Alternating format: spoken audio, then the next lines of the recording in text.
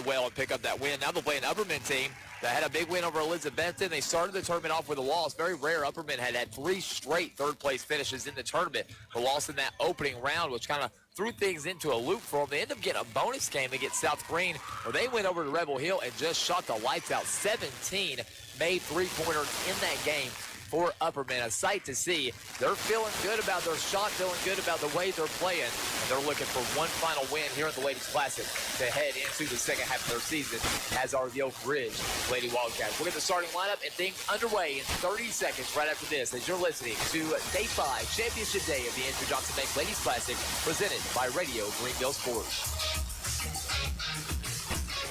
When it comes to buying and selling real estate, it pays to have a professional on your side. Someone like the lifelong Greene County resident and Greene County land and auction owner, Larry Jones and wife, Vicki.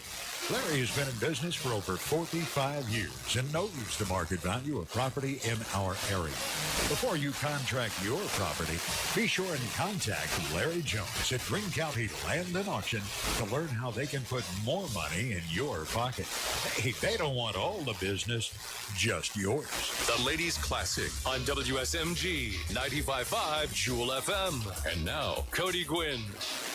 Welcome back to the Andrew Johnson Bank Ladies Classic Championship Saturday here, as we feature a good slate of games today. I believe 3, 4, 5, 6 games on our schedule today. So again, a little bit of a lessened schedule, but high-end play. The teams that are all left are all coming off either big victories or high intense losses, which means they were playing against the top-tier competition.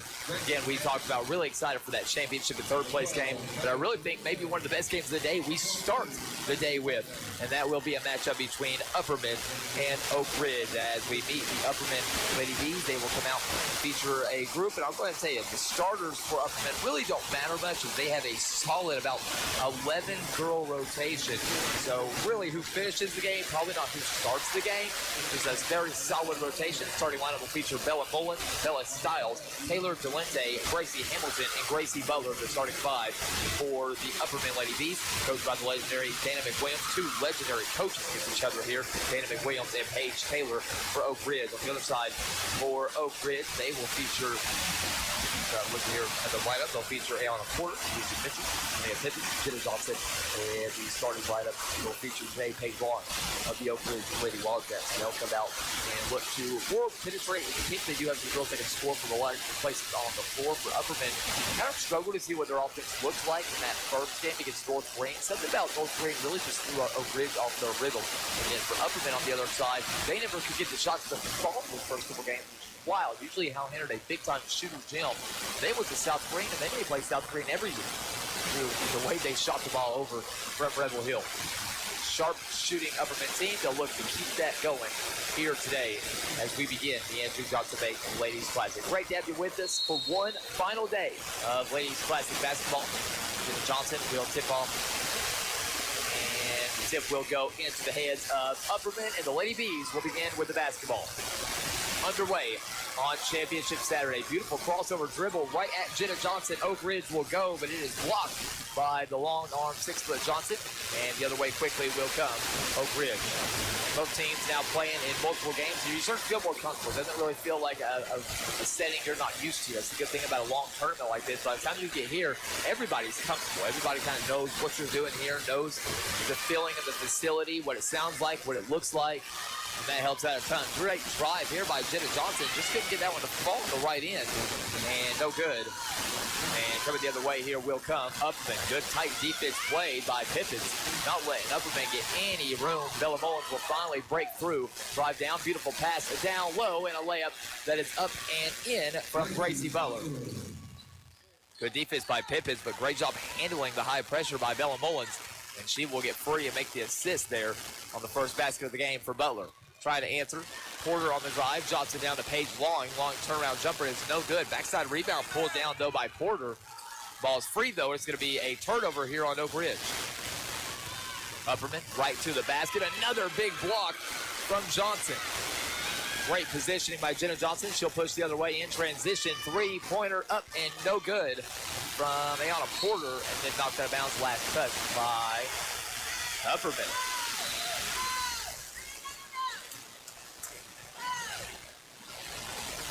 talk about things here.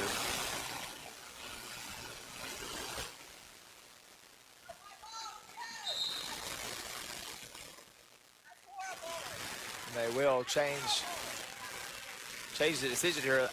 Initially gave it to Oak Ridge, but then the referees will have a conference.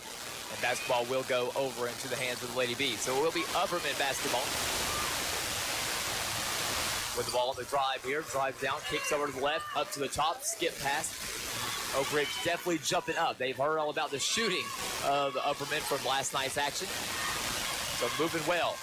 Good fake. Ooh, looks like she kept both toes on the ground, but they disagree. It's a turnover on Upperman.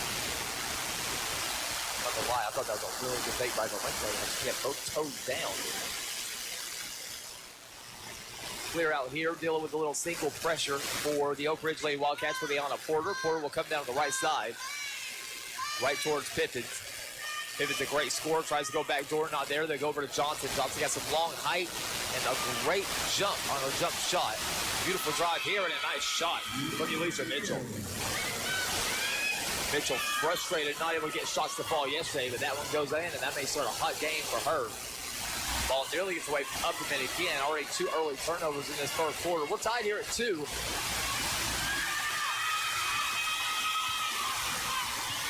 On the drive, moving over on the left side. Looking for openings. Drive out, lost the ball briefly. We'll get it right back. Still moving, still in a bit of trouble. Skip out. On the drive here will go Butler. Butler all the way down. Butler will be fouled. Good defense played by Oak Ridge there. Foul going against Ayanna Porter. First foul of our ball game.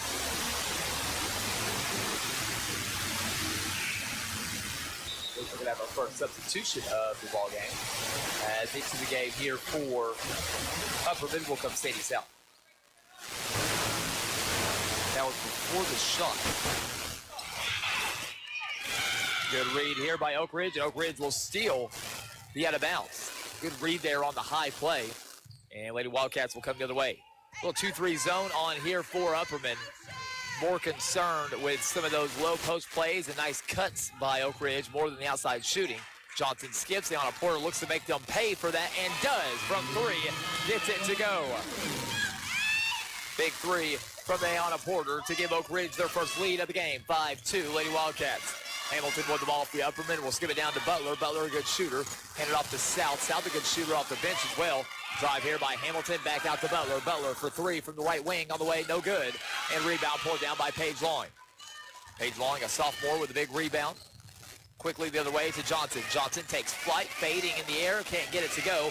Rebound loose and still on the ground and picked up by Butler. Good lead pass to Hamilton. Hamilton breakaway layup is up and good. Great job by Upperman quickly getting in transition there off the long rebound. 2-2-1 look here for Upperman. They'll get it to Johnson. They'll get it to Pippins, who will break the press. Will bounce down. Turnover here on Oak Ridge. Quickly the other way. Good pass down. Hamilton again on the breakaway. Will put it up and in. Back-to-back buckets in transition by Gracie Hamilton. Johnson. Give out to the top to Porter. Porter on the left side gets the ball into the hands of Mitchell. Mitchell on the drive, pulls it back up, goes back to Porter. Got to watch Porter on that wing. She's a great wing shooter. A little high-low action to the tall Johnson. Back to Porter. Porter will stretch out to the corner. Leaves that shot short, no good. Battling for the rebound. Deflects off of Oak Ridge. Upperman basketball. Substitutions here for both teams. Cora Bass into the ball game for Upperman. Into the ball game for Oak Ridge will come Shakari Stewart, and also into the ball game for Oak Ridge will come Evelyn Eubanks.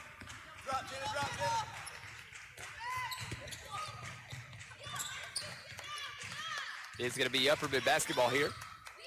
They try to set something up. Had a couple good baskets in transition, but now running a half-court set against man-to-man defense from Oak Ridge. Oak Ridge does a great job switching almost everything, even handoffs and kind of show screens all being switched by Upperman. They don't really worry too much about matchups, especially with the athleticism of people like Johnson and Eubanks. Another block by Johnson, her third of the ball game. It's going to be hard for Upperman to drive inside with the height. And now Johnson, not even the tallest player on the floor, as Evelyn Eubanks checks in at 6'1". But both athletic enough to rotate and switch out to the perimeter.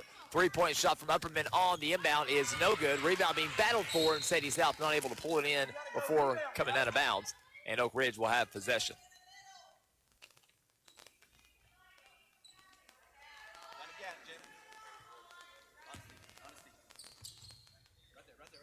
Also into the ball game here for Oak Ridge is Honesty Thompson, talented freshman who's played some good minutes here. On the drive, don't think that ball was deflected. It's a turnover on Oak Ridge.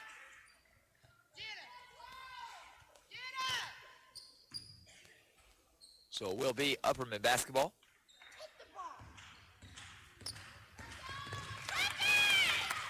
So Upperman in a little bit of trouble here in this quick press from Oak Ridge. Trying to stop them from getting to half court, but they will. Mullins drive, kick, Sadie South from the corner up and good. Sadie South will put it up in the end for her first made basket of the ball game. It is 9-5. Upperman with the lead on Oak Ridge. Porter will handle a little bit of pressure here from Corbass. Take it all the way inside. High past Eubanks, a little bit too high. Turnover on Oak Ridge. Upperman had 3 turnovers early in this ball game, but Oak Ridge now with 3 turnovers here in about the last 2 minutes. Mullins with the basketball as this time Upperman will handle the press no problem. Delente back to South, back to Delente for the Lady Bees, looking to increase their lead up by 4 with 2 minutes to play in this first quarter. South moves the ball to Delente. Delente to South. Good ball movement by Upperman, just trying to get this man-to-man to move around a little bit and look for either a mismatch or an opening to pop out. Reset from Corbass, the junior guard. Over into the hands of Gracie Butler. Butler want to drive. It is going to be a quarter 3 for Upperman, which is what they want and what they will get from Taylor Delente. Delente will put it up and in. Second made three-pointer for Upperman in the ball game. 12-5 on the drive. Losing the ball briefly is going to be Porter, and it is going to be rescued here by Upperman. Another turnover by the Lady Wildcats. In transition will come Upperman. Corbass with the jump stop and fake. And then we'll swing it back out for a reset here in the half court by the Lady Bees. A little over 1 minute to play in our opening quarter of basketball. Hand off to Delente. Delente into the hands of Butler. Butler, the high post, will hand off. Sadie South uses it as a little screen. Fires a good-looking shot. It just won't fall. Rebound pulled down by Oak Ridge. To Porter with under a minute officially now to play. Jenna Johnson, left side wing. Back over to the hands of Honesty Thompson. To Stewart as Oak Ridge looks around for an opening. Drive and kick. Last 3 possessions, all turnovers for Oak Ridge. Johnson on the drive will get it back into the hands of Porter. Ayanna Porter may be the best scorer on this Oak Ridge team. She drives inside and lost another one. Make it 4 possessions in a row with a turnover for Oak Ridge. And Corbass will circle out and reset. They want one final shot or at least one final good look at the basket here before we end this first quarter. Bass closely guarded, heads it off into the hands of Gracie Butler. Butler spins back to Bass. 20 seconds to play first quarter. Getting the call here from Coach McWilliams. And with 10, Corbass going to go. Believes she's going to go one-on-one here. Try to use her speed. She will take this all the way down. And what a play by Corbass. Just recognize the mismatch.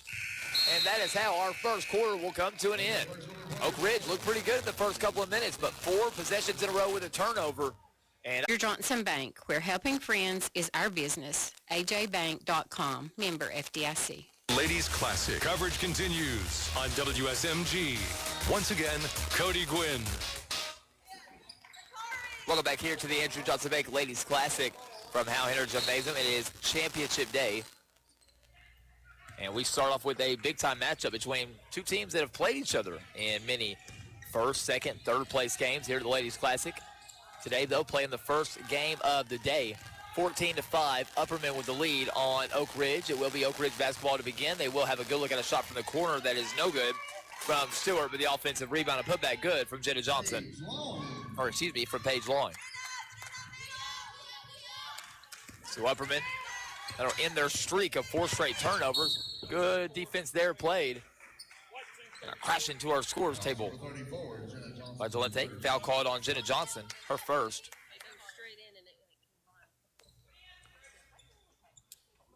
Will be Upperman basketball here after the foul on Johnson.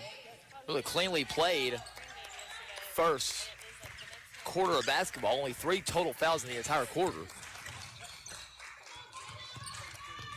With the basketball here for Upperman, Gracie Hamilton back into the ball game to Delente at the top. Upperman with a 7-point lead here in the second quarter. Cora Bass, who hit the shot right before we went into the break between quarters, has the basketball.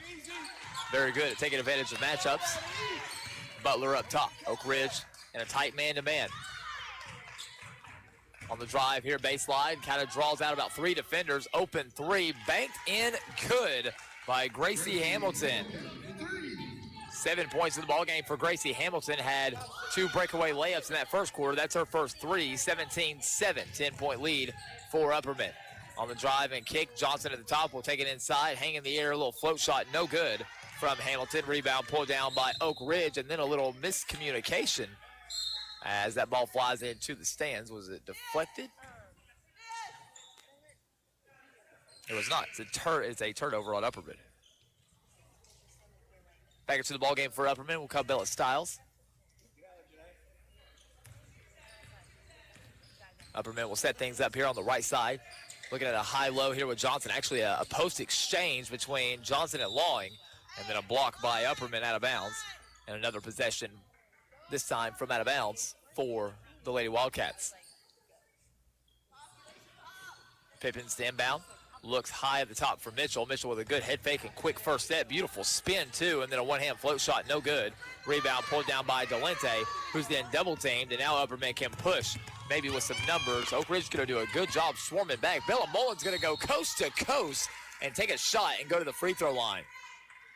My goodness, Bella Mullen seen that double team, recognized that mean they were a man down, and she took off. And it's going to be foul number 2 against Jenna Johnson. And to the free throw line for the Lady Bees will go the senior Bella Mullins. Bella Mullins yet to score in our ball game today. Hit a couple threes in the win over South Spring yesterday. First free throw up and first free throw good. Substitution here. Back into the ball game will come Taylor Delente, the sophomore for Upperman. Making the regular trip from Baxter. Again, 3 straight third-place finishes in the Andrew Johnson Bank Ladies Classic before this year. We got a turnover here on Oak Ridge, and then down inside, can't get the shot to fall. Oak Ridge just not quite ready to get into that press, though, and Upperman jumps all over him. Ball was deflected after the layup attempt was no good from the hands of Butler. Knocked out of bounds, last touch by Oak Ridge. Upperman will inbound. Box set here against this man-to-man. Skip out to the wing. They lost somebody, and that's not somebody you want to lose. A three-point shot is up and good by Taylor Delente.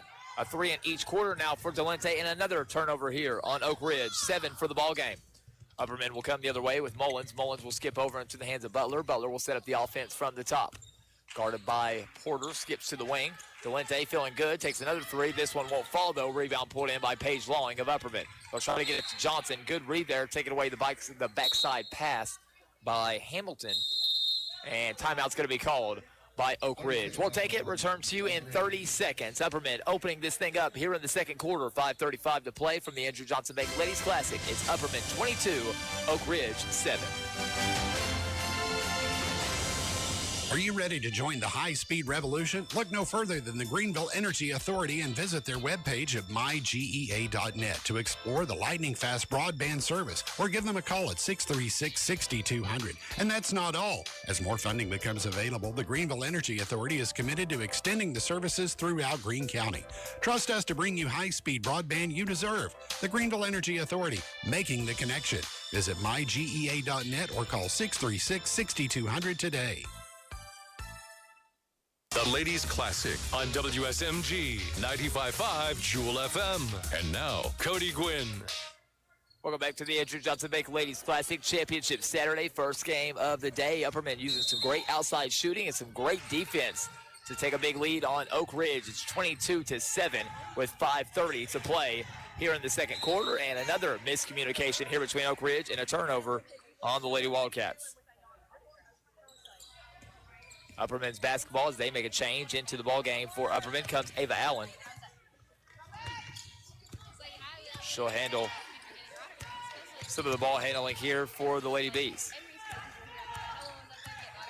Allen, a 5'3" junior, off the dribble, goes over into the right side corner. Delente hands off to Hamilton. Hamilton works down, half spin, back to Allen. Allen drives in for the Lady Bees. Kick, three-point shot on the way, and up and good from Taylor Delente. Three made three-pointers in the ballgame for Delente. And we got another turnover on Oak Ridge. 9 of them so far in this ballgame. Substitution here for Upperman is into the ballgame. Comes Ella Harrell. 5'10" sophomore. Little size on the floor here for the Lady Bees. Off the turnover, out of bounds for Upperman, and Ava Allen will dribble right to the top. Guarded closely. Great pressure defense by Pippins, trying to knock that ball free. She'll swing it over into the hands of Mullins, who will reset. Mullins and Allen's both point guards, so both kind of handling the setups for Upperman here in this set. Screen set at the top by Bella Stiles. They go down low to Harrell. Harrell powers it up, can't get it to fall. Still battling for the rebound, still has it. Powers another one up and good. If at first you don't succeed, score 2 points on the offensive rebound. Long pass down here into the hands of Pippins. Right there, though, is going to be another steal, this time by Bella Mullins. Oak Ridge really struggling just to get on their side of the floor here in this second quarter. Jump shot by Delente, extra pass to Allen. Allen will then retreat, though. Drive, kick, Mullins over into the hands of, well, a defender, as that is going to be a turnover on Upperman. Good read there by Jediah Pippins. Pippins with the ball, goes over to Porter, back to Pippins, now to Mitchell. Mitchell on the left side wing for the Lady Wildcats. Drive and drop off to Stewart. Stewart's reverse layup is up and good. Much needed basket there for the Lady Wildcats, 27-9. Slicing through is going to be Allen, and Allen runs into some contact, but will float a pass up into the hands of Mullins. Mullins goes over for a three-point look. That is nothing but net from Taylor Delente. 4 for 4 from three-point land for Delente, 30-9. Ball deflected away and taken away, and it will be Upperman basketball. 11th turnover here for Oak Ridge. Allen with the basketball on the right side wing, comes over back to the top, swings it into the hands of Mullins. Mullins will then hold for a bit, get everybody where she wants them. Cutting through is Allen. Allen will go to the right side. Harrell with the basketball will pass and then cut. Drive down all the way in. Good lane for the clear out there by Stiles, but cannot hit. And then trying to get in transition was Oak Ridge, and I believe foul called against Upperman. Against, I believe that's Taylor Delente. First foul on Upperman in the ball game. Into the ball game for Upperman will return Corbass, and also into the ball game returns Sadie South. 2 new guards on the floor for the Lady Bees. Porter to Johnson as Oak Ridge adds a little bit of pressure. Back to Porter at the top. Porter will drive down. Pass to Stewart, who's in that short corner. Short corner to short corner skip pass. You don't see a lot of those, but it works out for the Lady Wildcats as Pippins will knock down the short corner jump shot. Bass in a little bit of trouble. We'll give her over to Butler. Butler working from the top. Will swing it over. Fake on that right side. Delente moves. Goes over on the right side to South. South moves in. Upperman, of course, likely looking for another opening on the outside. Corbass clears out the right side. Bring Harrell up to the top.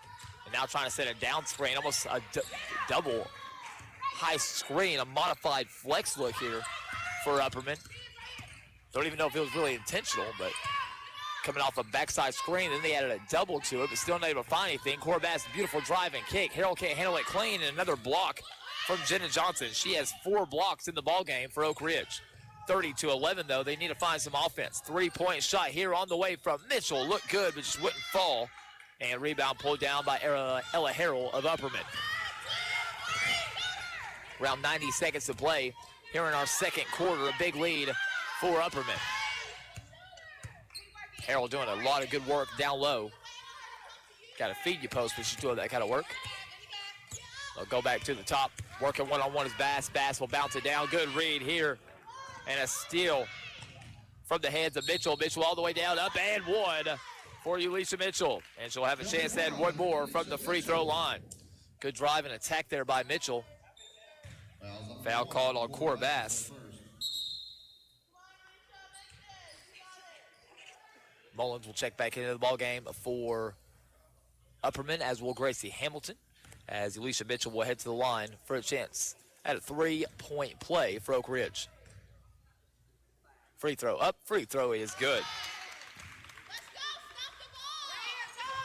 3-point play successful, 5 points for Mitchell, 1:15 to play second quarter. Right into the lane will go Butler. Butler can't get that layup to fall, a little bit too much backspin on the ball as it was shot. Johnson pushes the other way, backdoor look from Mitchell. Mitchell stuck in a tough spot in that corner. They'll go back to Johnson, and that will allow Upperman to get everybody back. Right side pass over into the hands of Pippins. Pippins recognizing a little bit of defensive trouble, but then the ball floats too high, and it's a turnover on Oak Ridge. Foul number 12, 12 turnovers in the ball game on Oak Ridge. Foul called against Ulicha Mitchell. Couple substitutions here for Oak Ridge. Back into the ball game will come Odyssey Thompson. And also back into the ball game is going to come Evelyn Eubanks. 40 seconds to play. Upperman with the basketball.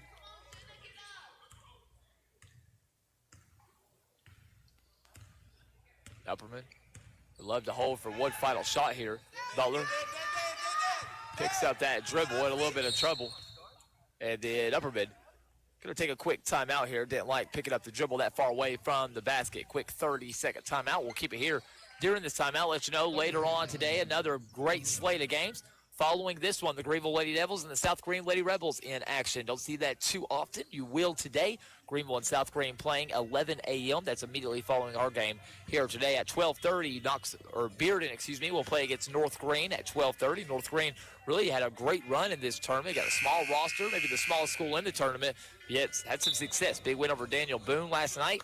North Green and Bearden at 12:30. 2 o'clock, Cott County will play George Rogers Clark in our 5th place game. Then at 3:30, our 3rd place game between Webb and Bartlett. And then at 5 p.m. today, the championship game of the Andrew Johnson Bank Ladies Classic, Jackson Southside against Marist. That game coming up at 5 o'clock today. All that action right here for you all day long in the final day of the Andrew Johnson Bank Ladies Classic. Out of the timeout, Upperman will inbound from the side right in front of the scorer's table. Looking to get it up high. They'll go long to Sadie South. South will hand it off to Mullins. And now Upperman can set up their 20-second offense. To Gracie Butler at the top. Butler works high man-to-man. Dribbling out some space. Going to go to a one-on-one here against Lawing. Butler hesitate all the way in. Makes a little move. Can't get that layup to fall. Quickly, though, with 5 seconds, Oak Ridge is going to have a chance. Squire Stewart all the way down, hangs in the air, and finishes. Great job getting down the floor and beating the horn by Stewart. And that's a nice little momentum play for Oak Ridge in the first half that Upperman ends in control of. At halftime, it is Upperman 30, Oak Ridge 16. Halftime for you coming up on the other side of the break as you're listening to Championship Day of the Andrew Johnson Bank Ladies Classic, presented by Radio Greenville Sports. Coming up next, the most extensive high school coverage from Radio Greenville with the halftime show, the stats behind the game as we break down tonight's contest. Stay tuned for more coverage on WSMG. There's a holiday extravaganza going on now at Grand True Value Rental in Greenville, and they're giving you extra with your Spartan mower purchase this holiday season. Purchase any Spartan mower and qualify for a free Spartan Power Equipment Bundle, valued at up to $1,150. Equipment like blowers and string trimmers, a 14-inch chainsaw, hedge trimmers, and it all includes batteries and chargers. That's only at Grand True Value Rental, 2215 East Andrew Johnson Highway, now through December 31st. Make it a 40, beat it a 40 now, 5, make it a 45, and now 50 on The Morlock Auction Team, Charles and Cindy Morlock, have branched out to form the Morlock Auction Team, an affiliate of Powell Auction and Realty. They are proudly offering a large variety of services to suit your needs to help you through the entire auction process. Call the Morlock Auction Team at 423-552-8010. When you want more from an auction company, call Morlock Auction Team. Do you know Tommy? Sure you do. Tommy's the guy you call when you need help with plumbing projects. The guy you call when you need help in a hurry. Tommy's Plumbing is the plumber who provides the Tri-Cities and surrounding areas with fast, reliable, and affordable plumbing services, such as sewer and drain cleaning. You name it, he can fix it. If you need a quality plumber at a reasonable price with warranties, then you know who to call. Tommy's Plumbing. Tommies. That's Tommy's Plumbing. Google us or find us on Facebook today. At Marathon Quick Stop Markets, they are always looking for ways to help their customers save. So this month, be sure to stop into your local Marathon Quick Stop Market and take advantage of these great deals. Dr. Enough 12-ounce 2 for $2.50. Quick Stop sausage biscuits 2 for $3. Giant pistachios 4.5-ounce bags $1.99 each. Red Bull 12-ounce 2 for $6. All of this and more available at your locally owned and operated Marathon Quick Stop Markets. Run in when you run out. Ladies Classic coverage continues on WSMG. Once again, Cody Gwynn. Welcome back here to the Andrew Johnson Bank Ladies Classic presented by Radio Greenville Sports. It is Championship Saturday here from Hal Hitter Gymnasium. We'll give you a full look at that schedule. First, we'll look at our first half between Upperman and Oak Ridge. Upperman uses some great defense, forcing Oak Ridge into 12 turnovers in that first half and takes advantage of many of them, especially with some good outside shooting, as Upperman leads this one 30-16. Here at halftime, Upperman led by some great shooting from Taylor Delente. 4 made three-pointers in that first half. She has 12 points in the ballgame. Gracie Hamilton also knocked down a 3, as did Sadie South, each in the scoring column. 2 points from Corbass, 2 points from Bella Mullins, 2 points from Gracie Butler. Gracie Butler upset with herself. She missed a few inside shots trying to drive to the basket. She's got 2 points in the ballgame. 7 points for Gracie Hamilton, 3 for Sadie South, and 2 for Ella Harrell for the Upperman total of 30. And again, forcing Oak Ridge into 12 turnovers in that first half. For Oak Ridge, just struggling to score, and for about a 4.5-minute stretch, couldn't even really get into their own front court. Everything was stuck in the back court, a lot of turnovers. Now starting to find a little bit more of a rhythm.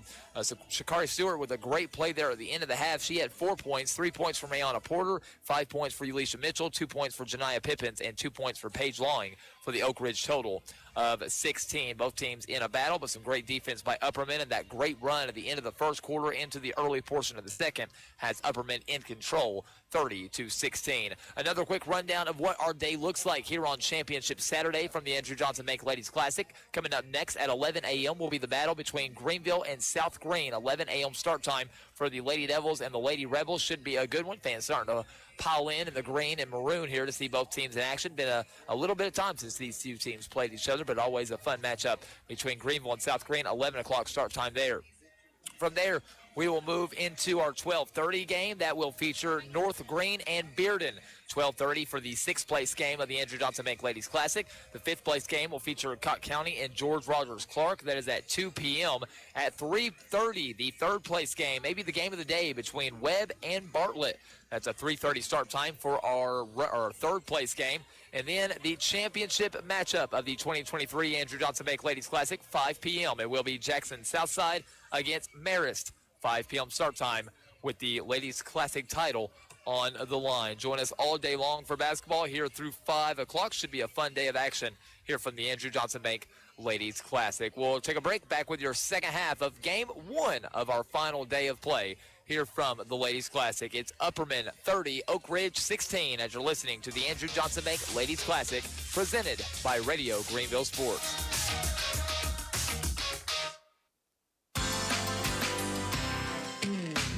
We make loans for all purposes. With us, if you have good credit, you can get an all-purpose loan without the 3rd degree.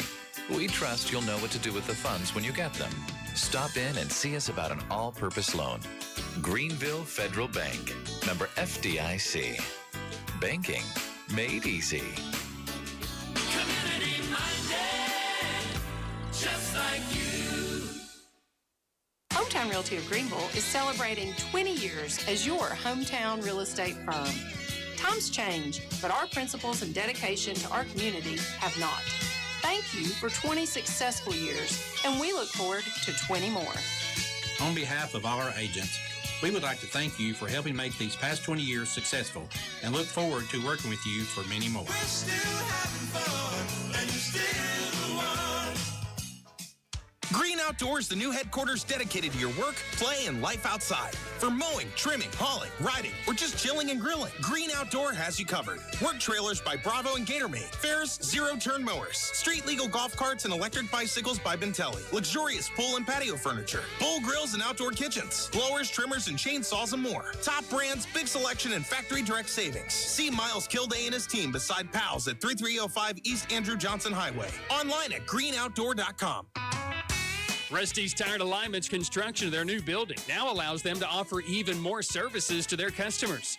Their new state-of-the-art alignment machine lets them align larger vehicles like the crew cab long bed trucks. So call Rusty at 639-7447 for details or to schedule your alignment. And when you need new tires, check out the lineup of name brand tires at Rusty's Tire and Alignment, located at 1044 West Summer Street in Greenville. The Andrew Johnson Bank Ladies Classic on WSMG. The Jewel 95.5 FM, brought to you by Andrew Johnson Bank, Gateway Ford Nissan, the Red, White, and Blue Marathon Quick Stop Markets, Hometown Realty and Auction, Marsh Propane, Roberts Furniture and Mattress Gallery, Rusty's Tire and Alignment, Morlock Auction Team, Grand Rental Station True Value, your Greenville Energy Authority, Tommy's Plumbing, Corley's Pharmacy, Greenville Federal Bank, Greene County Land and Auction. We welcome you back here to the Andrew Johnson Bank Ladies Classic from Hal Henner Gymnasium. It is Championship Saturday, and a great way to start between the Upperman Lady Bees and the Oak Ridge Lady Wildcats. Cody Wynn joining you here from Hal Henner Gymnasium for our first game of the day. And a full slate of action between some of the best teams left in this year's tournament. And a great way to start here. Oak Ridge came out and played well in the first couple of minutes, but then turnover woes just really started to doom them, as they just could not take care of that basketball. 12 turnovers in that first half, and Upperman knocked down 6 3-pointers. Not quite on track to get that 17 like they did yesterday. Try to go back door. Good defense played here from Oak Ridge. Ball out of bounds. Possession will stay with Upperman as we begin our third quarter. 30-16, Upperman on top of Oak Ridge, and it will be Upperman basketball as they'll inbound. Baseline out of bounds. Trying to get the ball in to Mullins. Mullins will do a good job shifting her body. Lost the dribble there. Our official Drew Hall saying ball was deflected. That's why she was able to re-dribble. Butler over into the hands here of Bella Mullins. Setting things up for Oak Ridge on the drive. Good action right to the basket and can't get it to fall though. Strong rebound pulled down by Paige Long. Long pass down to Mitchell. Mitchell will come all the way down. That block by Oak Ridge and then by Upperman and then a save. Good defense played defending the goal here by Upperman. And then Gracie Butler, we mentioned at halftime, just unhappy she's not getting these layup and shots inside to fall. She drives here and she gets fouled. I believe they say that was on Ayana Porter. So foul called on Ayana Porter of Oak Ridge. To the free throw line for Upperman will go Gracie Butler. Butler's first free throw is up and good. She'll get one more coming here. Second free throw is up and good. 2 for 2 on that trip by Gracie Butler. 32-16 the lead for Upperman. Oak Ridge will push down. Little hesitation move. Drive kick. Good fake here by Pippins. Ball knocked out of her hands out of bounds. Possession will stay with Oak Ridge. Baseline out of bounds.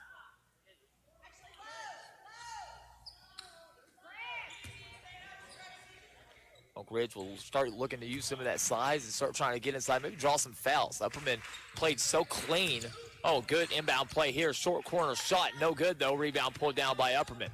Great job setting that screen and then popping right off of it by Oak Ridge, but not able to get the shot to fall. Quickly the other way will come the Lady Bees. On the inside cut, Gracie Hamilton, jump stop and fake, in a little bit of trouble. Will skip out. Ball movement here. We'll go back to the top to Mullins, back over to Butler. Butler to the left side.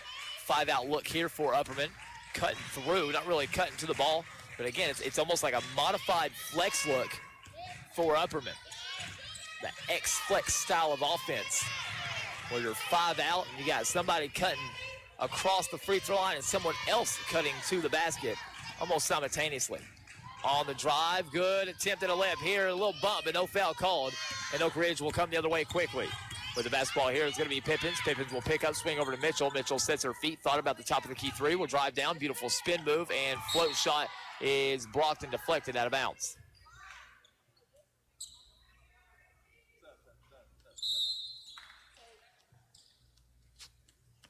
Substitution here for Oak Ridge.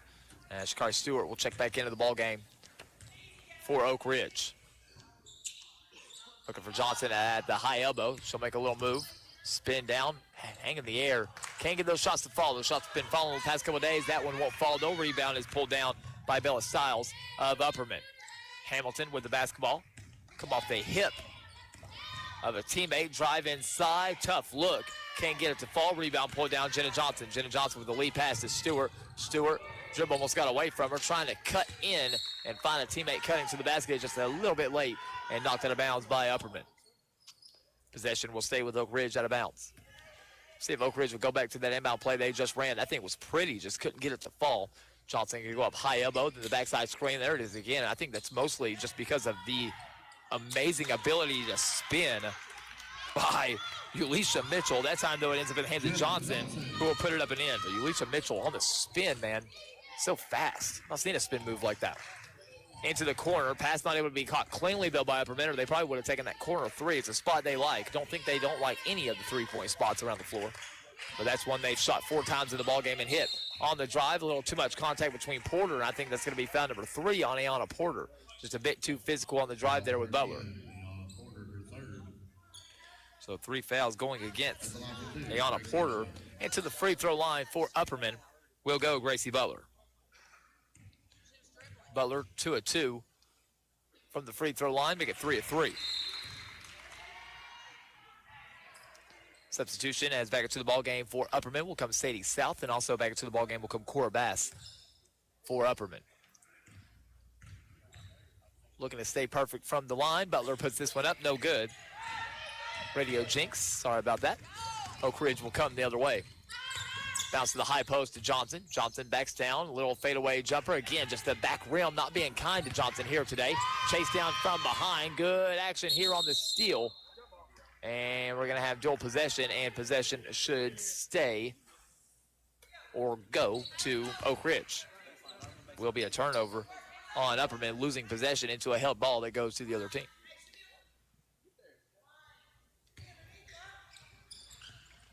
Inbound, kick out. 3 from Porter, high arcing 3 to get it over the extended hands there of the defense. Long rebound will be rescued by Oak Ridge. High post look for Johnson. Johnson moves around. Porter ready to shoot at the top of the key, but they never turn around and look back at her. And another chance on a baseline out of bounds play here for Oak Ridge.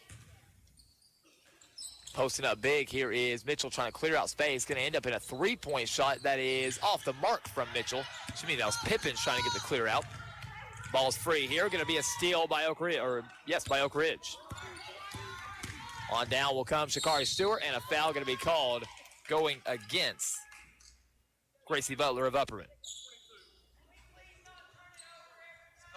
Number 22, Gracie Butler, her first.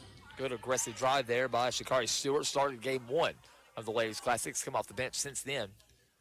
Good energy off the bench. She heads to the free throw line. 4 points in that second quarter. Gets her first free throw to fall here.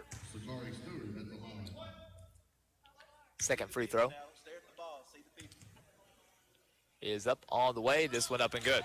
2 for 2 for Shakari Stewart with 6 points in the ball game.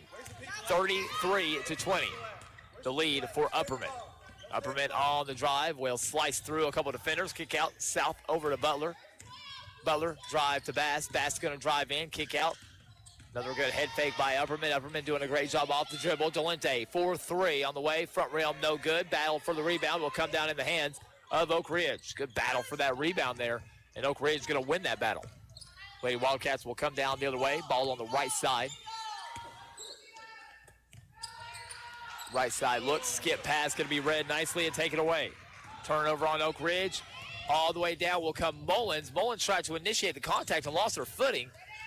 Cora Bass will get the offensive rebound, and then a foul going to be called here going against Ulisha Mitchell, her second.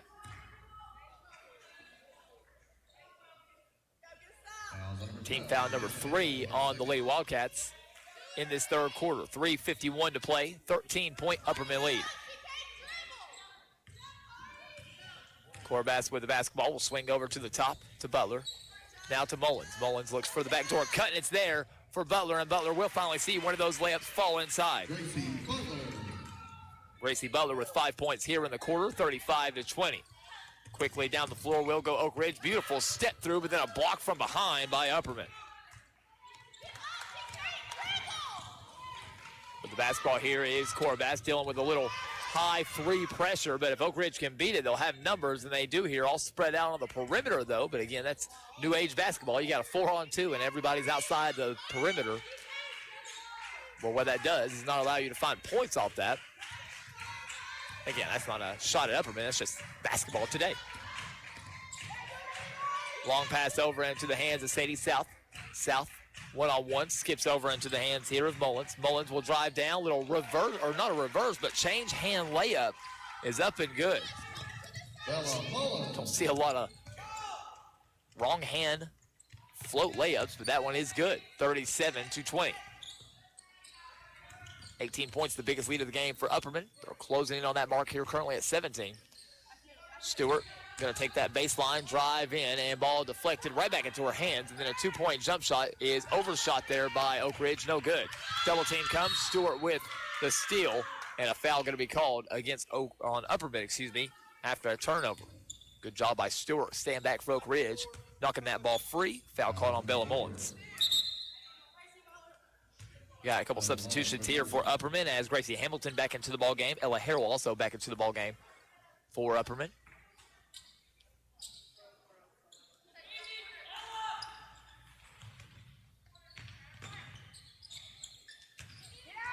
With the basketball is going to be Oak Ridge on a unique inbound play where they just exchange corners. Mitchell open for three, steps into it, and gets it to fall. Beautiful step in to a long-range shot. 37-23. On the drive, looking for something in the middle. Ball knocked free and all over it. Timeout going to be called by Upperman, who's unhappy with how they handled that pressure. Timeout on the floor by the Lady Bees. We'll take it as well. 2 minutes to play. A third quarter from the Andrew Johnson Bank Ladies Classic. It's Upperman 37, Oak Ridge 23.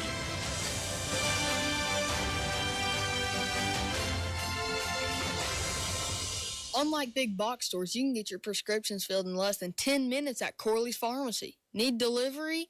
Corley's Pharmacy on Snaps Ferry Road will deliver your prescriptions anywhere in Greene County for free. We make it easy for you to experience why we are Greenville's hometown pharmacy. Visit Corley's Pharmacy located on 1004 Snaps Ferry Road today for all your family's prescription needs. Try us. You'll love us.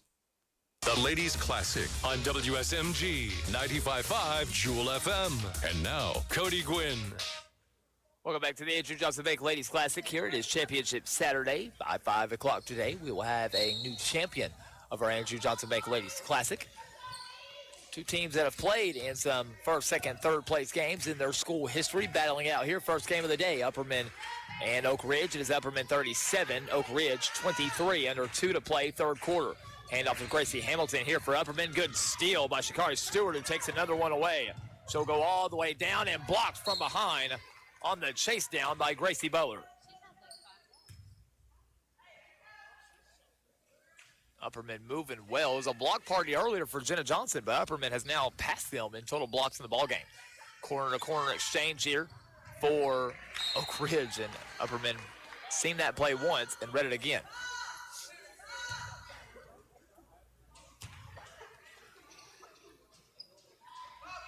High pass to Johnson. Johnson in the air off the glass. Can't get it to go. Gets her own rebound. Goes up into the contact and is fouled. And will go to the free throw line. Foul called on Gracie Butler, her second. And to the free throw line for Oak Ridge will go Jenna Johnson. Only 2 points in the ball game. Been one of their top scorers so far in this tournament. She'll gotta have a chance to put in some free throws here. First one though, left short, no good. At the line, Jenna Johnson. Substitution for Upperman is Bella Stiles back into the ball game. Second free throw for Johnson. This one on the way. This one is good. 37-24, the lead for Oak Ridge, or excuse me, for Upperman. Upperman with the basketball, dribbles through about 3 different players as Gracie Hamilton. Now over to Delente. Delente thought about another 3, but hand in her face is the long arms of Johnson. Hamilton with the basketball will come down, baseline cut, backdoor cut. A few attempts at backdoor looks. They're either going or faking. That's tough to do, though, because you don't want to have a miscommunication and fake a backdoor cut when the ball handler thinks you're going. You throw it out of bounds. Hamilton with 1 minute to play in the third quarter, goes off the dribble, spins back around, picks up the dribble, hands it off here into the hands of Bella Mullins. Upperman's possession, leading this one by 13. On the dribble, high pass down into the hands of Hamilton. 45 seconds to play. Crosses over, not there. Good defense by Porter of Oak Ridge. Double team comes here quick. They'll skip it high into the hands of Mullins. Mullins off the dribble, skips it over to South. South wants a 3 on the way and good. Sadie South drills a 3 from outside. Her second made 3 of the ball game. 40-24. Double team comes. Tough pass there, and actually almost stolen away. Little jump shot off the glass, no good from the hands of Hannah Porter. Out of bounds, last touched by Morristown West.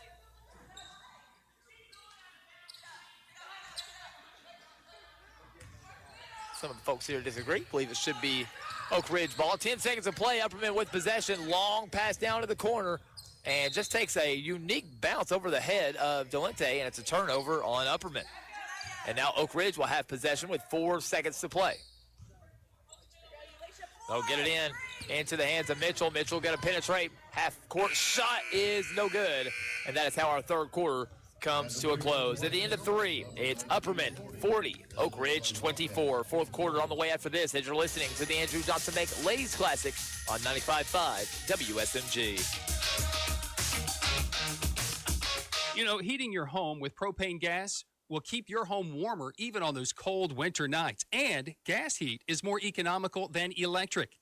Serving the Southeast since 1966, Marsh Propane, right here in Greenville, has been among the top 50 propane retailers in the United States. They can install 120 to 1,000 gallon propane tanks above ground or underground. Marsh Propane, Bayleton Road. Stop in or call 639-7226 and speak to one of our professional local employees. Marsh Propane. When it comes to buying and selling real estate, it pays to have a professional on your side. Someone like the lifelong Greene County resident and Greene County land and auction owner, Larry Jones and wife, Vicki. Larry has been in business for over 45 years and knows the market value of property in our area. Before you contract your property, be sure and contact Larry Jones at Greene County Land and Auction to learn how they can put more money in your pocket. Hey, they don't want all the business, just yours. Ladies Classic coverage continues on WSMG. Once again, Cody Gwynn. Welcome back to the 2023 Andrew Johnson Bank Ladies Classic. One of the final 2023 things we'll do in sports here before we hit the new year. Great to have you with us for a full few days of basketball. It's been some outstanding basketball. So whether you've been listening or watching through the Grassroots Media's live stream or here with us live, appreciate you joining us for another great year of high school girls basketball. That will continue through our championship game at 5 o'clock today. We start the fourth quarter between Upperman and Oak Ridge. Upperman leads the Lady Wildcats 40-24. They also will start with the basketball in this third quarter. South swings over into the hands of Hamilton. Hamilton off the dribble, guarded closely by one of the best oddball defenders in this tournament, Elisha Mitchell. Mitchell drives in, goes over to Delente. Hit 4 threes in that first half. Hamilton on the drive, scoop layup, no good. Battle for the rebound, ends up between two different girls. Held ball, possession should go into the hands of the Lady Wildcats.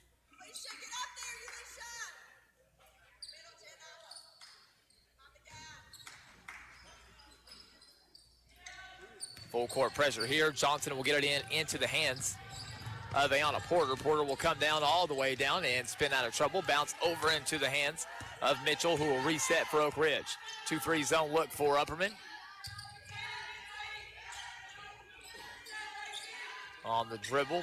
High post look into the hands of Johnson. Porter wants a 3. flared those legs out, can't get it to fall. And quickly the other way will come the Lady Bees. Upperman down to that left wing. Swings over to the top into the hands here of Elisha Mitchell. Mitchell with the basketball. Goes down the left side. Ooh, a little miscommunication here and a turnover on Upperman. After Oak Ridge couldn't take care of that ball in the first half, Upperman's actually caught up to them in turnovers. Now that's their 12th of the ball game.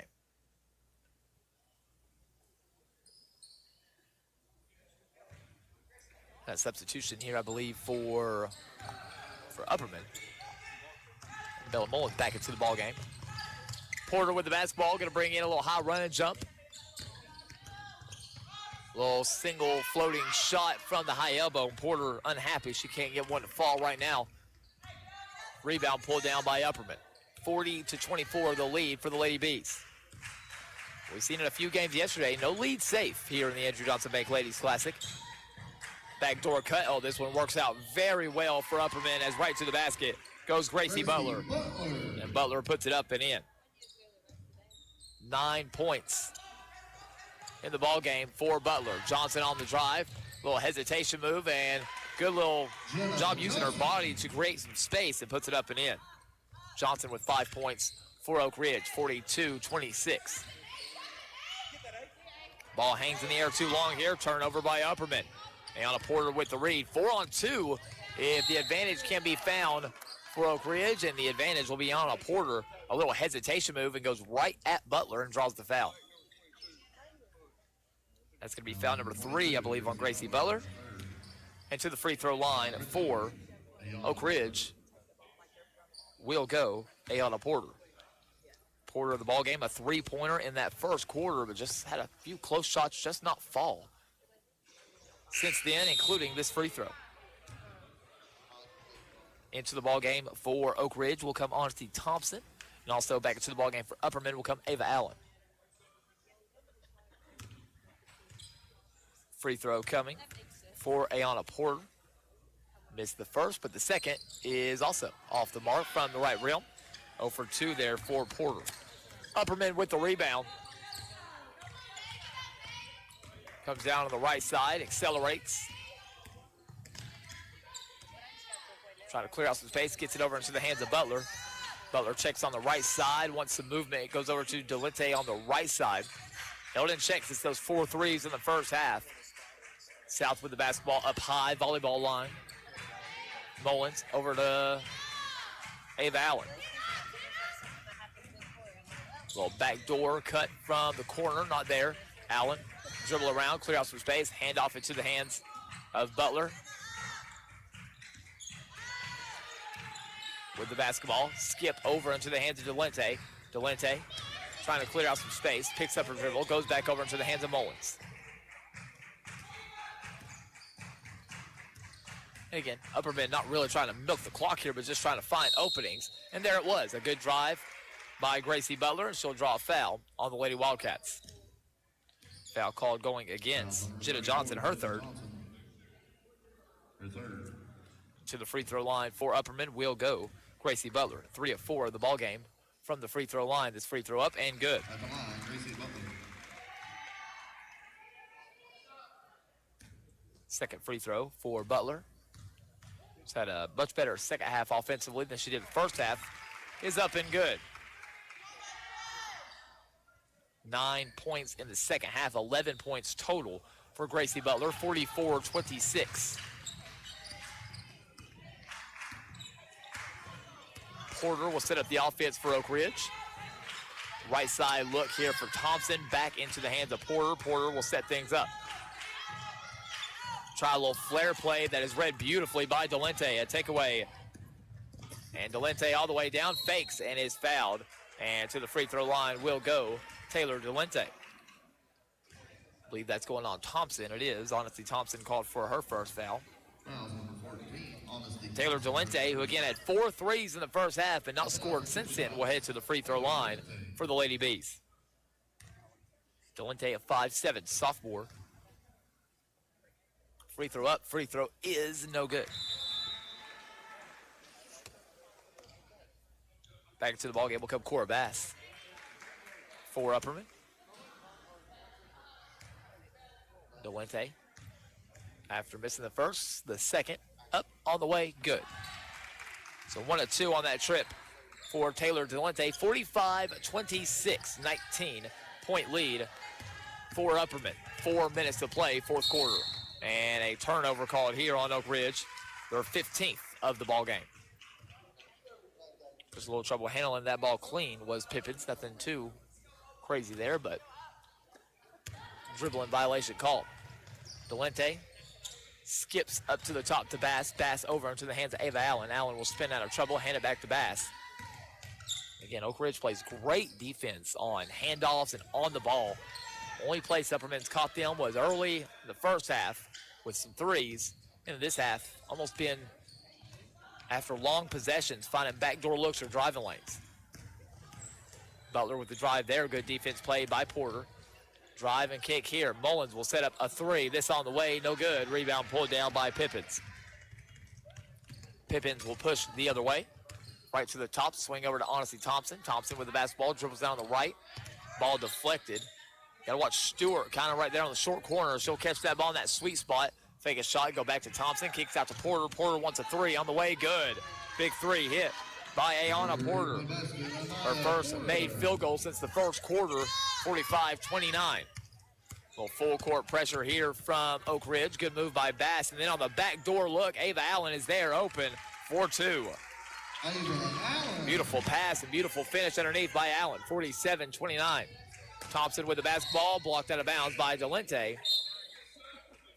And crashes into the girl trying to check into the ball game. Got to see if Gracie Hamilton still wants to come in. She does.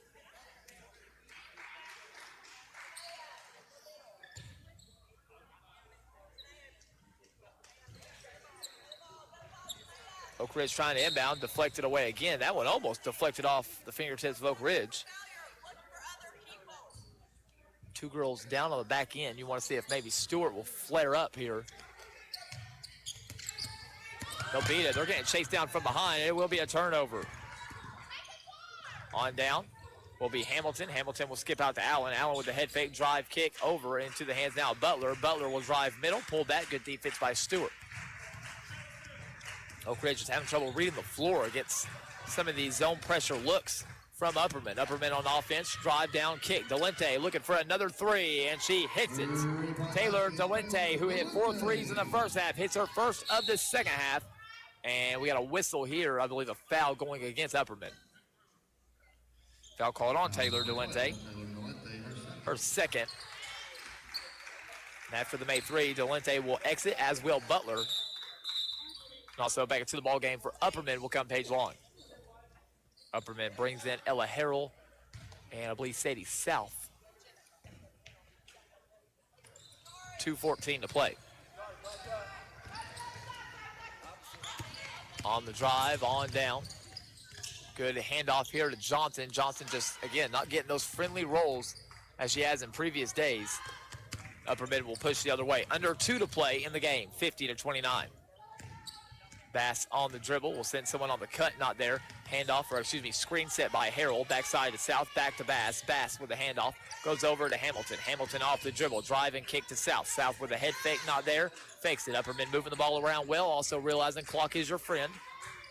So no rush. Don't take a bad shot. You can still shoot, just don't take a bad shot.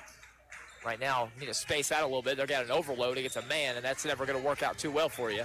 Bass going to drive in, get all the way to the opposite side block, and then skip it out. Ava Allen left open for three. Can't get it to fall. Long rebound chased down by Hamilton. Another possession for Upperman, who maintains this lead.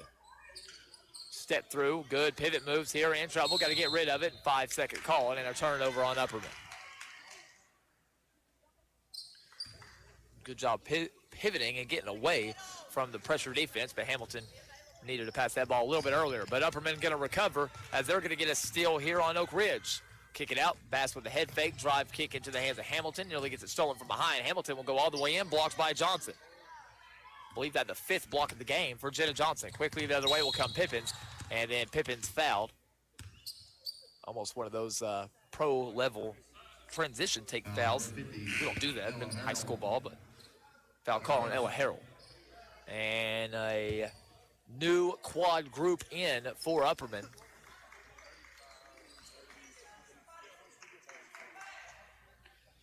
This is going to be Sierra Nash into the ball game. Believe Auburn Johnson into the ball game. Darcy Hickey into the ball game. And three-point shot up and good by Ayanna Porter of Oak Ridge. 3 made threes in the ball game by Porter. 50-32, 40 seconds to play. Long pass tipped down, but taken in by Upperman. Upperman in just game control. Also into the ball game, Allie Jones for Upperman. Jones off the dribble. Gets that knocked away briefly, out of bounds, last touch from Stewart. 25 seconds left to play in our ball game here on Championship Saturday. Long pass down over the head of Harrell, trying to find that post up and a turnover on Upperman. 15 of them in the ball game on the Lady Bees. But with this lead, they will win our first game of the day here on Championship Saturday. Johnson will inbound to Porter. Porter will skip over to Stewart. Stewart looks down into the hands of Mitchell. Mitchell with the pump fake back to Stewart. Stewart fakes the two. Almost lost her footing. We'll swing it over to Porter. Porter long range up and good. Ayanna Porter gonna get some shots up though here before the buzzer. Her third made three of the quarter. Ball in to the hands of Darcy Hickey, and Hickey will let the clock expire, and that is how our ball game comes to an end. A win for Upperman here in this one by a final score of 40-35. A well-played game by the Lady Bees, who played great defense in that second quarter en route to a big victory here. Again, Upperman with the win to begin Championship Saturday. We'll give you a full recap of this game and get you ready for our all-Greene County matchup between Greenville and South Greene. That's coming up after the break as you've been listening to the Andrew Johnson Make Ladies Classic presented by Radio Greenville Sports. The Ladies Classic coverage continues. Coming up next, postgame show. The stats behind the game as we break down tonight's contest. Stay tuned for more coverage and news between games on WSMG. Hi, I'm Jim. And I'm Tom. Roberts Furniture is having their year-end winter clearance event going on now. Come by and see our huge rug selection starting at just $99. Also check out the selection of the 25 different mattresses from Restonic and Spring Air at 20% off. That's right, Tom. And how about our 100% leather recliners starting at just $5.99? Or buy an Ashland reclining sofa and love seat for just $13.48 and get the recliner for just $2.49. Come on in for last-minute holiday deals at Roberts Furniture and Mattress Gallery in Town Square Shopping Center. This is Connie Kilday, branch manager at Andrew Johnson Bank, your trusted banking partner for over 4 decades. Banking is more than just numbers and transactions to me. It's my passion. So if you're looking for a banking partner who truly cares about your financial well-being, look no further. Visit me at our main office in downtown Greenville. Andrew Johnson Bank, where helping friends is our business. ajbank.com, member FDIC.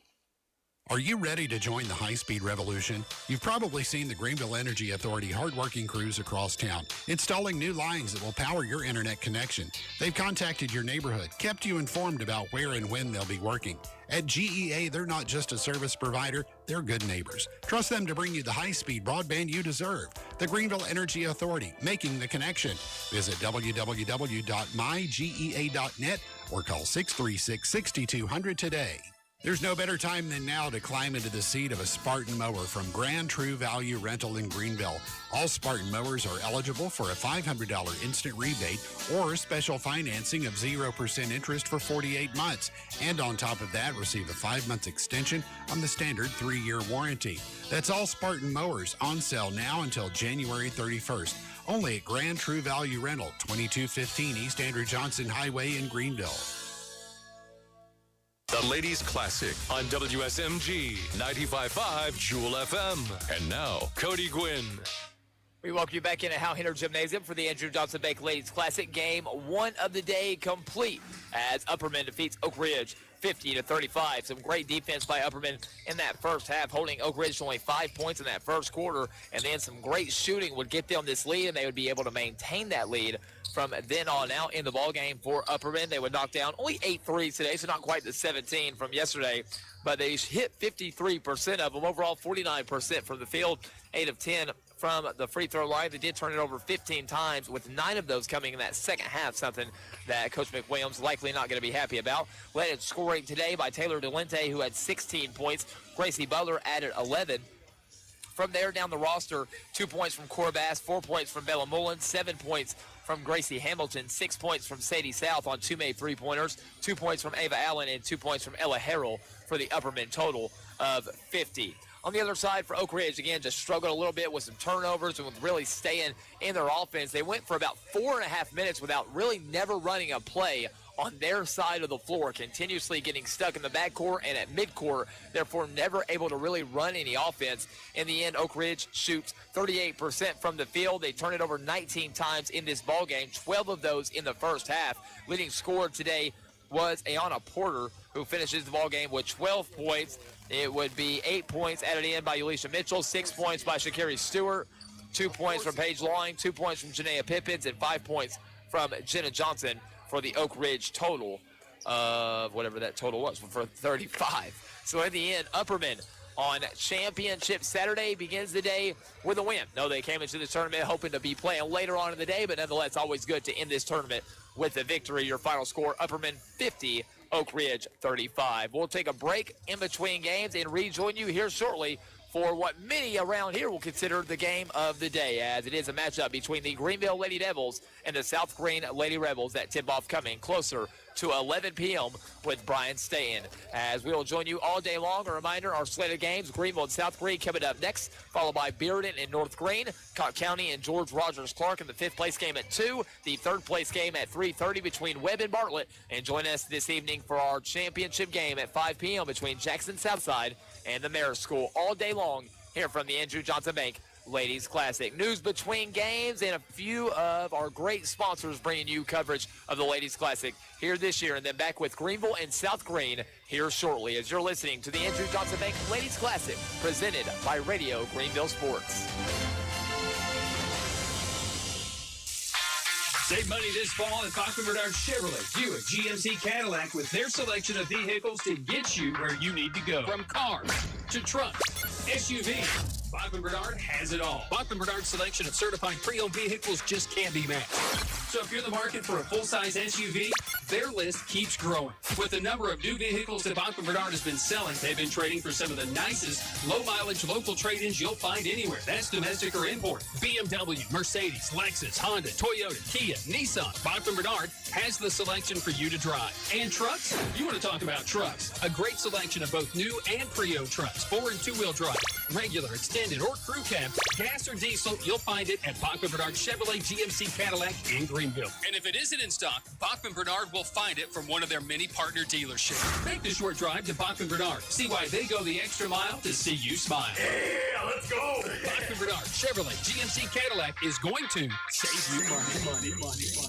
Attention, Greenville residents. Exciting news is rolling into town at lightning speeds. The Greenville Energy Authority is proud to announce the launch of our high-speed broadband internet service to Greenville. We've been hard at work installing cutting-edge fiber optic cables to bring you lightning-fast internet experiences. Residents within the Greenville city limits already enjoy the benefits of the state-of-the-art broadband network. Trust us to bring you high-speed broadband that you deserve. Greenville Energy Authority, making the connection. Visit mygea.net or call 636-6200. Save money this fall at Bachman Bernard Chevrolet, Buick, GMC, Cadillac with their selection of vehicles to get you where you need to go. From cars to trucks, SUV, Bachman Bernard has it all. Bachman Bernard's selection of certified pre-owned vehicles just can't be matched.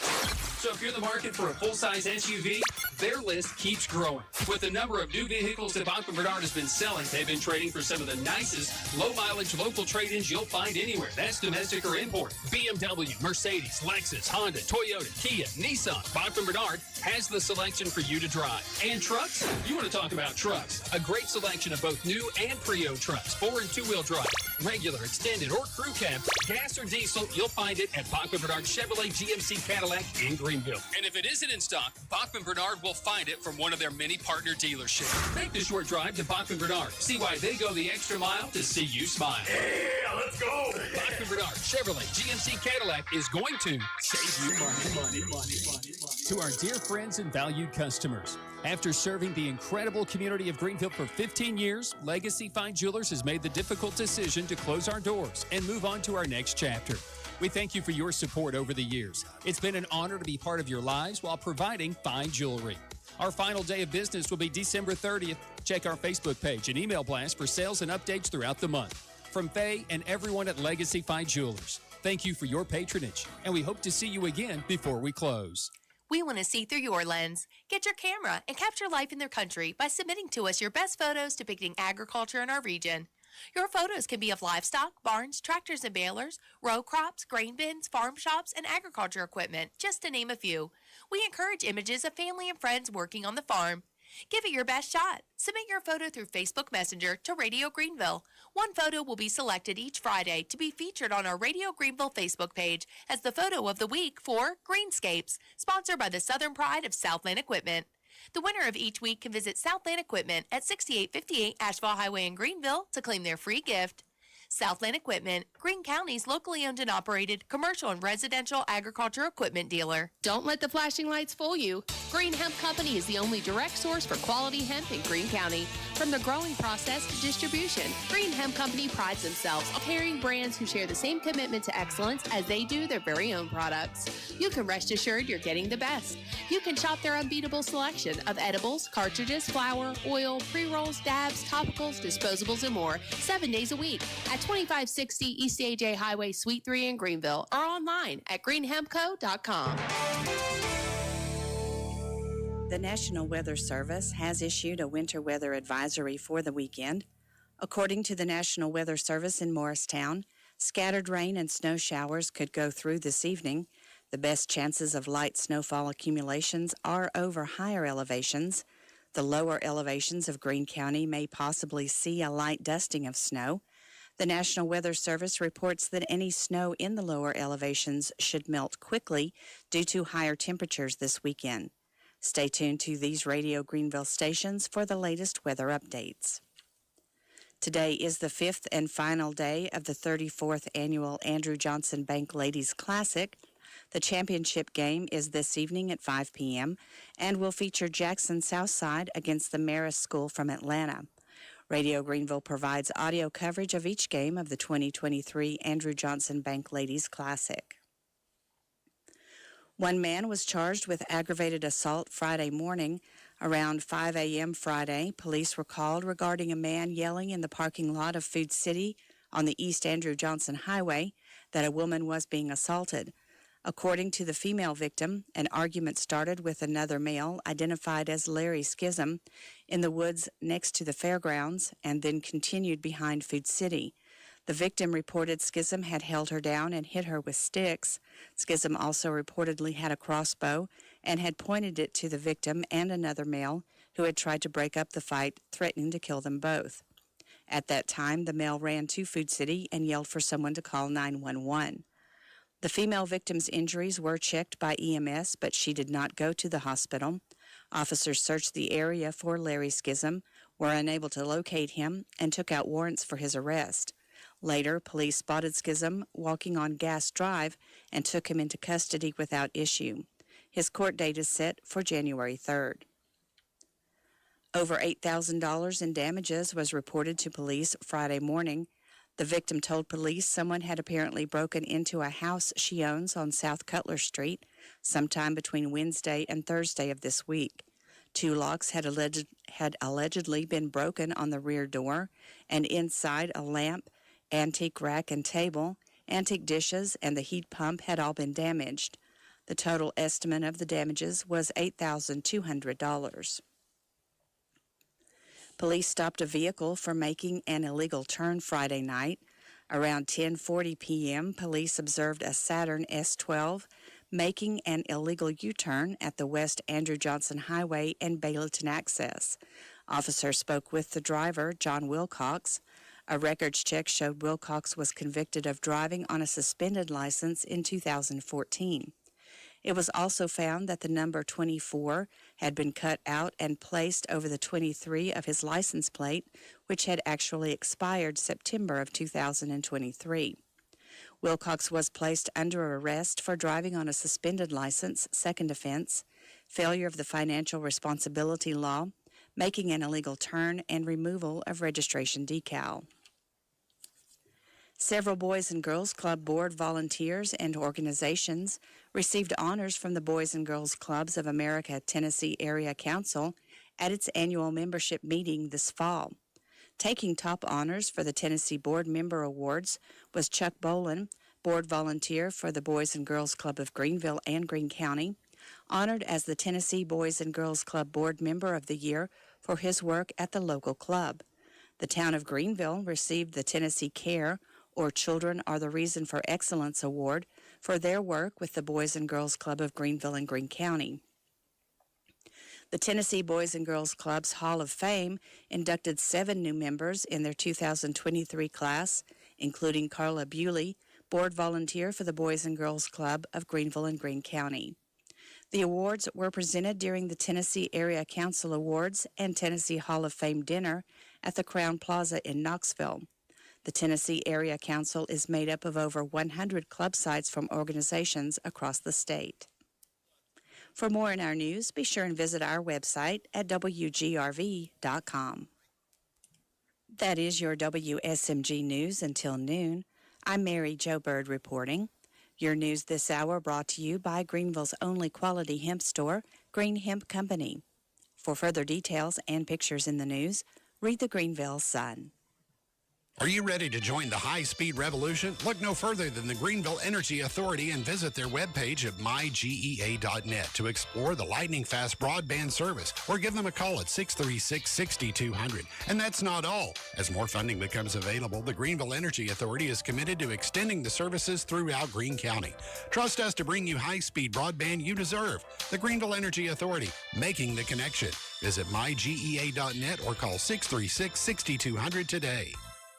Food City's efforts to end hunger throughout our region continue during the holiday season when colder months increase the need. The Friends and Pets in Need Holiday Food Drive supports local hunger relief organizations and animal shelters. Beginning November 1st, Food City customers can purchase specially marked bags filled with non-perishable food items or pet products for just $15. With your help, Food City aims to ensure no one goes hungry this holiday season. Save money this fall at Bachman Bernard Chevrolet, Buick, GMC, Cadillac with their selection of vehicles to get you where you need to go. From cars to trucks, SUVs, Bachman Bernard has it all. Bachman Bernard's selection of certified pre-owned vehicles just can't be matched. So if you're in the market for a full-size SUV, their list keeps growing. With the number of new vehicles that Bachman Bernard has been selling, they've been trading for some of the nicest low-mileage local trade-ins you'll find anywhere. That's domestic or import. BMW, Mercedes, Lexus, Honda, Toyota, Kia, Nissan. Bachman Bernard has the selection for you to drive. And trucks? You want to talk about trucks. A great selection of both new and pre-owned trucks, 4- and 2-wheel drive, regular, extended, or crew cab, gas or diesel. You'll find it at Bachman Bernard Chevrolet, GMC, Cadillac in Greenville. And if it isn't in stock, Bachman Bernard will find it from one of their many partner dealerships. Make the short drive to Bachman Bernard. See why they go the extra mile to see you smile. Yeah, let's go. Bachman Bernard Chevrolet, GMC, Cadillac is going to save you money. We want to see through your lens. Get your camera and capture life in their country by submitting to us your best photos depicting agriculture in our region. Your photos can be of livestock, barns, tractors and balers, row crops, grain bins, farm shops, and agriculture equipment, just to name a few. We encourage images of family and friends working on the farm. Give it your best shot. Submit your photo through Facebook Messenger to Radio Greenville. One photo will be selected each Friday to be featured on our Radio Greenville Facebook page as the photo of the week for Greenscapes, sponsored by the Southern Pride of Southland Equipment. The winner of each week can visit Southland Equipment at 6858 Asheville Highway in Greenville to claim their free gift. Southland Equipment, Greene County's locally owned and operated commercial and residential agriculture equipment dealer. Gotta get to Gateway. There's never been a better time than now to get to Gateway Nissan in Greenville. Choose from a huge selection of new Sentras, Altimas, Frontiers, Rogues, Pathfinders, plus the Gateway price is the one that leaves the competition scratching their heads. But these deals are the real deal. Save thousands right off the sticker at Gateway Nissan. Get 0% financing for up to 60 months, plus a lifetime powertrain warranty and no-charge maintenance for 2 full years. So it doesn't matter where you are, whether it's Kingsport, Bristol, Johnson City, Morristown, anywhere within shouting distance, take the short drive down Highway 11E to Greenville and save big time on a new Nissan at Gateway Nissan. Highway 11E, just minutes away in Greenville, online at gatewaynissangreenville.com. There's never been a better time than now to get to Gateway Nissan in Greenville. Gotta get to Gateway. The Andrew Johnson Bank Ladies Classic on WSMG. The Jewel 95.5 FM, brought to you by Andrew Johnson Bank, Gateway Ford Nissan, the Red, White, and Blue Marathon Quick Stop Markets, Hometown Realty and Auction, Marsh Propane, Roberts Furniture and Mattress Gallery, Rusty's Tire and Alignment, Morlock Auction Team, Grand Rental Station True Value, your Greenville Energy Authority, Tommy's Plumbing, Corley's Pharmacy, Greenville Federal Bank, Greene County Land and Auction.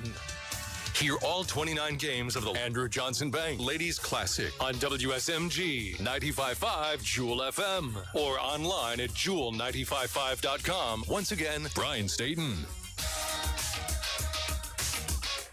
Oh, my goodness, it's the championship day. We have made it to day number 5 today. Right now will be game 33 of this 37-game tournament. Hello again, everyone. Welcome in. Upperman just knocking off Oak Ridge in the first of 2 consolation games. Our second is anything but a consolation at South Green and Greenville. As these teams get together for the 79th meeting, and South Green leading this series 58-20. Greenville winning 2 of the last 3, but losing in the last meeting that these teams played in the district tournament, knocking Greenville into the consolation. South Green advancing to the championship where they would finish runner-up, and then they would meet again because they would move out of conference play. For the South Green Lady Rebels, they come into this one falling 3 of their last 4, and they've all been around this tournament. They played yesterday against Upperman after they played against Chucky Doak. So they played 2 games yesterday, rallying from a double-digit deficit to knock off Chucky Doak 65-62 and end Chucky Doak's tournament, and then went and played Upperman, who hit 17 three-pointers in a game and knocked off the South Green Lady Rebels 72-46. South Green will play at Crockett on January 2nd, so yeah, they're getting ready to play a whole bunch of games here in not a short amount of time. 13-5 on the season for the South Green Lady Rebels. For this Greenville Green Devil team, as they come in here, as they fall in their last game, or I should say in the opening tournament game, to Mercy Academy 53-49. Then they fall to Bearden 70-35. And then they defeat Morristown West yesterday behind a career best from Jordan Swansel with 6 made three-pointers. They win 60-51, leading by 20. The lead was cut down to 4. And Morristown West could not get any closer. Greenville winning at 60-51. A Lady Devil team at 6-10. They ended a 4-game losing skid with that victory against Morristown West. I mentioned that they will play Bearden on Friday. The girls will not play Bearden. It'll be a boys game only on January 5th, a week from yesterday. So that's what we got. I had mentioned that during our broadcast 2 days ago when they played Bearden, but Bearden girls and Greenville girls are not playing against each other. So a huge rivalry here between South Green and Greenville. Since 1978, South Green 58-20. Tonight being the 79th meeting. Larry Ricker actually picked up his 400th career win in this series. And right, so there's some meaning to it, and it has one of the largest scoring games of all time, 112-101 in that 2021 season. The last year they would be district mates. It would be a 3 overtime game. It is the 3rd highest scoring game in state history. It was quite incredible. Chloe Marsh with a triple-double in that game. Well, it's South Green and Greenville. No mention of consolation here. This has meaning. It's coming your way next. This is the Andrew Johnson Bank Ladies Classic. It's from Radio Greenville Sports, and tip-off is coming up on WSMG.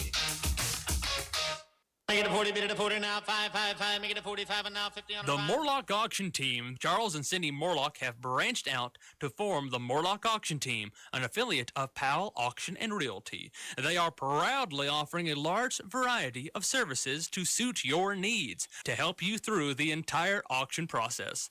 Call the Morlock Auction Team at 423-552-8010. When you want more from an auction company, call Morlock Auction Team.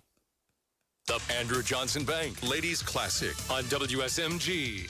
The Jewel 95.5 FM, brought to you by Andrew Johnson Bank, Gateway Ford Nissan, the Red, White, and Blue Marathon Quick Stop Markets, Hometown Realty and Auction, Marsh Propane, Roberts Furniture and Mattress Gallery, Rusty's Tire and Alignment, Morlock Auction Team, Grand Rental Station True Value, your Greenville Energy Authority, Tommy's Plumbing, Corley's Pharmacy, Greenville Federal Bank, Greene County Land and Auction. The Andrew Johnson Bank Ladies Classic continues. And now, with the call, Brian Staten. South Green and Greenville for the 79th time here from Hal Henner Gymnasium in the Ladies Classic. They'll meet for the 7th time in the Ladies Classic here in this tournament. For the South Green Lady Rebels, Ava Clark is a senior forward. Natalie Foshee, the sophomore guard. Riley Gregg, the junior guard. Haley Brooks, the senior forward. Emma Cutshaw, the senior guard for Coach Stephen Gregg, 13th year. For the Greenville Lady Devils, they'll throw out Jordan Swansel coming off a career best. Kyla Jobe, the 5'9 junior. Anna Shaw, the 5'7 senior. Maria Lyde, the 5'8 freshman. Abby Atkins, the 5'9 junior. So the opening tip is in the air. It's won by the Lady Devils as Kyla Jobe jumps center for Greenville. Coached by Annette Watson, her 11th season at Greenville, 213 wins. Assisted by Zach Holt. South Green assisted by the incumbent, Mark Wright. Inside the lane, this will be Maria Lyde with the jumper just from the left block is up and good, and the Lady Devils take a quick 2-0 lead. South Green quickly in transition. Ava Clark will give it up to Haley Brooks down the lane. She also answers as Brooks will put it up and in, ties the game at 2, right down the middle of the lane from the right block. South Green playing 2 games yesterday, winning against Checkey Oak, falling against Upperman. They played early in the morning, well, right at late morning, I should say, and then 5 in the evening. And Upperman went crazy with 17 made three-pointers in that contest. 72-46 was the final in that one. This pass is tipped, and last touchdown of play by South Green's Emma Cutshaw. It'll be an inbound situation, baseline front court for the Greenville Lady Devils. Shaw will inbound it. Will find Swansel, fakes a 3, watched by Foshee, tries to give it up to Lyde, does from the foul line, dumps it down low for Atkins off the glass, banked it in, Abby Atkins. Abby Atkins has had a good tournament for the Lady Devils. She's averaging 8.3 points a game, 9.7 rebounds per contest for Greenville.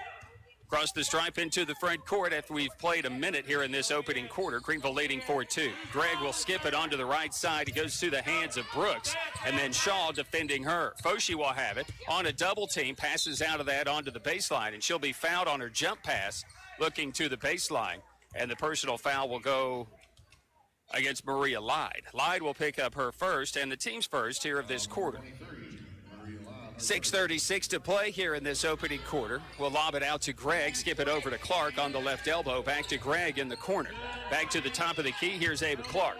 Clark sets a screen for Brooks, who will give it up onto the left side. Back to Brooks on the baseline. Clark cuts down the lane, back it out to Gregg on the right wing, fires a 3. Back iron no good, rebounded by Kyla Jobe. Jobe leading the team at 13 points per contest, also just over 3 rebounds a game. That fast break opportunity for Lyde, can't make the layup. Rebounded by South Green, but then Jordan Swansel is going to steal it, and then Foshee's going to tie her up, and the arrow is going to favor the South Green Lady Rebels. So Greenville will give it back after South Green gave it up. 6:05 to play here in this opening quarter, 4-2 Greenville. In the 11 a.m. consolation, we'll start placement with the 6th place game, Bearden and North Green next. Foshee looks inside for Clark. It's turned over. Steal by Swansel into the hands of Shaw. Shaw with pace to the other end is stumbling and then losing possession of the basketball. Gives it right back to Brooks. Brooks into the front court on the left side, and dribbling is going to be Emma Cutshaw who will have it. Cutshaw gives it up left side, back to Brooks. Brooks to the left elbow is Clark. Clark working against Abby Atkins and stumbles and falls and turns it over. Greenville has it on a break for Kyla Jobe. A step around off the glass, banks it in. Kyla Jobe with the bucket to make it 6-2. South Green facing the pressure in the backcourt. 5:20 to play here in this opening quarter. They look for Clark underneath, and Atkins will knock it away from her. She was fronting. Lyde was coming from the backside, but it was knocked away by Atkins. Courtney Bailey is into the contest. Also, Ariana Hosey will check into the game.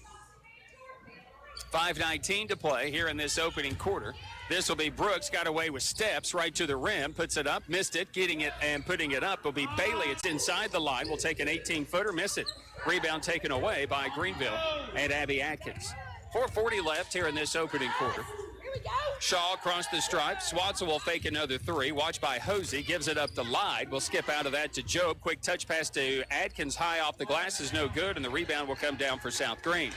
Lady Rebel basketball as Hosey grabs it. Will get it into Brooks. Brooks across the stripe into the front court. Skips it to Hosey on the right side in the front court for South Green. They'll bounce it down low for Courtney Bailey into the lane, and she'll draw a foul. So Bailey with the nice low post pivot move and took it right to the rim, and coming off from the weak side was Kyla Job to help Adkins will commit the foul. That'll be her first and the second on the team here in this opening quarter. So it'll be Bailey going to the stripe at 12.3 points per contest for South Green. Coming off the bench today from the free throw line, 3 of 5 for the tournament, knocking home the first of her 2 free throws, and her second is also good. So 6-4, 4:17 to play here in this opening quarter. It ends 3 minutes without scoring for the Lady Rebels. Job into the front court for Adkins to Swatzel from the right wing, skipping it for Job on the left wing. Back to the top, this will be Anna Shaw. At 4 minutes to play, KJ will take off baseline, looking inside for Adkins, who had it knocked away. Shaw battles to get it back, and now into the corner for Job, and this pass is knocked away by Gregg of South Green. It'll stay Greenville basketball. They'll throw it in, left side front court, near the South Green bench, close to the baseline. To the top of the key is Shaw. To the right side, this will be Adkins on a dribble, watched by Gregg. The pass is deflected and stolen. 5th turnover for Greenville. This will be Bailey into the front court. We'll give it up to Cutshaw, to Brooks, back to Cutshaw. Cutshaw on the right side will back it out behind a three-point stripe and then throw it away. Turnover on South Green as Adkins steps in front of a pass. Across the stripe will be Shaw. Left side is Job. A little blow-by to the baseline. Elevates off the dribble and scores it from 8 feet. 8-4, Greenville, 3:20 to play in the opening quarter. Here's a break for Courtney Bailey. Will bounce it to Gregg, working against Swatzel, and Swatzel will be whistled for a foul. So Joe picks up her first, team foul number 3 on Greenville, and going to the free throw line will be Riley Gregg for the South Green Lady Rebels, who shoot 82% as a team from the free throw line in this tournament. 37 of 45. They get there on average 15 times per contest in the tournament. And Riley Gregg at the free throw line making her first, averaging 8 points a game in this tournament, and she stays perfect for the tournament. 8-6, Greenville in this opening quarter of play. Left side front court is going to be KJ, back to the top of the key to Anna Shaw. Shaw goes right side to Swatzel from the Devilhead logo. Her pass is deflected and stolen once again. No pump fakes on a pass. It's just a straight pass. It's easily read. And a fast break opportunity for Emma Cutshaw puts it up and in to tie the game at 8. 8-8 into the front court is Greenville. On the left side is Kyla Joe. Maria Lyde from the left wing. Down the lane on a double team. The runner is good by Maria Lyde. A good finish and a good take. 2.5 to play here in this opening quarter. Greenville reclaiming a 10-8 lead. With the basketball is Emma Cutshaw. Cutshaw watched by Kyla Joe. 5-second count is on. She'll get rid of it to Hosey. Hosey gives it up into the hands of Haley Brooks. Bailey on a baseline runner. This one is off the mark, no good. Weak side rebound taken away by Maria Lyde, and it's in Anna Shaw. Shaw into the front court to Job, a 3. Bang. Kyla Job knocks down a 3. She's 3 for 3 from the field. 2 minutes to play here in this opening quarter. It's 13-8. Greenville leading South Green. Across the stripe into the front court. On the dribble is going to be Cutshaw. Cutshaw bouncing it for Bailey just in the paint. Kicks it back out to Hosey. Hosey dribbles near the paint. Will kick it out to Cutshaw. Wanted a 3. Instead passes off to Hosey. Hosey at the top of the key from the right side. Looks to hand it off to Haley Brooks, but couldn't. Instead goes down to Courtney Bailey, and her shot is blocked. Back into the hands, though, of South Green. Back into the corner is Cutshaw for a 3. This one off the side of the rim. It's no good. Anna Shaw grabs the rebound and a whistle for a foul. That will go against the South Green Lady Rebels. Ariana Hosey will pick up her team's first of the quarter. Carpenter into the contest for Greenville. Returning is Natalie Foshi and Ava Clark for South Green. 1:25 to play here in this opening quarter. 13-8 as Anna Shaw takes it across the stripe for Greenville on a pass to Kyla Joe. Here's Adkins spinning on a double team on the baseline. hands it off. This will be Lyde. Kicks out to Shaw for a three. It's good. And a Shaw. Shaw with a rare shot attempt here over the last couple of weeks, but Anna gets the bucket to go, just at 5 points per contest for the Greenville Lady Devils. Anna had gone 0 for 5 from three-point territory prior to that make. 16-8, Greenville with their largest lead here in this opening quarter. South Green basketball, runner by Hosey is blocked. Loose ball picked up by the Greenville Lady Devils with 44 seconds to play here in this opening quarter. 16-8 Greenville. Anna Shaw on the right side, skips it left side to Kylie Jobe. Jobe on the baseline to Carpenter. Carpenter in trouble, watched by Clark, gets rid of it to Jobe. Back in for Maria Lyde. Her jumper from the left the left block is off the mark and no good. And the rebound comes down into the hands of Haley Brooks. Brooks with the basketball across the midcourt stripe. 18 seconds to play here in the quarter. Watched by Kyla Jobe. Brooks breaks that 5-second count, now 10 seconds. Brooks on the dribble gets a screen from Clark to the left side, lobbing it for Hosey, knocked away by Carpenter. It's on the floor, it's loose, it's picked up by Greenville. Long pass up ahead will be tracked down by Foshi, and that will end the opening quarter of play.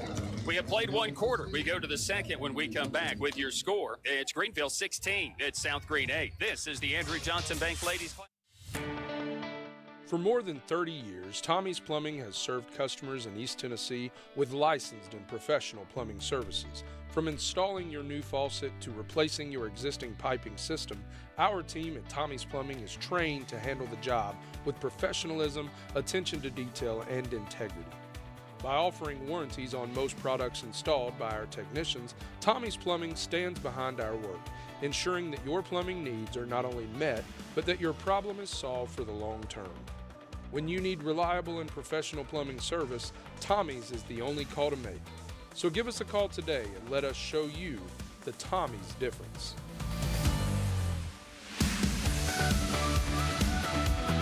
Six packs, 2 for $7. Jack League's beef and cheese, $1.99 or 3 for $3.50. Red Bull 12-ounce, 2 for $6, and Quick Stop corn dogs, 2 for $2. All of this and more available at your locally owned and operated Marathon Quick Stop markets. Run in when you run out.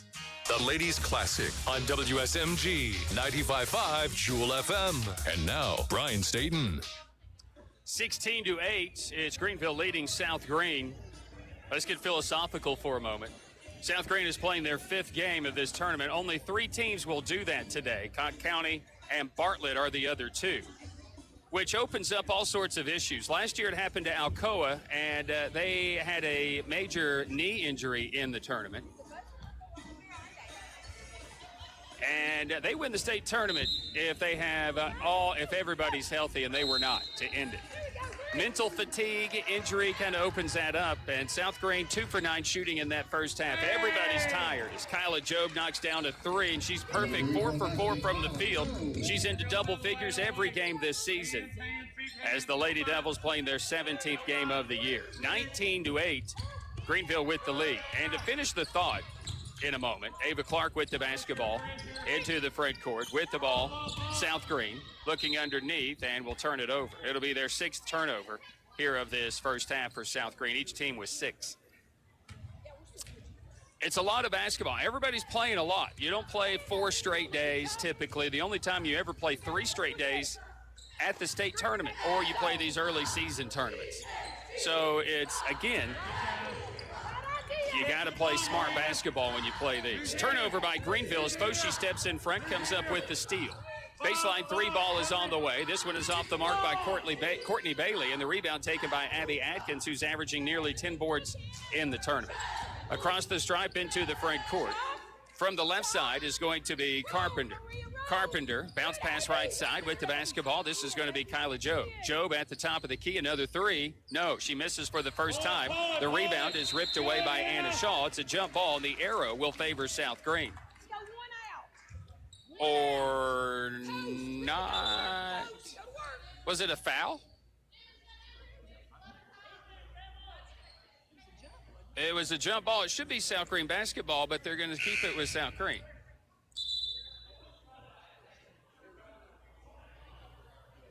There we go. There we go. Yeah, okay. We need a horn for the horn. I guess not. 19-8 is our score. Right side baseline, front court, South Green. This will be Hosey. She's in trouble. Double team. Passes out of that. Finding a wide open Emma Cutshaw for three. That's no good. Hosey offensive weak side rebound. Putback is good. Hosey knocking it in after the missed three, and it ends a drought for South Green. 19-10, 6:20 to play here in this first half. Greenville by 9. Top of the key is Job, who's off to a hot start. Carpenter right wing, back to Job. Left side is Shaw. Greenville has hit 3 3-pointers here in this first half. Not a team that hits a bunch of threes. They average about 4 per game. This will be Atkins from the elbow. It is good, Abby Atkins. Good take from 15 feet by Abby. And it's a 21-10 Greenville lead. Left side front court, this is going to be South Green. And Natalie Foshi dribbling it to the right side. Looking for Clark that passes high, and Clark can't hang on to it. It will go out of play. It'll be a turnover on the Lady Rebels. South Green will play David Crockett on January 2nd. So, again, no rest for the weary. This is their 5th straight day playing a basketball game. They'll have arguably one of the top 3A teams in girls basketball. In Upper East Tennessee, they believe they are one of the top teams in the state. To the top of the key with it is Maria Lyde for Greenville. And we'll dribble it between the rings, center of the floor. Pass on to the right side to Carpenter. Carpenter on the baseline to the right side. Carpenter had it smacked away, and this will be tied up. And this time the arrow says Greenville. Alexa Harmon will check into the contest for Greenville.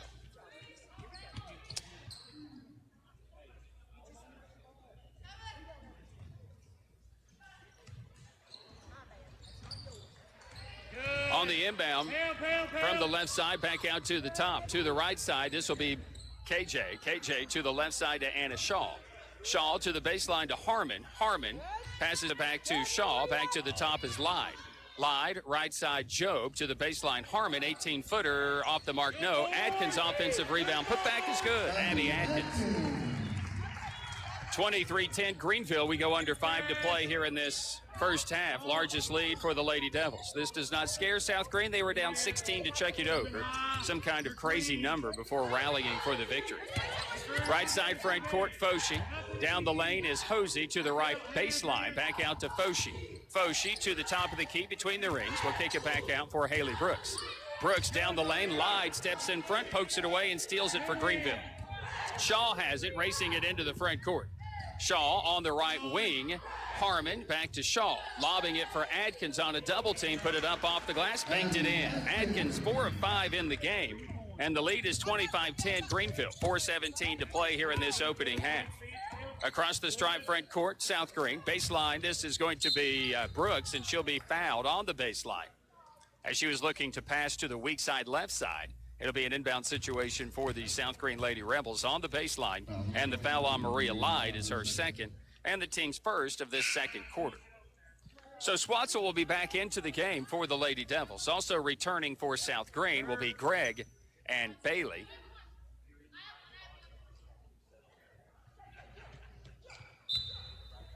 Courtney Bailey will inbound it. Haley Brooks will drive it to the baseline, put it up off the glass. Good finish by Haley Brooks. Brooks has been watched tightly in this basketball game. Scores her 4th point. 25-12 Greenville. Lady Devils with the basketball in their front court. Lobbing it to Adkins from the foul line. Will pass out of a double team to Job, left wing 3 is off the mark, no good. Rebound taken weak side by South Green and Brooks. Up ahead is going to be Bailey, gives it up to Gregg from the left block off the glass, banked it in. Riley Gregg. South Green with some transition offense after the missed 3-pointers. 25-14 Greenville. 3.5 to play in this first half. Anna Shaw takes it across the stripe for the Lady Devils. Passes on the baseline. Swatzel to Adkins. Adkins back out to Shaw, skips it to Job. Job skips it to Swatzel, tries a 3. This one rims off no good. The rebound taken by Gregg. Swatzel's first shot attempt of the game after hitting 6 3-pointers yesterday in the win versus Morristown West and a career-high 18. Brooks is slowed by Shaw. She looked to take it baseline, and then Brooks will get it back from Courtney Bailey, pardon me. Brooks gets a screen from Paisley Brobeck, who's just checked into the game. Right side is Gregg, skipping it for Courtney Bailey. Bailey bouncing it back for Brooks at the top of the key, watched by Harmon. Brooks spins in the lane, off the glass, rims no good. The rebound taken by Foshi, kicks it back out to the top. South Green will reset, and a 3-ball by Gregg is off the mark, no good. Rebounded by Anna Shaw. Couple of looks at it for South Green, and then a fast break opportunity for Job is no good, but Adkins gets it. She's fouled. She'll be at the free throw line. And the personal foul that's going to go against Courtney Bailey. Bailey's going to pick up her first, and the first on South Green.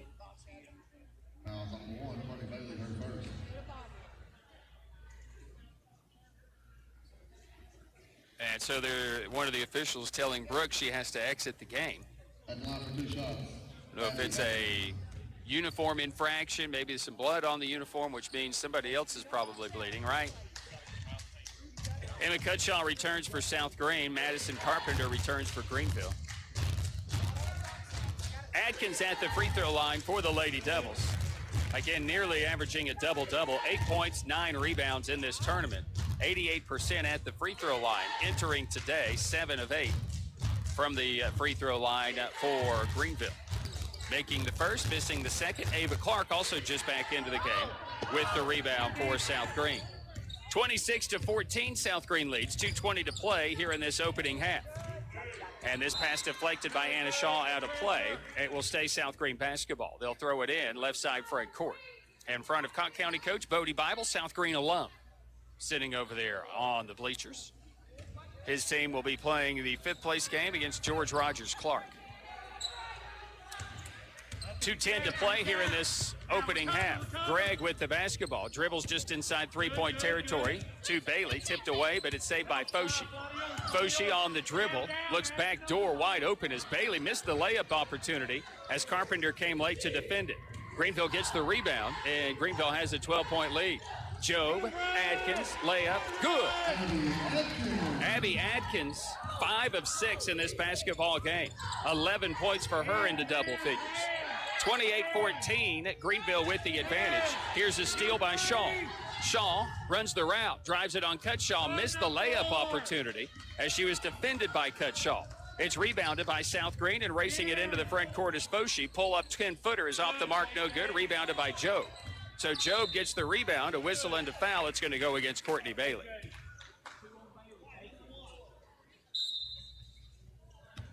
So Greenville will inbound the basketball. Back into the contest for South Green will come Haley Brooks.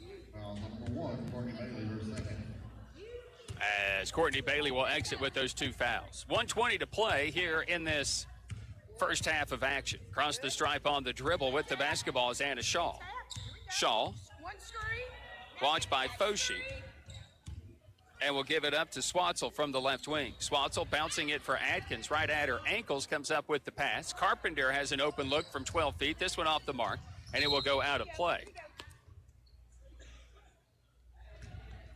28-14, Greenville leading. South Green has not scored in 2.5 minutes.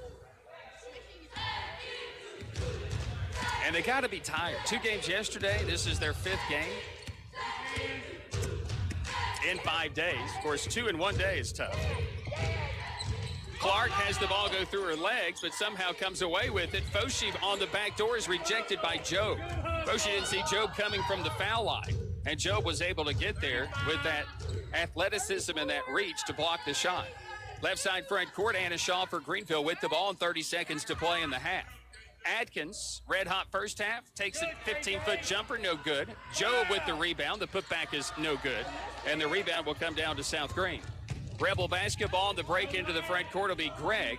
Back into the hands of Cutshaw with 14 seconds. Bounce it to Clark all alone on the right block, puts it up and in. Ava Clark. 28-16 at Greenville. 5 seconds for Job. She'll pull up from the foul line. That's no good. The rebound taken away by Haley Brooks with 1 second, and that will end the first half of play. Greenville had a 15-point lead. Will go to the locker room with a 12-point advantage here at the half. Your score at the break, it's Greenville 28, South Green 16. This is the Andrew Johnson Bank Ladies Classic from WSMG.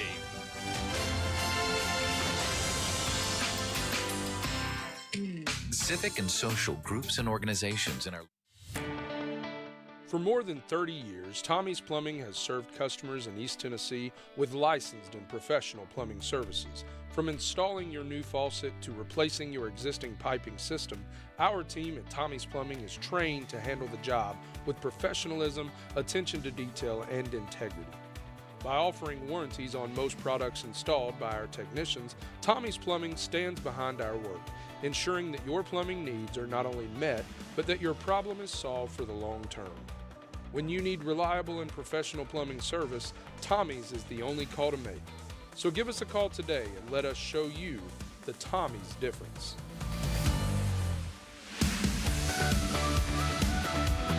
At Corner Pond, the friendly and knowledgeable staff has the experience necessary to help you out regardless the need.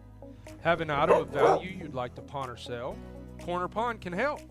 They pawn numerous items of value, including firearms, tools, ammunition, silver, coins, and much more. When you walk through their doors, you'll find well-stocked shelves full of electronics, gaming systems, fishing and hunting equipment, car audio and accessories. And don't forget about the room full of guitars and basses and amplifiers, or their outside lawn and garden equipment.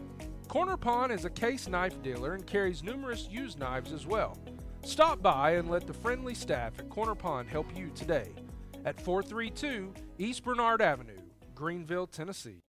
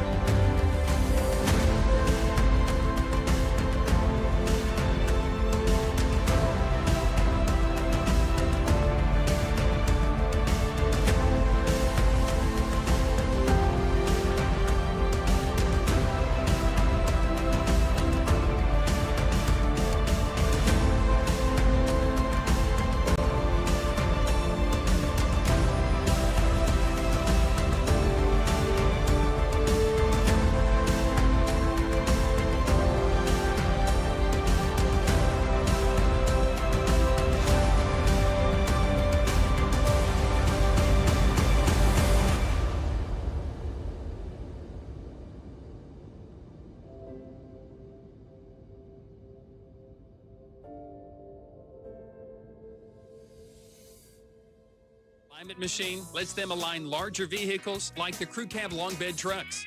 So call Rusty at 639-7447 for details or to schedule your alignment. And when you need new tires, check out the lineup of name brand tires at Rusty's Tire and Alignment, located at 1044 West Summer Street in Greenville. The Andrew Johnson Bank Ladies Classic continues. And now, with the call, Brian Staten. And we welcome you back into the Andrew Johnson Bank Ladies Classic here from Hal Hitter Gymnasium. We're just here at the half. It is Greenville leading 28-16. So this is how today will go down. Upperman has knocked off Oak Ridge 50-35. South Green and Greenville playing now. The sixth place game next is North Green versus Bearden. Our fifth place game is Cott County and George Rogers Clark. Our third place game at 3:30 this afternoon is Webb versus Bartlett. Bartlett playing their fifth straight game like Cott County. And the championship game is Jackson Southside against Marist. Marist is looking to become the first non-Tennessee team to win the championship since Bullitt East knocked off Greenville in 2021. Jeff County the winners in 2019. Oak Ridge, Bradley Central twice back-to-back, Morristown West in 15, Mount Juliet in 14. It was Morristown West again in 13, Murfreesboro, Oakland, Science Hill. Hoover, Alabama did it in 2010. Mount Juliet, Wilson Central, back-to-back. Knox Webb, back-to-back with Glory Johnson. Mount Juliet in 2004. Sevier County in 03. Oak Ridge, back-to-back. Briarcrest and Regina, Ohio in 1999 was the first non-Tennessee team to win. So there have been three of those non-Tennessee teams. Will there be a fourth? Will it be Marist? Find out later today. Coming up, second half action. At the break, it's Greenville 28, South Green 16. This is the Andrew Johnson Bank Ladies Classic from Radio Greenville Sports on WSMG.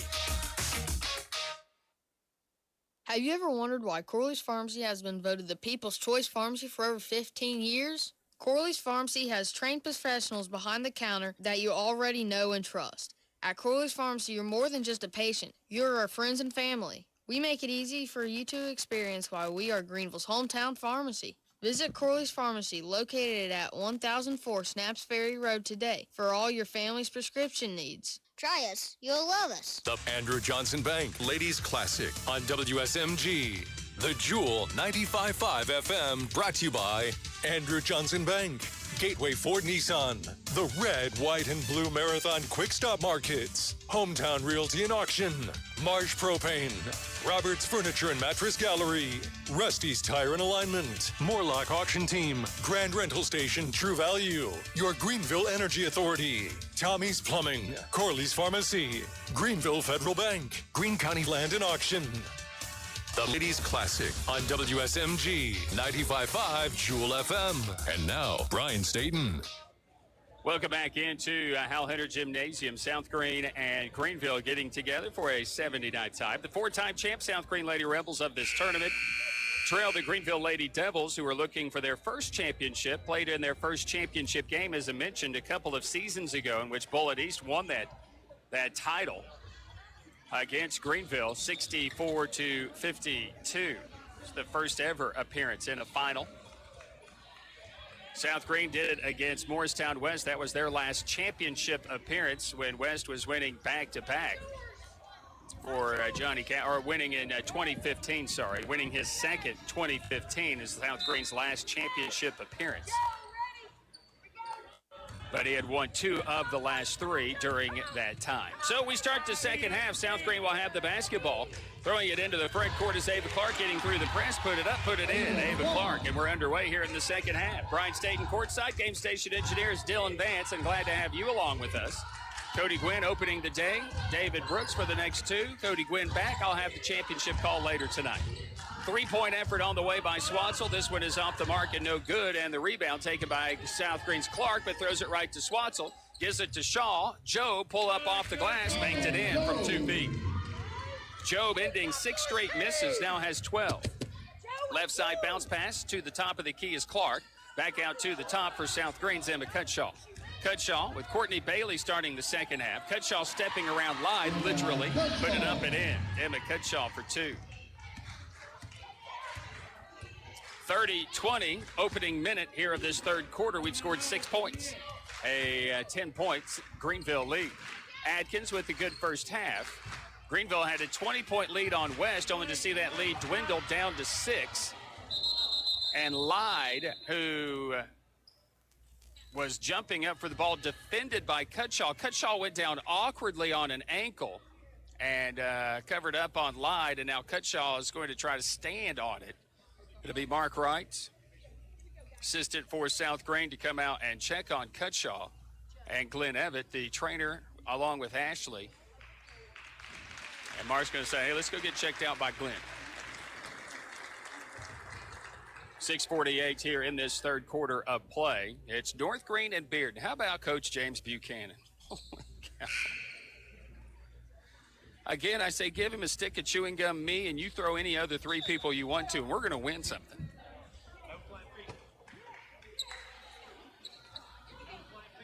And I'm telling you, I can't play.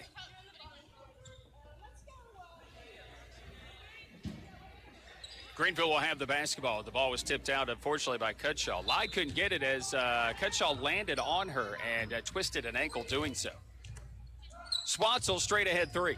Bang. Jordan Swatzel from downtown. 4 3-pointer for the Lady Devils here in this basketball game. 33-20, Greenville. Foshi with the basketball, dribble, spin, pivot move at the top of the key, gives it up to Greg, lost it, gets it back, and goes back out to Clark between the rings. To the right side, this is going to be Haley Brooks. Brooks will drive it around Lyde to the left elbow. We'll kick it out. Left wing 3 ball by Gregg is good. Riley Gregg hits the first 3-pointer for South Green in the game and answers. It's a 10-point deficit for South Green. 33-23.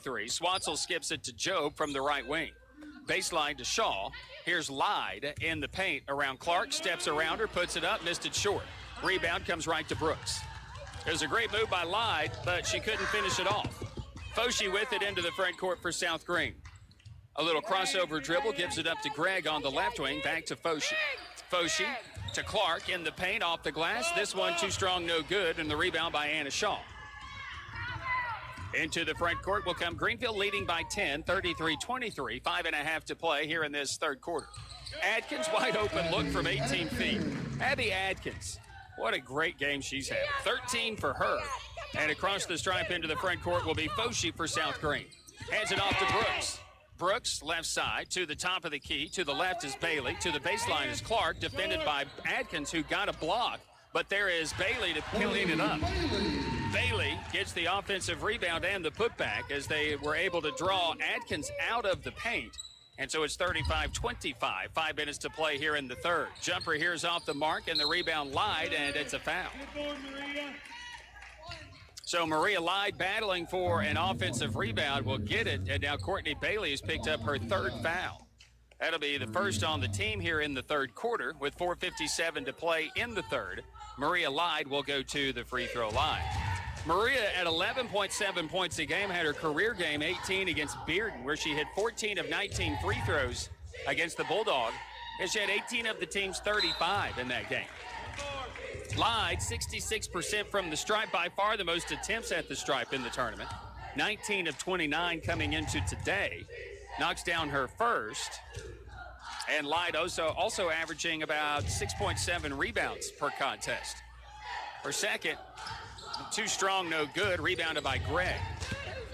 36-25, Greenville, 4:53 to play in the third. Into the front court will be Foshi. Foshi on the baseline drive, pull-up jumper, no good. And the rebound by Lyde. And this is going to be a jump ball arrow to favor Greenville. Good take by Foshi, and a timeout asked for by South Green. So we'll take that break and return in just 30 seconds. 4:44 left in the third. Greenville leads South Green by 11. You know, heating your home will keep your home warmer even on those cold winter nights. And gas heat is more economical than electric. Serving the Southeast since 1966, Marsh Propane, right here in Greenville, has been among the top 50 propane retailers in the United States. They can install 120 to 1,000 gallon propane tanks above ground or underground. Marsh Propane, Baileyton Road. Stop in or call 639-7226 and speak to one of our professional local employees. Marsh Propane. Hear all 29 games of the Andrew Johnson Bank Ladies Classic on WSMG 95.5 Jewel FM or online at jewel955.com. Once again, Brian Staten. 36-25, Greenville with the lead out of the South Green timeout.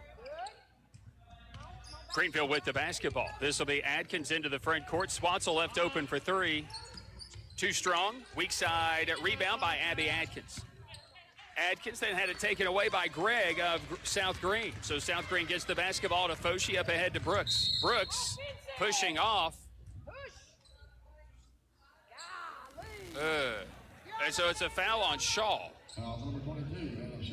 I had it wrong then. Shaw whistled for her first, team's first of the third quarter. Baseline, this will be Clark. Clark back out to Brooks. Brooks, watched by Shaw. Brooks on the dribble. Brooks crossover, drives to the elbow, gives it up to Greg. Grab, dribble, spin move from the foul line back to Brooks at the top. Shaw picked her pocket. Shaw with the steal, and Anna Shaw will take it to the round. Off the glass and banked it in. Anna Shaw doing what Anna Shaw does.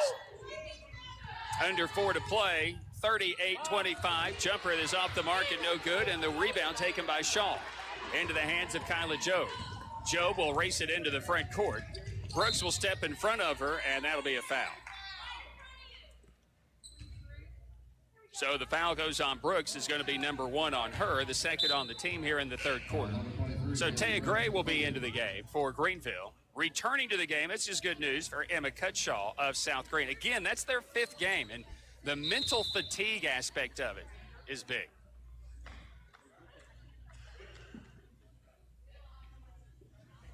I think we're just making sure everybody's good. We are good.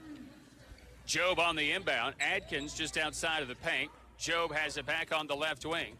Here is Adkins from the elbow to Taya Gray. Gray back to the top to Shaw. Jobe. Jobe. Gray. Bouncing it for Adkins against Foshi. They were calling an offensive foul on Adkins. That's going to be her first, team second. You can't make a basketball move? That's within the play of the game a little bit. That's a tough call.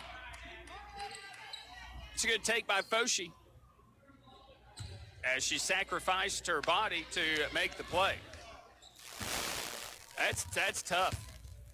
South Green across the stripe. Tough take by Foshi.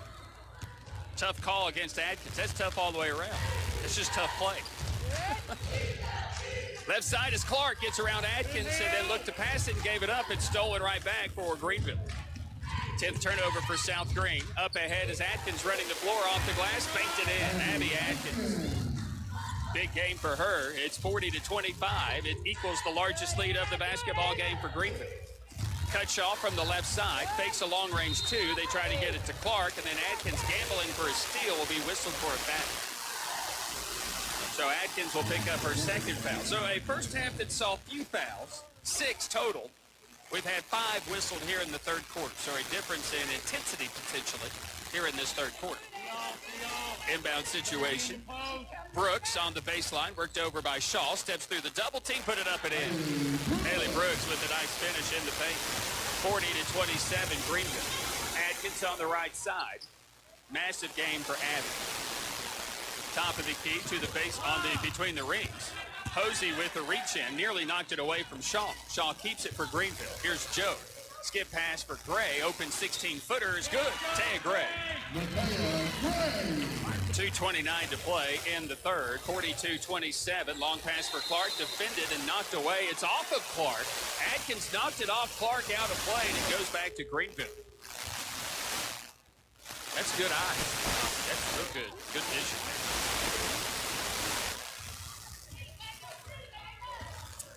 7 of 10 in the game for Abby Adkins. She has 15 to lead Greenville. Lied back to Adkins, riding a heater is good. Abby Adkins with 17. 44-27, 2 minutes to play in this third quarter. Greenville jumping out to their largest lead of the basketball game. Baseline left side, here's Clark at the foul line. Clark gives it up to Cutshaw on the left wing, tries a 3. Yes. Emma Clark dunks down a 3. Emma Cutshaw. Yeah. A lot of names. 44-29. Right side front court is Greenville. 44-29. 44-30. It was a 3. Math made easy, Brian. Lyde tips the rebound on the missed shot by Gray to Adkins, who turns, shoots, and scores. Abby Adkins, massive game continues, new career high. A minute 20 to play here in this third quarter. 46-30, Greenville. 19 for Adkins, surpassing her 18-point previous high against Sullivan East. Here's a 3 ball by Hosey. Good. Hosey knocks down a 3, and both teams finding some offensive rhythm here in this third quarter. 46-33. 17 points in the quarter for South Green. Lady Devils with 18. Left side front court, Anna Shaw. Shaw to Lyde. Lyde from 13 feet is good. Maria Lyde. 48-33, 45 seconds to play in the third. Edge of the front court, left side. This will be Brooks bouncing it back to Cutshaw. Cutshaw between the rings. Watched by Lyde. South Green has hit their last 2 3-pointers. They've hit 3 in the quarter. Cutshaw bouncing it for Foshi. It was deflected away, and it was last touched by Greenville out of play. So Courtney Bailey, along with Riley Gregg, back into the game for South Green. 28 seconds on the clock. 48-33, Greenville, who have never trailed, and we were tied at 2 and tied at 8. What are we going to get here? We're going to get a foul on Anna Shaw. That's going to be her second and the team's 4th. Non-shooting foul with 24 seconds to play. Shaw being a little more aggressive after no fouls in the first half. A little more aggressive here in the second half. South Green inbound, 20 seconds. This is Emma Cutshaw. Cutshaw gets a screen. Stays with Matea Gray defending her. And now this is going to be Brooks. Brooks, watched by Anna Shaw. Brooks, 10 seconds. Gets rid of it to Gray. Courtney Bailey inside the paint. Pass tipped away by Matea Gray. Kyla Jobe has it. 3 seconds. 2 seconds, 1 second, and Anna Shaw didn't see it. But it's a turnover back to Greenville to start the second half. South Green will have the ball to start the fourth quarter when we come back. Right. For more than 30 years, Tommy's Plumbing has served customers in East Tennessee with licensed and professional plumbing services. From installing your new faucet to replacing your existing piping system, our team at Tommy's Plumbing is trained to handle the job with professionalism, attention to detail, and integrity. By offering warranties on most products installed by our technicians, Tommy's Plumbing stands behind our work, ensuring that your plumbing needs are not only met, but that your problem is solved for the long term. When you need reliable and professional plumbing service, Tommy's is the only call to make. So give us a call today and let us show you the Tommy's difference.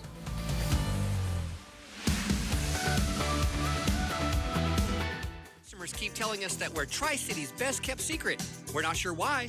As you know, we've been serving this area for over 43 years. What makes us different is if you sit on our floor, you can have it in your home in less than a week. And we're busting at the seams with a great selection. At Roberts, we sell brands such as Lazy Boy, Kincaid, Liberty, Homestretch, Mayo, Restonic, Tempur-Pedic, Stearns & Foster, and so much more. Come and see us where shopping for furniture is fun at Roberts Furniture, downtown Greenville.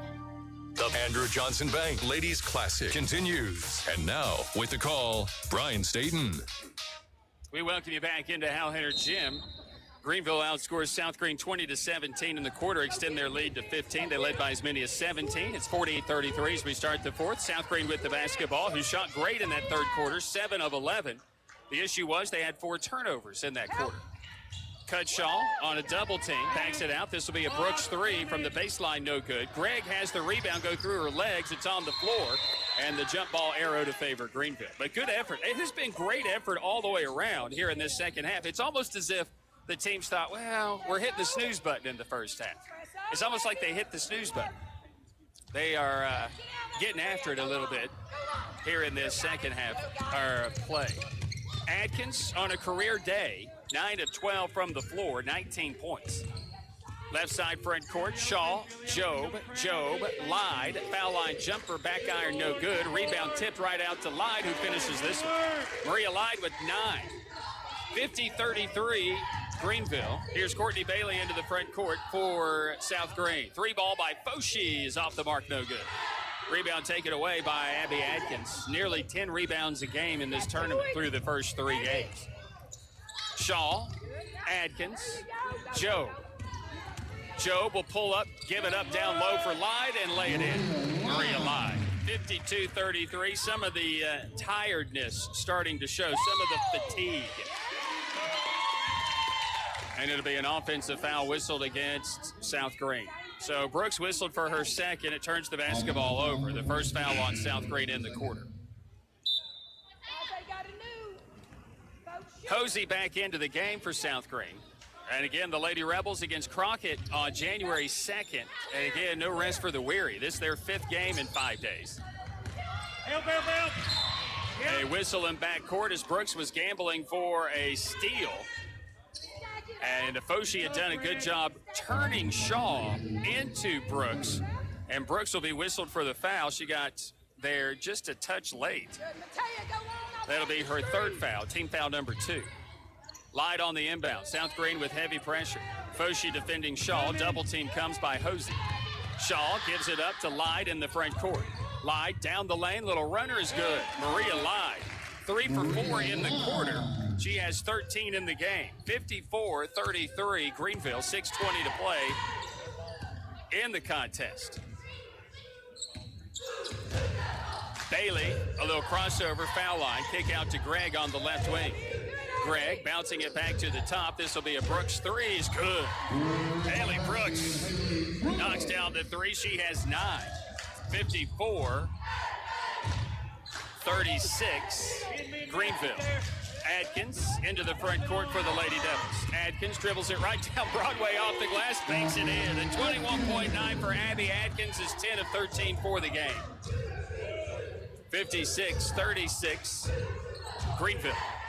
Pass is tipped into the backcourt. Foshi runs back and gets it, and then gets it back to Brooks. Brooks with it on the left wing. On to the right side is Hosey. Hosey dribbles between the rings, gives it up left side to Gregg. Gregg on the left wing. Skipping it for Bailey on the right side. Watched by Kyla Job, and a blocking foul on Job. Job will be whistled for the foul, be her 2nd. Team foul number 1. It'll be an inbound situation for South Green. Bailey will throw it in, baseline front court.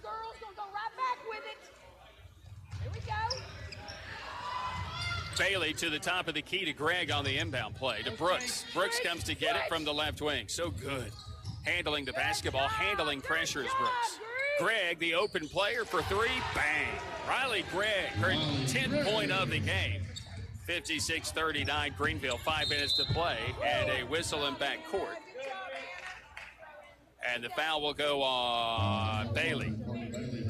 Bailey picks up number 4, team's 3rd here of the quarter. So Lyde will inbound the basketball for Greenville. We'll get it to Gregg, gives it to Job. Job on the baseline will bounce it for Adkins, had it blocked by Hosey. And the ball is tipped out of bounds. No, it's a foul. It will go against Abby Adkins. Who? Yeah, it's on 40. He said 30. It's 40. Always makes you wonder. Adkins 3rd, team 2nd.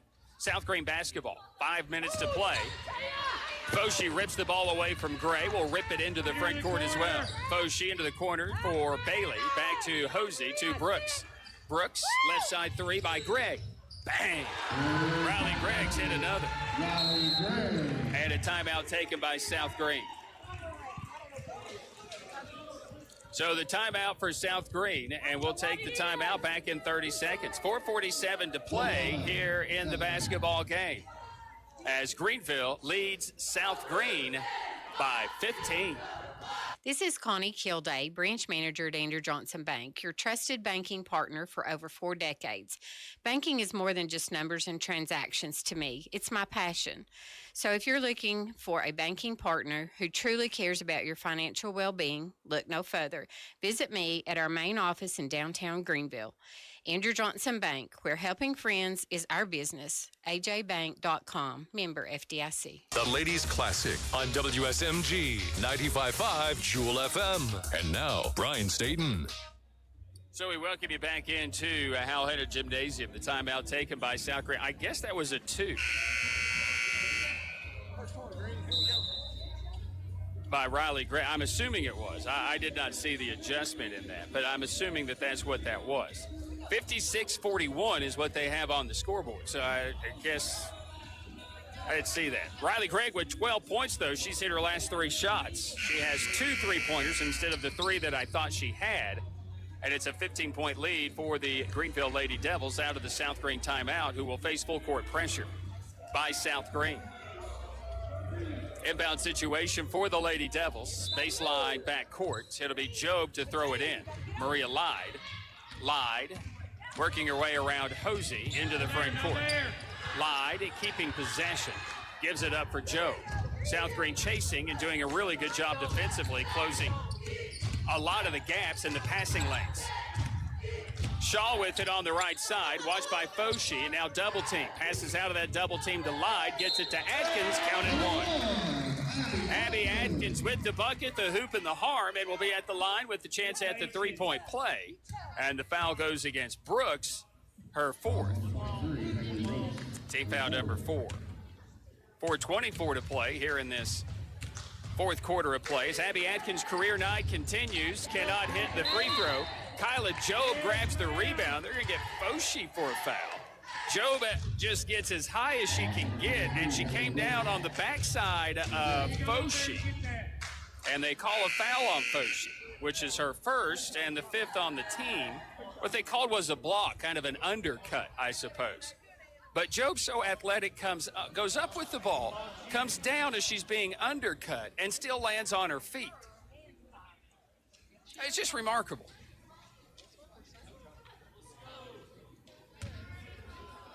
So 4:23 to play. Job is at the free throw line. Her free throw is good. Coach Gregg is talking with one of the officials and getting some clarification. And we're good. Any of you got it? Yeah. Our book has 5 as well. So 4:23 to play. I think the first free throw was made.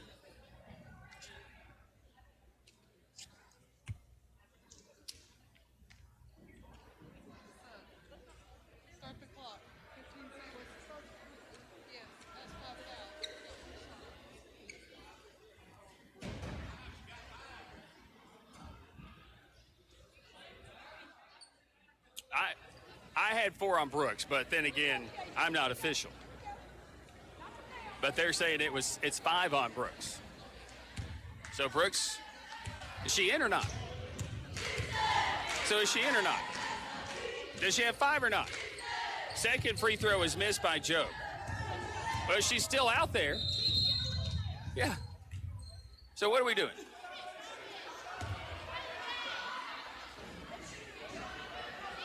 So Job made the first free throw while they were discussing it. And then she took the second one. And we didn't bring Brooks out of the game.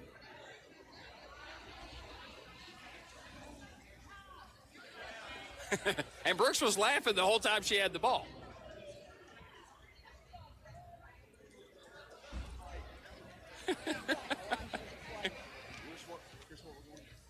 So 4:18 to play in the basketball game. Greenville leading for the moment 59-41.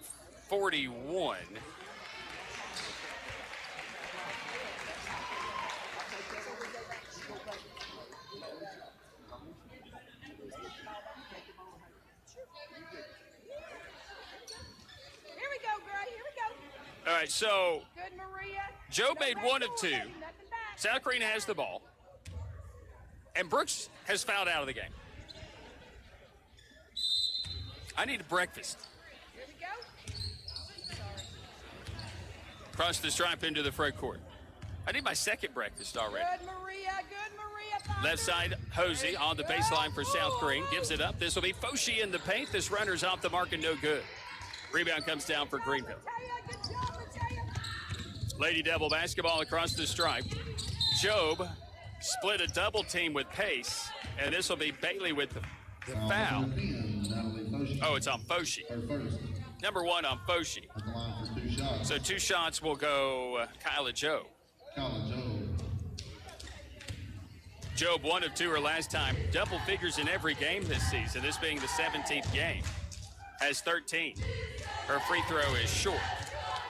I'm surprised more aren't short in the game because I'm tired.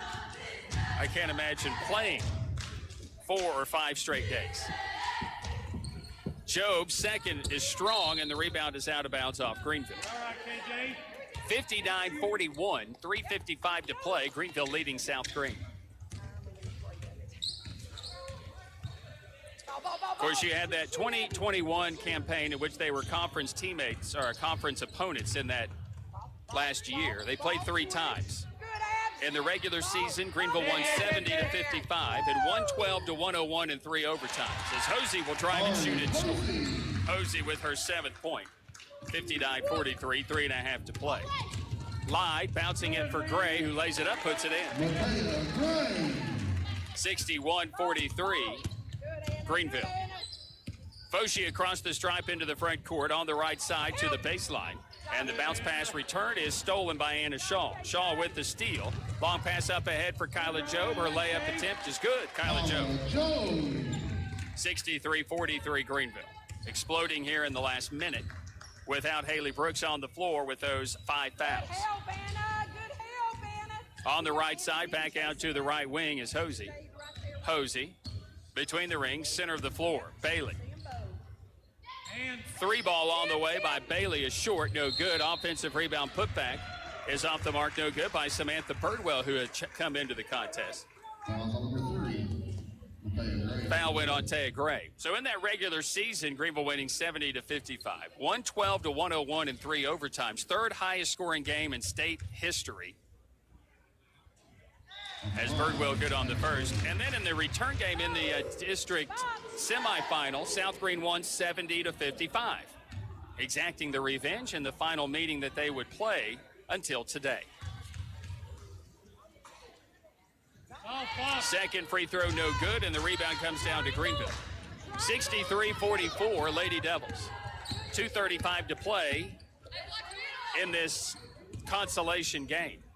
Job, Gray, 3, strong, no good. Shaw, rebound. Her shot is blocked, but she's fouled. So Anna Shaw will go to the free throw line. And the foul goes on Paisley Brobeck, which will be her first. And back to the free throw line will go Anna Shaw. With 2:28 left in the game, Shaw, again, facilitating the game as she does, and does very efficiently.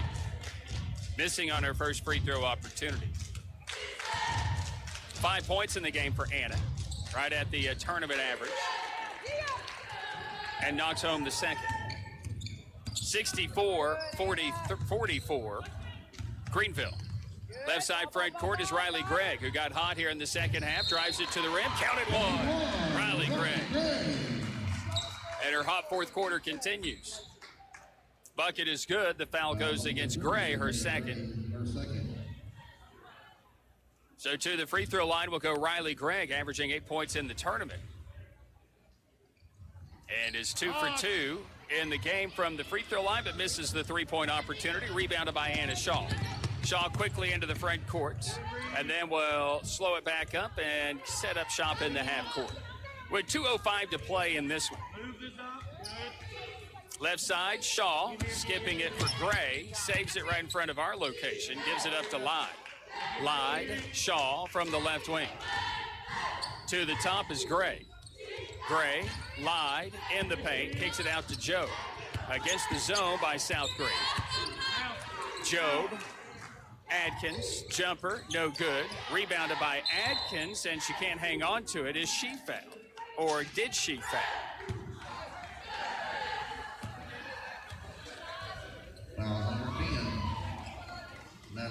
They got Foshi on the foul. Okay. 2 shots. Abby Adkins. Y'all know Foshi's dad, Hoghead? He's a good dude. If you need any electrical work, that joker can get it done. That's all I got to say. If you get struck, you just call Scott Foshi, say, hey, bud, I need you to come help me out. He got you covered. Adkins at the free throw line knocks home the first.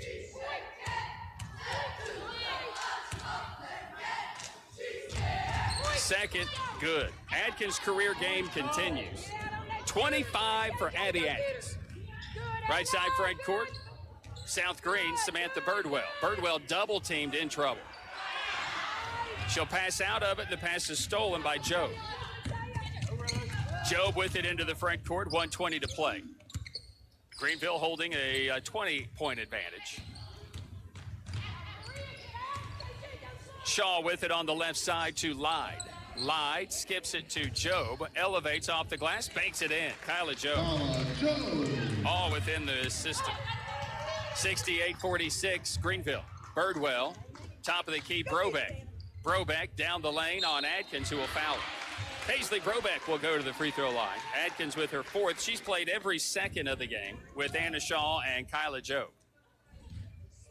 Maria may have come out for a cup of coffee in that first half, if I recall.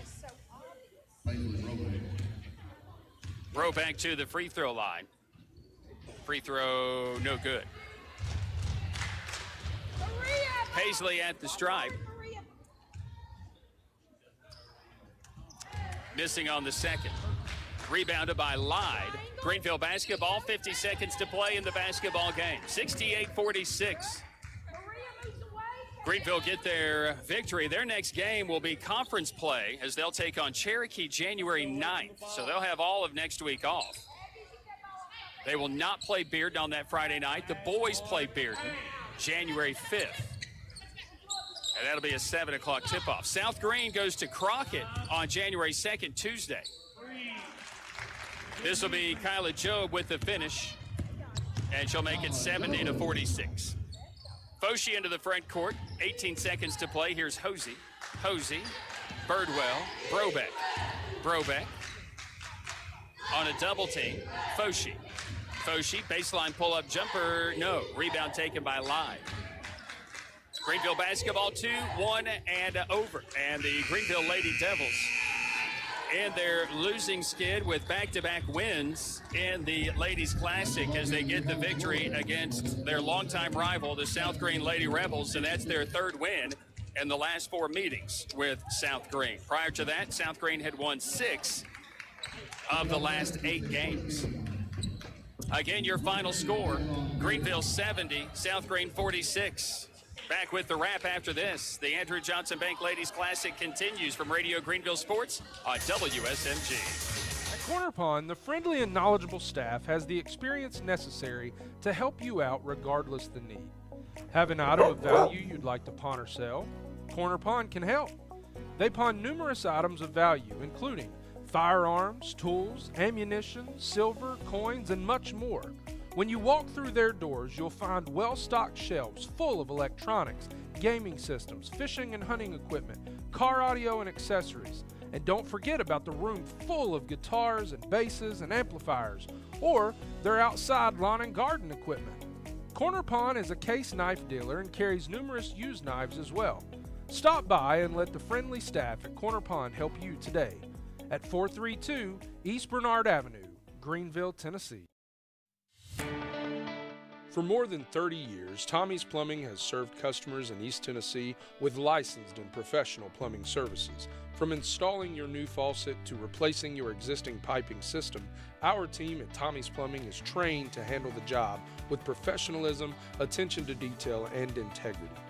By offering warranties on most products installed by our technicians, Tommy's Plumbing stands behind our work, ensuring that your plumbing needs are not only met, but that your problem is solved for the long term. When you need reliable and professional plumbing service, Tommy's is the only call to make.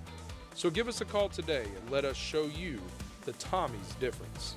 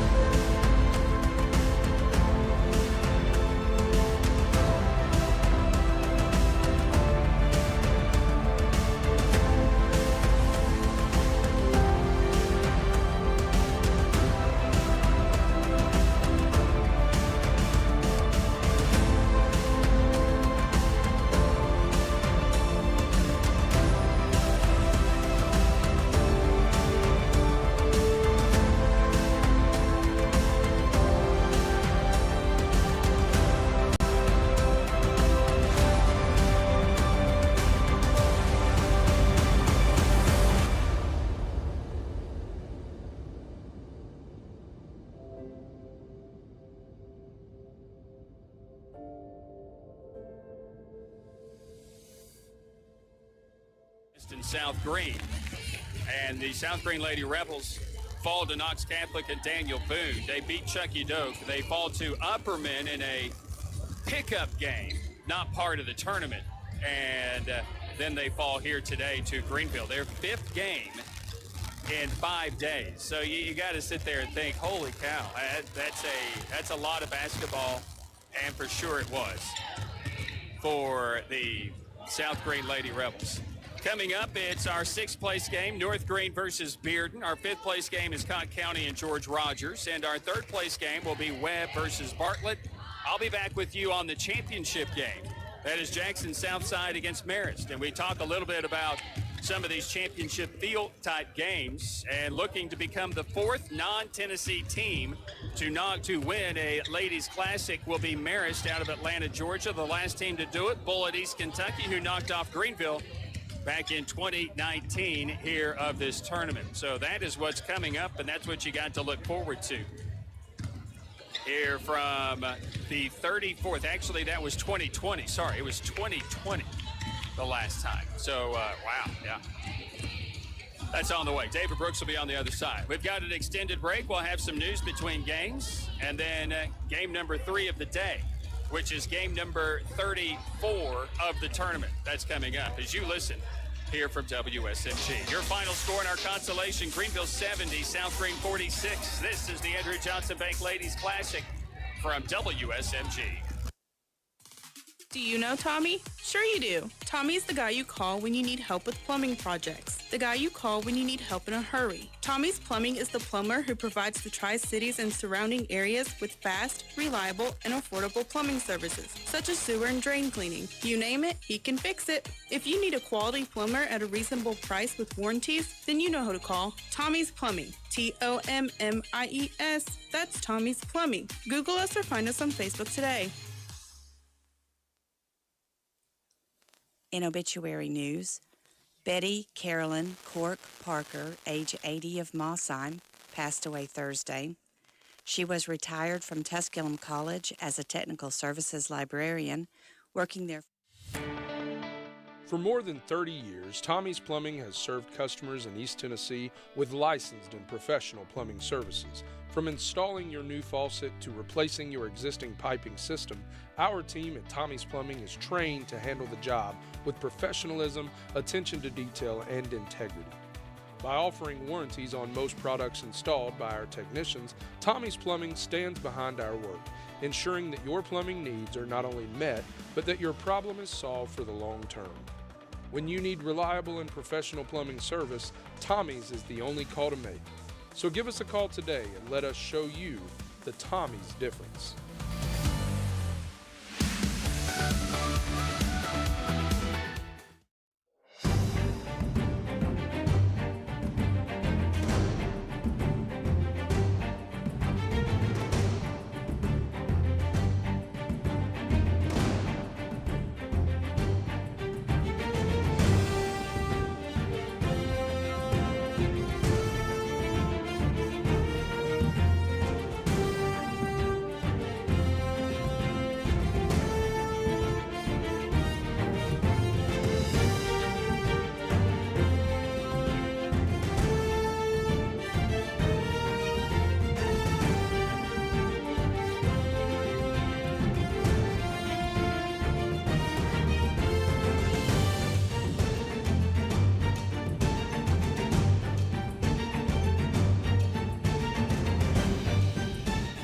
Ramsey, Nathan and Margaret Ramsey, Penny and Greg Nunn, Lester Ramsey of Florida, and Tim Ramsey and Julia Ball, 11 grandchildren, 5 great-grandchildren, and 1 great-great-grandchild, sister and brother-in-law, Ethel and Frank Mitchell, and brother and sister-in-law, Carmen and Sharon Ramsey. There will be no formal services. Dowdy Stevens Funeral Home is in charge of arrangements. Shirley Jean Jennings, age 84, of the South Central community, passed away Wednesday. She is survived by her husband of 67 years, William Bud Jennings, sons and daughter-in-law, Randy Jennings and Timmy and Beverly Jennings, granddaughter, Caitlin Jennings, and several nieces and nephews.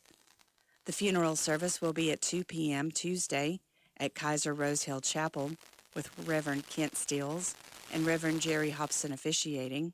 Interment will be at Mountain View Disciples of Christ Cemetery following the service. Kaiser Rosehill Funeral Home is in charge of arrangements. Mary Blanche Darnett Wells, age 74, passed away Tuesday. She was a member of Friendship Baptist Church.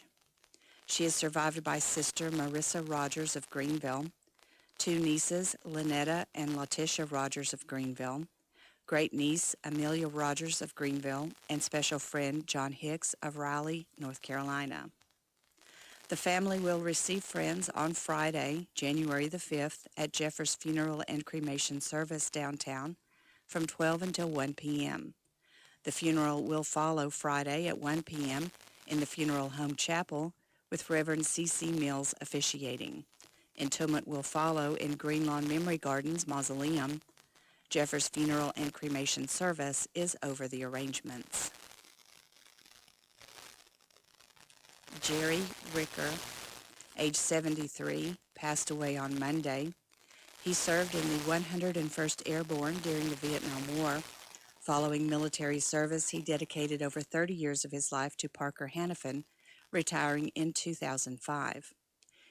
He is survived by his wife of 49 years, Rebecca J. Ricker, sons and daughter Jason and Kelly Ricker, and Kelly and Aaron Ricker, both of Chuckey, and Brooke and Cody Dunbar of Johnson City, several grandchildren, brothers Bob Ricker of Knoxville, Ronnie and Angie Ricker of Afton, and sister Brenda and Royce Davis of Greenville, along with numerous nieces and nephews. Friends and family are invited to pay their respects at Jeffers Funeral Service in Afton on Monday from 4 until 6 p.m.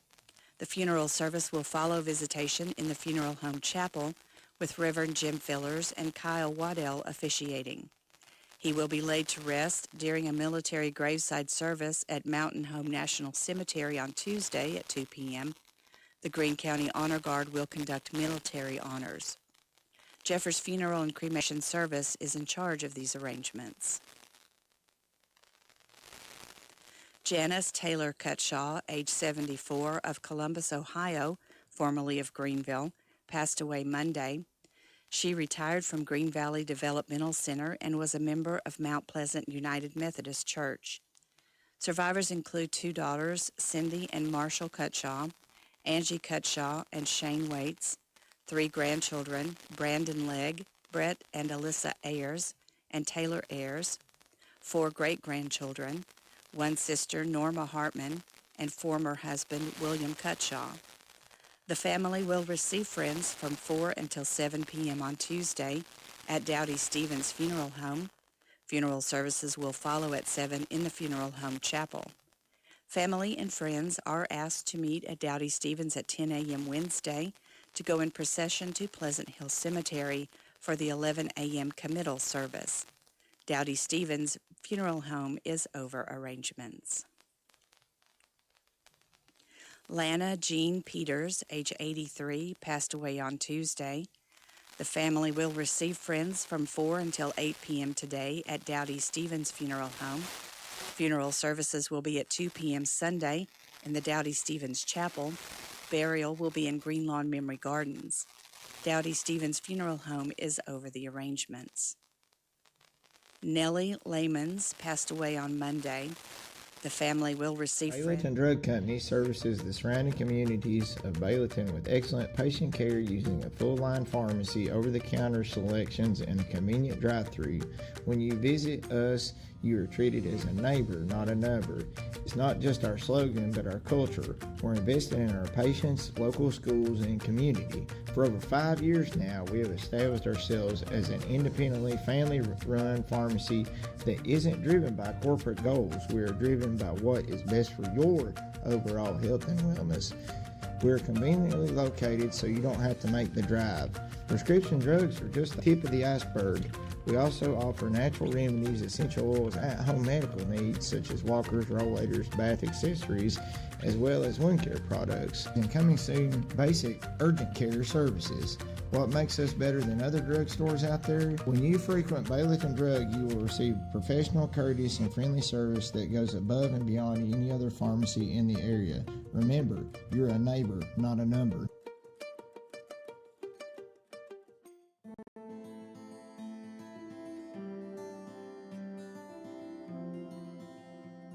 My name is Robert Starnes. I'm a lifelong resident of Northern Greene County, where I currently reside here with my wife and 3 children.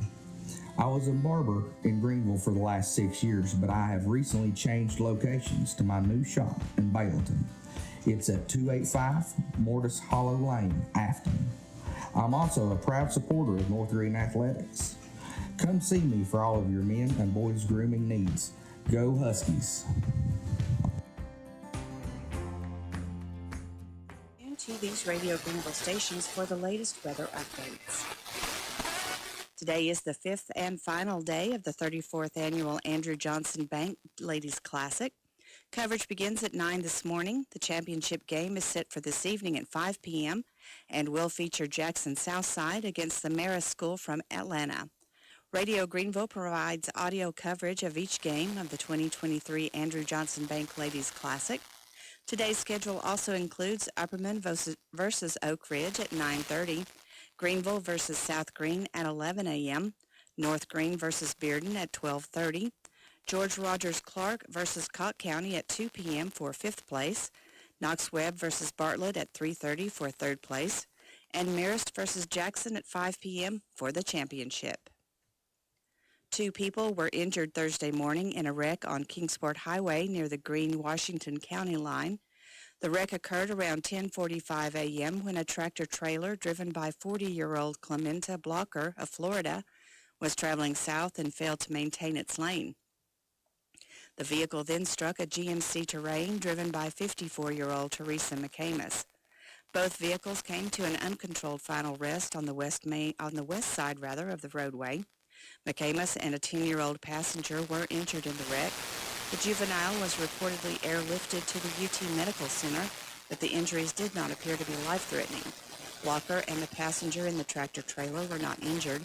According to the Tennessee Highway Patrol report, charges against Blocker are pending.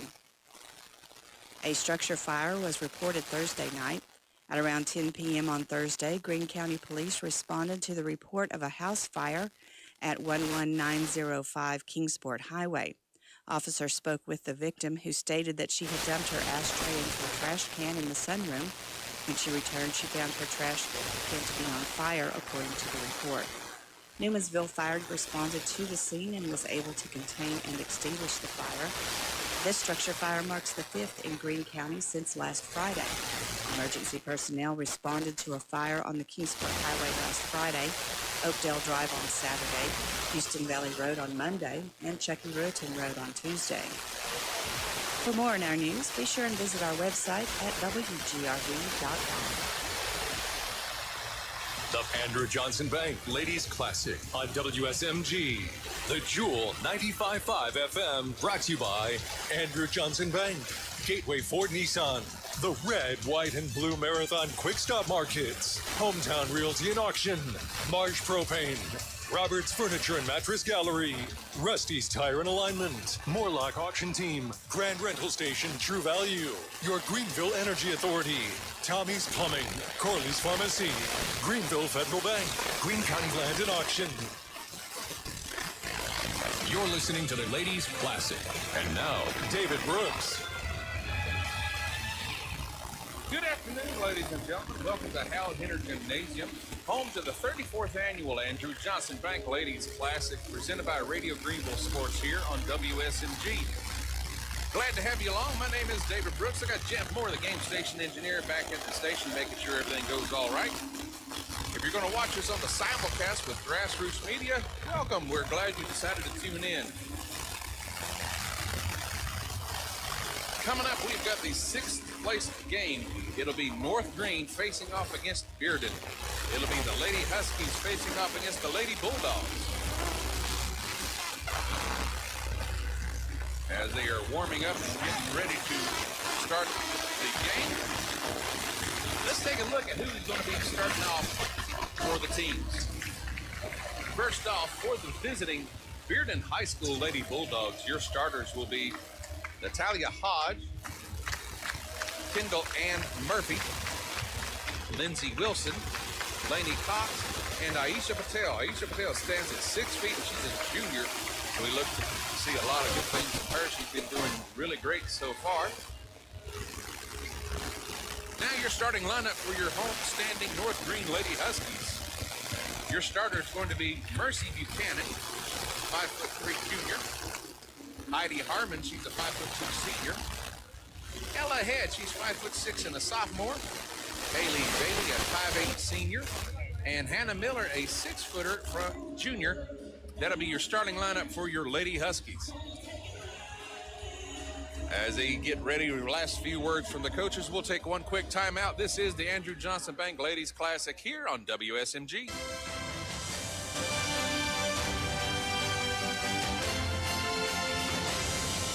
At Marathon Quick Stop Markets, they are always looking for ways to help their customers save. So this month, be sure to stop into your local Marathon Quick Stop Market and take advantage of these great deals. Dr. Enough 12-ounce 2 for $2.50. Quick Stop sausage biscuits 2 for $3. Giant pistachios 4.5-ounce bags $1.99 each. Red Bull 12-ounce 2 for $6. All of this and more available at your locally owned and operated Marathon Quick Stop Markets. Run in when you run out. When you put money in our bank, you started a chain reaction. We made an auto loan. A local car dealer sold a car. A car salesman got a commission. His wife bought groceries. The checker at the supermarket got a paycheck. You made that happen. Thanks. Greenville Federal Bank. Member FDIC. Banking made easy. Community-minded, just like you. You're listening to the Ladies Classic. And now, David Brooks. Welcome back, ladies and gentlemen, as both teams are announcing their starting lineup. They're taking the floor as we speak, so now we're getting ready to start our sixth-place game. It'll be the North Green Lady Huskies going against the Lady Bulldogs of Bearden High School. Bearden High School has the black uniforms with the white trim and red outline. The Lady Huskies, they're in their white uniforms with green trim and gray outlines.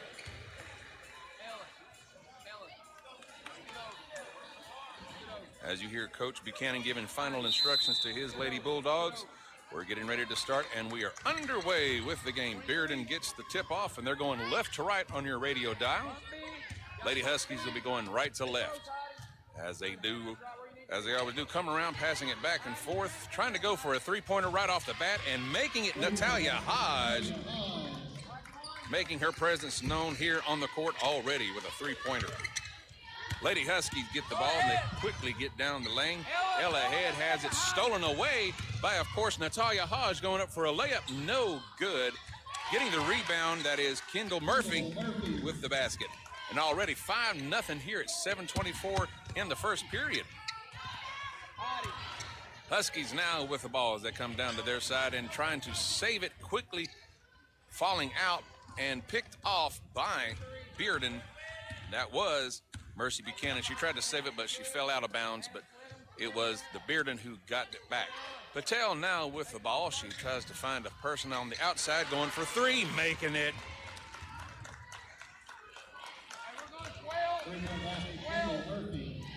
I wanted to make sure the name, Kendall Murphy with the three-pointer of her own.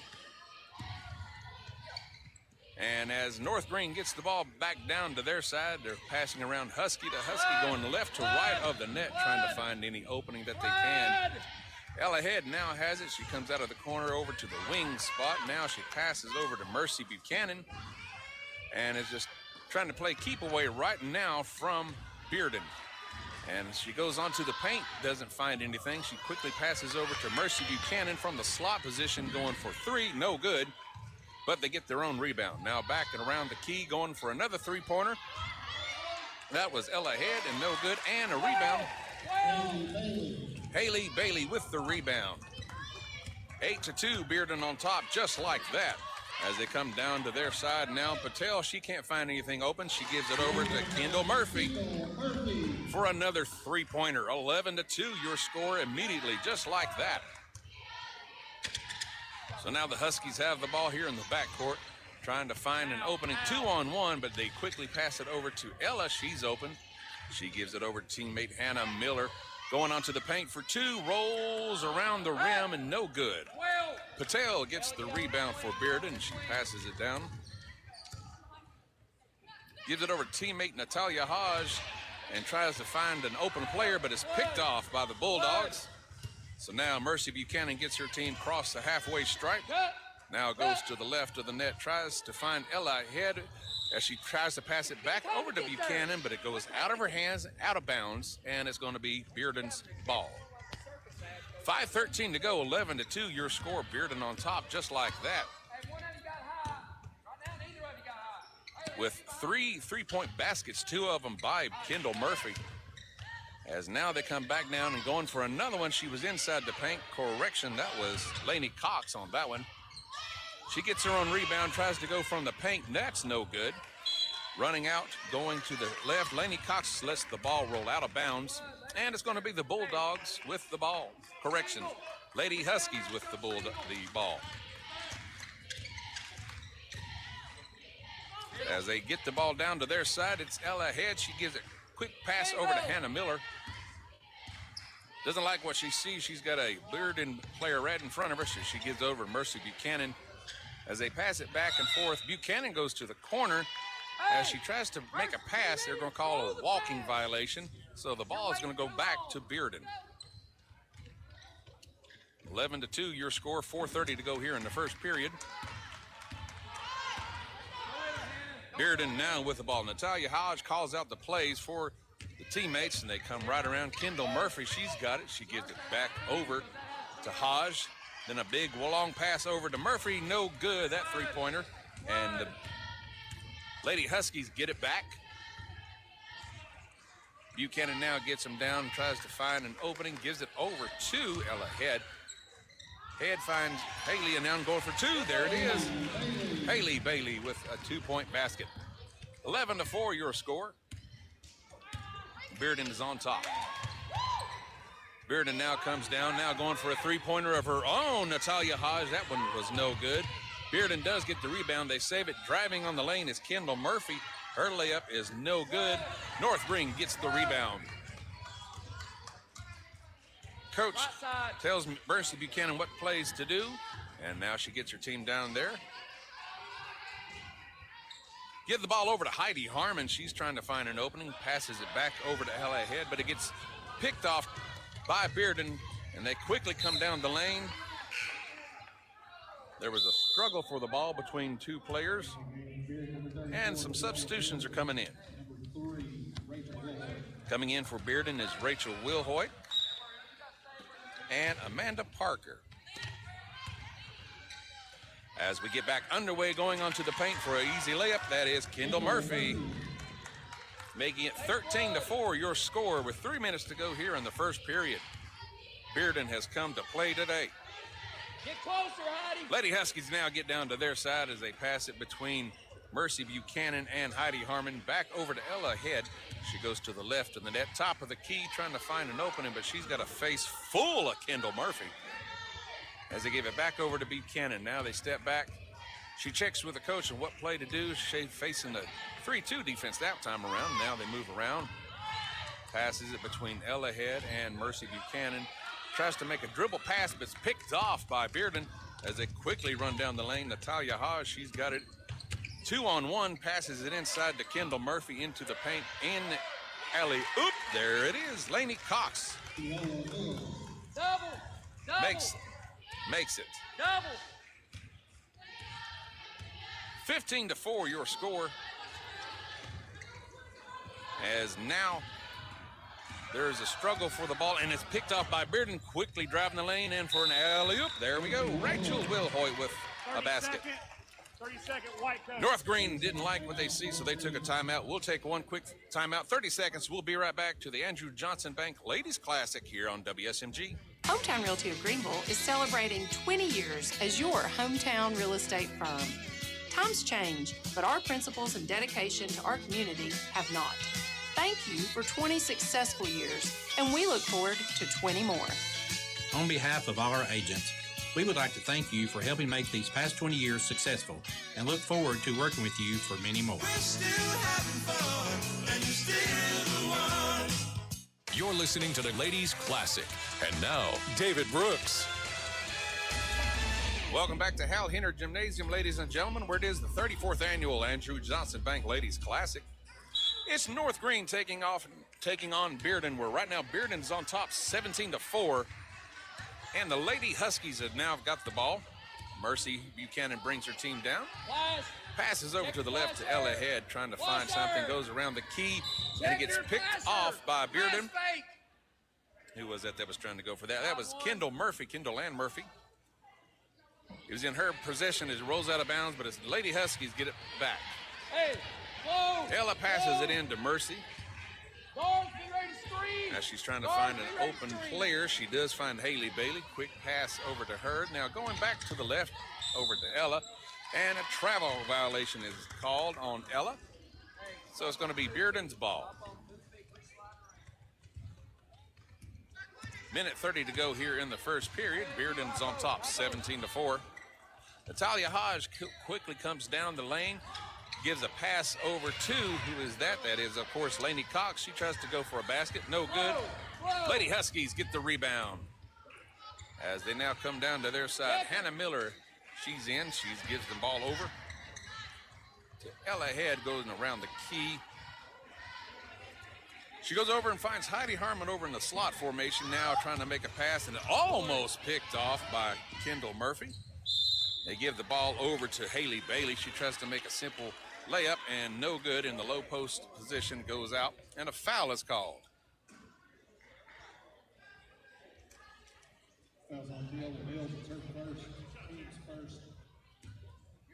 Viola Mills pulls a violation. So stepping to the line for the Lady Huskies is going to be Haley Bailey. Her first free throw is up and good.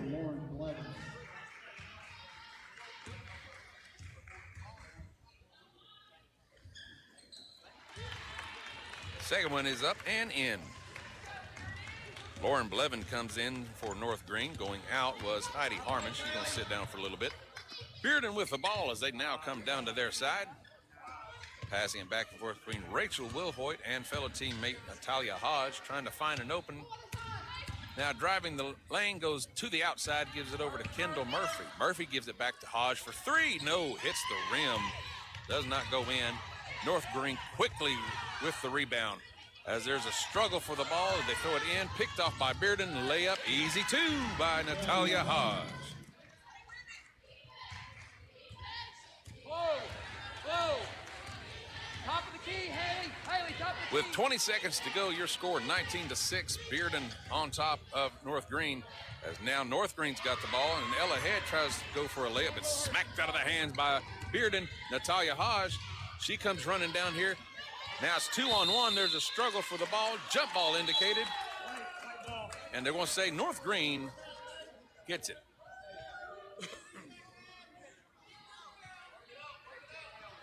North Green gets the ball with 3.4 seconds to go here in the first period. They just pass it inside, back and forth, and just let the clock run out. At the end of the first period, it is Bearden 19, North Green 6. Folks, we'll be right back after this quick break to the Andrew Johnson Bank Ladies Classic here on WSMG.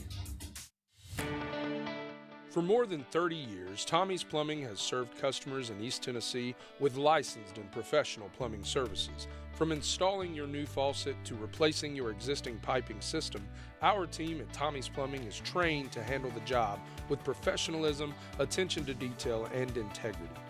By offering warranties on most products installed by our technicians, Tommy's Plumbing stands behind our work, ensuring that your plumbing needs are not only met, but that your problem is solved for the long term. When you need reliable and professional plumbing service, Tommy's is the only call to make. So give us a call today and let us show you the Tommy's difference.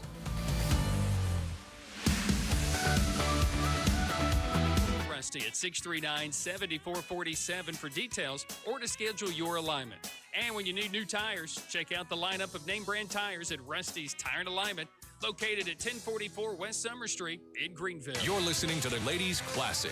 And now, David Brooks. Welcome back, ladies and gentlemen, to Hal Henner Gym, where the Ladies Classic is going on. Going for the 6th place spot. It is Bearden High 19, North Green 6. We welcome you back to action as now Bearden's got the ball to start off the second period. Going for another three-pointer herself. No good. Kendall Murphy's shot. As quick with the rebound was Bearden. They got it. Patel passes it over to Natalia. Rachel Wilhoit with the three-pointer. 22-6 your score. Once Bearden got on a roll, they have not looked back and have not let up on North Green. Ella Head has the ball stripped away by Natalia Hodge as she quickly comes down, going to the right of the paint. No good in the low post spot, but they get their own rebound. Now stepping back, top of the key, Natalia Hodge going for a three. No good. And now North Green gets the ball as they come down to their side. Almost a half-court pass to a fellow teammate, Lauren Blevins, but it gets picked off. Ella Head's now going to sit down. Coming in will be Heidi Harmon.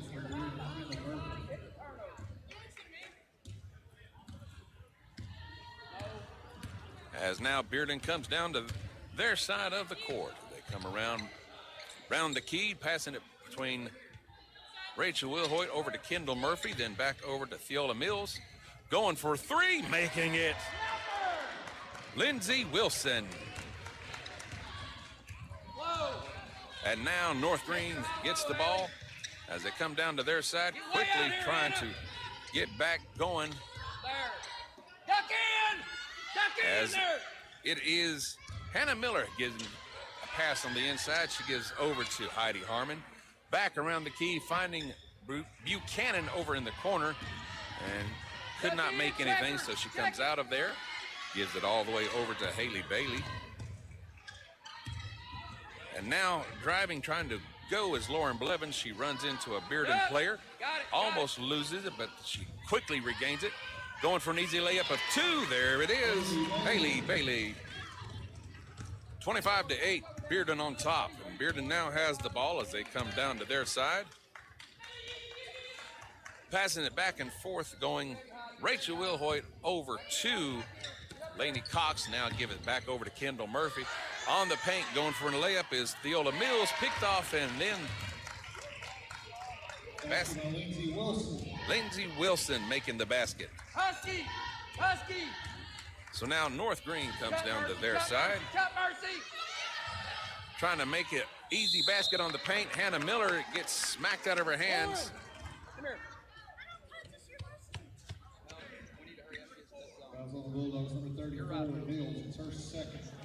Theola Mills for Bearden, pulling her second. Stepping to the line will be Hannah Miller. And the first free throw goes up and in.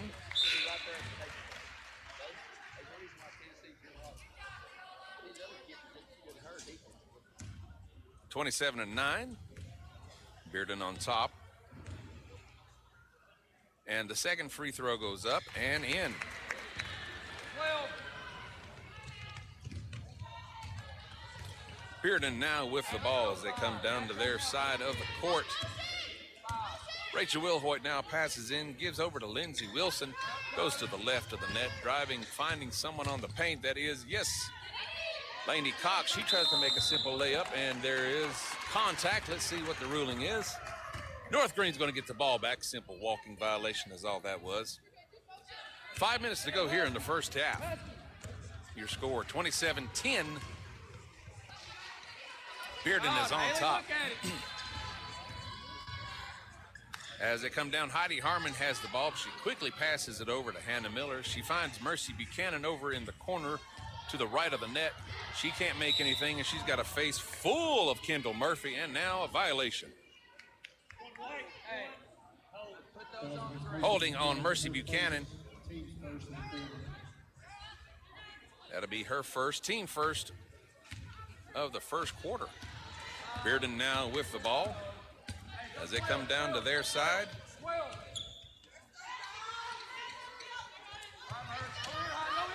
as they pass it back and forth between Bulldog to Bulldog, trying to find an opening. Aisha Patel now has it. She quickly passes it back over to Lainey Cox as they try to make an inside pass, picked off by Heidi Harmon.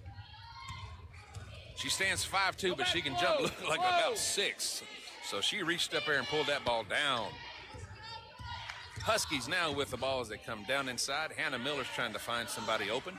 Passes it between her and Blevins. Now goes to the right on the net, goes into the slot formation. Step into the top of the key will be Haley Bailey.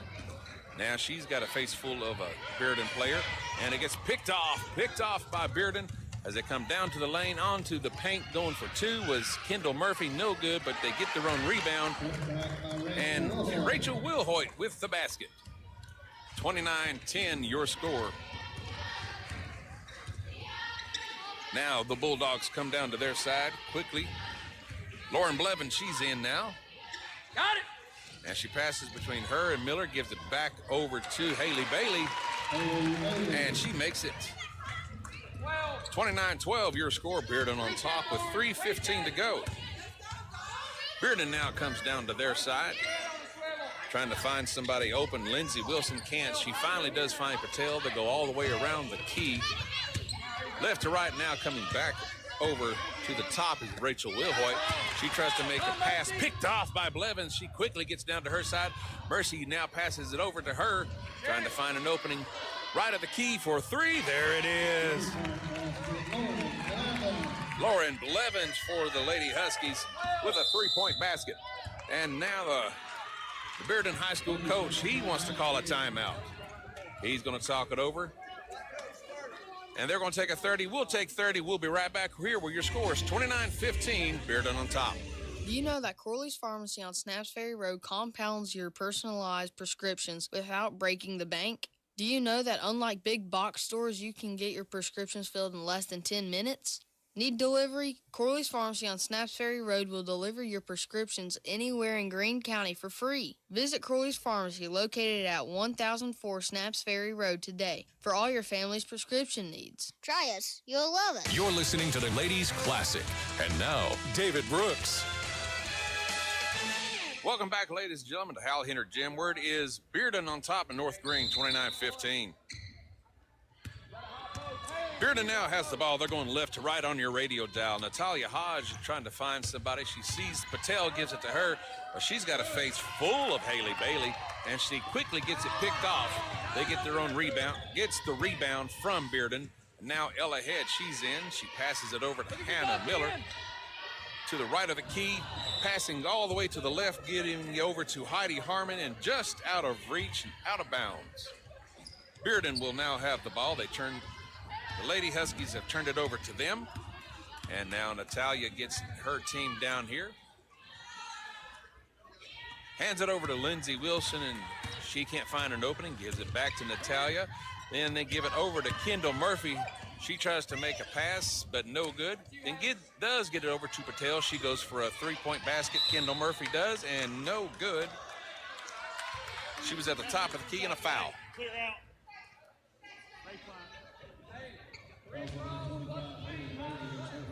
Haley Bailey causing the foul. Bearden now with the ball, the non-shooting violation. Bearden all the way around the key, and then in the corner going for 3 was Patel.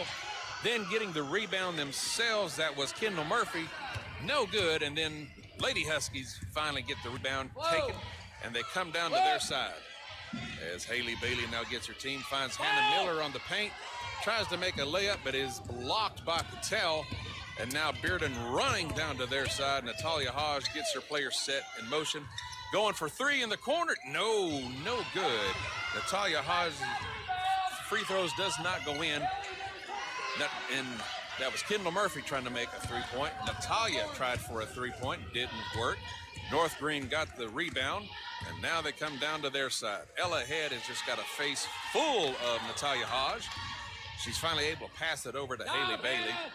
Hannah! She's got Heidi over in the corner. Heidi's trying to find somebody open. Gives it to Hannah Miller, who gives it to Ella. Going for 3. That was Lauren Blevins. No good, as we're under a minute here in the first half. Kendall Murphy now has the ball. Quickly passes it over to Rachel Wilhoit, to Patel, then all the way back over to their left.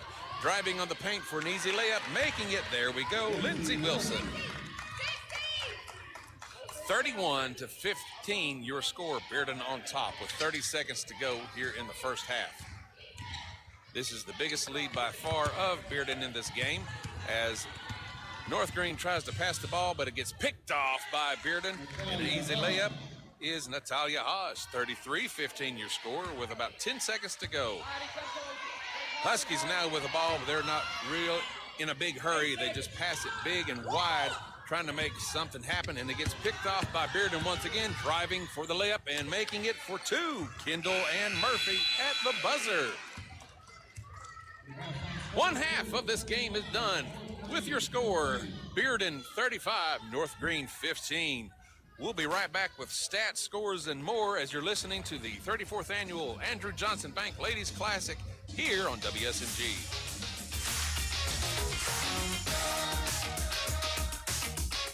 You know, heating your home with propane gas will keep your home warmer even on those cold winter nights. And gas heat is more economical than electric.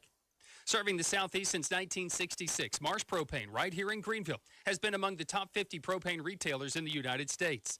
They can install 120 to 1,000 gallon propane tanks above ground or underground. Marsh Propane, Bayleton Road. Stop in or call 639-7226 and speak to one of our professional local employees. Marsh Propane. When it comes to buying and selling real estate, it pays to have a professional on your side. Someone like lifelong Greene County resident and Greene County land and auction owner Larry Jones and wife Vicki. Larry has been in business for over 45 years and knows the market value of property in our area. Before you contract your property, be sure and contact Larry Jones at Greene County Land and Auction to learn how they can put more money in your pocket. Hey, they don't want all the business, just yours. Hi, I'm Jim. And I'm Tom. Roberts Furniture is having their year-end winter clearance event going on now. Come by and see our huge rug selection starting at just $99. Also check out the selection of the 25 different mattresses from Restonic and Spring Air at 20% off. That's right. At Corner Pond, the friendly and knowledgeable staff has the experience necessary to help you out regardless the need. Have an item of value you'd like to pawn or sell? Corner Pond can help. They pawn numerous items of value, including firearms, tools, ammunition, silver, coins, and much more.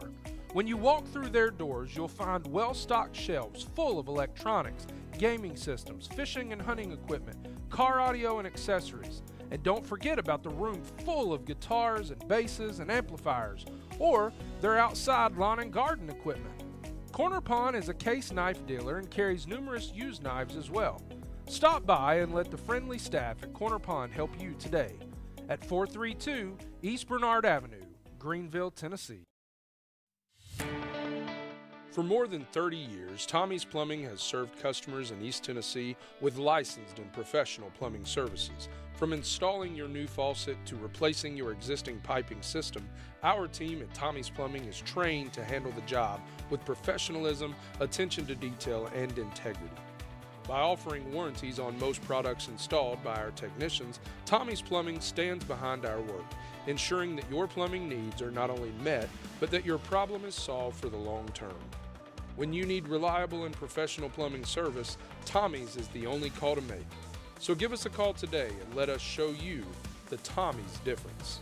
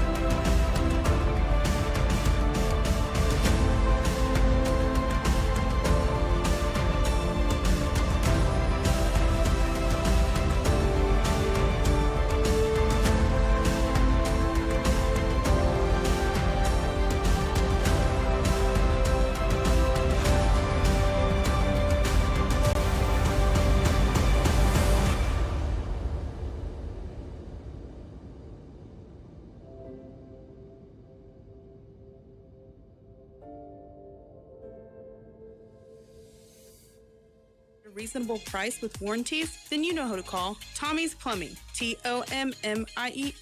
That's Tommy's Plumbing. Google us or find us on Facebook today. The Andrew Johnson Bank Ladies Classic on WSMG.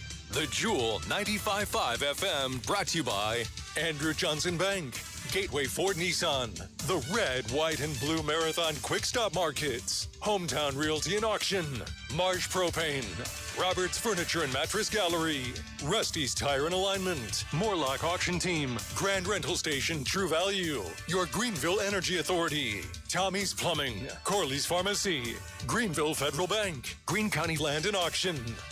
You're listening to the Ladies Classic. And now, David Brooks. Welcome back, ladies and gentlemen, to Hal Henner Gym, where it is the Andrew Johnson Bank Ladies Classic, presented by Radio Greenville Sports here on WSMG. Well, less than 2 minutes to go in halftime as the teams are warming up. Let's take a look at where these two teams have been. First off with Bearden High. Bearden went up against Webb and fell to them. Then they went and played against Greenville High and they won. Then they went and faced Stewart and won against them. Now, as they come here, they're fighting for a sixth-place finish. And right now, they're ahead 35-15. North Green, they started off the tournament facing against George Rogers Clark, and they fell to them 71-25. North Green went and played against Chucky Doak, and they won 69-42. Then they faced Daniel Boone, where they won in a very close game, 45-42. And now they're doing their best for a sixth-place finish. That's where we find ourselves. As the teams get ready, we'll take one more 30-second break. This is the Ladies Classic here on WSMG.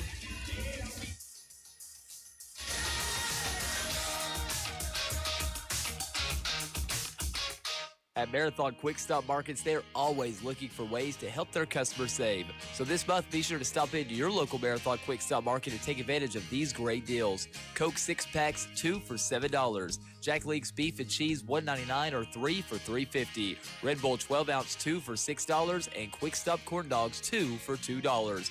All of this and more available at your locally owned and operated Marathon Quick Stop Markets. Run in when you run out. You're listening to the Ladies Classic. And now, David Brooks.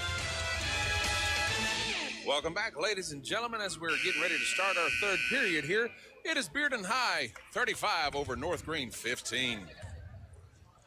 I got Dylan Vance and Jeff Moore, my game station engineers, back at the station. Thank you both so very much for all that you do. And I want to say thank you for tuning in and listening. We appreciate you.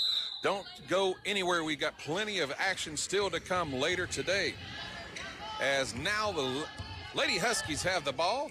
They're going to go left to right now on the radio dial. Bearden's going to go right to left.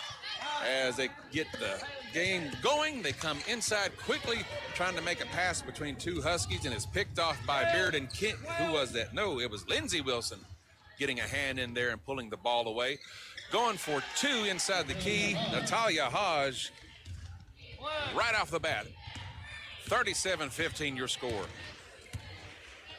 Mercy and Buchanan now brings her team down.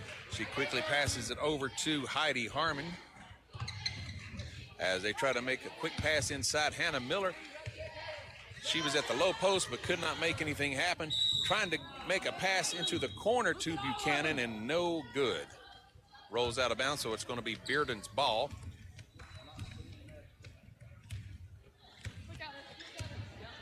And Natalia Hodge for Bearden sprints down to her side and now gets everyone set and ready. Gives the ball over to Lindsey Wilson. They pass it back and forth, give it over to Kendall Murphy. She tries to go for three, and it's no good. But Bearden gets the rebound. Going for a three-pointer of her own was Natalia Hodge. That's no good.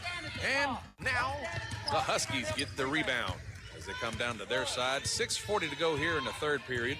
37-15, Bearden clearly on top.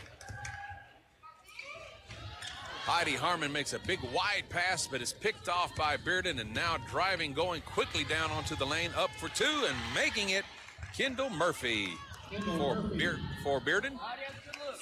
39-15 your score. Bearden clearly on top. as they get back down to their side. Now the Huskies are looking, trying to find any chance they can to get on the board. Buchanan has the ball and a hold.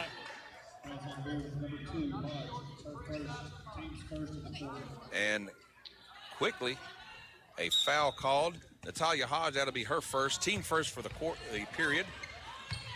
Huskies with the ball. They pass it inside to Harmon. She's in the corner trying to find an opening, gives it to Hannah Miller, and it's no good. There's a struggle for the ball.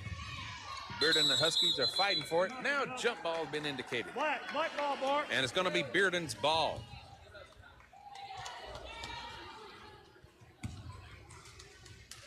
So now they come in with the ball, and now Natalia Hodge brings her team down. Her and Wilson pass it back and forth between each other. Trying to find someone on the inside, going up for two. There it is. Kendall Murphy making that basket. 41-15 the score. And now the Huskies bring it back down to their side, passing it between Buchanan and Bailey. Bailey gives it back over to Ella Head. She's in. And quick to respond, picked off by Kendall Murphy of Bearden, and now they've got it, driving on, going on to the paint for two. No good. Natalia Hodges' attempt. Going to the outside of the key, they try to make a pass. Lindsey Wilson, her attempt is no good. And now we got a foul. And Lindsey Wilson causes the foul. That'll be her first, team second for the period. So the Lady Huskies quickly come down to their side as they pass it between Buchanan and Bailey. Bailey hands it all the way over to Harmon. She was over to the left in the net, trying to find something. They go around the key, tries to pass it inside on the paint to Haley Bailey, and it out of her hands and out of bounds. Bearden will have the ball as they quickly come down to their side. No back door.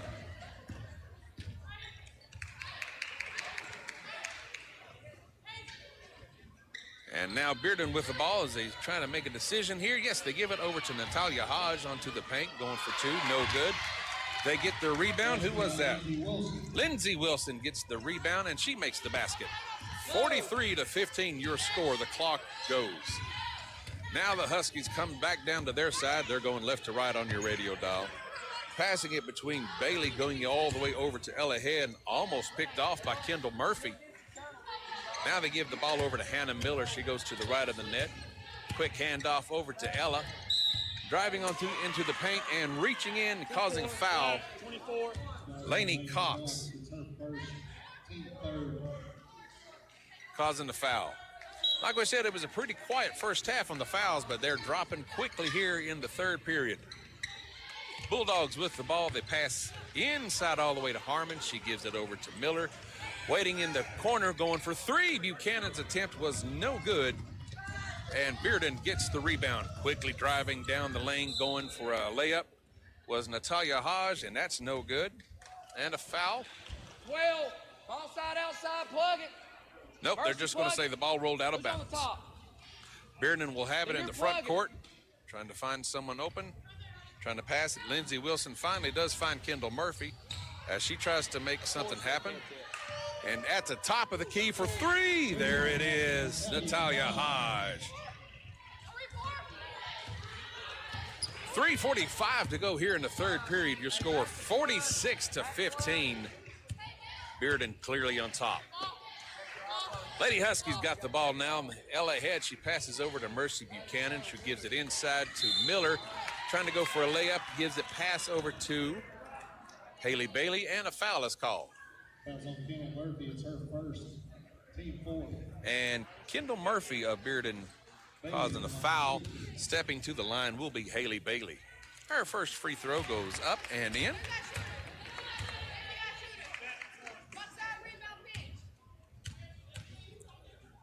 Second free throw goes up and it's good. Substitutions coming in. Fiola Mills, she comes in. Rachel Wilhoit, she comes in. Going out, I believe, is Lindsey Wilson. And Kendall Murphy, they're going to sit down for a little while. Natalia Hodge gets her Bulldogs down to their side as they come quickly down. Lainey Cox finds a waiting Lindsey Wilson. Want to make sure I say the name right. As they pass it back and forth to each other, going to the right of the key for three. There it is. Natalia Hodge with another three-pointer. Now Buchanan brings her team down, checking with the coach on what play to use as they face a 2-3 defense. Ella Head throws it to the right where Buchanan's waiting in the corner. As they pass it back to each other, picked off by Natalia Hodge, lays it up and in. 51-17, your score. Bearden on top of North Green with 2:30 to go here in the third period. And now Buchanan got a face full of Natalia that goes up against Ella Head now, and she strips it away from Ella, and Natalia goes up and in. She's been on fire, making the last three baskets. 53-17, your score here in the third period with 2:10 to go. Huskies now with the ball. They pass it over to Hannah Miller. She finds Heidi Harmon, and then back and forth between the two. And North Green is not liking what they see, so they're going to take a timeout. As they take a timeout, we'll pause for 30 seconds. This is the Ladies Classic here on WSMG. What does the future hold for our community? What will the local economy be like 5 or 10 years from now? Will there be opportunities for our children, or will they have to move to a different area to find work?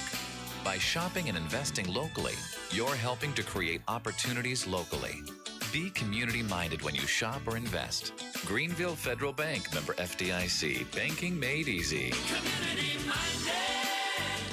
Just like you. You're listening to the Ladies Classic. And now, David Brooks. Welcome back, ladies and gentlemen, to Hal Henner Gym, where it is the 34th annual Andrew Johnson Bank Ladies Classic. Right now, it's Bearden on top of North Green, 53-17 here in the third period. Natalia Hodge, she has just come on fire, making the last three baskets, one a three-pointer, putting the team ahead significantly. Folks, don't go anywhere. After this game, it's going to be a battle for the fifth place. It'll be Cocke County facing George Rogers Clark. After that, it'll be a fight for the third place, Webb versus Bartlett. Then the championship game. The championship game will be at 5 o'clock. It'll be Jackson Southside facing off against Marist. With 2 minutes to go here in the third period, it is going to be the Lady Huskies ball. They're throwing it in on their side. Ella Head trying to find somebody. She does. She gives it over to Haley Bailey as they try to pass over to Harmon, picked off by Bearden, quickly driving the lane with an assist over to the fellow player, Rachel Wilhoit. Natalia Hodge with the assist gives it over to Rachel Wilhoit. She gets some points. And now the Huskies come quickly down to their side, trying to make a three-point basket with Ella Head, but no good, goes out. And Hannah Miller makes the basket.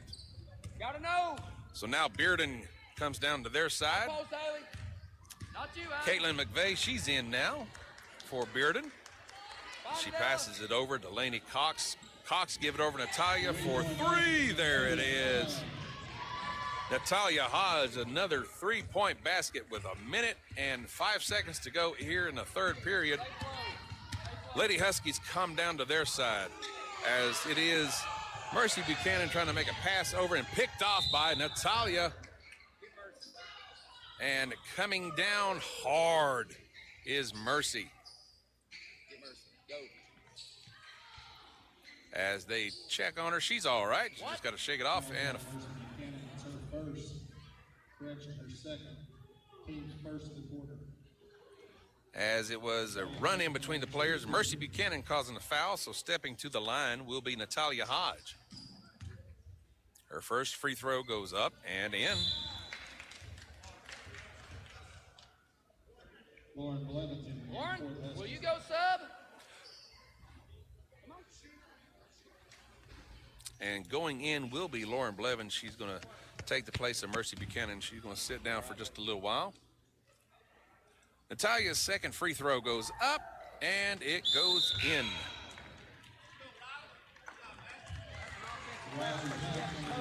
60-19 is your score as they go under a minute to go.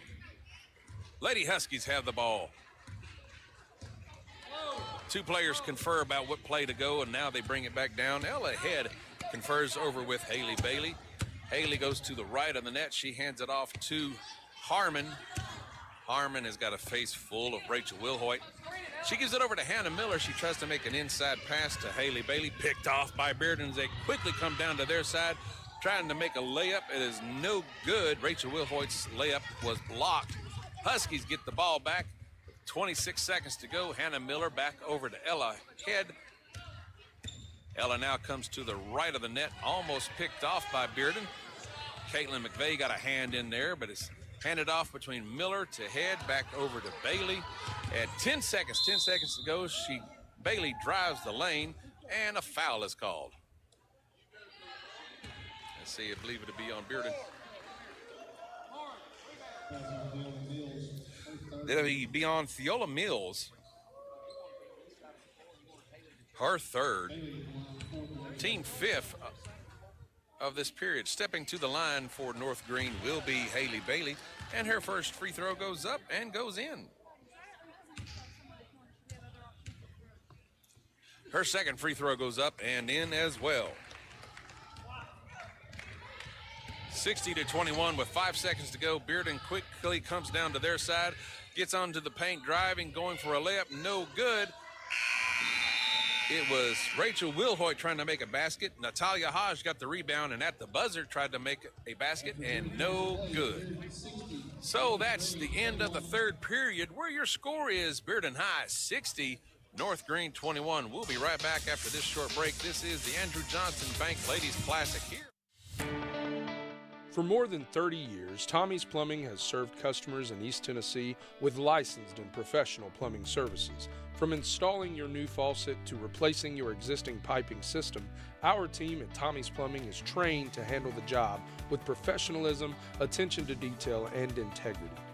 By offering warranties on most products installed by our technicians, Tommy's Plumbing stands behind our work, ensuring that your plumbing needs are not only met, but that your problem is solved for the long term. When you need reliable and professional plumbing service, Tommy's is the only call to make. So give us a call today and let us show you the Tommy's difference.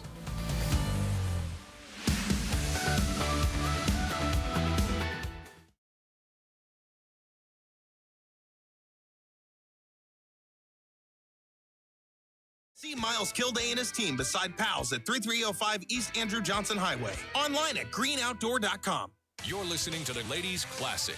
And now, David Brooks.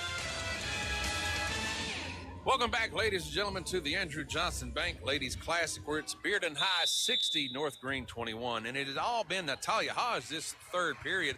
She had 17 points in this period, 24 in the game total.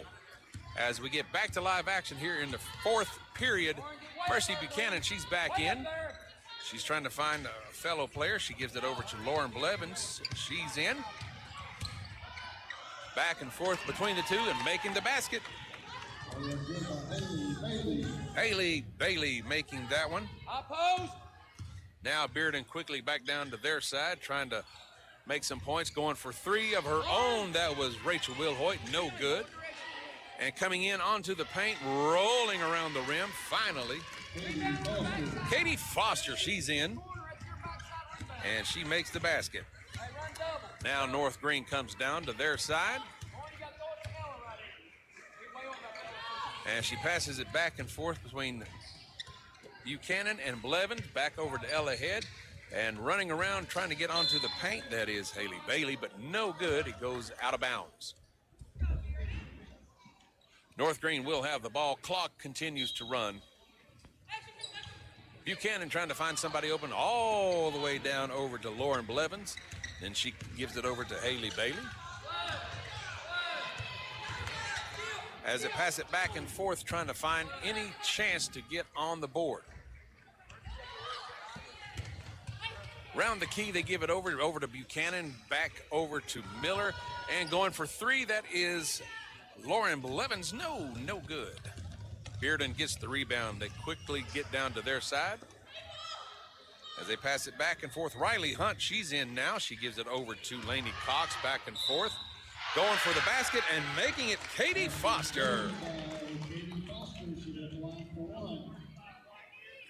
And Hannah Miller getting her first foul.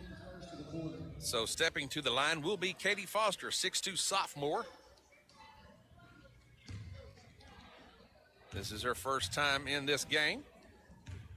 Has already made 2 baskets, and she's excited about that, and makes the free throw, and 1. Clock rolls, 5:40 to go, and now the Lady Huskies have got it. Buchanan gives it over to Ella Head, and she's trying to find something. Goes around the key, finds Hannah Miller on the paint. Gives it over to Bailey for 2 and makes it. 5:20 to go here in the game. Bearden on the top, 65-25. As now it is Theola Mills, she's in. She gives the ball over. Pass it over to Rachel Wilhoit. They pass it back and forth. And they're just walking the clock out right now. They find players all the way around and then going for a 3-point basket of her own. Who is that? That is, of course, Caitlin McVeigh. She's in, and no good is that. Huskies get the rebound as they come down to their side. Passes it inside to Buchanan, and now there's a struggle. Buchanan passes it to Haley Bailey, and a Bearden player, they run into each other. As it is North Green with the ball now. Just as they are trying to get the ball in, a Bearden player tries to intercept it. That was Riley Hunt, and she goes out of bounds, but North Green retains possession. Quick pass inside to a waiting Haley Bailey, and makes it on the paint. 65-27 your score, 4:05 to go in the game.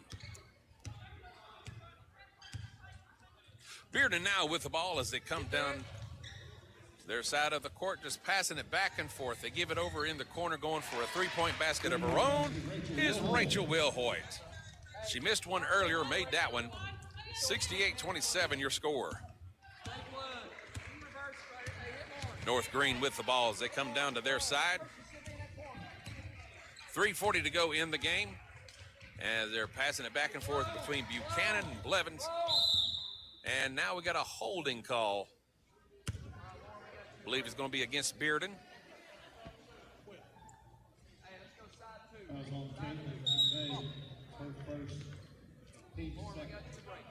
Goes against Caitlin McVeigh of Bearden, her first, team second of this period. North Green gets the ball back. Ella Head trying to find somebody open. And she does. She finds Hannah Miller, who steps to the left of the net now, passes it over to Haley Bailey. She drives on the paint, going for a layup, and gets a face full of Theola Mills. And let's see what it is.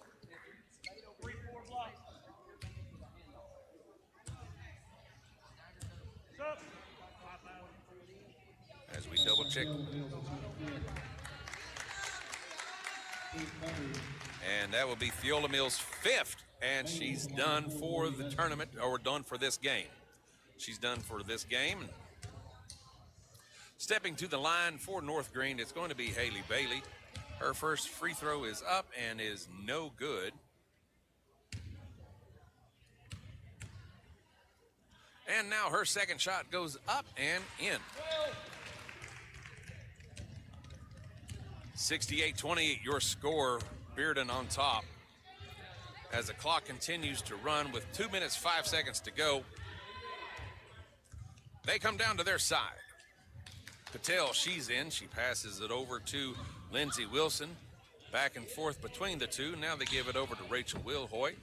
And just under 2 minutes to go, and all they're doing right now is trying to run the clock out. As they go around the key, driving on the paint, going for a layup is Rachel Wilhoit, and a foul.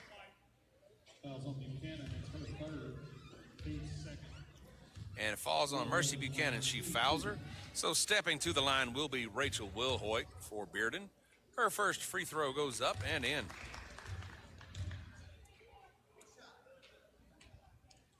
Clock continues to run at this point. Second free throw goes up and goes in. She's 2 for 2 on the free throws. Now it is the Lady Huskies who come down to their side with 1 minute and 5 seconds to go. The clock continues to run. Ella head over to Buchanan, back over to Ella, back and forth between her. They give it over to Bailey. She takes a step back around the key, shoots it back over in the corner where Buchanan is waiting. And now under 1 minute, and there's a struggle for the ball. Bearden had it, but there's a struggle for it. Buchanan reached in and got it. Jump ball is indicated. And Bearden is going to get it. Clock continues to run. 35 seconds to go. 70-28 your score with Bearden on top. There will go on for the 6th place finish. How about that? As they pass it back and forth between McVeigh over to Patel. She gives it back over to Riley Hunt. She goes for a three-pointer, and it's no good. 20 seconds to go. Lady Huskies get the rebound, and it's Buchanan who gets it. She gives it over to Ella Head at 13 seconds. Now 10 seconds. They pass it back over to Buchanan. Buchanan gives it over to Lisa Kurtz. She's in. Round the keys. They try to make something happen.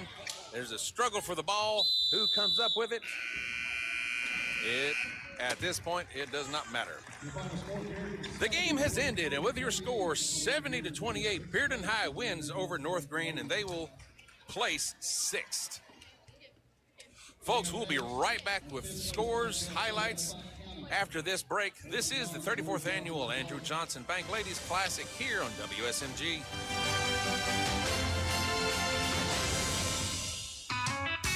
Rusty's Tire Alignment's construction of their new building now allows. At Corner Pond, the friendly and knowledgeable staff has the experience necessary to help you out regardless the need. Have an item of value you'd like to pawn or sell? Corner Pond can help. They pawn numerous items of value, including firearms, tools, ammunition, silver, coins, and much more.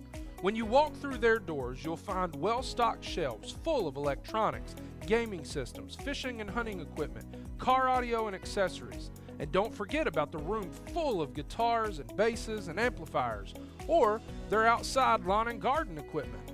Corner Pond is a case knife dealer and carries numerous used knives as well.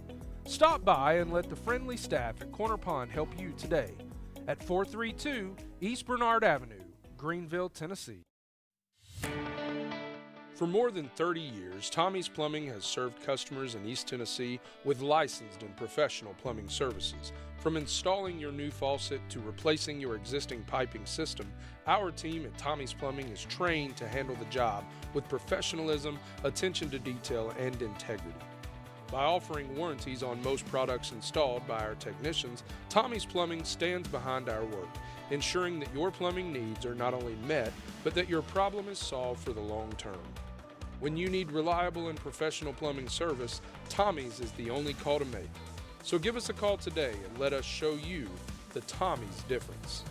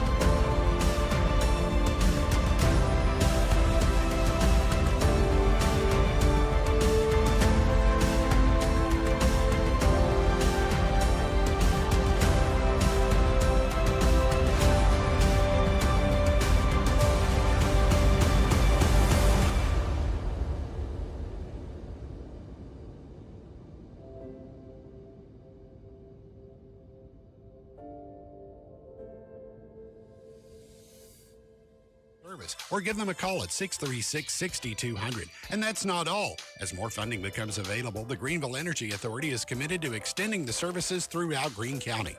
Trust us to bring you high-speed broadband you deserve. The Greenville Energy Authority, making the connection. Visit mygea.net or call 636-6200 today. There's a holiday extravaganza going on now at Grand True Value Rental in Greenville, and they're giving you extra with your Spartan mower purchase this holiday season. Purchase any Spartan mower and qualify for a free Spartan Power Equipment Bundle, valued at up to $1,150. Equipment like blowers and stream trimmers, a 14-inch chainsaw, hedge trimmers, and it all includes batteries and chargers.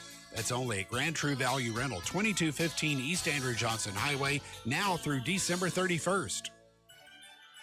Looking for some family fun tonight? Maybe a date night option? Well, come on down to the Tri-Cities Airport Ice Rink at Bristol Motor Speedway. It's the Tri-Cities' best and longest-standing ice skating rink, November 16th through January 14th. Go to bristolmotorspeedway.com for nightly hours and details. The ice rink is presented by WCYB, State Line Services, and Tri-Cities Airport. It's not just ice skating, it's ice skating at Bristol, baby!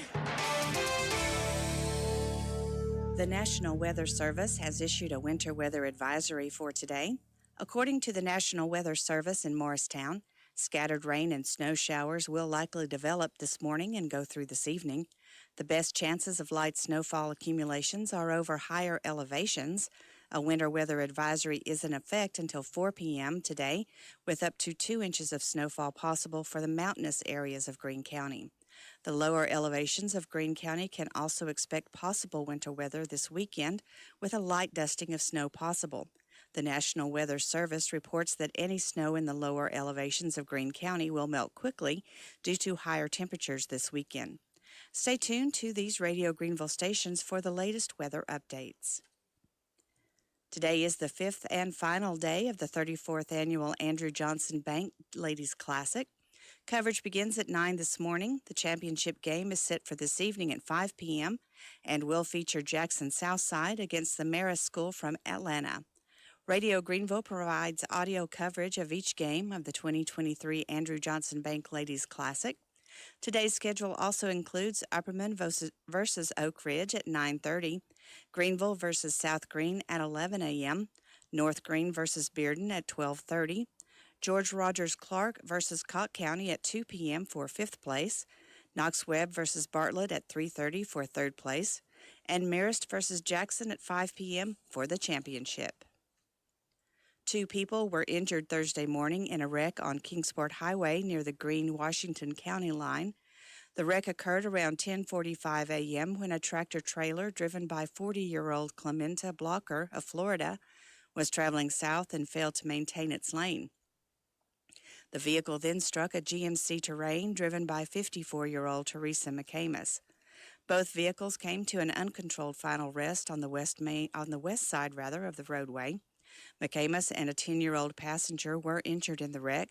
The juvenile was reportedly airlifted to the UT Medical Center, but the injuries did not appear to be life-threatening. Blocker and a passenger in the tractor-trailer were not injured. According to the Tennessee Highway Patrol report, charges against Blocker are pending. A structure fire was reported Thursday night. At around 10 p.m. on Thursday, Greene County Police responded to the report of a house fire at 11905 Kingsport Highway. Officers spoke with the victim, who stated that she had dumped her ashtray into a trash can in the sunroom. When she returned, she found her trash can to be on fire, according to the report. Newmansville Fire responded to the scene and was able to contain and extinguish the fire. This structure fire marks the 5th in Greene County since last Friday. Emergency personnel responded to a fire on the Kingsport Highway last Friday, Oakdale Drive on Saturday, Houston Valley Road on Monday, and Chucky Ruetan Road on Tuesday. For more in our news, be sure and visit our website at wgrv.com. Save money this fall at Bachman Bernard Chevrolet, Buick, GMC, Cadillac with their selection of vehicles to get you where you need to go. From cars to trucks, SUVs, Bachman Bernard has it all. Bachman Bernard's selection of certified pre-owned vehicles just can't be matched. So if you're in the market for a full-size SUV, their list keeps growing. With the number of new vehicles that Bachman Bernard has been selling, they've been trading for some of the nicest, low-mileage local trade-ins you'll find anywhere. That's domestic or import. BMW, Mercedes, Lexus, Honda, Toyota, Kia, Nissan. Bachman Bernard has the selection for you to drive. And trucks? You want to talk about trucks. A great selection of both new and pre-owned trucks. 4- and 2-wheel drive, regular, extended, or crew cab, gas or diesel, you'll find it at Bachman Bernard Chevrolet GMC Cadillac in Greenville. And if it isn't in stock, Bachman Bernard will find it from one of their many partner dealerships. Make the short drive to Bachman Bernard. See why they go the extra mile to see you smile. Yeah, let's go. Bachman Bernard Chevrolet GMC Cadillac is going to save you money. Your workday station, 95.5 Jewel FM.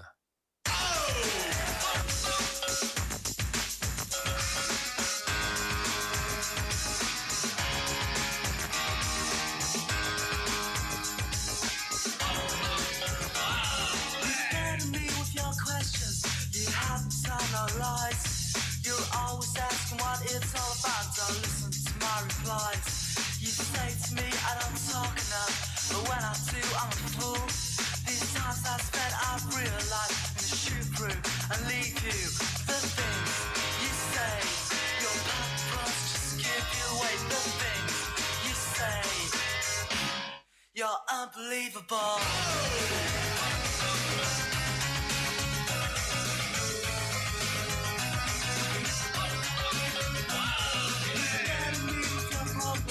But tell me more about mine. I'm always so concerned with the way you say you always have to stop to think of us. Being one is more than I ever know. But this time I realize I'm gonna shoot through and leave you. The things you say, your purpose just give you away. The things you say, you're unbelievable.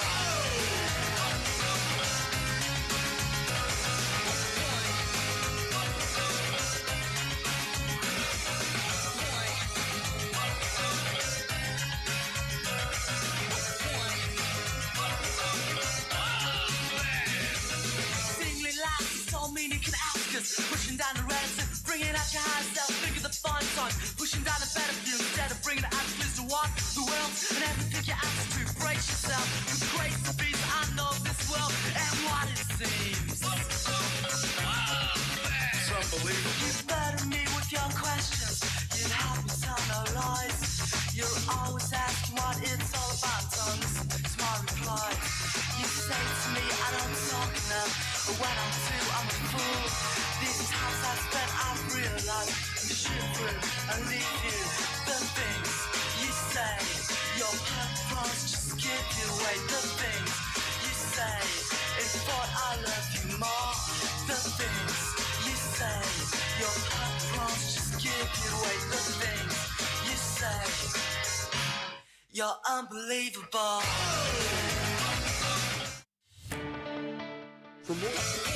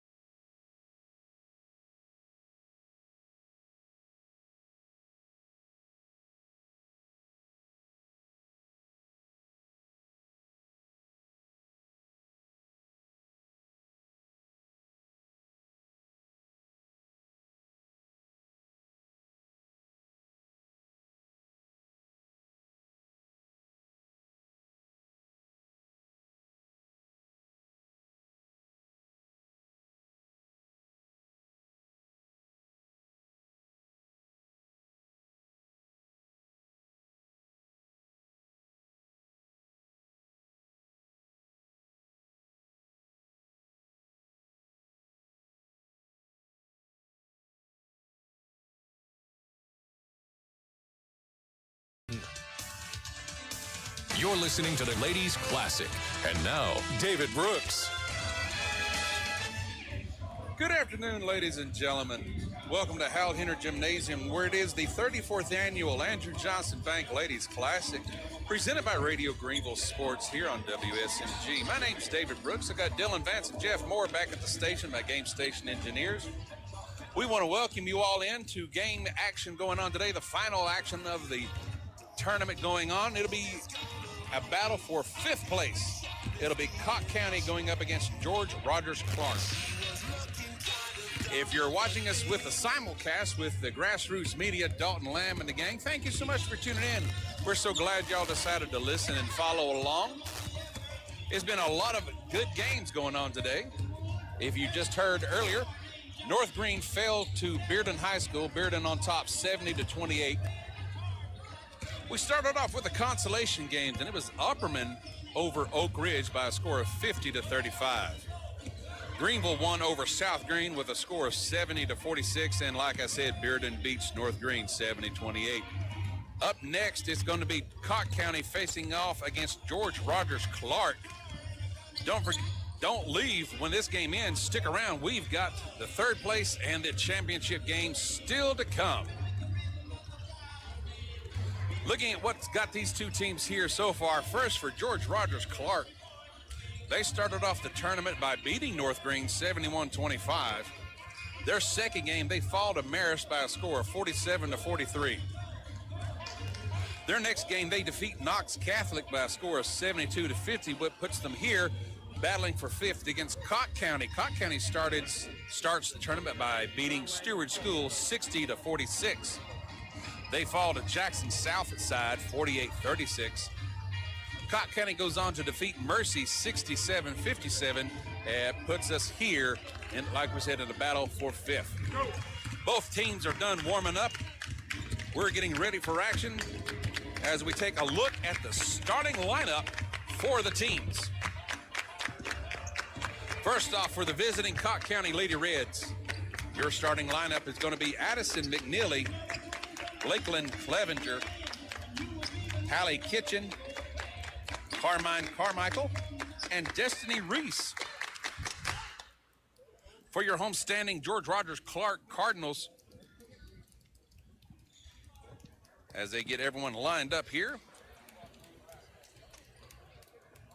we double check and make sure we get it right. Game 35 overall. This is the 5th place game. It'll be between the Cocke County Lady Reds. As announcer calls out the plays. Starting lineup for George Rogers Clark is going to be Kennedy Stamper, Tia Yeast, Ciara Byers, number 13, Hallie Kitchen, Kenna Jones, Kanaya Jones, I apologize. 23, Carmen Carmichael. And I believe it's going to be Anaya Chestnut. That'll be your starting lineup for George Rogers Clark.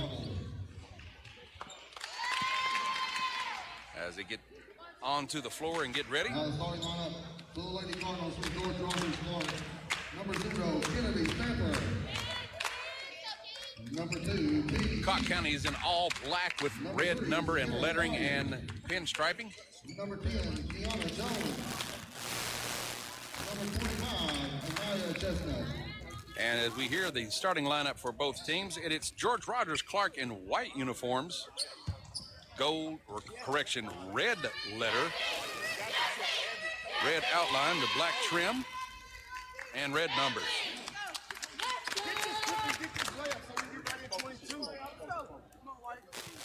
As we welcome you in, we thank you so much for listening in. This will be for the 5th place finish here in the tournament.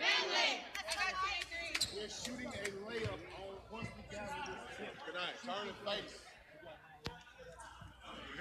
As we come out and get ready to start this game, it looks like it's going to be George Rogers Clark going right to left on your radio dial. Cocke County is going to go left to right. And we're underway with the tournament. George Rogers going right to left with the radio dial. They quickly come down with the ball, trying to find an opening. George Rogers finds Anaya. She gives it over to a fellow player. Who is that? That is, of course, Tia Yeast going for the layup, and no good. Who's stopping you? Shoot a layup. Cocke County is going to have the ball. See both sides. Catch, turn, face both sides. There's a guard in the middle. Make sure she don't get it. There's a guard in the middle. And now Cott County with the ball as they're coming left to right on your radio dial. I had to confirm and make sure I had to write down the right numbers. Here comes down Shakira. She steps in for Cott County and driving. Tia Yeast quick with the response for George Rogers. She gets the basket, and it's 2-0 your score already. Cott County now coming down to their side, trying to find an opening. Picked off by Sierra Byers, driving on the lane and tripped up. Took quite a tumble, but she's all right. She just brushes it off, and a foul. Number 23, Carmen Carmichael, her first. Carmen Carmichael pulls a foul. Her first, team first, and stepping to the line is going to be Sierra Byers. And her first free throw goes up and is no good. Sierra Byers, apologize. Ball pressure. Second level. Second shot goes up and in.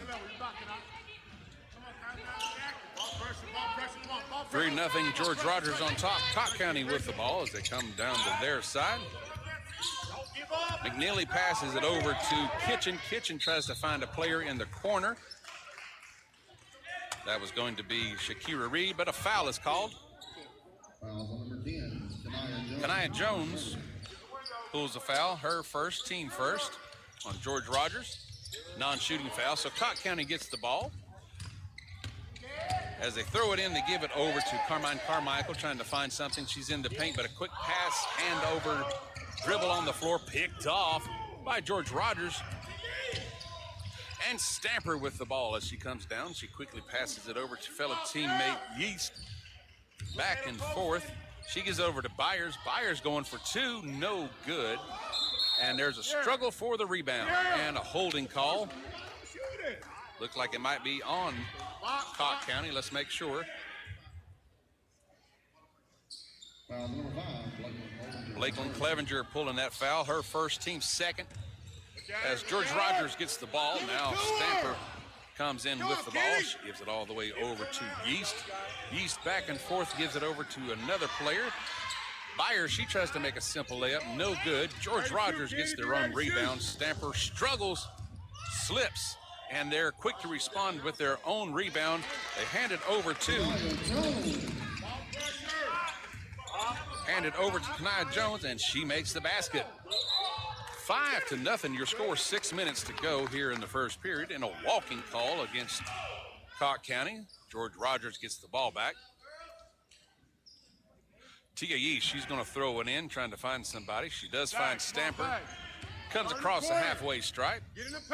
Walks across the Greenville logo.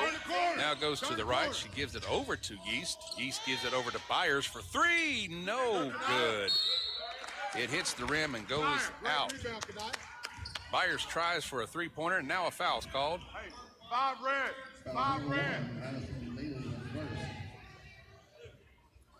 Addison McNeely, her first, team third here in the first period. And stepping to the line for George Rogers is going to be Kanaya Jones. Her first free throw is good. 5 red. Second shot's up and coming. And it goes up and in. Score of 7-0, George Rogers Clark. Cott County not liking what they see, so they're going to take a timeout. We'll pause for 30 seconds. This is the Ladies Classic here on WSMG.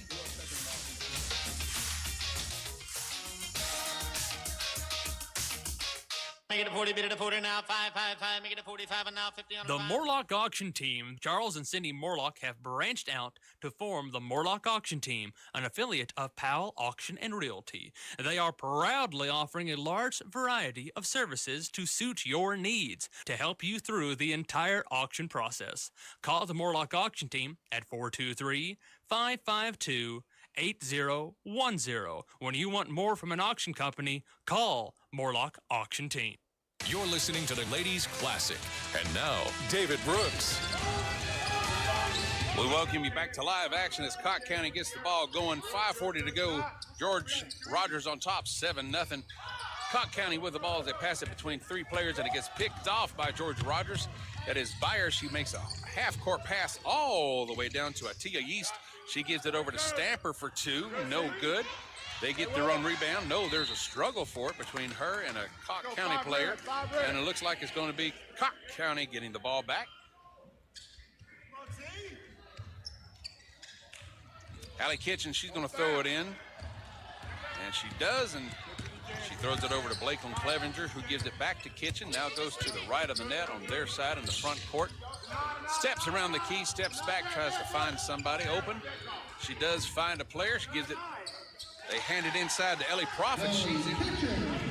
And Kitchen making the basket. Allie Kitchen puts Cott County on the board. 7-2 your score. George Rogers on top. And now George Rogers driving onto the paint, trying to make a layup. Tia Yeast, that's no good. It rolls out of bounds. Substitution coming in for George Rogers. Hayden Carner, she's going to go out. Going in is Javin Hamble, also stepping out is another player. I don't have their name. I do apologize. Substitutions are done. We're back to live action as George Rogers has it stripped away by Cott County as they come down to their side. That was Anaya Chestnut for George Rogers stepping out. Cott County tried to find something, but they get picked away by George Rogers. Now trying to make an inside pass, and it gets stripped away by Cott County. Driving, pushing, going for the layup, and almost making it in. That was Kylie Stakelin, and her shot rolls out of bounds. Cott County has possession. Goodwin trying to find somebody. She does. She throws it all the way inside over to Stakelin, Kylie Stakelin. As she comes around post, runs right into George Rogers' player. As they go around the key from left to right. And trying to drive and go for it, that was Haley Kitchen, but stumbles over her own feet and a foul. Jaylene Green, they saying she pushed her. That'll be their second foul of the game. Quick rebound on the inside, going for a basket for Cott County. That was Carmine Carmichael, no good. George Rogers gets the rebound, driving the lanes, Maliki Tabor. As now she comes down, she got a face full of a Cott County player against her. Inside pass, going for the layup and almost making it. That was Nia Chestnut. Cott County gets the rebound. 3:54 to go here in the first period. 7-2, George Rogers on top. And now they come down to their side. Cott County does, going for three. That was Haley Kitchen, no good. Rolls on the rim, goes out, and now there's rolls out, dead ball foul. Cott County retains possession. Kitchen's trying to find somebody to throw it into. She does. She gives it over to Ellie Prophet. Prophet throws it back over to McNeely. She's in. And it gets picked off by George Rogers. Quick handoff to Stamper, going for two, no good. And getting the rebound is Jaylene Green. It rolls out. And now some substitutions coming in for George Rogers. Stamper's going to sit down for a while, so is Jaylene Green. And now George Rogers players comes in. That is Jaylene Goodwin. She hands it off, gives it over to Green. Back and forth between the two. Now going to the right of the net. Trying to find an opening, can't find anything. Goes on to the inside of the key for a two-pointer. No good. Annette Miller's throw. They get their own rebound, and Byers makes it. Sierra Byers with a basket. 9-2, your score, just under 3 minutes here in the first period. Cott County now with the ball. Calling out the plays is Kitchen. Getting everyone set and ready. She passes over to Blakeland Clevenger, back over to Kitchen. Trying to find anybody. Going on to the paint was Clevenger, almost knocked out of bounds. She quickly recovers Then she drives onto the paint, tries to go for a layup, and no good, and a foul. A block is called. Looks like it's going to get George Rogers.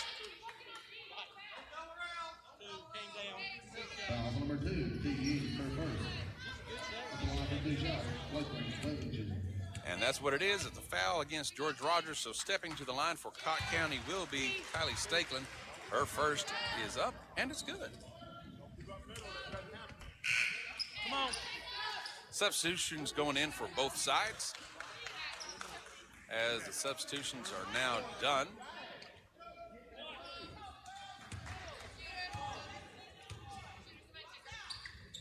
And her second free throw attempt is up and good. That was Blakeland Clevenger, I do apologize. 22. Trying to go for a three-point of her own. Sierra Byers' shot is no good, so Cott County gets the rebound quickly down to their side of the court.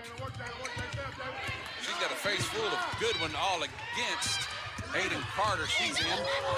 And now going for a two-point, no good. George Rogers gets the rebound. There's a man-on-man coverage struggle for the ball.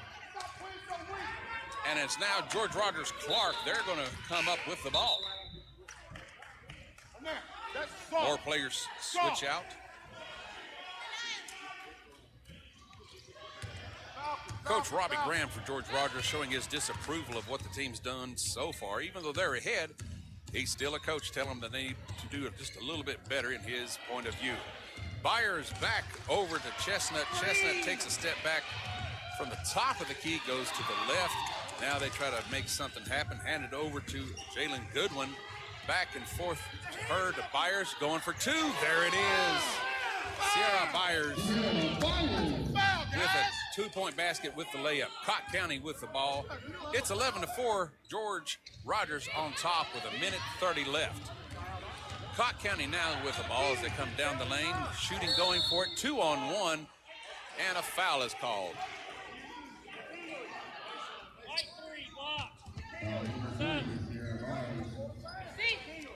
Foul on Sierra Myers.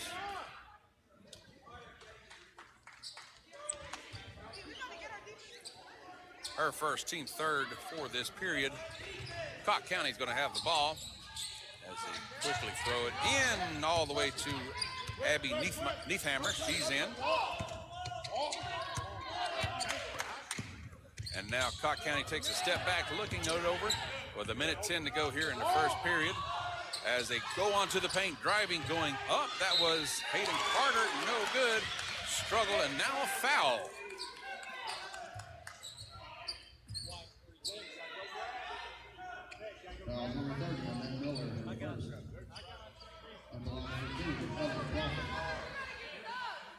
Annette Miller, her first foul. Team fifth for George Rogers. Stepping to the line for Cott County is going to be Ellie Profit. Her first shot goes up and is no good. Second one goes up and is no good as well. Ball rolls out of bounds and it's going to go to George Rogers. Goes over to the Cardinals. With less than a minute, just under a minute to go, it's 11-4. George Rogers on top as they come down to their side, right to left on their radio dial. Running around the key back and forth between the two players. Picked off by one, then picked off by another. George Rogers goes around the key. And it was Goodwin getting picked off, I believe it was by Clevenger. And Cott County now saves it with 40 seconds to go. Cott County now has the ball as they bring down to their side all the way half court pass down to, I believe that is to Neefhammer. She tries to make a layup, no good, and a foul. Anaya Chestnut. That'll be her first team six. So stepping to the line for Cott County. It is going to be Neefhammer. Her first free throw goes up and is good.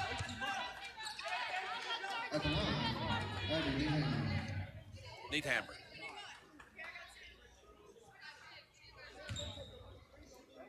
Needhammer's second free throw. It goes up and it goes in.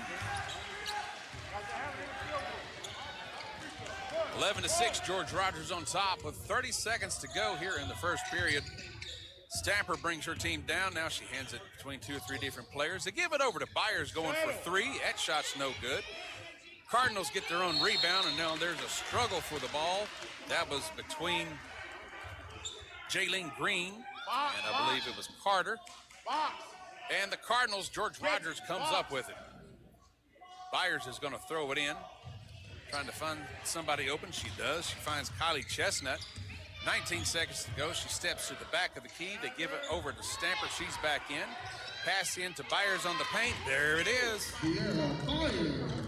Sierra Byers with the basket. Now with 5 seconds to go, Cott County quickly gets down to their side. Driving, pushing, going for it. That was Kitchen. But at the buzzer, it's picked off by the Cardinals, but it's too late to make anything happen. And at the end of the first period, your score, George Rogers 13, Cott County 6. We'll be right back after this break to the Andrew Johnson Bank Ladies Classic here on WSMG. For more than 30 years, Tommy's Plumbing has served customers in East Tennessee with licensed and professional plumbing services. From installing your new faucet to replacing your existing piping system, our team at Tommy's Plumbing is trained to handle the job with professionalism, attention to detail, and integrity. By offering warranties on most products installed by our technicians, Tommy's Plumbing stands behind our work, ensuring that your plumbing needs are not only met, but that your problem is solved for the long term. When you need reliable and professional plumbing service, Tommy's is the only call to make. So give us a call today and let us show you the Tommy's difference.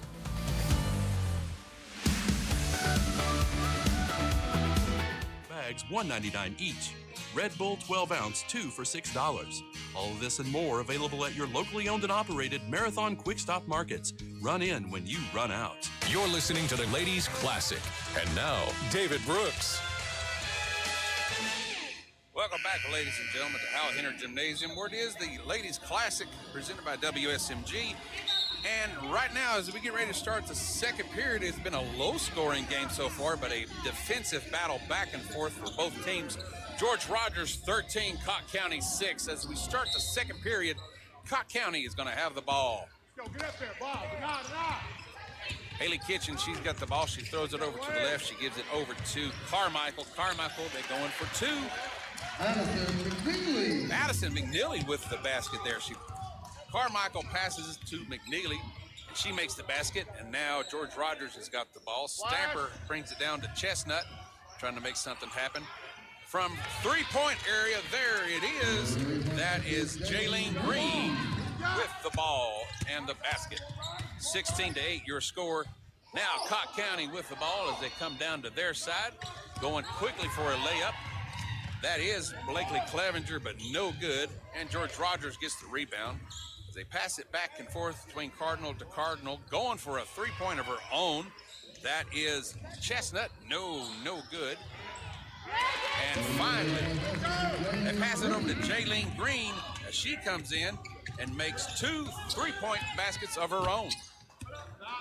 Cott County with the ball. Kitchen now gives it all the way over to Shakira Reed. Reed gives it back over. Driving, going onto the paint for a basket of her own is Carmichael. 19-10, George Rogers on top. And Cardinals now come across the halfway strike. Stamper brings her team down. She hands it off to Jaylene Green. Green now gives it over to Byers. Back and forth between the 3 Cardinals, gone to the inside of the paint, making a layup. That is Stamper, and it's no good. Cott County gets the ball.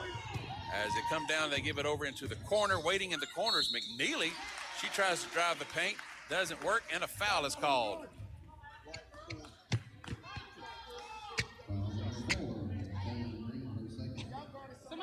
And Jaylene Green pulls her second foul, team first of the period.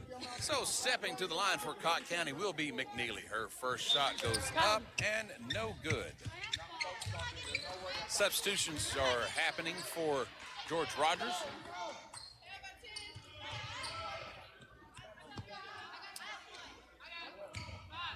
And McNeely getting ready for her second free throw. It goes up and in. So George Rogers gets the ball as they come down to their side. Anaya Chestnut gets her players set, but in a fight for the ball between two different Cotton County players, jump ball is indicated, and it falls to George Rogers. 6:08 to go here in the first half. Byers is going to throw it in. She gives it in quickly over to Jones. That's Kanaya Jones, and a foul is called. Let's see who this is going to be on.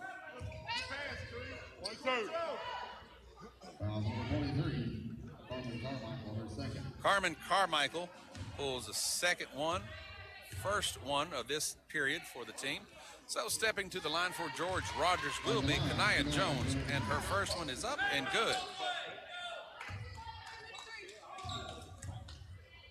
Her second free throw goes up, and it's in.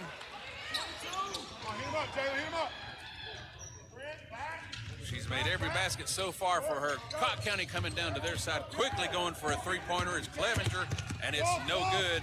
George Rogers gets the rebound as they come down to their side. Now there's a fight between the ball. It is between, I believe it's Carmichael and Anaya Chestnut.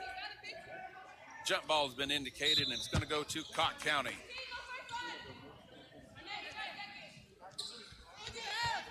Annette Miller comes in for Anaya Chestnut on George Rogers. Now Cotton County's got the ball. Kitchen gives it over to Lakeland Clevenger. As they try to pass it, it gets picked off by George Rogers. As they come down to their side, going for three, making it look so easy. George Rogers makes the three-point basket, and I believe that was Tia Yeast. Yes, it was. As now Cotton County's got the ball, they quickly pass it overhead between three different players. C.G. McNeely trying to make a basket, falls on the ground hard, and a foul is called. And Annette Miller for George Rogers causes the foul. Stepping to the line will be Shakira Reed for Cotton County. Her first free throw goes up and in.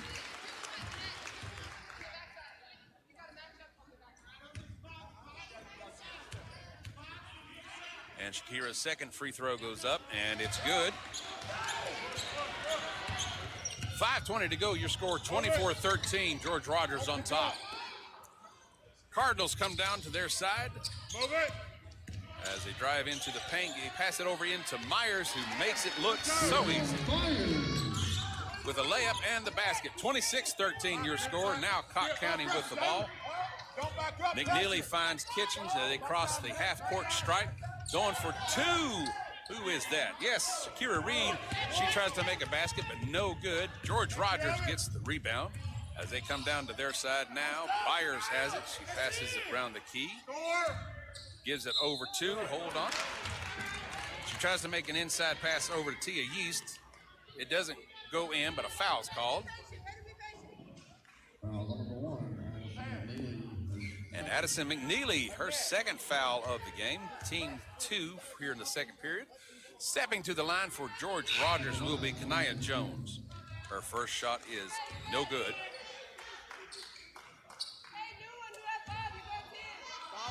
.441 to go here in the first half. The second free throw goes up, and it goes in.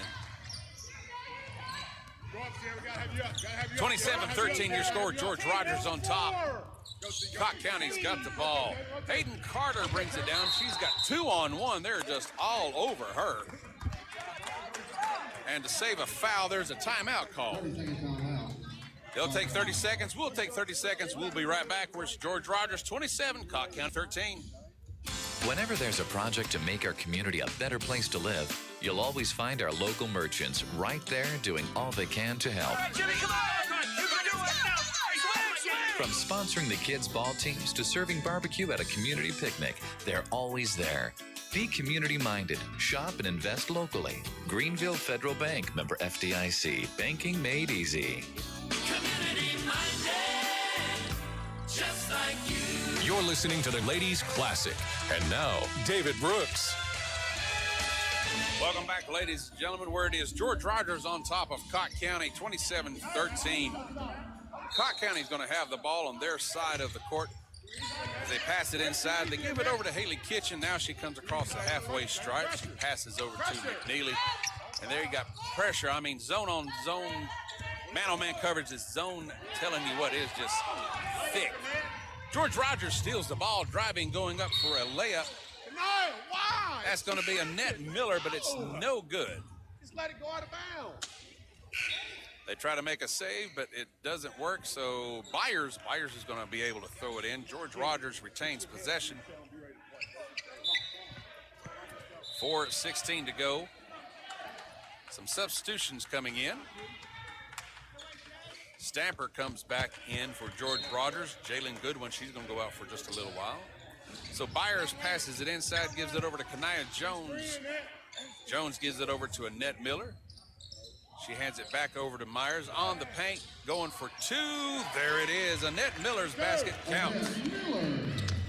So Byers passes into Annette Miller. She's on the paint. She makes an easy basket. And now Cott County with the ball. And now Cott County comes down to their side quickly between one player to another. Goes to the right of the net over in the corner. Now into the slot position is one player. That is Hayden Conner. She gives it over to Kitchen. Kitchen can't find nobody. Tries a long pass all the way over to McNeely, but it's picked off by George Rogers. And now player runs into a referee, but the ball was out of bounds anyway. So it's going to go to Cott County. Substitutions are coming in for both teams. McNeely, she's going to sit out for a while. Needhammer comes back in. Clevenger's got the ball as they come down to their side of the court. Passes inside quickly over to Reese. Reese, she's in for Cott County. She hands it over to, I believe that is Profit.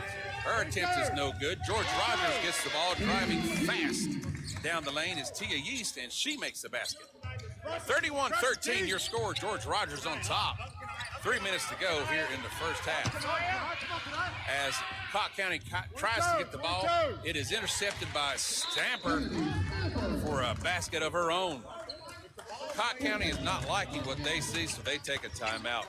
As they do, we'll take 30 seconds. Your score, George Rogers 33, Cott County 13. Hometown Realty of Greenville is celebrating 20 years as your hometown real estate firm. Times change, but our principles and dedication to our community have not. Thank you for 20 successful years, and we look forward to 20 more. On behalf of our agents, we would like to thank you for helping make these past 20 years successful and look forward to working with you for many more. We're still having fun, and you're still the one. You're listening to the Ladies Classic. And now, David Brooks. Welcome back, ladies and gentlemen. This is the 34th annual Andrew Johnson Bank Ladies Classic. In a battle for fifth place, it is George Rogers Clark on top of Cott County 33-13. It's not been a high-scoring game, but it's been a battling defensive battle. With 2:59 to go here in the first half, Cott County is going to have it in the backcourt. And it is Carter trying to throw it in. She does find Needhammer. Needhammer gives it all the way down. Oh, no, denied. Needhammer gave it over to Kitchen, who gave it back to Needhammer. Tries to go for a layup, but had a face full of Sierra Byers and smacks it out. Cott County retains possession, and they quickly throw it in. They give it over to Destiny Reese, going on the paint for two, no good. Byers gets the rebound. She hands it all the way over to Jones. Jones, she finds Stamper. She goes for a side two and makes it. Kennedy Stamper with the drip fadeaway jumper. 35-13, Cott County now has got the ball. Destiny Reese, she gives it over to a player. She tries to give it to Blakely Clevenger. Doesn't work. Ball goes out of bounds. I believe a double dribble call was the reason for the turnover. So now George Rogers has got it. Stamper, she gives it back inside over to Green between her and Stamper. So Stamper brings her team down. Now she runs to the left of the net, handing the ball over to the right, gives it to Jaylene Green. She tries to pass in to Byers, but is picked off by Cott County as they come down to their side quickly. Clevenger now gives it to a person in the corner waiting, trying to make a basket. No, she runs it out. That's Hayden Carter. She takes a step back. She gives it over to Kitchen. Kitchen now hands it off over to Carmine Carmichael. She goes on the inside of the key trying to find something in between the rings, steps back. She hands it over to Reese. Reese can't do anything, and looks like we got a holding, probably be against George Rogers. As we wait to fight the official word.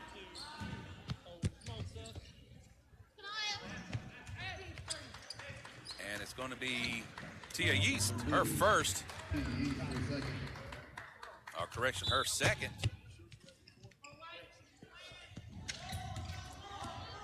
Team third of this period. Cott County's got the ball. Kitchen, she hands it over to Reese. Reese now with the ball. Trying to get all the way against Maliki Tabor. She's in for George Rogers. Hand it over to Carmichael. Carmichael takes a step back, goes to the right of the net, looks for somebody. She gives it over to McNeely. McNeely driving on the paint, going for a layup. No, gets blocked. That was Jaylene Green getting a hand in there, smacking the ball away. And Jaylene Green pulls a foul. That'll be her third. Team fourth. So stepping to the line is Allison McNeely. Her first free throw goes up and goes in.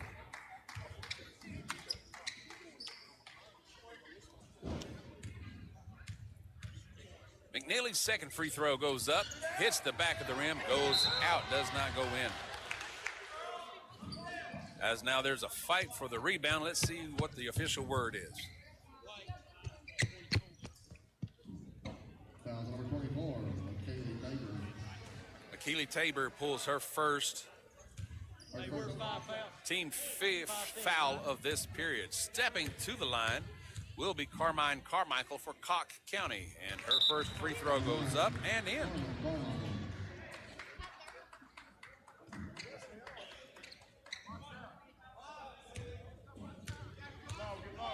Second shot goes up, and it goes in.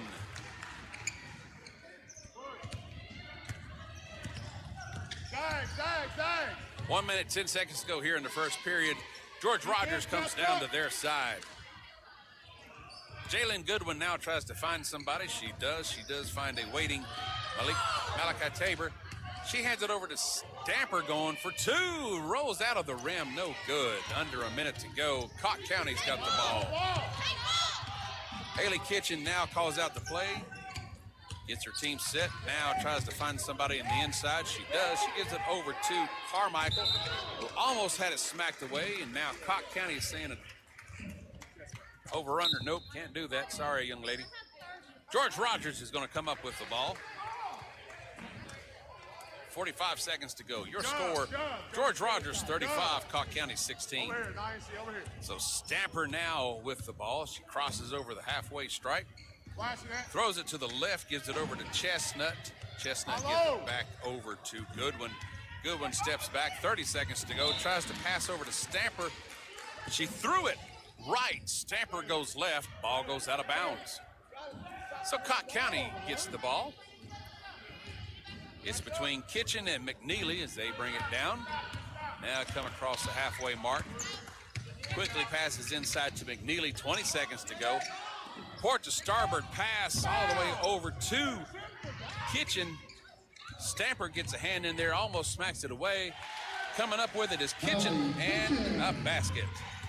So Kitchen gets a basket in 5 seconds. Now 3, now 2, 1 as the ball goes right out. And it was a George Roger Clark player, Naya Chestnut. It almost went out. She got the ball and at the buzzer makes a basket, but they say it does not count. The buzzer was already done. So we're at halftime. Where it is your score, George Rogers 35, Cott County 18. Folks. For more than 30 years, Tommy's Plumbing has served customers in East Tennessee with licensed and professional plumbing services. From installing your new faucet to replacing your existing piping system, our team at Tommy's Plumbing is trained to handle the job with professionalism, attention to detail, and integrity. By offering warranties on most products installed by our technicians, Tommy's Plumbing stands behind our work, ensuring that your plumbing needs are not only met, but that your problem is solved for the long term. When you need reliable and professional plumbing service, Tommy's is the only call to make. So give us a call today and let us show you the Tommy's difference.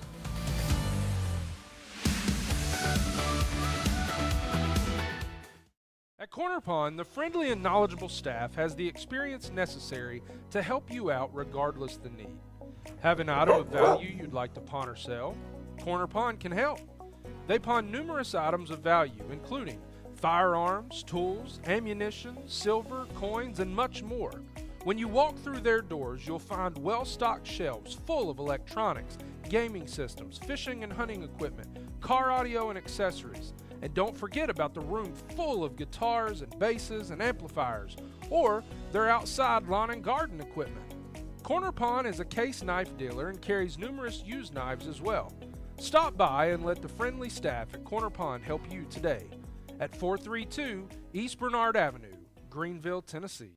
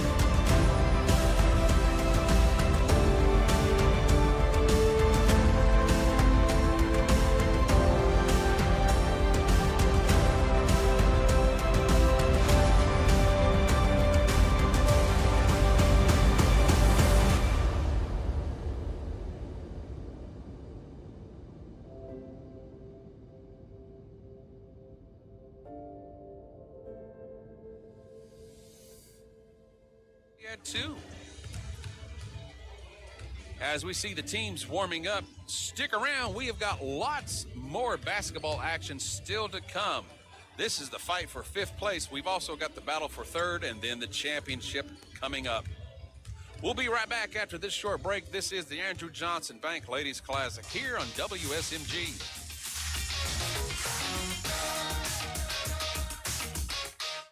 This is Connie Kilday, branch manager at Andrew Johnson Bank, your trusted banking partner for over 4 decades.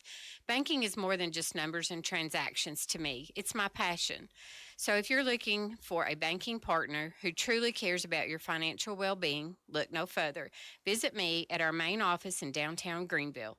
Andrew Johnson Bank, where helping friends is our business. ajbank.com, member FDIC.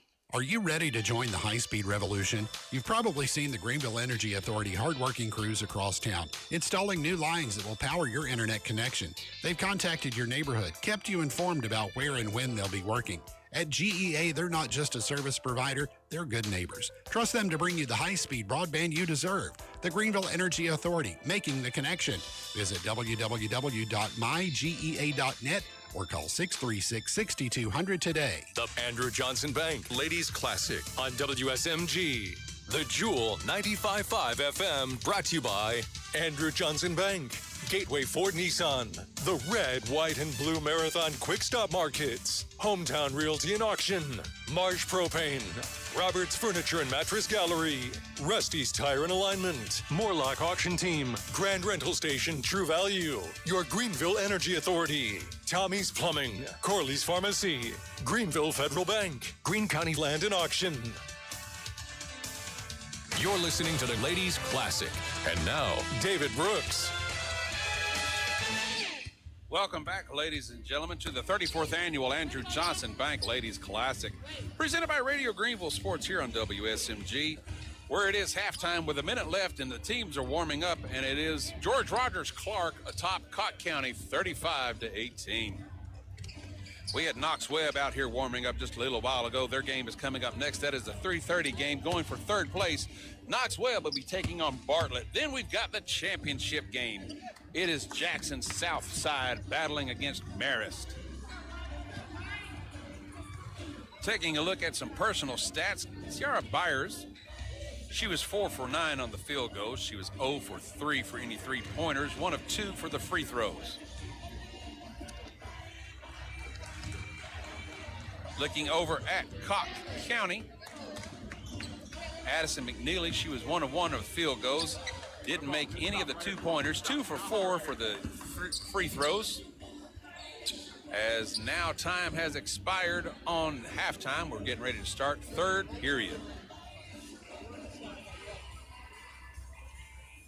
If you're tuning in on the Grassroots Media, thank you so much for tuning in. We appreciate you doing that. Shout out to Dalton Lamb and the gang. We're so glad you decided to watch and come along with us. As both teams now come out to the floor, it will be George Rogers Clark going left to right on the radio dial now. Cott County going right to left. And Cott County will have the ball, and we are underway. Cott County gives it over to Haley Kitchen. She comes down to the side of the net, going to the right of the net, I say.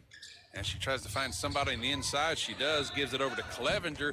She tries to go for a layup, but gets blocked, and the ball goes out of bounds. Cott County retains possession. Kitchen's going to try to throw it in, and there's a stumble between 2 or 3 different players. And let's see what it's a foul. Foul number 30, Sierra Byers, her second. Foul called on Sierra Byers, her second, team first here in the 3rd. And now Cott County has the ball. They try to make an easy layup, no good. Byers gets the rebound as she now brings her team down to their side of the court. Driving all the way with the ball, going for 2. The basket goes in. Do they count it?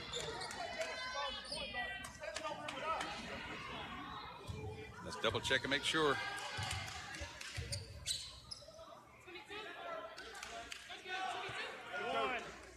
So the basket, I believe, does count. Stepping to the line will be Sierra. And her shot goes to the side of the rim. No good. 37.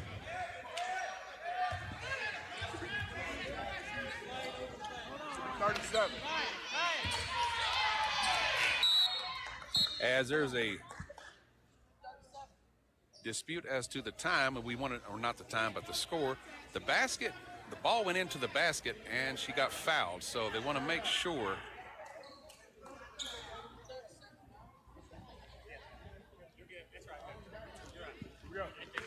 So, yes, they do count the basket for Sierra Byers. She did make it. She tried to make the extra point afterward and no good. So it is 37-18 your score. Cocke County now with the ball.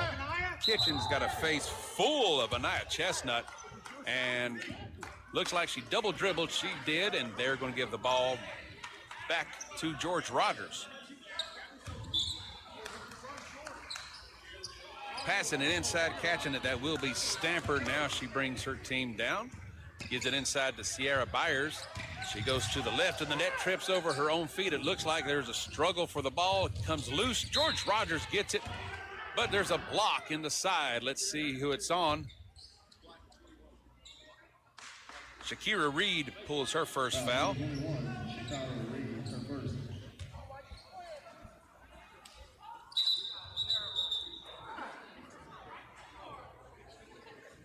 And a player is slipping on some slipping on a wet surface out there, and the players are, as you can hear, trying to dry it up by scooching their feet. Now the towel team comes in to dry it up. 7:13 to go here in the third period. Your score, George Rogers 37, Cocke County 18. Now that the floor is dry, congratulations. Thank you so much for doing that. Shakira Reed of Cocke County making sure the floor is dry. George Rogers has got the ball. Byers, she's going to throw it in all the way down to Kanai Jones as they now have the ball. She hands it off to Stamper. Stamper tries to find somebody. She does. She finds Byers as they pass it back and forth to each other, going around the key.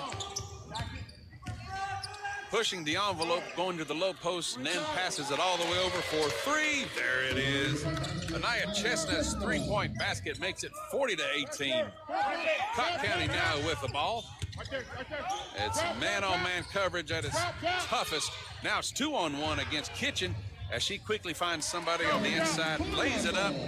Carmichael with the layup. As George Rogers gets the ball down to their side, laying it up. No good. Kanai Jones' layup does not go in. Cocke County gets the ball. And now as they come down to their side, she passes over to Kitchen. Kitchen looking for somebody on the paint.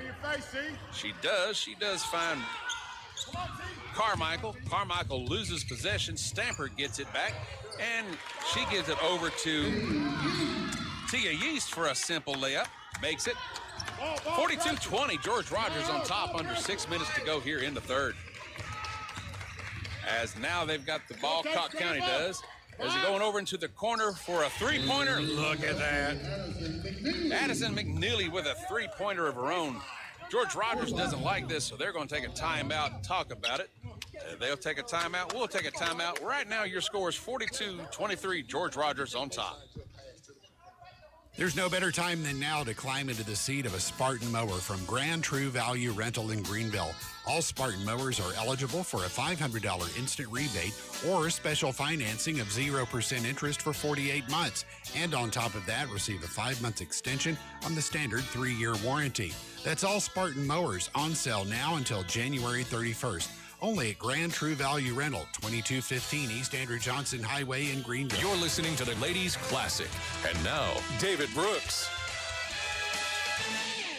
Welcome back, ladies and gentlemen. Where is George Rogers on top of Cocke County, 42-23 here in the third period. As they come back out of timeout. Don't forget, stick around. Webb and Bartlett will be battling for third place. Then it's the championship. Jackson South side against Marist. 5:46 to go here in the third period. And it's going to be George Rogers' ball from the backcourt as they bring it in. Stamper now looks around, tries to find somebody. She does, all the way over here in the corner. She finds Chestnut. Chestnut gives it over to Yeast. She's at the top of the key. She finds Byers on the paint, 2 against 1. And it counts. 2-on-1 against her. She gets the basket and the foul.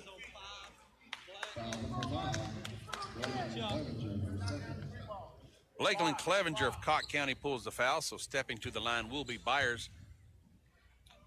And her free throw goes up and in and one. So Cott County now with the ball. And as Kitchen, she passes all the way inside, gives it over to Reed. Reed trying to find somebody. She can't. She gets picked off by George Rogers. Stamper driving, going for a layup. Gets fouled. And it goes against Carmine Carmichael. This will be her third, team fourth. So Stamper steps to the line. Her free throw goes up, and it's no good. Second one's up and coming.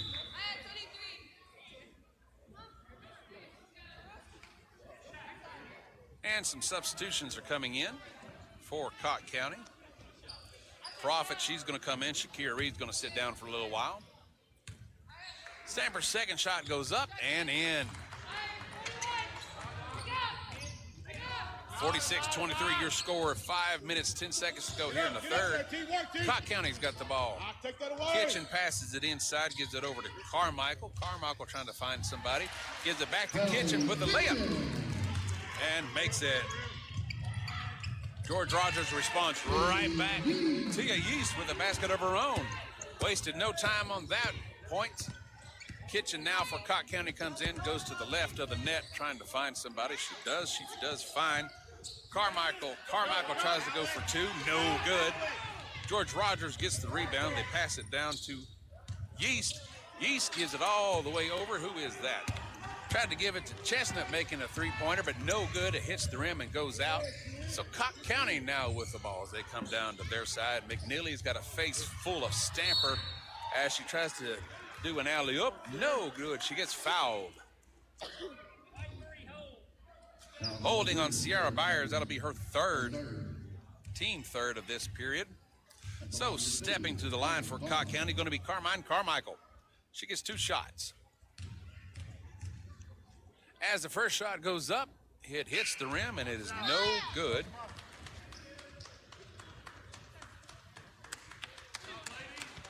Substitutions coming in for George Rogers.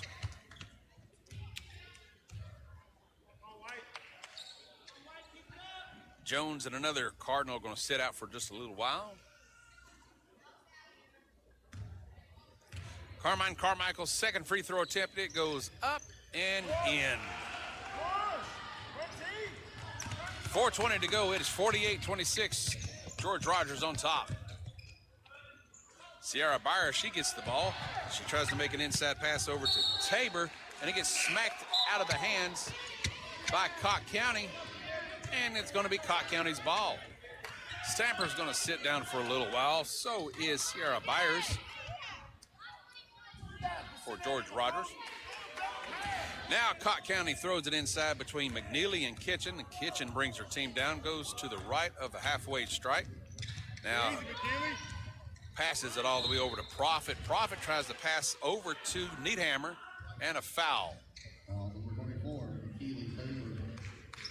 And McKeely Tabor pulls down the foul. That'll be her second, team fourth here in the period. So now Kitchen gets the ball. She comes down to the left of the net, steps inside of the key, passes all the way over into the right corner. Waiting was a teammate. Who is that? That is, of course, McNeely. McNeely steps back, tries to make something happen. Now goes into the low post. Trying, going for two, no good. Hits the back of the board. George Rogers gets the ball. George Rogers passes it between three players. Trying to go for an alley-oop, no good, and a foul is called.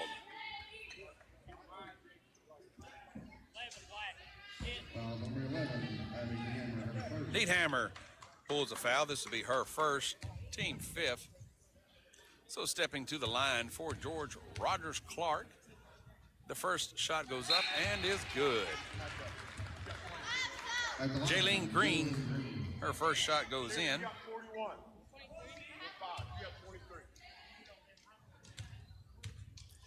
And Green's second free throw goes up, and it goes in. 50-26 your score. Cott County now with the ball as they come down to their side going for threes. Hayden Carter, it's no good, hits the rim. Cott County gets the rebound. Kitchen passes over to Needhammer. Needhammer runs to the left of the net. And we got a block call against George Rogers. Jalen Goodwin, that'll be her first. So we're in the bonus area now. So stepping to the line for Cott County, going to be Needhammer. Abby Needhammer. Her first goes around the rim and is no good.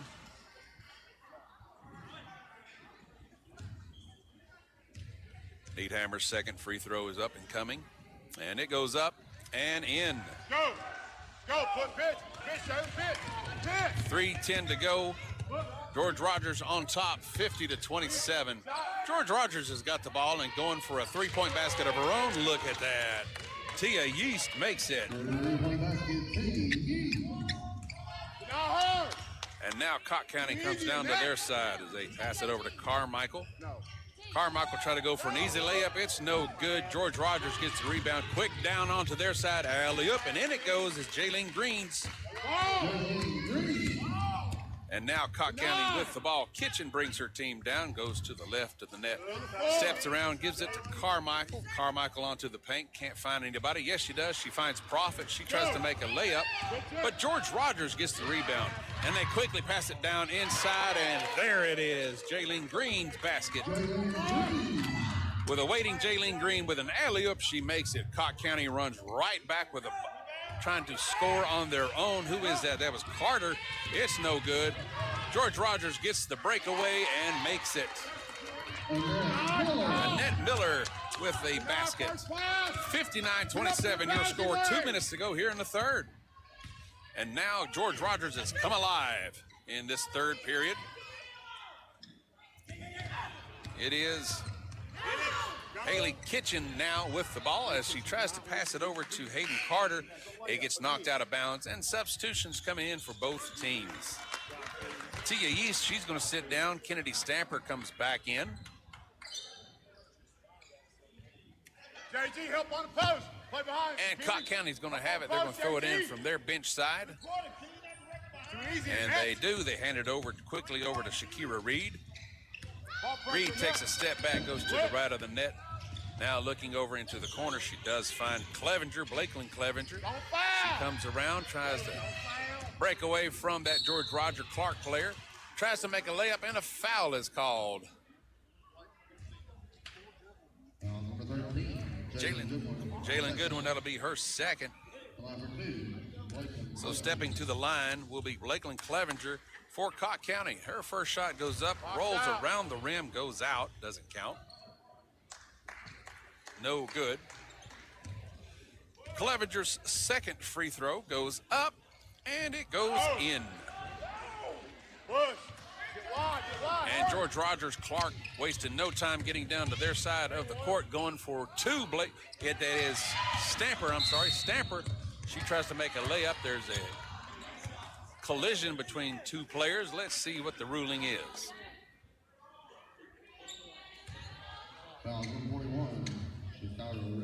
Shakira Reed, that'll be her second. So stepping to the line for Cott County, it is going to be correction. George Rogers is Jalen Goodwin. Her first free throw was no good. George Rogers stepping to the line. The second one goes up and goes in. Jalen Goodwin's second free throw is good. 60-28 your score here in the third period. And now Cott County with the ball as they try to pass it between two players. Almost picked off. That was Annette Miller getting a hand in there. As they hand it over to Kitchen, there's a shove, and let's see what the ruling is.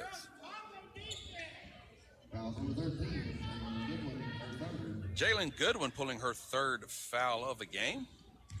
So stepping to the line will be Haley Kitchen for Cott County. And her first free throw goes up and goes in.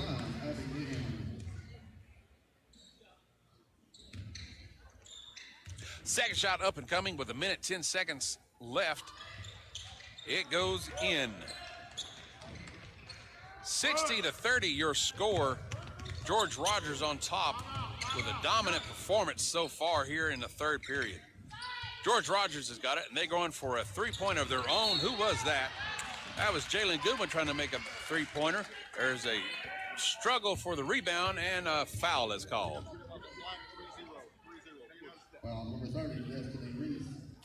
And Destiny Reese, that'll be her first foul, stepping to the line for George Rogers.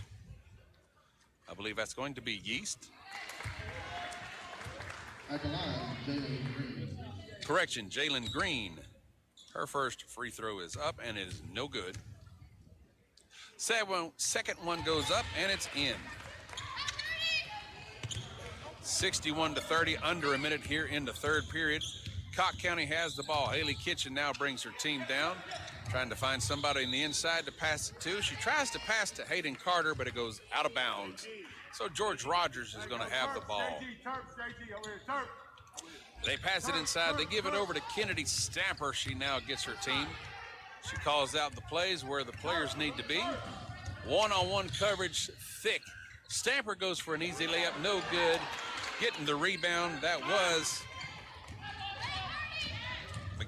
Maliki Tabor, She tries to get a basket, no good. Cocke County comes running down to get a layup of their own. Shakira Reed, it doesn't count. So Stamper now gets the ball. As she goes up, she gets a face full of an elbow and a foul.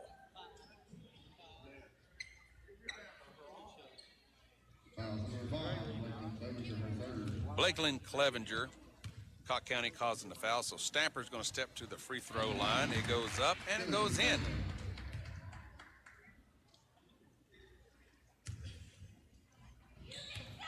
The second free throw goes up and good. She is 3 or 4 this period of the whole game so far, totally. Cocke County now with the ball as they come down to their side. Shakira Reed trying to find somebody. She goes to the right of the net with 5 seconds, 4 seconds, lays it up, makes it. And at the buzzer, George Rogers is just going to take it easy and let the time run out. So at the end of the third, your score, George Rogers 63, Cocke County 32. For more than 30 years, Tommy's Plumbing has served customers in East Tennessee with licensed and professional plumbing services. From installing your new faucet to replacing your existing piping system, our team at Tommy's Plumbing is trained to handle the job with professionalism, attention to detail, and integrity. By offering warranties on most products installed by our technicians, Tommy's Plumbing stands behind our work, ensuring that your plumbing needs are not only met, but that your problem is solved for the long term. When you need reliable and professional plumbing service, Tommy's is the only call to make. So give us a call today and let us show you the Tommy's difference.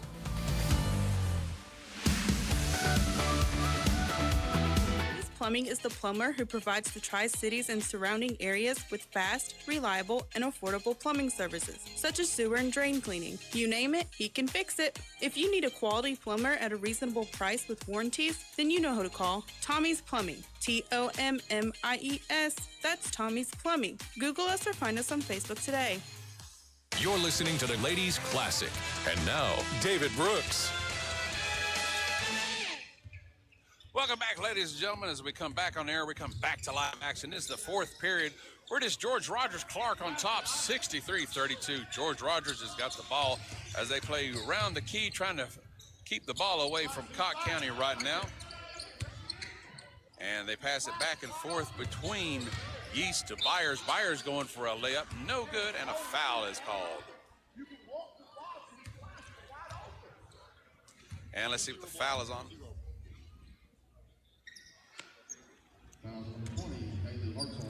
Foul on Haley Hartzell, stepping to the line for George Rogers will be Byers. Her first free throw is up, and it is no good.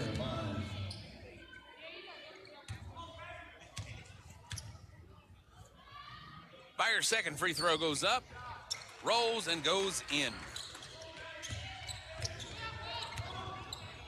64-32, your score. 7:30 left to go in the game. Clock runs. Cocke County now has the ball as they pass it back and forth between two players. Tries to make a pass over to Kitchen, but it goes out of bounds, and it's going to be George Rogers' ball. Deanhammer tried to pass over to Kitchen, and it just went out of their hands. And we have 5 players in, 5 players out for George Rogers Clark. Whole new team of George Rogers players comes in. 7 minutes, 10 seconds to go here in the game. Your score 64-32. George Rogers with a dominant performance here at the Classic. Cocke County now has the ball going for an easy layup. There it is. Javen Campbell with the layup. 64-34 your score. And now George Rogers comes down to their side. Look at that. Kylie Chestnut with a three-pointer of her own. Now Cocke County with the ball. Kitchen has got it stripped away, pulled, running down, trying to make a quick layup. That was Maliki Tabor, and a foul.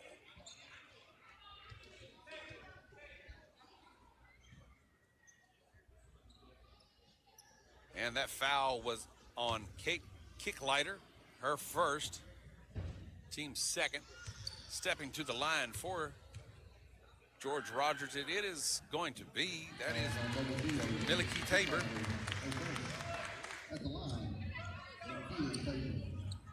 Her first free throw goes up and it goes in. She takes a step back, looks it over, bounces it a few times. And her second, it's going to go up and in. Bounced on the rim for just a little bit, but it finally goes in. So now Cocke County, they come down to their side. Trying to make something, trying to put on a good performance here to say the least. Javen Campbell for Cocke County, she comes in. She hands it over to Kicklighter. Kicklighter makes the basket. Campbell had it, she tried to make a basket and there was no good. It was no good, hits the back of the board, bounces out. Kicklighter got the rebound and she made the basket. So it's 69-36. Clock continues to run. Cocke County's got the ball as they come in. They give it back over to Campbell. Campbell trying to find somebody, but she has got a face full of a George Rogers Clark player. Now they pass it back and forth. They hand it between different players. Ellison stripped away by George Rogers, going for a quick run layup. Good one, and is no good. But George Rogers gets their own rebound. Now going for a three-point basket. Oh, no good. No good at all was that one. And a foul. And Jaylene Green for George Rogers, that is her fourth foul. First one of this period. It was Annette Miller trying to make a point attempt, but no good. So Cocke County now has the ball. Cocke County give it over to Haley Hartzell. She's in. Trying to find somebody. She does. She finds McNeely. McNeely steps back to the right of the net. She looks. She's clear at the top of the key. No good. And now as they go for it, it gets kicked away, but Cocke County recovers. Now Cocke County tries to bounce the ball over to Ellison. Ellison drops it. George Rogers gets it as they quickly come down to their side. Kylie Chestnut with the basket. 71-36 your score.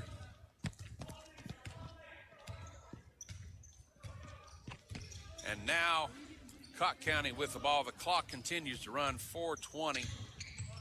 And it is just back and forth. One player between another is Kicklighter back over to McNeely. And as they try to bounce it between each other, George Rogers Clark player tries to push it out. That was Annette Miller. It rolls out of bounds, and it's Cocke County's ball. Clock continues to run. 71-36 your score. George Rogers on top. As they try to pass it inside, it's picked off by a Cardinal for two. There it is. Kylie Stakelin with some points. She comes in.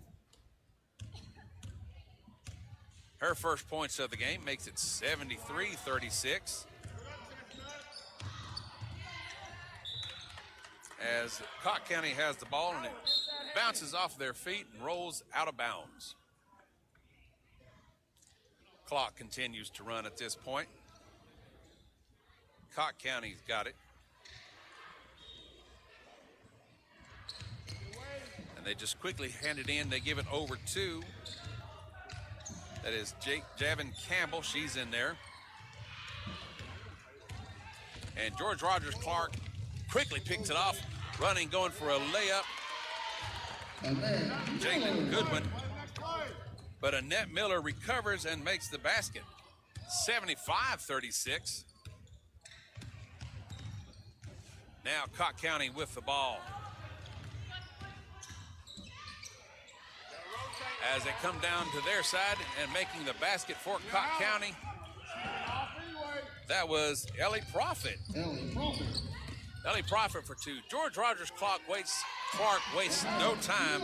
Annette Miller, she comes down with a basket of her own, 77-38.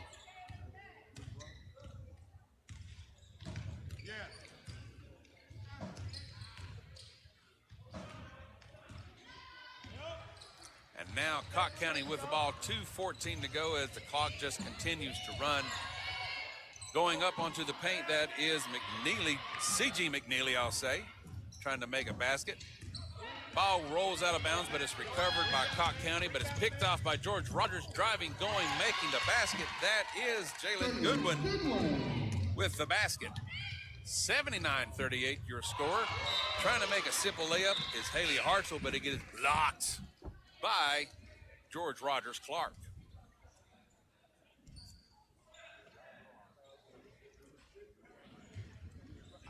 Throwing it in will be Cott County, 1:30 to go in the game. As they throw it inside, and it's picked off by George Rogers Clark, driving onto the paint, making the basket once again, Jalen Goodwin.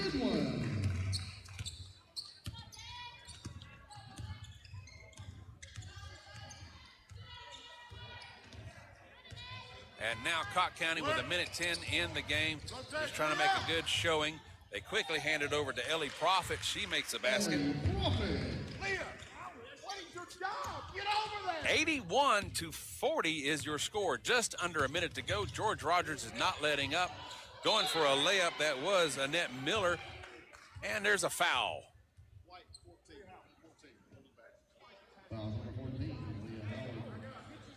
Malachi, Miss Tabor, that'll be her third, I believe they said. So Cott County's going to have the ball, but it's on the backcourt side as the clock just runs. And now as they bring it back down, C.G. McNeely. She goes to the right of the net. Now it comes back over to the left, comes to the top of the key, going to the right of the net. With an alley-oop, no good. It's recovered by Profit. Now there's a struggle for the ball, and a foul is called. And so Ellie Profit, she calls the foul. And now there's some discussion as to who gets the ball, but at this point, it's not going to matter. As the timer runs out, that is the end of the game. Where your final is George Rogers Clark, 81, Cott County, 40. As it is George Rogers who gets 5th place with an impressive game. Folks, we'll be right back with stats, scores, and more. This is the 34th annual Andrew Johnson Bank Ladies Classic. For more than 30 years, Tommy's Plumbing has served customers in East Tennessee with licensed and professional plumbing services. From installing your new faucet to replacing your existing piping system, our team at Tommy's Plumbing is trained to handle the job with professionalism, attention to detail, and integrity. By offering warranties on most products installed by our technicians, Tommy's Plumbing stands behind our work, ensuring that your plumbing needs are not only met, but that your problem is solved for the long term. When you need reliable and professional plumbing service, Tommy's is the only call to make. So give us a call today and let us show you the Tommy's difference.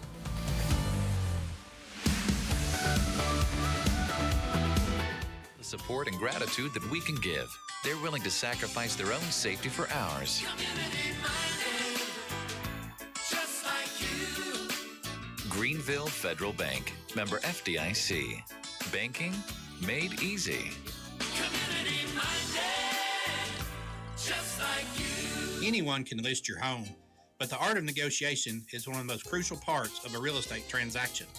When you buy or sell, who is working for you? Are you getting the most for your investment?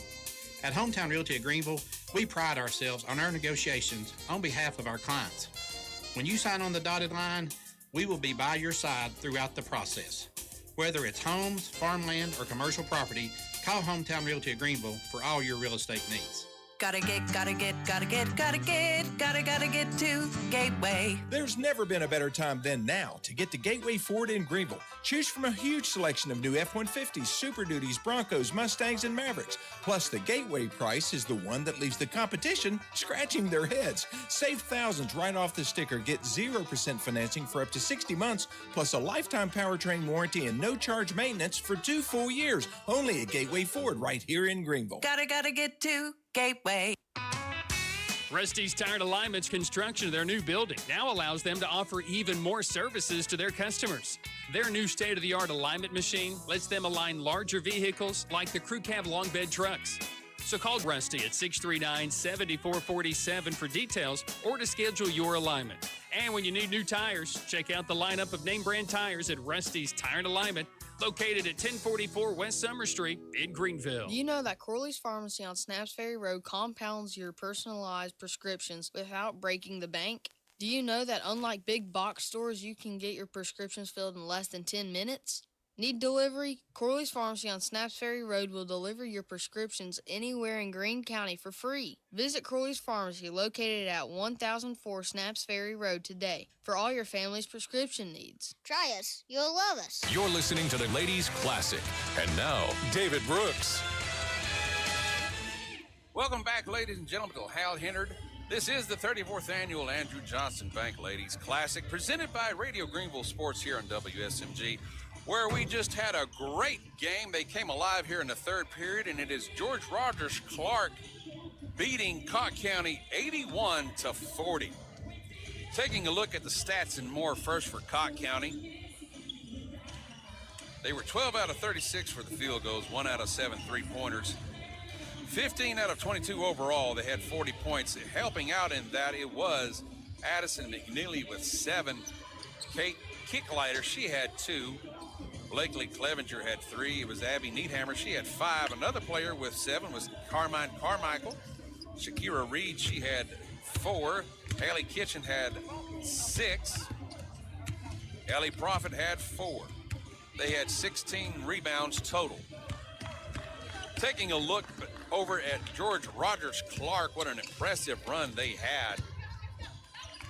They were 29 of 55 at the field goals, 6 out of 13 for three-pointers, 17 out of 24 overall. They had 36 rebounds. One player with 15 points, that was Sierra Byers. Tia Yeast, she had 14. Jalene Green had 13. Helping out was Kennedy Stamper, she had 7. Kylie Chestnut had 5. Kanaya Jones had 7. Kylie Stakelin had 2. Jalen Goodwin kicked in 3. Also, Annette Miller, she had 10. Also, Anaya Chestnut had 3. And Malika Tabor had 2. If you're thinking, man, that was a high-scoring game, that must have been really high. No, not really. Most points in a single game, that was University City, Pennsylvania. They had 112 against West Greene back in 1995. 105 went for Oak Ridge as they faced off against Florian, Louisiana. That was back in 1993. North Catholic, Pennsylvania, they had 98 as they faced off against Chucky Doak back in 93 as well.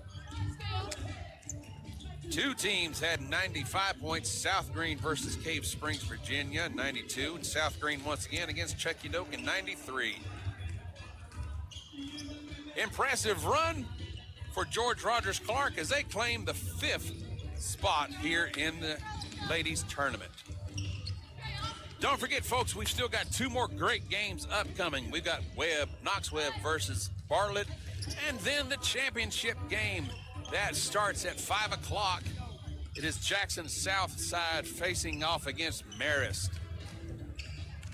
Thank you so much for tuning in. That's going to do it for me, for Jeff Moore and Dylan Vance and everybody back at the station, my game station engineers. Thank you all so much for listening. Stick around, plenty of more basketball to come. This is the 34th annual Andrew Johnson Bank Ladies Classic, presented by Radio Greenville Sports here on WSMG.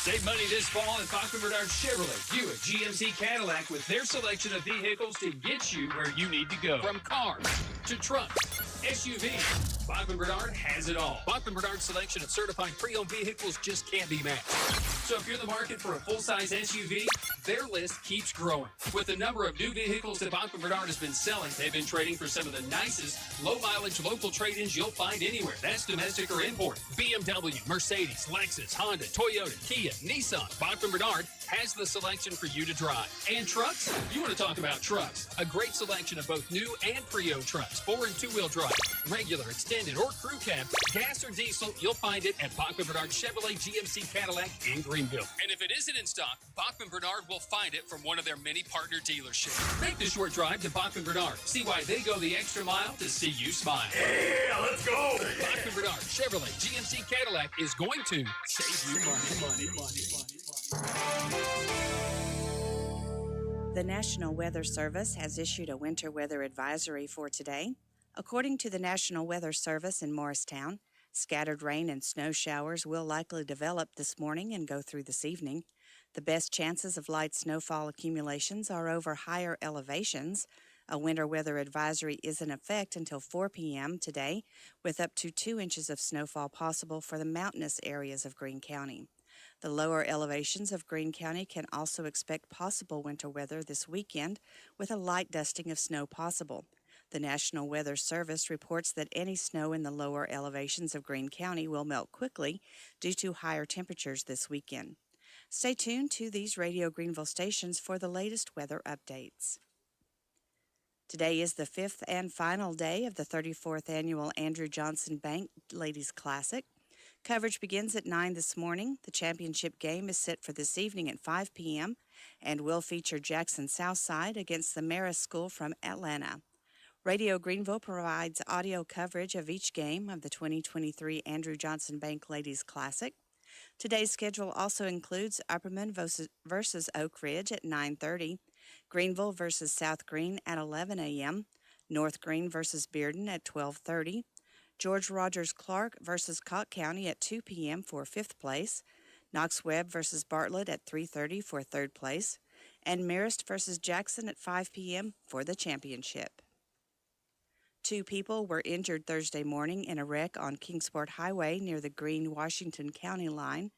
The wreck occurred around 10:45 a.m. when a tractor-trailer driven by 40-year-old Clementa Blocker of Florida was traveling south and failed to maintain its lane. The vehicle then struck a GMC Terrain driven by 54-year-old Teresa McCamus.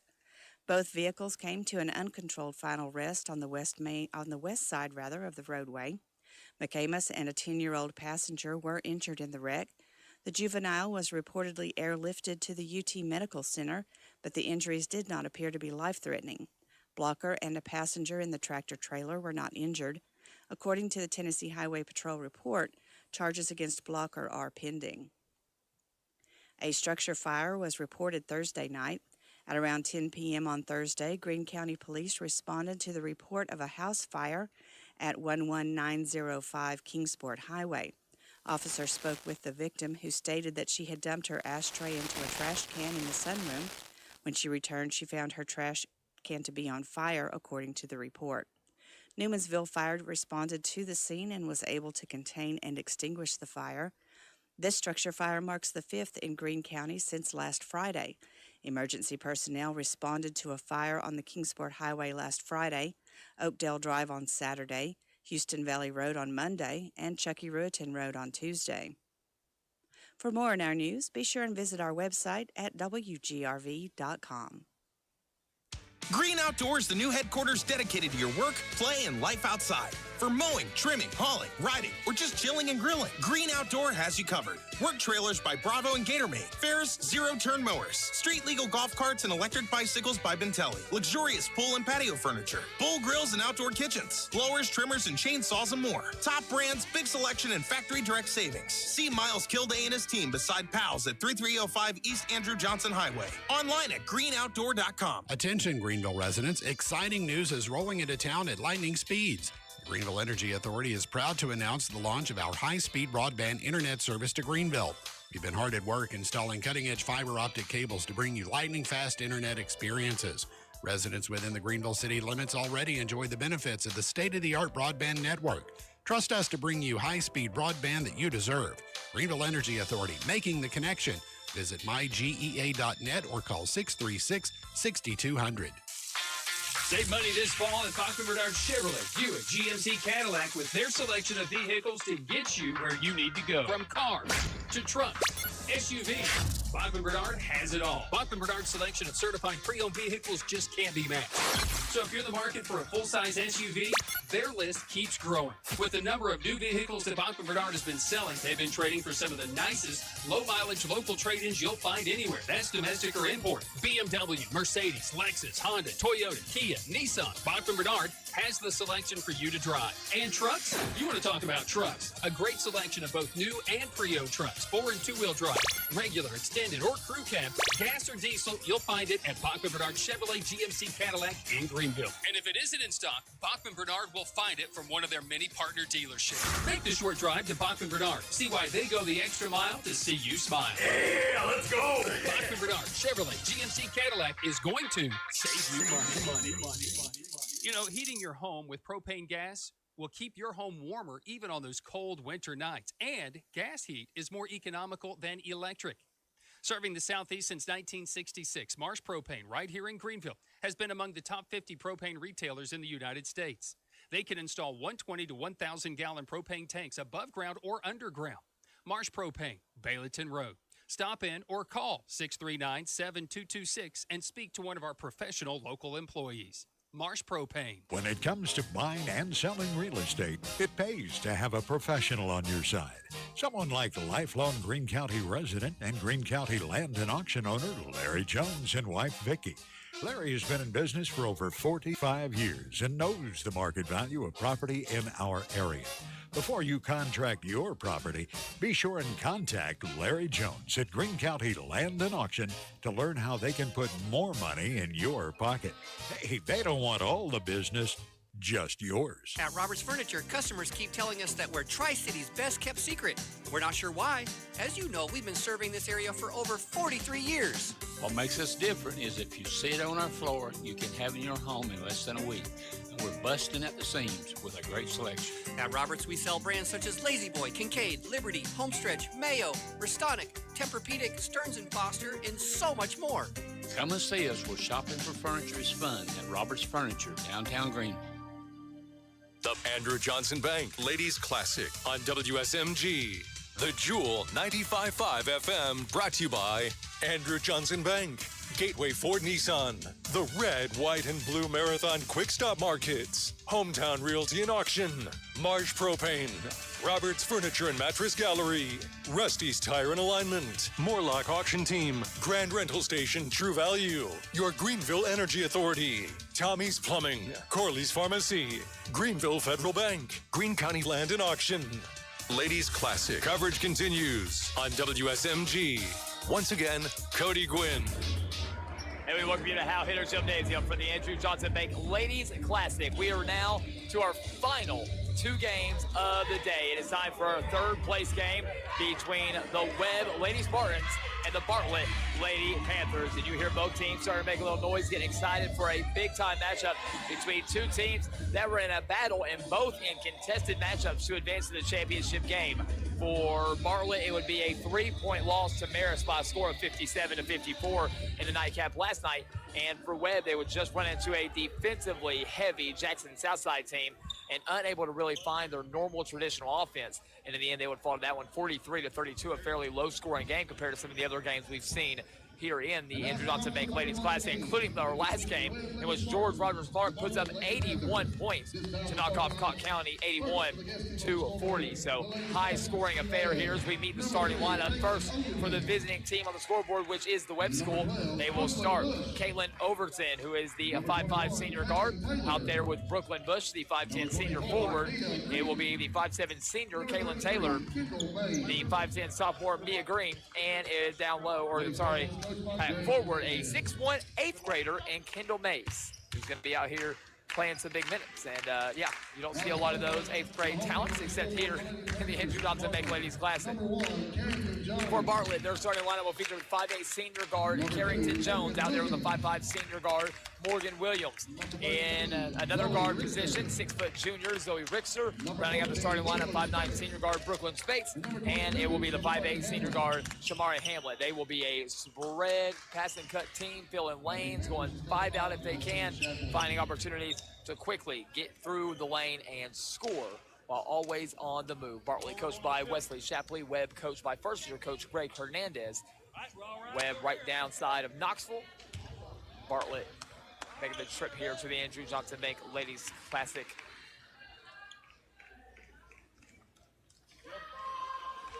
And I'll tell you where.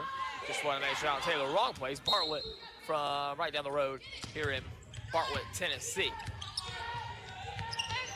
It will be Webb's basketball to begin. Cody Gwynn joining you as we are underway here in our third place game. On the drive, right to the basket will go Webb. First shot of the game is no good. Offensive rebound, though, grabbed down by Mays. Mays is fouled and will head to the free throw line. 14! Foul called on Brooklyn Spates. So Kendall Mays to the free throw line.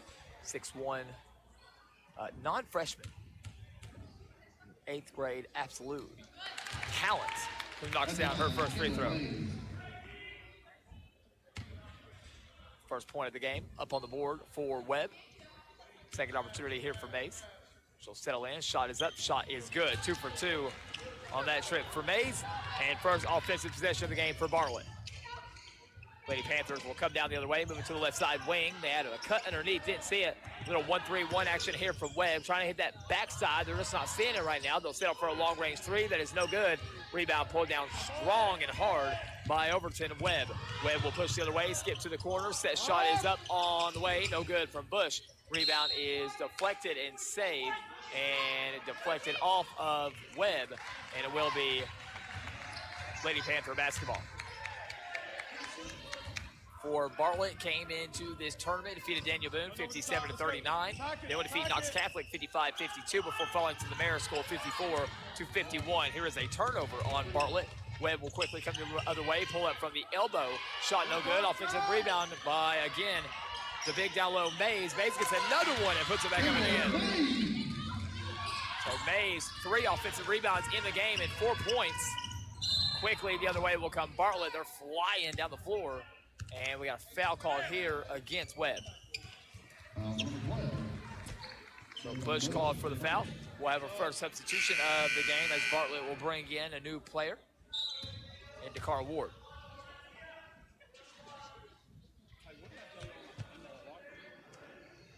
So Dakar Ward into the ball game for Barton. Looking at everything here in this 1-3-1, just kind of evaluating there with Carrington Jones. Jones, oh, beautiful move, maybe too pretty though, a turnover on Bartlett. Let's go 55, match. Webb with the basketball, set things up.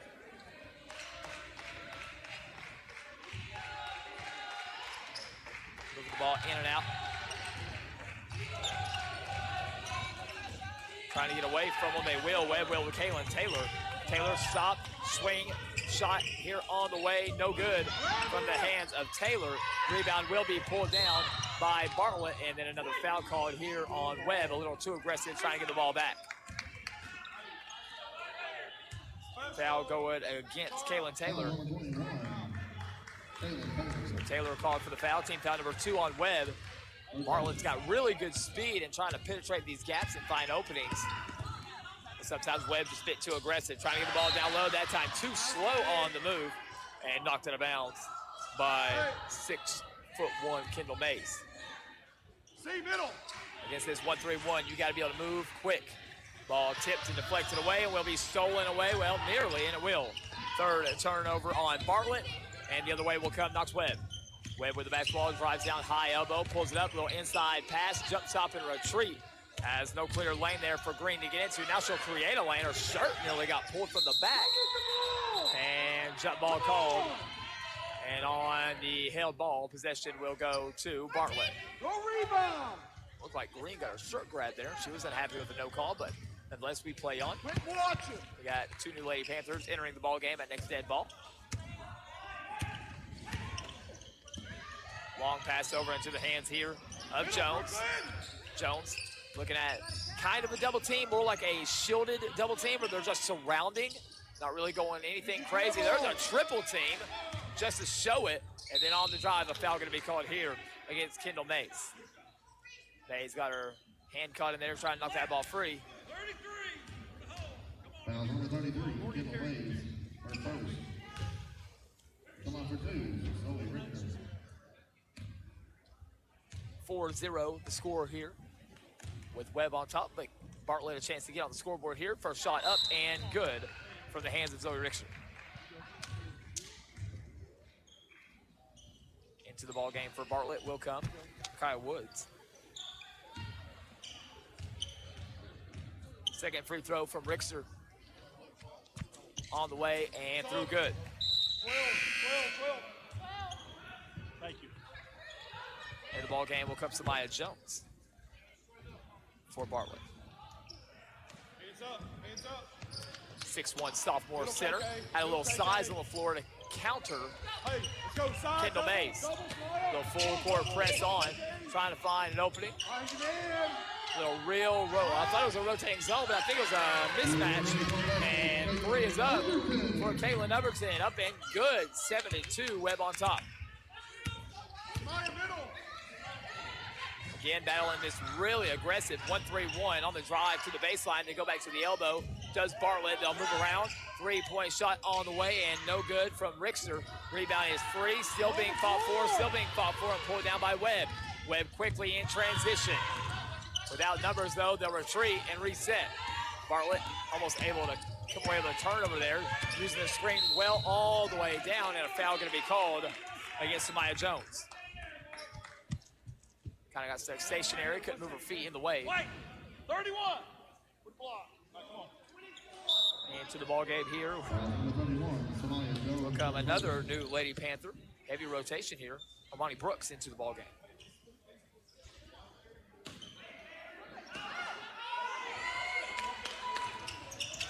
Inbound to the post. Looking to make a post move on down is Knox Webb, looking for an opportunity. Ball movement almost gets away from Caitlin Overton. She'll swing over to the hands of Green. Green one-on-one. Screen on the right side will come off of it. Pinned down. Moving the ball around, trying to find an opening. Back to the top to Taylor. Taylor on the drive. Looking to draw another foul. High floater. Nearly falls. Rebound pulled down into the hands of the Lady Panthers. They'll move. Thought they had a lane in the basket. They do not. They'll go over on the left side to Richter. Richter, good ball movement here from they go right corner to left wing. Back to the top in a reset for KK Sheffield. Drive inside by Richter. Richter will put a good shot up. Can't get it to go, but the rebound pulled down by Sheffield and another possession for Bartlett. Bartlett with the basketball, trailing this one 7-2 halfway through our first quarter. Butler. Let's go. Get in there. With the basketball. Coming over on the right side now. Bartlett looking for an opening, trying to drop that ball down low. It's a turnover on Bartlett. Fourth of the ball game on the Lady Panthers. With the basketball, three-point shot from Taylor on the way and good. Kaylin Taylor knocks down the three. 10-2, Webb on top. Left side look for Bartlett, looking for an opening with Sheffield. Sheffield will set up the basketball. Or excuse me, it's to Kyle Woods. Now over to Zoe Richter. Patient here and heavy contact, but no charge, no block, nothing. Just a two-point shot up and in for Dakari Ward. It's a good move, a good spin move down, and honestly, a pretty good no call. So let them play. Not going to reward kind of the sell. High post look for Webb. They'll move it around. Three-point shooter Overton looking for another one. Can't get this one to fall. Rebound is free, still free. And on the battle, a foul is going to be called on who?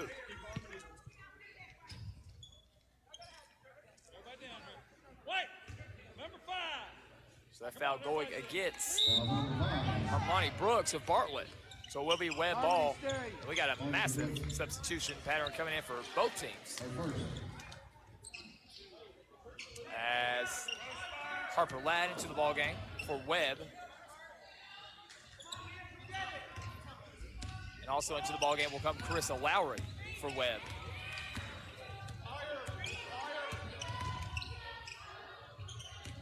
Off the dribble, Brooklyn Bush with it for Webb, swings it over into the hands of someone else who just checked in, Mary McEmery. Battle for the basketball, ends up free, no good. Rebound pulled down by Bartlett. Patience is kind of the key against this 1-3-1. Finding the opening, they will find a good look at a shot here that is no good for Morgan Williams, and the rebound pulled down by Ladd.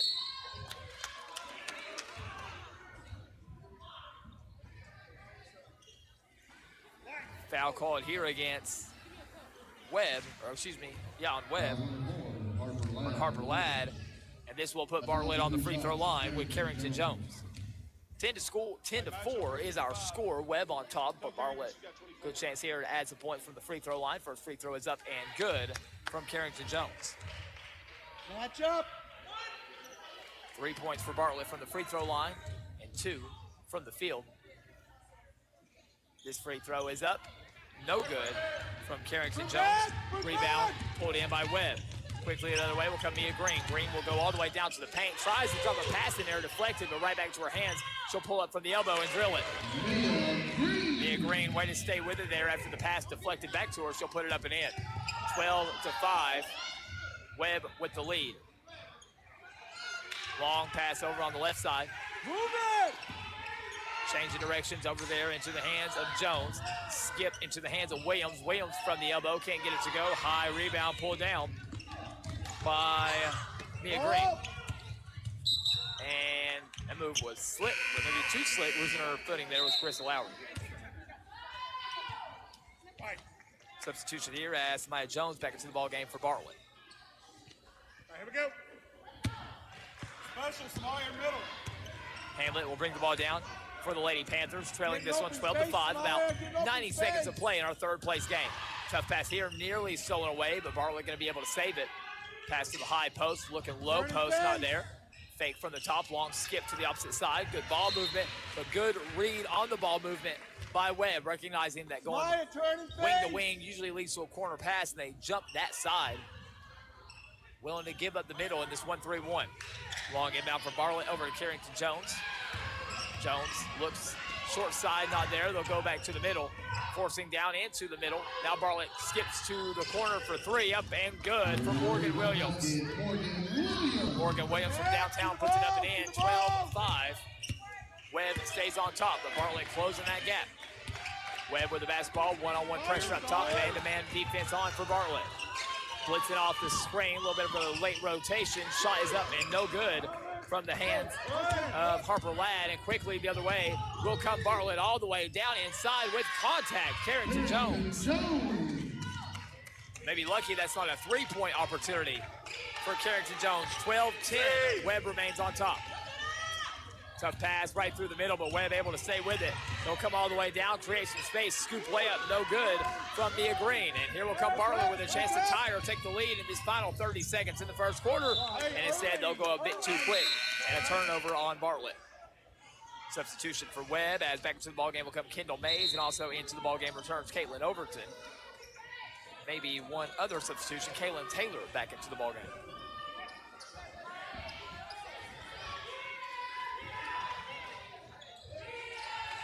A little bit of confusion there on the substitution pattern for Webb, and now they make sure they got 5 girls out, and they're ready to go.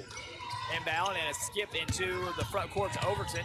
Overton behind the back, creates space. Elbow jump shot is up and no good. Rebound pulled down by Bartlett. Bartlett's got plenty of time here. 12 seconds to play. On the dribble, a handoff, long three, up and good. Shamari Hamlet with the big shot. Webb with a little bit of time. With one, got to get a shot up by Emery. She won't get it up in time. And the first quarter ends with Bartlett on a 7-0 run. At the end of the first quarter, Bartlett jumps up by one. It's Bartlett 13, Webb 12, as you're listening to the third place game of the Andrew Johnson Bank Ladies Classic, presented by Radio Greenville Sports. For more than 30 years, Tommy's Plumbing has served customers in East Tennessee with licensed and professional plumbing services. From installing your new faucet to replacing your existing piping system, our team at Tommy's Plumbing is trained to handle the job with professionalism, attention to detail, and integrity. By offering warranties on most products installed by our technicians, Tommy's Plumbing stands behind our work, ensuring that your plumbing needs are not only met, but that your problem is solved for the long term. When you need reliable and professional plumbing service, Tommy's is the only call to make. So give us a call today and let us show you the Tommy's difference.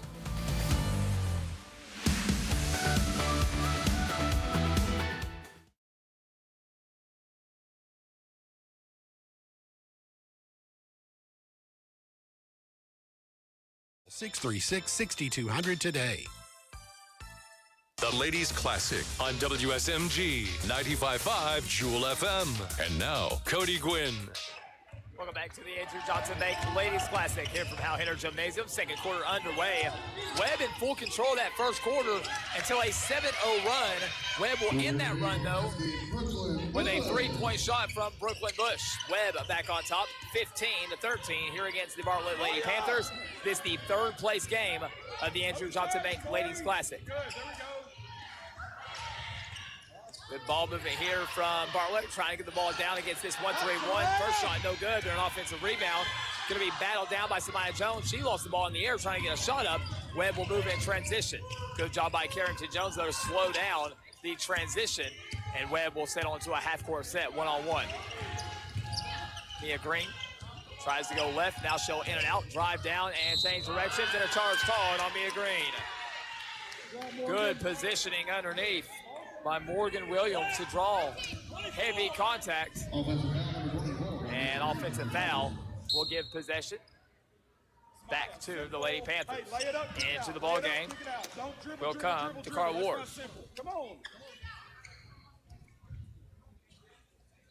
Will be Lady Panthers basketball. And they will come the other way. 15-13, Webb on top. Early 7 minutes left, early second quarter. On down, oh, beautiful little Euro step, but can't get the finish down low, but good rebound, but put back no good there. Gonna be a third opportunity here from Bartlett.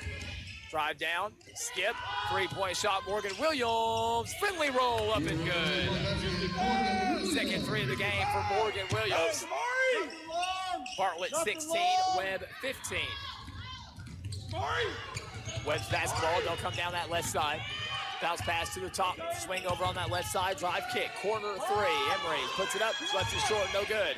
Rebound pulled down by Williams. Williams steps out, gets the clear into the guard, Hamlet. Hamlet brings another basketball, long pass down into the hands. Teammate here, hand off to Williams. Williams looking for another three. This one left short, no good. Ball out of bounds off someone's foot. Last touch by the Panthers. Possession to Webb.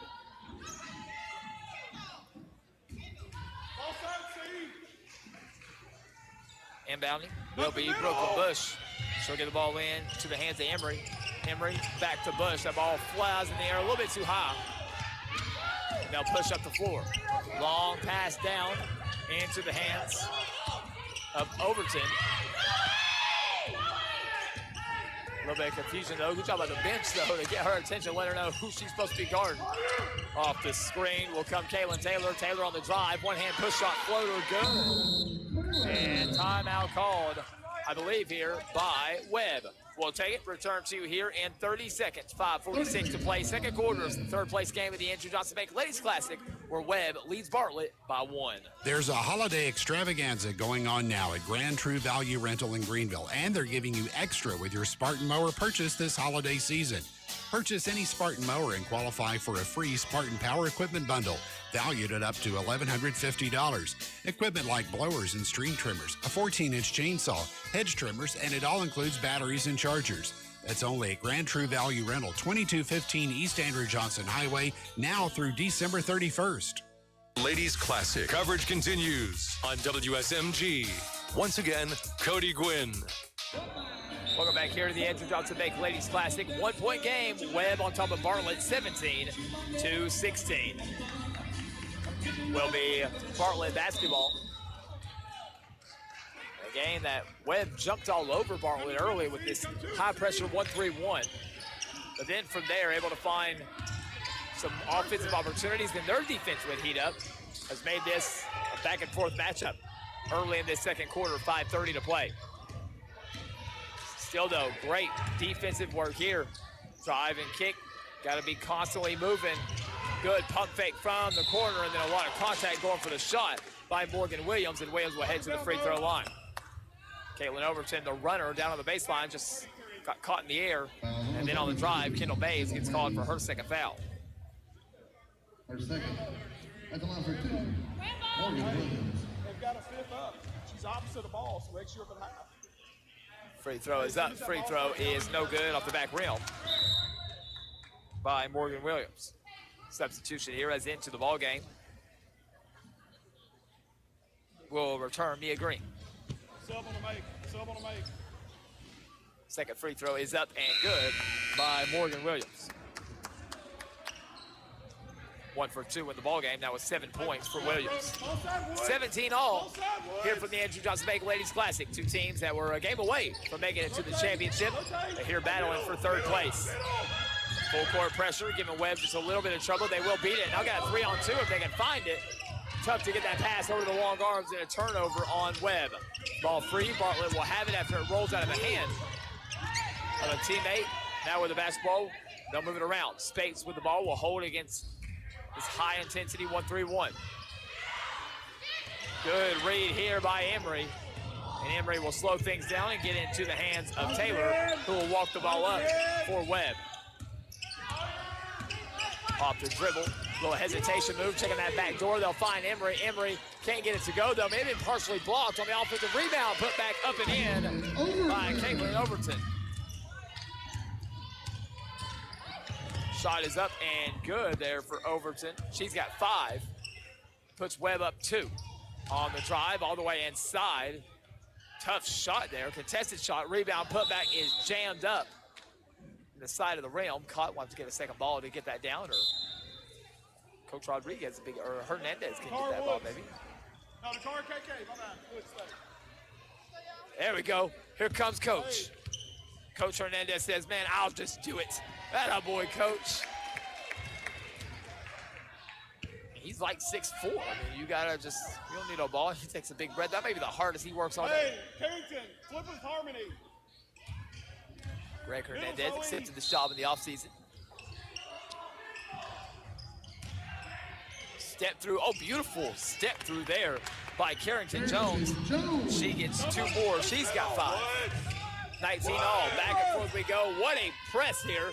Step through, find the opening into the hands of Overton. Overton accelerates all the way down into the paint. And then good read on the pass as it is knocked away by Richter. Quickly in transition will come Bartlett.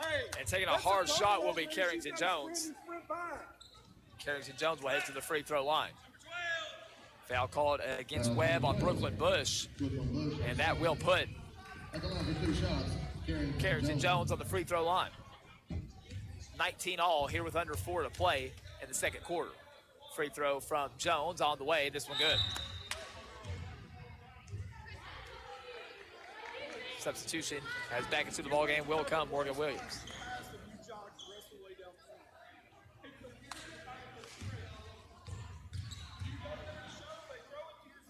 Carrington Jones, free throw up and good. 2 for 2 on that trip, 3 of 4 from the ballgame from the free throw line. Long pass over to Emery. Emery fading back a little bit, almost went out of bounds. Long one-hand pass, 2-on-1 if they hurry. Good bounce pass and good recovery by Bartlett.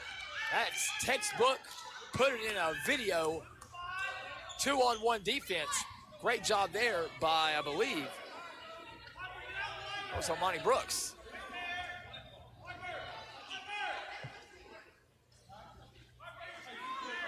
Yeah, she blocked it out of bounds. How do we not know whose ball it is?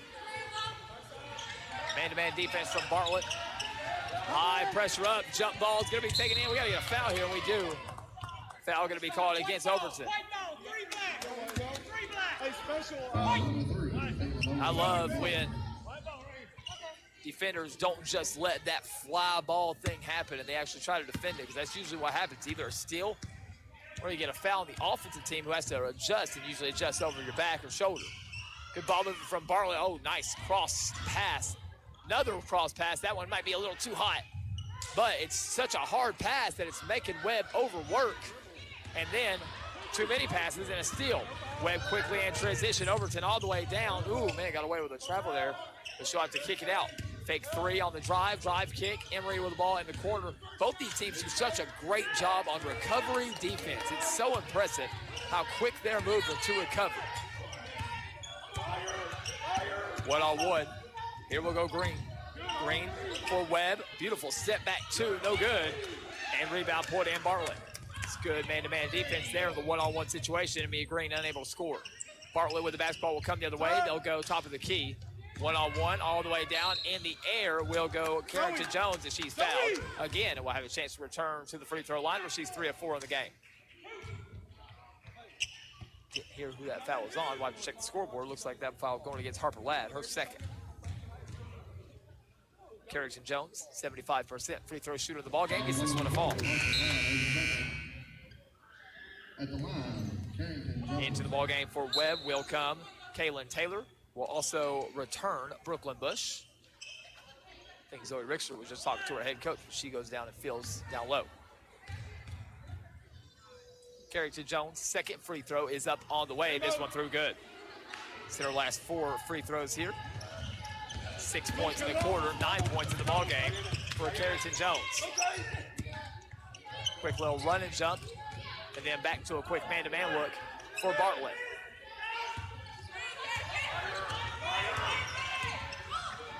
Pass over to the heads. Webb looking around for Ladd. Ladd will go back up top to Green. Green crossover, changes directions, pulls up inside the elbow, no good.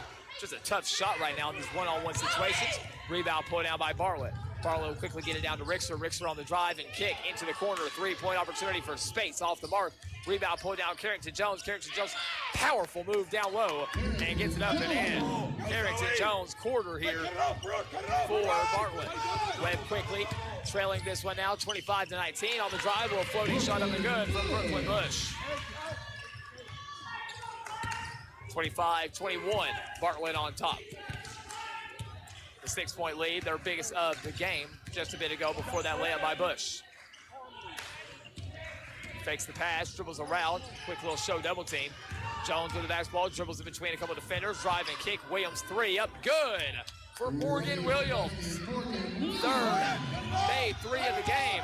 Bush quickly brings the ball down the floor, evading away from the press. Green with the move, dribbles down, gets free, and a blocking foul called against Carrington Jones. All right, number 1, baseline. Carrington Jones called for the foul. Bartlett coaches disagree. Back to the ballgame for Webb will come Kendall Mays, and also into the ballgame here for Bartlett will be a group of players. Hamlet back into the ballgame. Woods back into the ballgame. Down low, Samaya Jones back into the ballgame, all for Bartlett. On the dribble, battling down low. We got a foul called, I believe, also against Bartlett. This one going against Takara Ward. Foul number 21, Takara Ward. Second team foul. Any foul committed by Webb, Bartlett will shoot.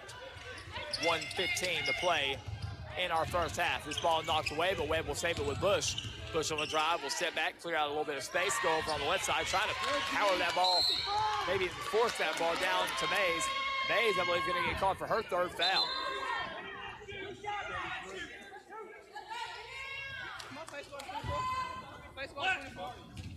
That is going to be 3 on Kendall Mays. By my count, her third. And as we mentioned, the bonus situation in effect here for 108. Into the free throw line for Bartlett will go to Carl Ward. 6'2" junior. Got 2 free throws coming. Got 2 points in the ball game. Her first free throw is up on the way. This one is good.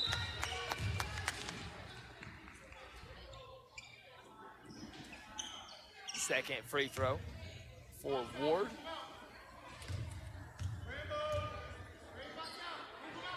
This one is up on the way, and that one is through good. 2 for 2 for Ward. She's got 4 points in the ball game. 30-21. Bartlett, now biggest lead in the game, sits at 9. Quickly down the floor, and we're going to get a travel called here on Webb.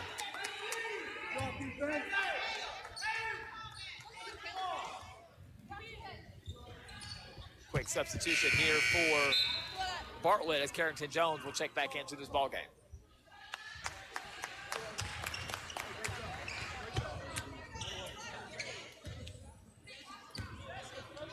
Will be Bartlett's basketball. Bringing the ball down the floor will be Shamar Hamlet. Hamlet skips back over into the hands here of Sheffield. Long skip, going to be open for 3. That's up and good by Shamari Hamlet. Second made 3 of the ball game for Hamlet, 33-21.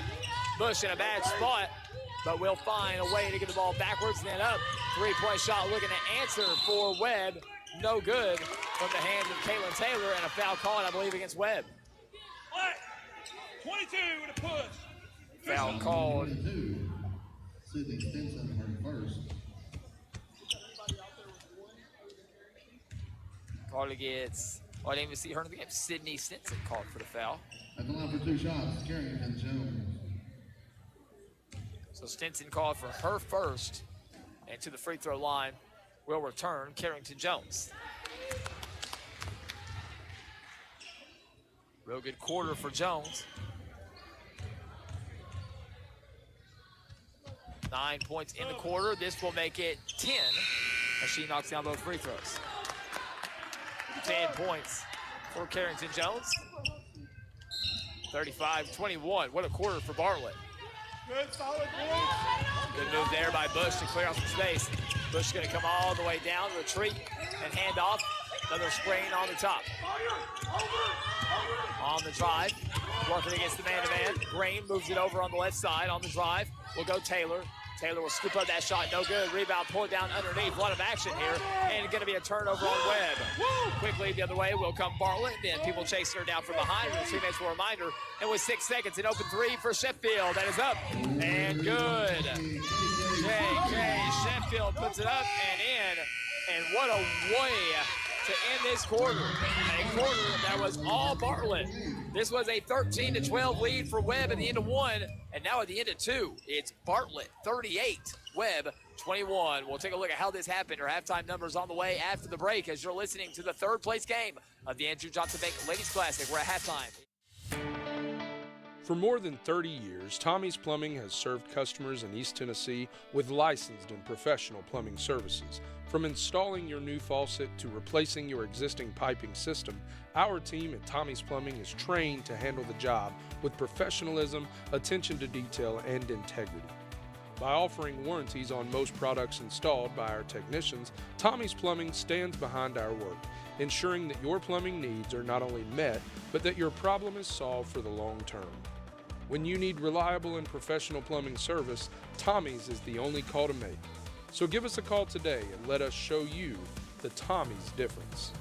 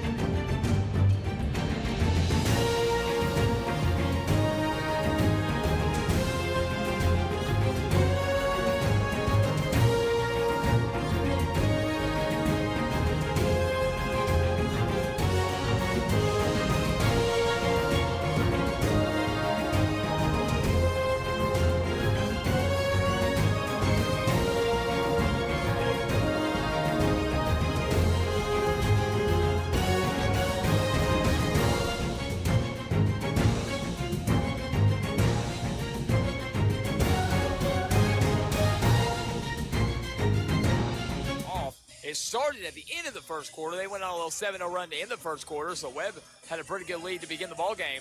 Webb will come out and hit the first shot of the second quarter, and then from there, Bartlett just took off. Outstanding play by the Panthers here in this one, especially in that second quarter. It was led by Carrington Jones. She had 7 of 8 free throws, and 7 of 8 go in. 13 points in that first half, along with 4 assists for Carrington Jones. 10 points from Morgan Williams on 3 made 3-pointers and 1 free throw, as they're the 2 leading scorers in the game. 6 points added in by Shamari Hamlet, 4 points from Dakar Ward, 3 points from KK Sheffield, 2 points from Zoe Richter for the total for Bartlett of 38. On the other side for Knox Webb, a quick start to the ball game, but then just struggled to really find any of their offense. They're 1-3-1, very effective early, but then able to start finding some openings, especially from 3 with Bartlett. Webb led in scoring by 5 points from Caitlin Overton, Brooklyn Bush, and Kaylin Taylor. 4 points from Kendall Mays and 2 points from Mia Green. A little bit of foul trouble for Webb as well, as they would shoot 2 free throws in that first half compared to the 14 for Bartlett. That was a big turn in the game as well. In that second quarter, a lot more free throws up on the board by the Panthers. We'll take a look at what's all happened in our day so far and a small preview of the final game of the day, the championship game, coming up following this one. A preview and a review of our Andrew Johnson Bank Ladies Classic Championship Saturday on the way after the break here on WSMG.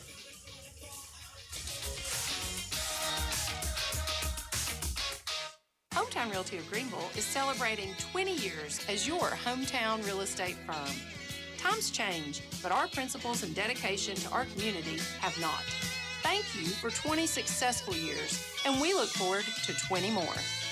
On behalf of all our agents, we would like to thank you for helping make these past 20 years successful and look forward to working with you for many more. We're still having fun, and you're still the one.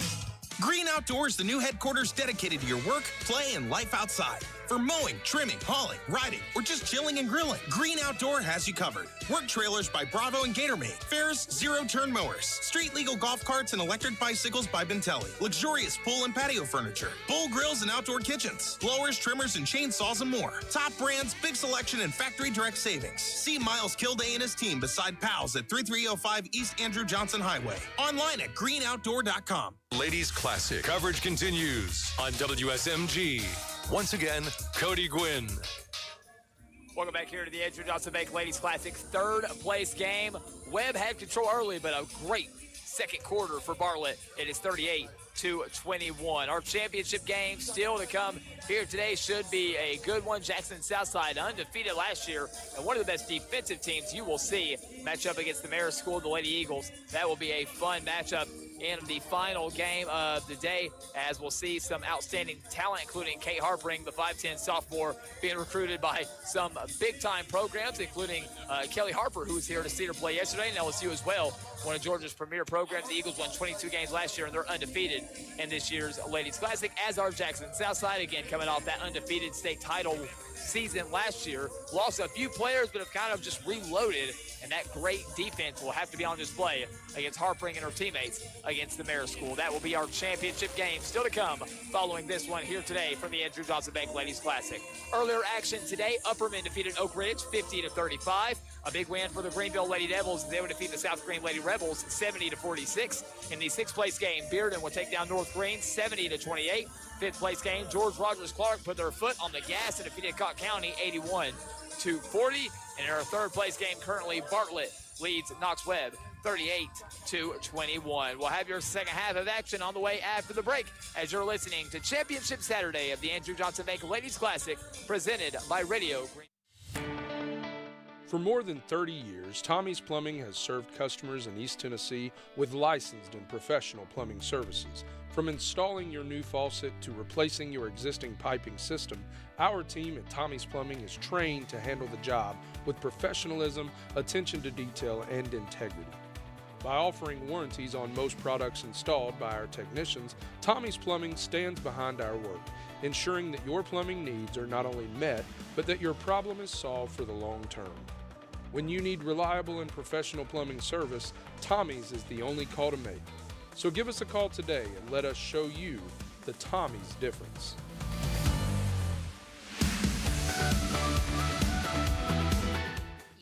We make it easy for you to experience why we are Greenville's hometown pharmacy. Visit Corley's Pharmacy, located on 1004 Snaps Ferry Road today for all your family's prescription needs. Try us. You'll love us. You know, heating your home with propane gas will keep your home warmer even on those cold winter nights. And gas heat is more economical than electric. Serving the Southeast since 1966, Marsh Propane, right here in Greenville, has been among the top 50 propane retailers in the United States. They can install 120 to 1,000 gallon propane tanks above ground or underground. Marsh Propane, Bayleton Road. Stop in or call 639-7226 and speak to one of our professional local employees. Marsh Propane. When it comes to buying and selling real estate, it pays to have a professional on your side. Someone like lifelong Greene County resident and Greene County land and auction owner Larry Jones and wife Vicki. Larry has been in business for over 45 years and knows the market value of property in our area. Before you contract your property, be sure and contact Larry Jones at Greene County Land and Auction to learn how they can put more money in your pocket. Hey, they don't want all the business, just yours. The Andrew Johnson Bank Ladies Classic on WSMG.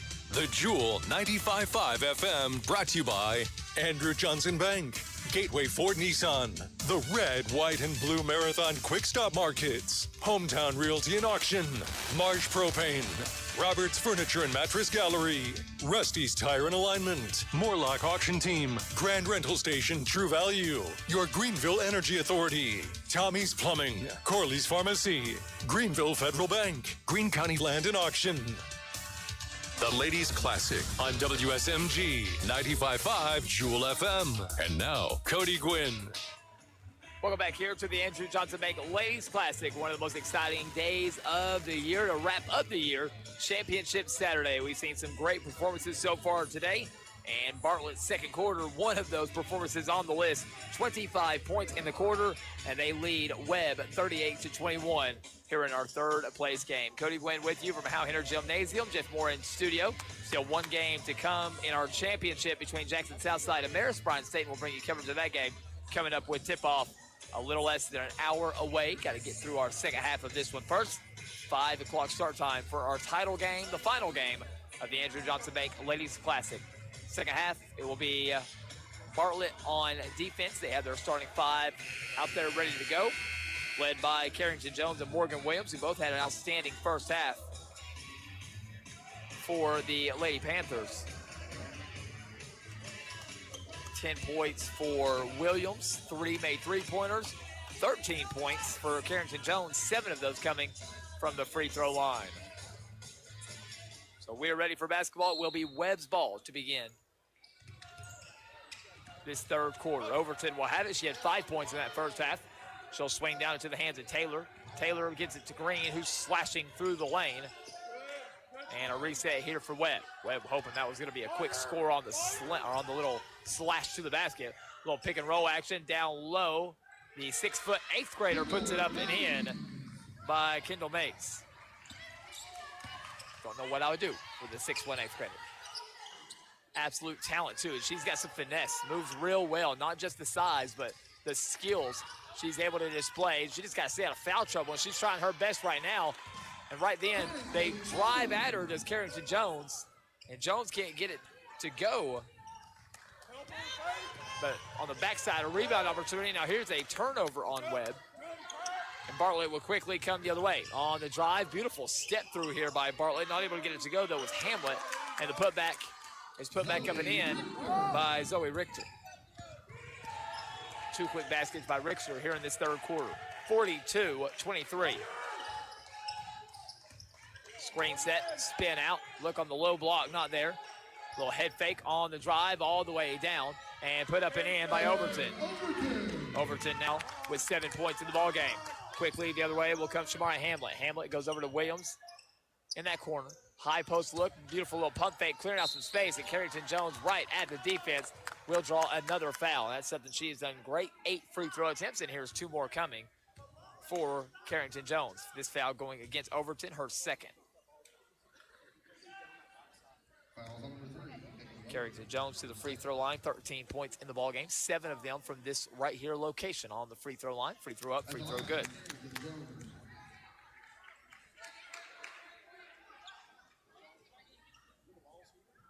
She's hit 7 free throws in a row. Let's see if she can make it 8 for the 5'8 senior. Free throw is up. Free throw is good. Thought I jinxed her, but she got the friendly how-hitter roll up and good. 44-25, Bartlett on top. Good slashing action. Ball deflected away and a steal. Bartlett will have the basketball over to Carrington Jones. Skip pass over into the hands of Hamlet. Hamlet with a fake, step through high, shot no good. Rebound pulled down by Webb. Webb will push the other way. Green skips it down into the hands of a three-point shooter and Taylor. Taylor's shot is no good. Rebound pulled down by the Panthers of Bartlett. Long pass down to Williams. Williams will get him in transition to the corner to Richter. Richter will jab step, will take middle, drive with the body, kick out. Extra pass, Williams, open corner three. It's good by Morgan Williams. Fantastic ball movement out of the transition from Bartlett. 47-25, biggest lead of the game, now sits at 22. Down low, working underneath, little spin move and goes right at the basket. Beautiful post work by Kendall Mays and a timeout called by Webb. We'll take it, return to you in 30 seconds. 5:40 to play, third quarter from the Andrew Johnson Bank Ladies Classic. Bartlett leads Webb 47-27. Hi, I'm Jim. And I'm Tom. Roberts Furniture is having their year-end winter clearance event going on now. Come by and see our huge rug selection starting at just $99. Also check out the selection of the 25 different mattresses from Restonic and Spring Air at 20% off. That's right, Tom. And how about our 100% leather recliners starting at just $5.99? Or buy an Eichler reclining sofa and love seat for just $13.48 and get the recliner for just $2.49. Come on in for last-minute holiday deals at Roberts Furniture and Mattress Gallery in Town Square Shopping Center. Ladies Classic coverage continues on WSMG. Once again, Cody Gwynn. Welcome back to the Andrew Johnson Bank Ladies Classic here from Hal Hinner Gymnasium. A 20-point Bartlett lead, 47-27. Crazy to think back to the first few minutes of the first quarter where it was all Webb. That 1-3-1 just put serious pressure on Bartlett. Just made them think. But once Bartlett and the coaching staff got it all figured out, Bartlett just started to abuse that defense. And now they've opened up a 20-point lead here in this third quarter. They move the ball down the floor, come down the left side. On the drive in, drive kick into the hands here of Spates. Spates all the way down, one-hand shot, no good. Battling for the rebound, going to be saved, but I think she was out of bounds first, and Webb will take possession. Webb's basketball, Mia Green will inbound. Held to only 2 points so far in this ball game. Bush with the basketball. Full man-to-man look, but likely a jump coming, and the jump does. Clear out space. Screen set. Now they'll maybe try to get out of it, just go opposite of it. Drive and a drop-off play here inside. Drive, kick, Bush, three, up, and rolls out, no good. Overton with the big rebound. She goes up, no good. Rebound is pulled down. They got a long girl down, hanging in the back. She's going to catch it, turn, Hamlet open for three. Says, I'll just take that and put it up and in. Shamari Hamlet with the three, and then a whistle.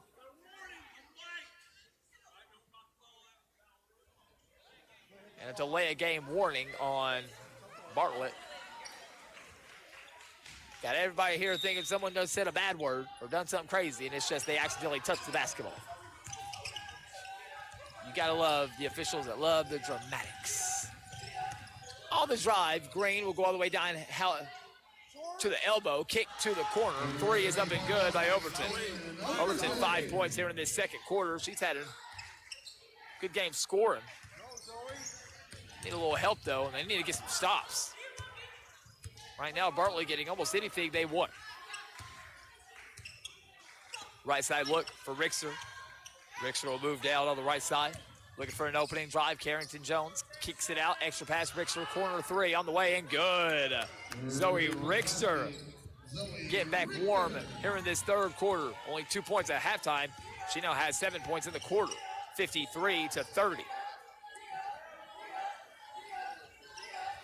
Help, Smarty, help.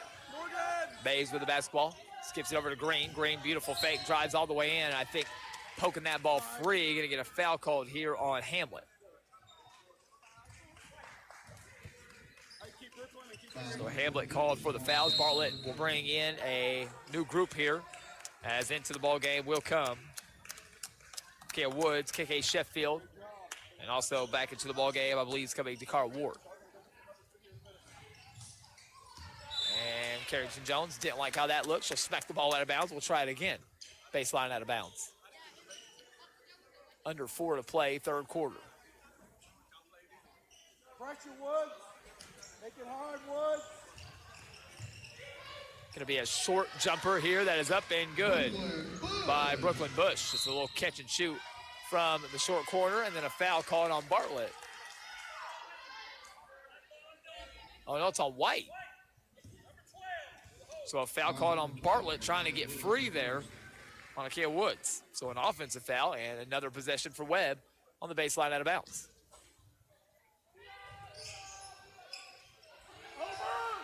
Over the top here into the hands of Webb. Webb will get free. Step back a little, make a little move, kick it out. Off the dribble. Bush trying to get inside. Just going to go one-on-one. Probably she'll just pull up, take that shot they're giving her from the free throw line. And a reset here by Coach Hernandez and the Webb school. With the basketball on the cut is Bush. Bush will kick it out to Overton. Overton will drive in, free throw line, and have to pull it back out. Good man-to-man defense here by Bartlett. Overton just going to drive all the way in here and throw it off the backboard up and in. 7 points in the quarter for Overton. 53-34. Bartlett maintains the lead. Spates with the basketball. Comes down in the middle, setting up the offense. Goes on the dribble, right into space. Long pass over, off the dribble will go Jones. Jones gathers, skip pass to the opposite side. Good ball movement here from Bartlett. With the basketball. Coming off the left side screen, looking for something underneath, not there. Bartlett very patient. Again, that 1-3-1 caused them some turnovers earlier, but now Webb has changed it to just a man-to-man. And Bartlett taking care of business on the drive. Little contact, no good from Jones. Jones wanted to foul, as did Bartlett coaching staff. Don't get it, though, but they will get a little reach foul here going against Carrington Jones. Carrington Jones called for her second foul. I think more of a frustration foul. 2 new players into the ball game here. As back in will come Morgan Williams, and also back in will come Zoe Rickster for Bartlett. 2:23 to play, 53-34. Inbound into the hands of Overton. Overton's had a great quarter scoring. Ooh, and they run into that run and jump, and her feet did move, and it is a travel. Overton just going so fast, and then that run and jump caught her, and travel called against Webb. 2:15 to play, third quarter.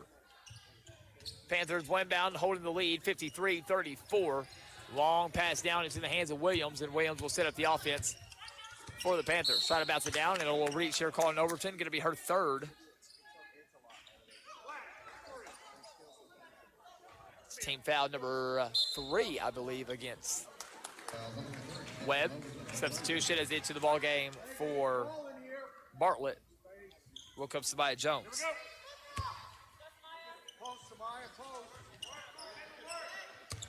Handoff play, and Overton just crashes into the screen, car wreck style. Off a screen. Thought they were going to use a double screen there, but they'll try to go a real high-low from the top of the key. Come off the screen. Trying to play on it is Sheffield. Real tight defense, no help side action here from Webb. This ball deflected out of bounds and will stay with Bartlett. Bartlett's got some great size on the floor. 3 girls right at about 6 foot, one about 6'1". Good post up here, trying to find an opening. Will hook shot, no good. Rebound pulled in by Green of Webb. Green will come the other way. She's going to accelerate down to the elbow, hesitation move, then a soft touch off the glass. Rebound pulled down by Mays. Then Mays was fouled, and Mays will go to the free throw line. Kendall Mays 2 of 2 from the line of the ball game.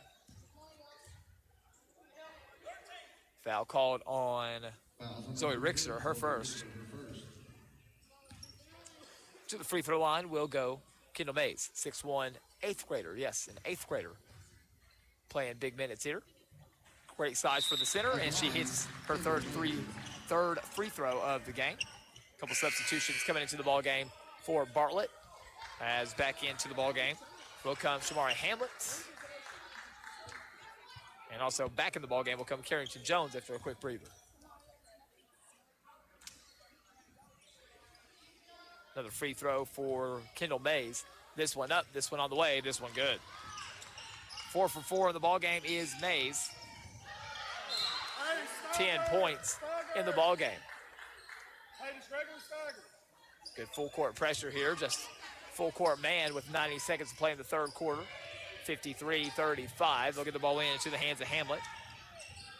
Hamlet, one hand pass over to Jones. Jones will take flight to get the basketball, slow things down. Trap comes from behind. Will hand the ball off. Looking on that left side, nothing there right now. We'll change direction over on the right. Pivot move, Jones goes to Williams. Williams will cut through and slice. Swing over into the hands of teammate Richter. Backing down is gonna be Jones, and we got a charge called here on Carrington Jones.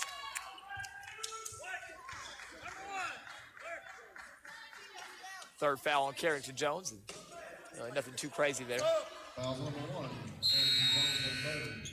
With 3 fouls, Carrington Jones will exit the ball game.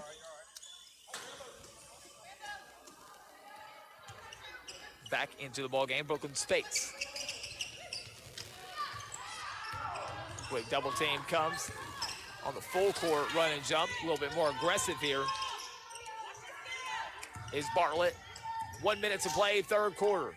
Corner look, Overton on the drive, bounces it down, and then another foul called here. And this will again put Kendall Mays on the free throw line. Foul called on Bartlett going against Hermione Brooks. Her second. Team over the limit now for this final minute. And returning to the free throw line, Kendall Mays, 4 of 4 from the line in the ball game. First free throws for Mays. This one up on the way in good.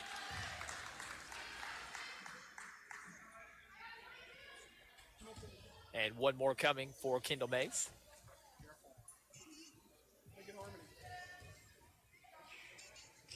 Free throw up, free throw. Ooh, rolls out no good for Kendall Mays that time.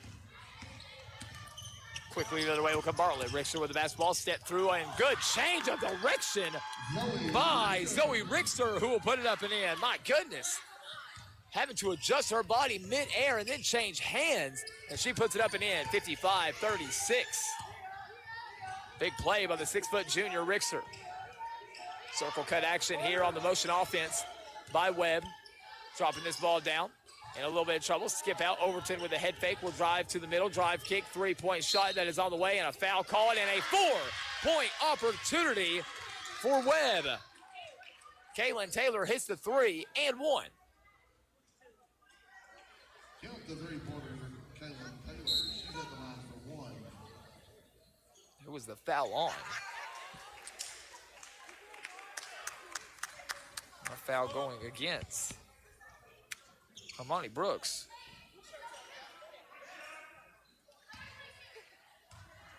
And to the free throw line, looking to complete the 4-point play is Kaylin Taylor, who does. 4-point play for Kaylin Taylor. 55-40, still a 15-point lead for Bartlett, but no lead safe.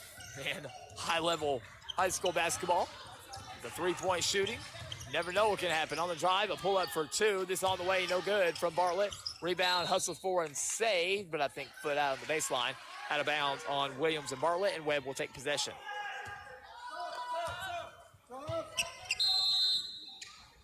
Sub back into the ball game as right back in will come Hermione Brooks. Carrington Jones really only playing offense right now.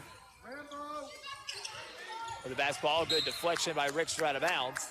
And possession will stay with Webb.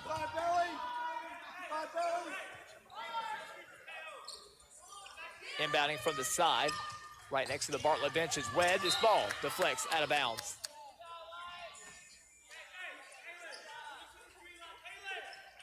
And it will stay with Webb. Bartlett's coach said, I thought they touched it, but it usually don't work. Another inbound here, full court pressure. Webb looking for somewhere to go with the basketball. They'll lead it, and they'll find what they want. Full speed ahead all the way down. Oh, good recovery defense there by Bartlett. And a shot off the mark. And that is how our third quarter comes to an end. Webb with a little more success in that quarter. But in the end, it's still Bartlett in control. It's Bartlett 55, Webb 41. Fourth quarter of our third place game on the way after this as you're listening to the Andrew Johnson Bank Ladies Classic on 95. For more than 30 years, Tommy's Plumbing has served customers in East Tennessee with licensed and professional plumbing services. From installing your new faucet to replacing your existing piping system, our team at Tommy's Plumbing is trained to handle the job with professionalism, attention to detail, and integrity. By offering warranties on most products installed by our technicians, Tommy's Plumbing stands behind our work, ensuring that your plumbing needs are not only met, but that your problem is solved for the long term. When you need reliable and professional plumbing service, Tommy's is the only call to make. So give us a call today and let us show you the Tommy's difference.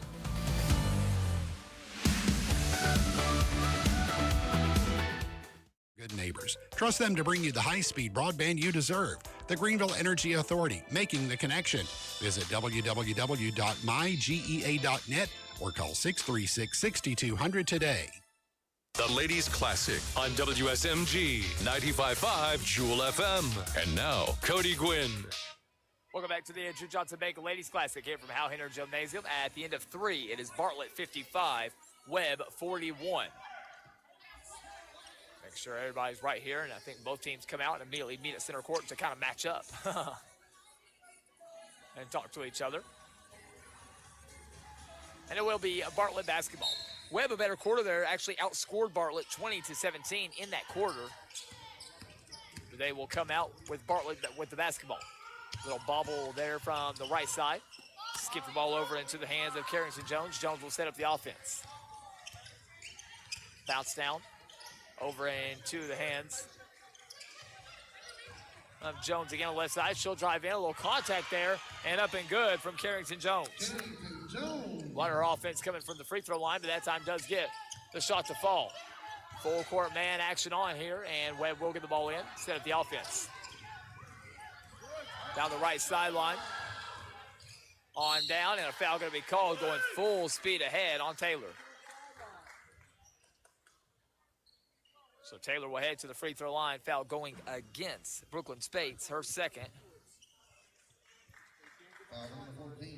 And Taylor to the free throw line for Webb. And Webb would love to get most of their points from this free throw line in this fourth quarter.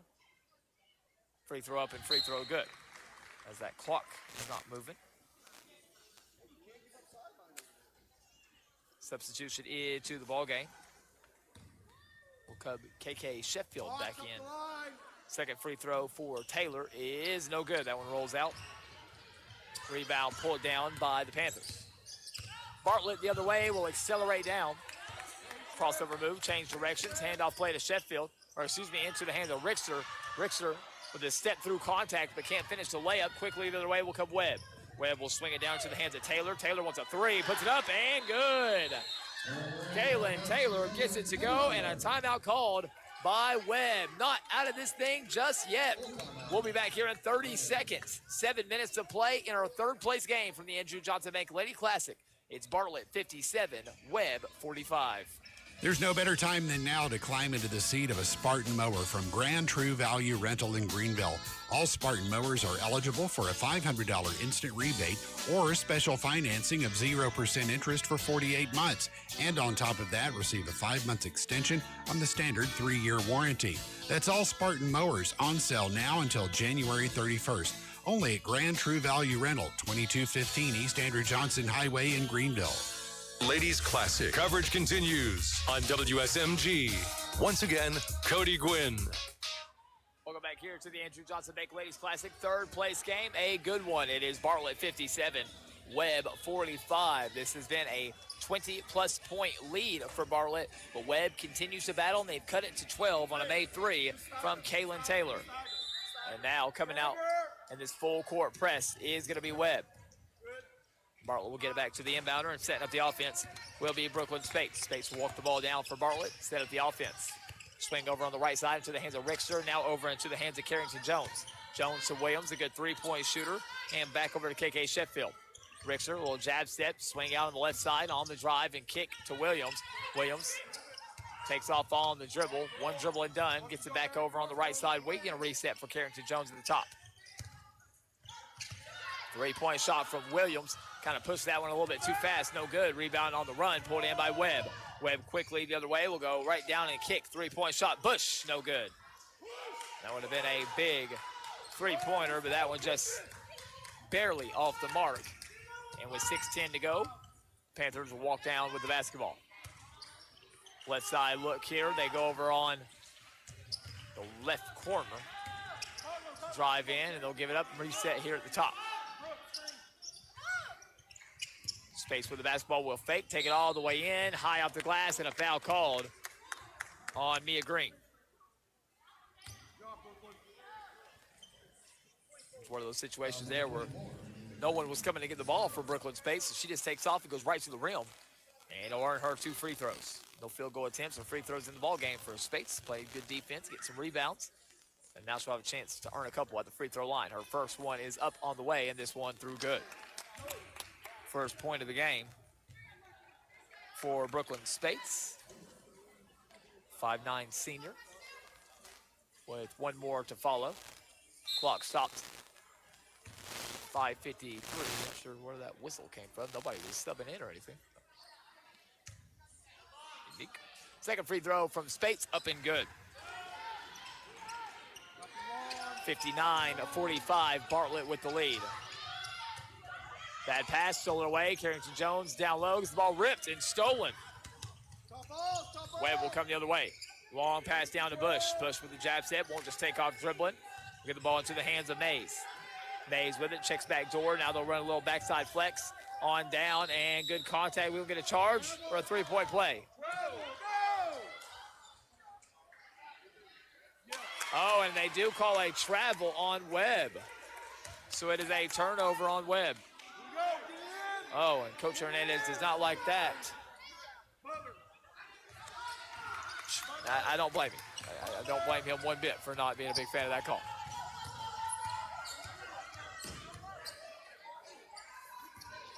Good thing we have these kind of pads on top of the scores table. On the little hand or on the pick and roll here, and down we got a charge called on Rickster. There's your makeup call, Coach. 59-45, 5:16 to play in the ball game.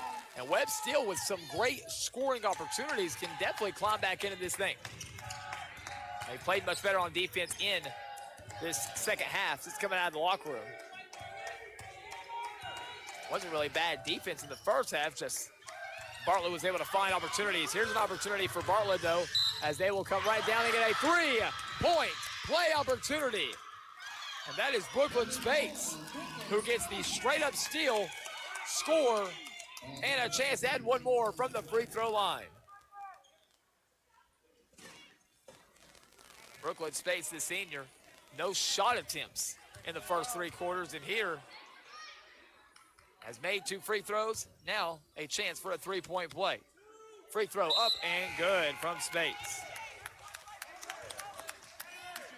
5 points. Coach gets her a much-needed breather and says, you don't have long. Don't enjoy it over here. Going right back in.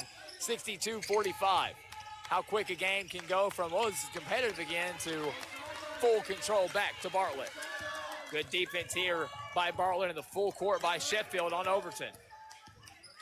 Gets the advantage, though. Overton goes right down to the basket. Ooh, tough foul call there on Sheffield, who is right on the hip of Overton. KK Sheffield called for her first foul. And to the free throw line will go Caitlin Overton. 12 points in the game for Overton. 5'5" senior will put the first free throw up and in. Hey, got a box here up the lane. Up the lane. Second free throw for Overton is up and no good. Rebound pulled down by Bartlett. Accelerating down the floor is Carrington Jones. Jones will come down the other way. Crossover move, drive and kick to the corner. Rickster will go off the dribble to the elbow. Back up to Williams. Williams, a good three-point shooter. We'll skip back to Jones. Little cut inside. And then off the screen, long pass down. And we're going to have a foul here against Webb, I believe, after the pass from Jones. Foul called against Webb, going against Kaylin Taylor. Just a bit too rough there on Morgan Williams, or excuse me, on Carrington Jones after she made that long pass. Pass down to Rickster. And then good low post action there on a beautiful play with Dakara Ward. Great setup on the inbound play.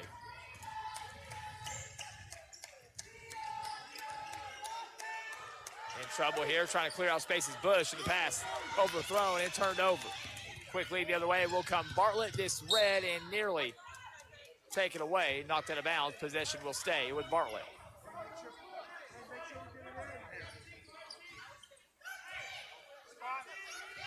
Bartlett will inbound.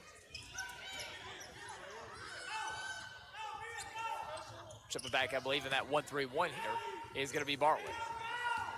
On the drive and kick, loses it briefly. Three-point shot, Morgan Williams with a big make from outside. A three made in each quarter now by Williams. 67-46, the lead, now back over 20. Drive up and blocking foul called going against the Panthers. Foul called on Morgan Williams, her first. We're getting close to both teams being over the limit. To the free throw line here for Webb will go Kaylin Taylor. 2 of 3 in the ball game from the line. This free throw up and good. Substitutions for Overton as they'll bring a pretty big group in here. Not quite ready to call it waving the white flag, but at least get some different girls moving a little bit fresher, maybe can add a little bit quicker pressure. Take a free throw, no good from Taylor. And quickly up the floor will accelerate Carrington Jones. Jones, ooh, big pass inside, and Ward catches, up, can't finish. But a foul called against Knox Webb. Foul called against, called against Stinson, her second. And to the free throw line will go to Carl Ward. 6'2" junior, will head to the free throw line for the Panthers. Free throw is up on the way. Free throw is no good. Her face there, she did not like the way that came out of her hand. Checking out the ball game, the 2 electric guards, Carrington Jones, Morgan Williams, and also Zoe Rixer, who just came alive in that third quarter with some just explosive plays to the basket. To help kind of guide the ship. We're starting to get a little rocky there. Keep them afloat, and then the fourth quarter, Bartlett back to their normal action, and then an over the back going to be called here on into the ball game for Bartlett, Brooke Bardwell.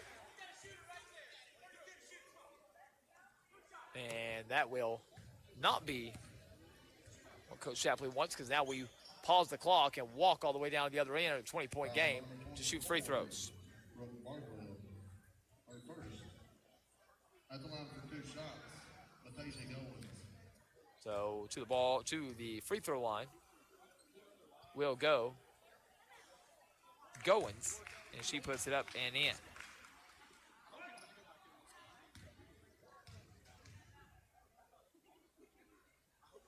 Natasha Goins, second free throw, will not fall. 1 of 2, 67-48. 3:20 to play in the ball game. 1-3-1 look here for Webb. Move the ball down, deflected, long pass over. Little head fake from Sheffield. Sheffield will drive down, one hand floater up and good. KK Sheffield with her second made basket of the ball game. She's got 4. Double team on for Bartlett. They'll hit the middle. Trapped from behind, dribble through, long pass down, nearly stolen away. Just deflected though, and now still ball on the ground. Good effort here by both teams getting after it. It will be a steal by Bartlett with a few girls still on the ground. Pulling up for a quick 2, no good. Rebound pulled back up and in by Brooke Bardwell.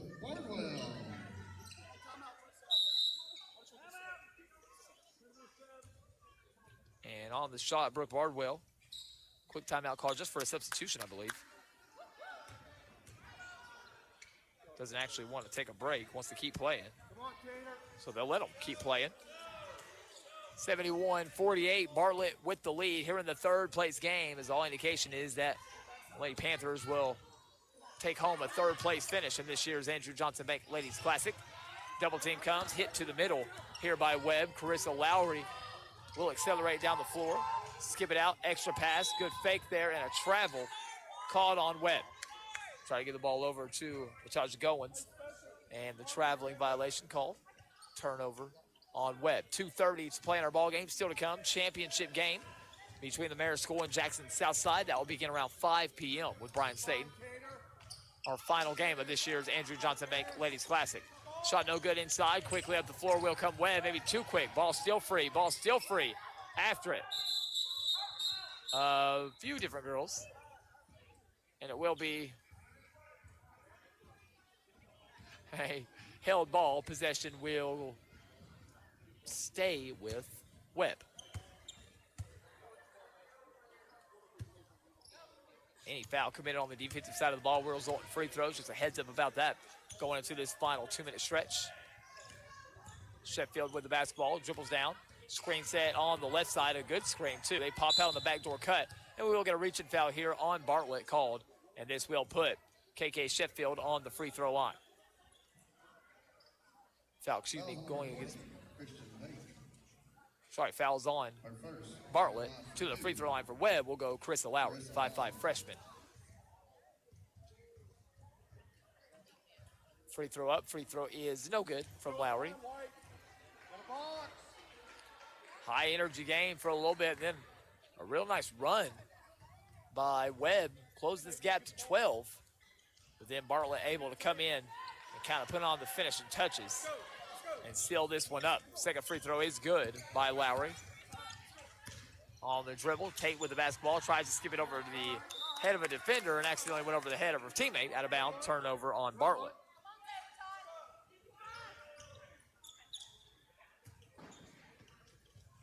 With the basketball, Webb spin out a little bit of trouble here with Malaya Mixon. Get the ball into the hands of Goins. Goins will skip over to the corner. On the drive here will go Mixon. Mixon on down, and Mixon takes the shot and is fouled, and will head to the free throw line. So 5'7" senior Malaya Mixon will head to the free throw line for Webb. Clock stopped at 1:35 in our third place game.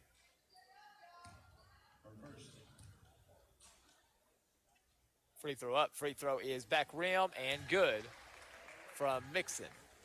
That ball kind of hit the wiring there at the top. Really should have been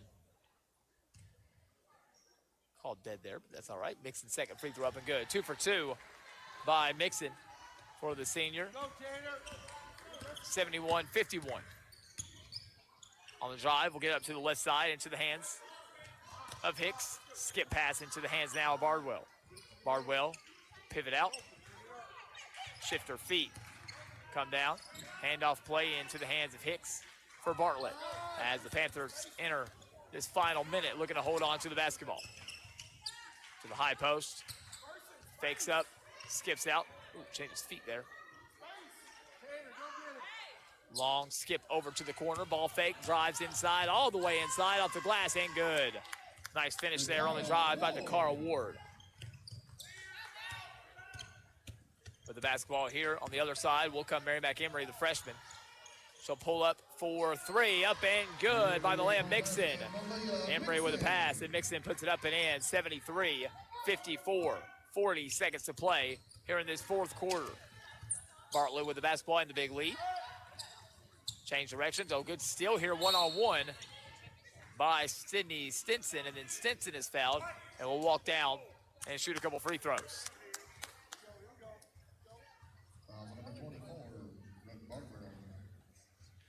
Foul called on Bardwell.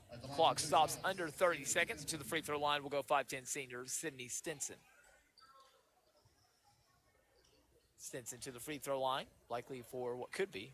I don't know, that's a little bit of a two things you can't say together. Final points of the ball game, or final point opportunity for Stinson. Free throw, no good. I'm telling you, if you would have watched just the first 2 minutes of this game, you would think Webb's going to run away with it. It just took Bartlett a minute to kind of figure out the 1-3-1. Both free throws no good, and then on the drive, a 3-point play opportunity here for Bartlett's Christian Tate. The freshman with an opportunity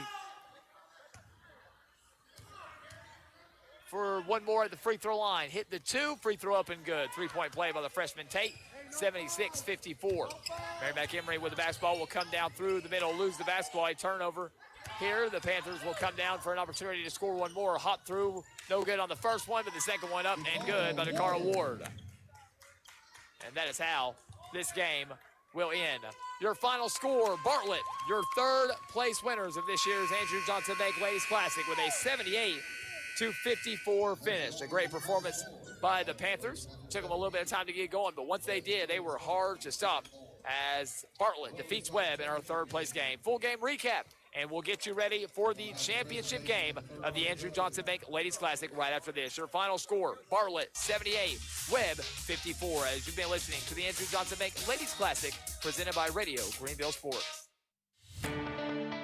For more than 30 years, Tommy's Plumbing has served customers in East Tennessee with licensed and professional plumbing services. From installing your new faucet to replacing your existing piping system, our team at Tommy's Plumbing is trained to handle the job with professionalism, attention to detail, and integrity. By offering warranties on most products installed by our technicians, Tommy's Plumbing stands behind our work, ensuring that your plumbing needs are not only met, but that your problem is solved for the long term. When you need reliable and professional plumbing service, Tommy's is the only call to make. So give us a call today and let us show you the Tommy's difference.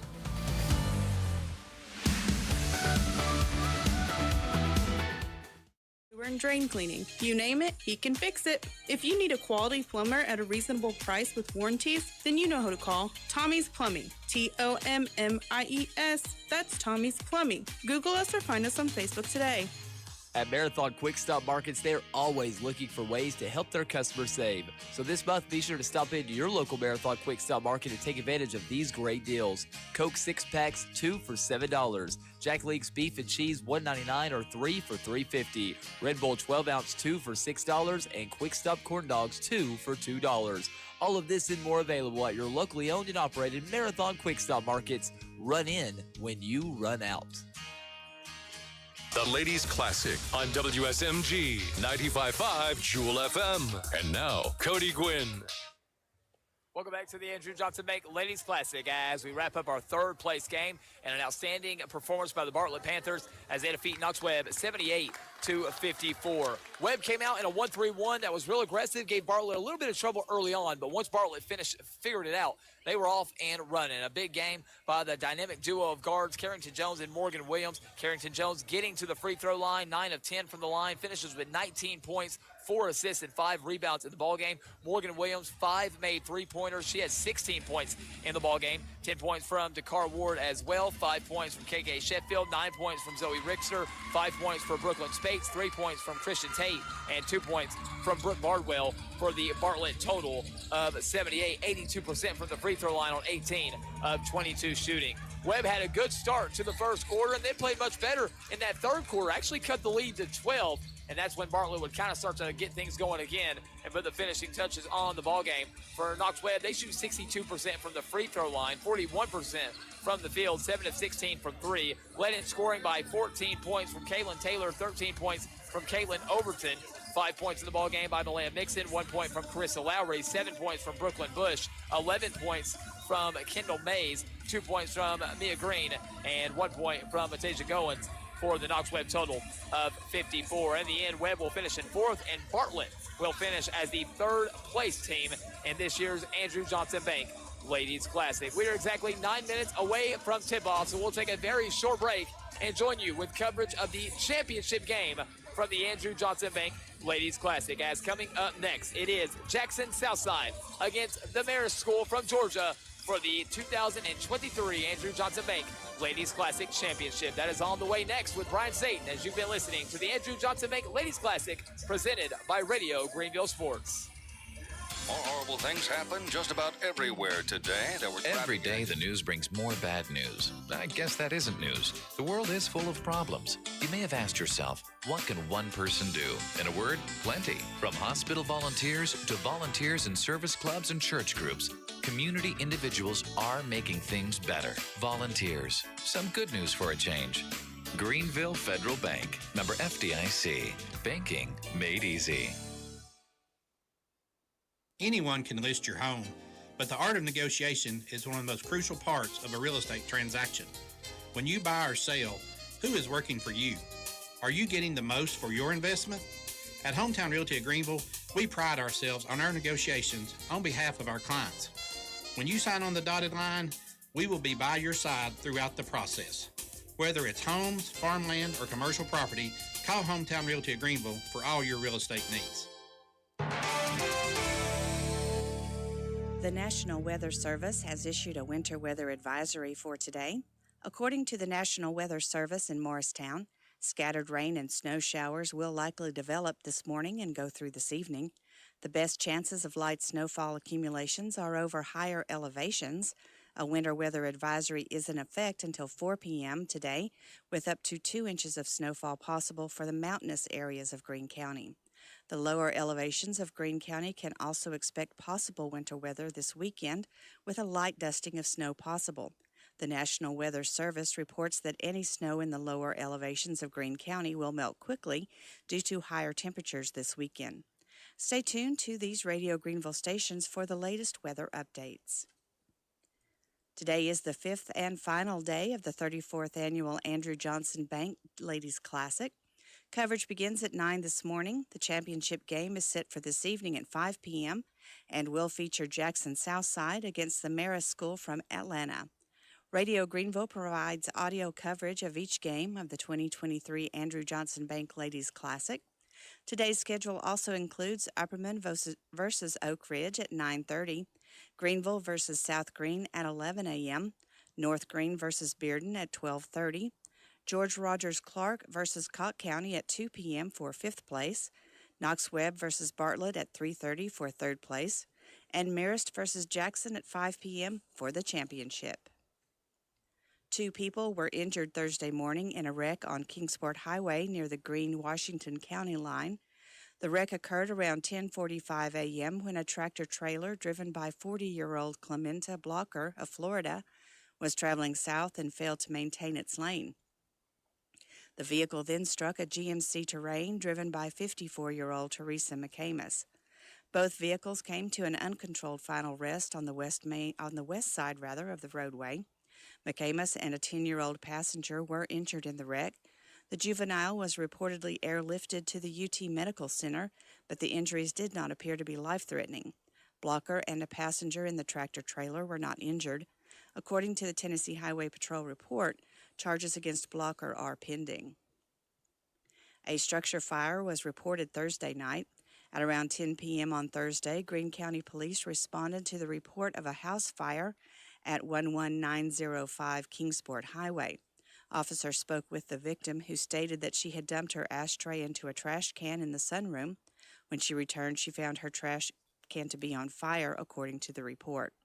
Newmansville Fire responded to the scene and was able to contain and extinguish the fire. This structure fire marks the 5th in Greene County since last Friday. Emergency personnel responded to a fire on the Kingsport Highway last Friday, Oakdale Drive on Saturday, Houston Valley Road on Monday, and Chucky Ruetan Road on Tuesday. For more in our news, be sure and visit our website at wgrv.com. Gotta get to Gateway. There's never been a better time than now to get to Gateway Nissan in Greenville. Choose from a huge selection of new Sentras, Altimas, Frontiers, Rogues, and Pathfinders. Plus, the Gateway price is the one that leaves the competition scratching their heads. Save thousands right off the sticker. Get 0% financing for up to 60 months, plus a lifetime powertrain warranty and no charge maintenance for 2 full years. Only at Gateway Nissan right here in Greenville. Gotta get to Gateway. The Andrew Johnson Bank Ladies Classic on WSMG. The Jewel 95.5 FM, brought to you by Andrew Johnson Bank, Gateway Ford Nissan, the Red, White, and Blue Marathon Quick Stop Markets, Hometown Realty and Auction, Marsh Propane, Roberts Furniture and Mattress Gallery, Rusty's Tire and Alignment, Morlock Auction Team, Grand Rental Station True Value, your Greenville Energy Authority, Tommy's Plumbing, Corley's Pharmacy, Greenville Federal Bank, Greene County Land and Auction. The Andrew Johnson Bank Ladies Classic continues. And now, with the call, Brian Staten. The long-awaited 37th game. It's the championship. It's the Andrew Johnson Bank Ladies Classic. Hello again, everyone. Brian Staten. Glad you could stay with us through this extremely long tournament. Third place just moments ago, Bartlett defeating Webb 78-54. Coming up, our championship, Jackson Southside and the Marist Eagles. Marist comes into this one, wins against Chucky Oak, George Rogers Clark, which was a thriller, and Bartlett last night. They have been tested. A 4-point win in the Elite Eight and a 3-point win in the Final Four to get to this game. Led by Kate Harpring's 26 points per contest. It's a team that comes in averaging 58 points a game, but they hold you from scoring, allowing just 41 points a game through their opening 3 games of this tournament. Meanwhile, for Jackson Southside, they're coming off a state championship at AA in the state of Tennessee after an unbeaten year. They've lost 3 games this year, but they have not lost in this tournament. A win against Morristown West was a 5-point win. Their win against Conk County was also a knockdown drag-out 12-point win, and their win last night as well against Knox Webb was a knockdown drag-out. They've averaged 49 points a game, but they're only allowing 39 points a game. They shoot 40% from the field, but they hold you to 31% shooting. They hit 29% from 3, but they don't allow you to make threes either, allowing just 21 points from the 3-point line. Britt McNeil for Jackson Southside last night to his team, the strongest words I've heard. They are not going to score unless you put them on the line. Those words were true last night in their victory against Webb. They went to the free throw line, did Webb, and scored half of their points from the stripe. A defensive-minded championship game. Will Marist be just the 4th team outside of the state of Tennessee to win a ladies' classic, and the first in 2 years since Bullitt East knocked off the Greenville Lady Devils here? Looking to add their names to Hoover, Alabama of 2010 and Regina, Ohio from 1999, beating Memphis Briarcrest and now. And my boy Jerry's here today, too. Oh, and I got Heather, too. That's even better. We got our national anthem starting lineups in the opening tip next. It's the Andrew Johnson Bank Ladies Classic from Radio Greenville Sports on WSA.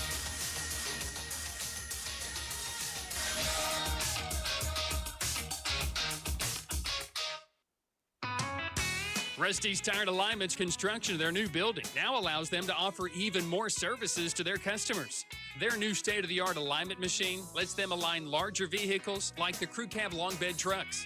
So call Rusty at 639-7447 for details or to schedule your alignment. And when you need new tires, check out the lineup of name brand tires at Rusty's Tire and Alignment, located at 1044 West Summer Street in Greenville. Have you ever wondered why Corley's Pharmacy has been voted the People's Choice Pharmacy for over 15 years? Corley's Pharmacy has trained professionals behind the counter that you already know and trust. At Corley's Pharmacy, you're more than just a patient. You're our friends and family. We make it easy for you to experience why we are Greenville's hometown pharmacy. Visit Corley's Pharmacy, located at 1004 Snaps Ferry Road today, for all your family's prescription needs. Try us. You'll love us.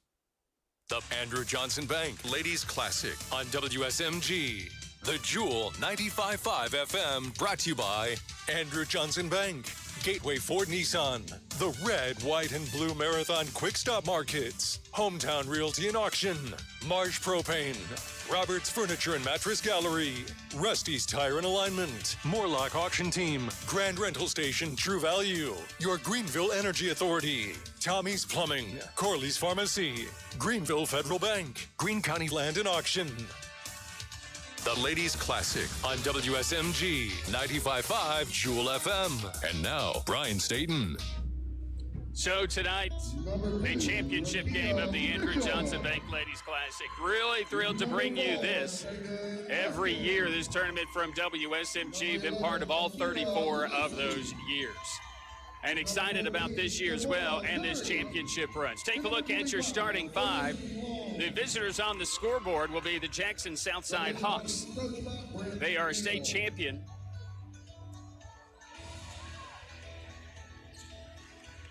From a season ago, and they come in here 3 losses on the year, but they have not lost in this tournament.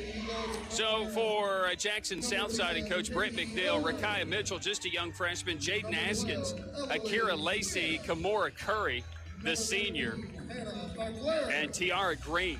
For the Marist Eagles, it'll be Eloise Smith, Hannah Ficlaris, Abby Lindsay, Kate Harpring at 26 points a game, and Haddon Bushman, the 5'8 junior for the Marist Eagles. Coached by Kimberly Hicks and assisted by Jason Harris and Kevin Moore out of Atlanta, Georgia. looking to become just the 4th team in Ladies Classic history to claim a Ladies Classic championship outside of the state of Tennessee. Jackson Southside looking to extend this long run of teams within the state. Not many teams out west winning this. Memphis Briarcrest doing it.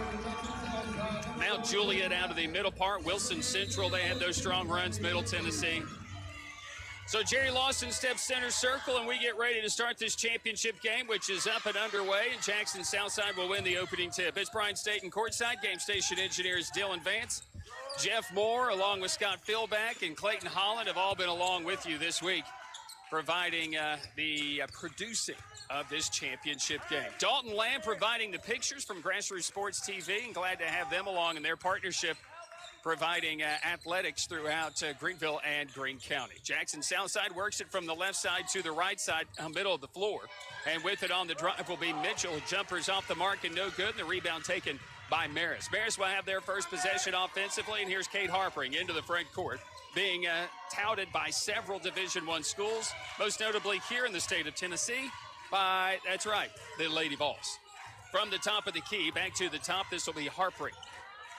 And, of course, with Kate's brother Luke going to Dad's alma mater at Georgia Tech to play football, there may be pressure there. Here's an opening three that's off the mark, no good by Elder. Gets the rebound, and the tip is off of Elder, out of play. It'll go back to Jackson Southside. 6:59 to play here in this first quarter. Still no score. And these two teams have been very defensive-minded. The Eagles allowing 41 points a game. The Hawks allowing just 39 points a game through their opening 3 games of this tournament. Skip pass onto the right side with the basketball. At the top is going to be Lacey. Lacey throwing it back to the top, and tracking it down will be Curry. So Curry will have it for the Hawks. 6:35 on the clock. On the drive to the left side is Curry. Stops, picks up the dribble, and gets it back to Jaden Askins. Askins at the top, looking inside the paint. Instead goes to Curry on the baseline left side. Jackson Southside kind of got themselves acclimated against Morristown West, but West gave up a really good fight. A 5-point loss in that contest. 3 ball on the way is good. Felicity Long with the bucket to knock it down for Jackson Southside. And it's the first points of the basketball game. Across the stripe will be Marist. We played 2 minutes here of this championship game. Harpering with the touch on the right side at the Devilhead logo. They go down to Faclaris, who throws it back out. This pass is deflected but saved as Lindsay goes back out to the top to Katie Elder. Harpering on a crossover to the right elbow. Harpering will skip it to the top. This will be Lindsay for a 3 to answer. That one's no good. And the rebound taken by Maris. On the baseline right side, Harpering right to the rim, draws some contact, counted 1. Harpering finishing through a powerful stop on the baseline. And Rakia Mitchell will be whistled for her first foul. So Harpering for the tie, 26 points a game, 75% at the free throw line, missing and cannot answer. So it's 3-2 Jackson Southside with the advantage here into this first quarter, into the front court. With it at the top will be Mitchell. Mitchell back into the hands of Lacey. Lacey right side to Long, who just hit the 3 moments ago. Dribbles to the baseline. Now back out to the right wing. From the right elbow is Askins to the top of the key into the hands of Lacey. Lacey will handle. Will give it up to the freshman, Mitchell. Mitchell from the left elbow hands it back off to the top to Curry. Curry on a switch into the lane. It's knocked away and stolen. Turnover as Harpering with a behind-the-back bounce, drive to the bucket, missed the layup, but an offensive rebound by Elder. Faclaris with the basketball from the left wing to the right wing, and this is going to be Harpering for 3 is good. Harpering knocks down the 3 ball. After Southside turned it over. Harpering missed initially on the fast break opportunity, but on the second chance opportunity from Elder, was able to knock down the 3. It's 5-3. Marist has taken their first lead. From the top of the key on the dribble, this is going to be Lacey. Lacey will pull up off the dribble. Bang! Knocks down a 3. Southside reclaims the lead. Right side back courts. Harpering gets it back into the hands of Eloise Smith. Smith, Harpering. Harpering takes it across the stripe to Smith.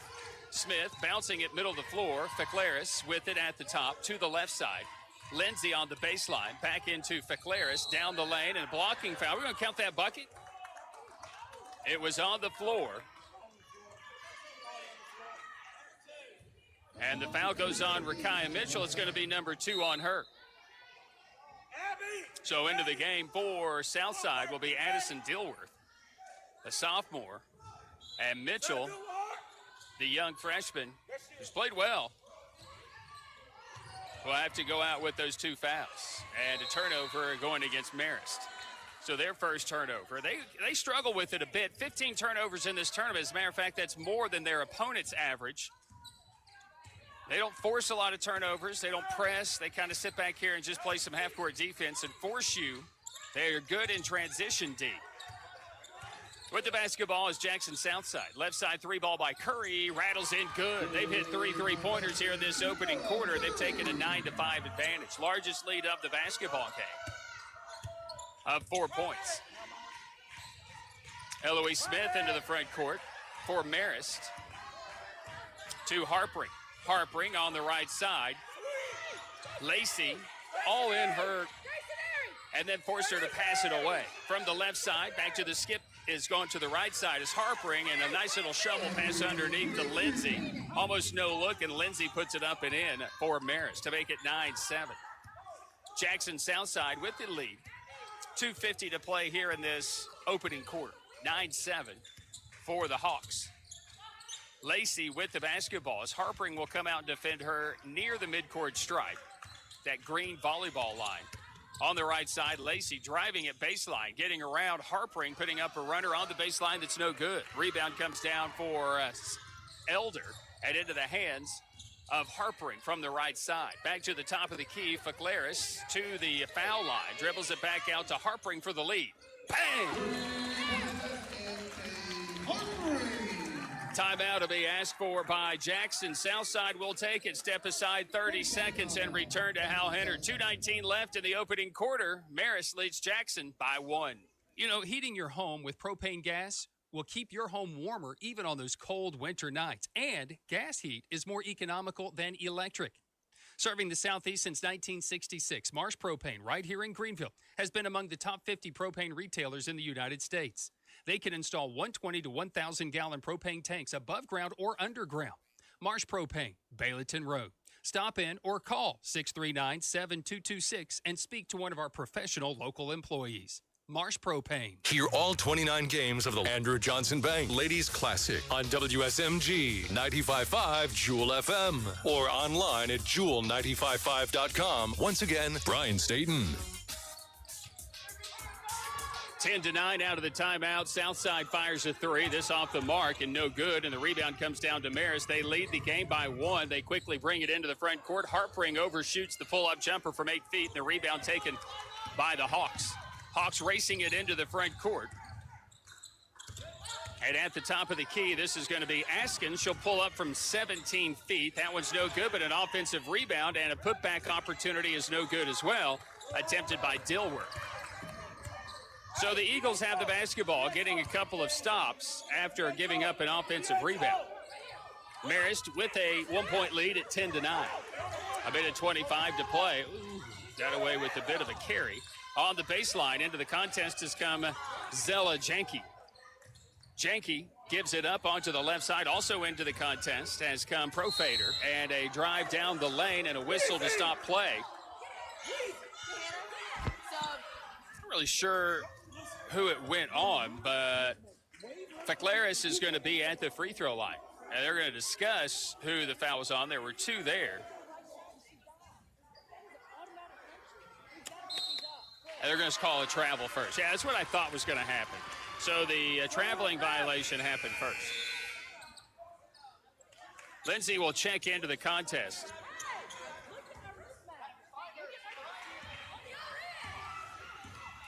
.110 to play here in the opening quarter, 10-9. Also checking into the contest for Southside will be Amira Cook. Cook, also a young freshman, has it on the baseline. Gives it up on the inside. It's turned over. Turnover on south side on a difficult pass to handle. Harpering going coast to coast, puts it up, puts it in. Well, no surprise. Kate Harpering, again, a bunch of points here in this opening half. She had 20 in the opening half yesterday against Bartlett. From the top of the key on an exchange, and the handoff here is Lindsay. Lindsay back into the hands of Askins. Askins lobbing it inside the paint. It's knocked away and stolen. It is another turnover on south side. That'll be their third here of the quarter. Harpering across the stripe, 12-9. Marist has their largest lead of this contest.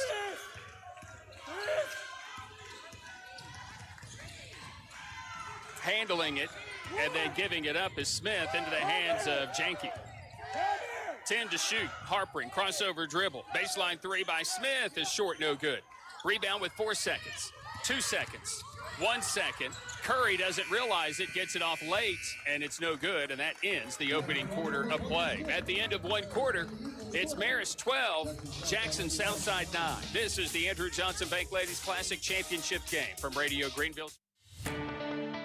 For more than 30 years, Tommy's Plumbing has served customers in East Tennessee with licensed and professional plumbing services. From installing your new faucet to replacing your existing piping system, our team at Tommy's Plumbing is trained to handle the job with professionalism, attention to detail, and integrity. By offering warranties on most products installed by our technicians, Tommy's Plumbing stands behind our work, ensuring that your plumbing needs are not only met, but that your problem is solved for the long term. When you need reliable and professional plumbing service, Tommy's is the only call to make. So give us a call today and let us show you the Tommy's difference.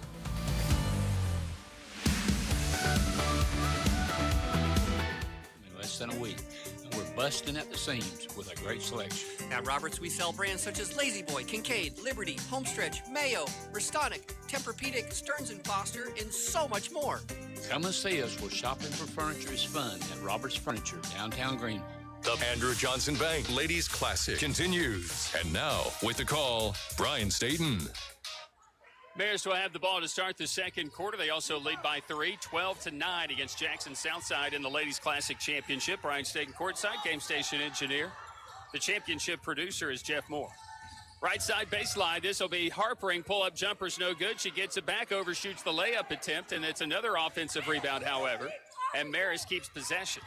So Harpering will back it out near the midcourt stripe, defended by Dilworth. On to the right side, back to the top. This will be Lindsay. Lindsay, and into the game, Bushman back on the floor. On the right side, this will be Harpering. Harpering, driving baseline, passes out of a triple team. Wide open is Lindsay for three. Bang! Abby Lindsay to make it a 15-9 game, and it's a 10-0 run for Marist. It's their largest lead of the contest, and into the front court will come Southside. On the right side will be Amira Cook. Cook puts it on the floor from the right side. Back onto the right elbow is Askin. She'll pull up from about 8 feet, knock it in. Well, that ends that run. 15-11 is the lead for Marist. Eagle basketball into the front court. Harpering gets around one. Lacey then on the baseline. That one-handed sling pass into the corner left wing three is too strong and no good, and the rebound comes down into Jackson Southside's hands. Janke could not hit the three, so this will be Amira Cook who will force some tempo into the front court. 15-11, Marist leads Jackson. Lacey with the basketball and will dribble between the rings, center of the floor. Lindsay will defend her. On to the right side is Dilworth. Dilworth hands it back off to Lacey. Lacey to the left wing. Askins fires a deep three. Bang! That is the fourth three-pointer made here in this opening half for Southside. And it's 15-14, Marist by one. Southside answers the 6-0 run for them to take their largest lead. Or pardon me, the 6-point deficit on a 10-0 run with their own little mini 5-0 spurt.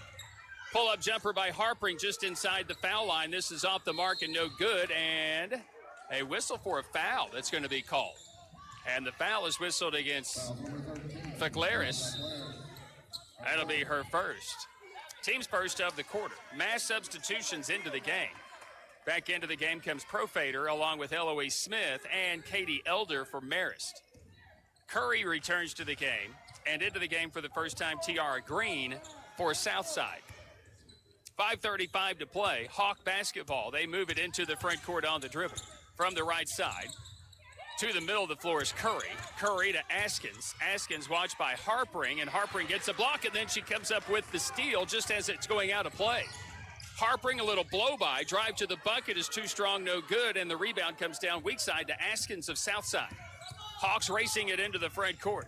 Askins will dribble it to the left wing and will throw it back out to the top of the key and into the hands of Felicity Long. So Long will back it out between the rings, center of the floor, watched by Profader for Marist, who moves into a man-to-man. Under 5 to play here in this first half. 15-14, Eagles lead the Hawks. Askins lobbing it inside the paint, maybe a 3-second call on Green. That'll be the case. So a turnover against the Southside Hawks, their 4th of the game.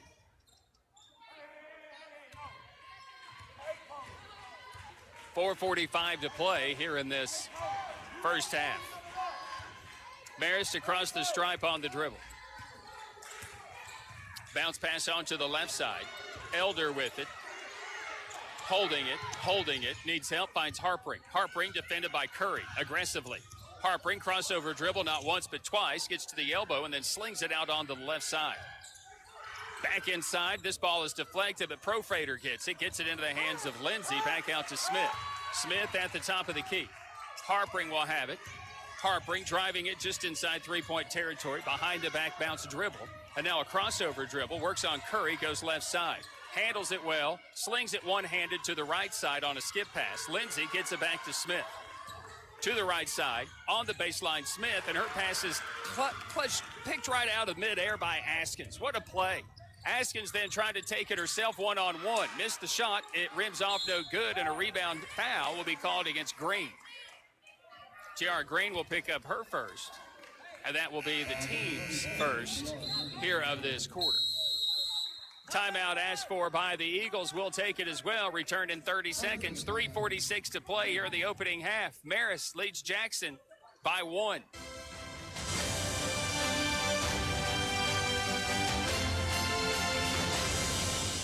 This is Connie Kilday, branch manager at Andrew Johnson Bank, your trusted banking partner for over 4 decades. Banking is more than just numbers and transactions to me. It's my passion. So if you're looking for a banking partner who truly cares about your financial well-being, look no further. Visit me at our main office in downtown Greenville. Andrew Johnson Bank, where helping friends is our business. ajbank.com, member FDIC. The Ladies Classic on WSMG 95.5 Jewel FM. And now, Brian Staten. 15-14, it's Marist leading Southside. Marist trying to become just the 4th non-Tennessee team to win the Ladies Classic in their 34-year history. Bullitt East, the last to do it, 2021 against Greenville. Greenville's first championship appearance. Hoover won it in 2010 prior to that. And then Regina, Ohio, 1999 was the last to do it. I love Jerry. Jerry Lawson is a great official. Does not let people get to him and explains what's going on. Ball is turned over. Another turnover by Marist, and it leads to a break, but it's slowed up as transition defense. Eagles were locked in so far in that transition D. Akira Lacey dribbles it between the rings, center of the floor. 3:05 to play here in this opening half. Inside the paint, knocked away. Good job by Profader to knock it away.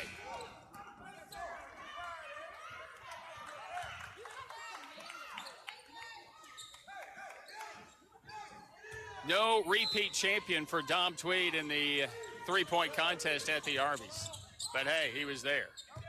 And he was at least attempting to defend his title. He hit 11 threes, though. 18 won it.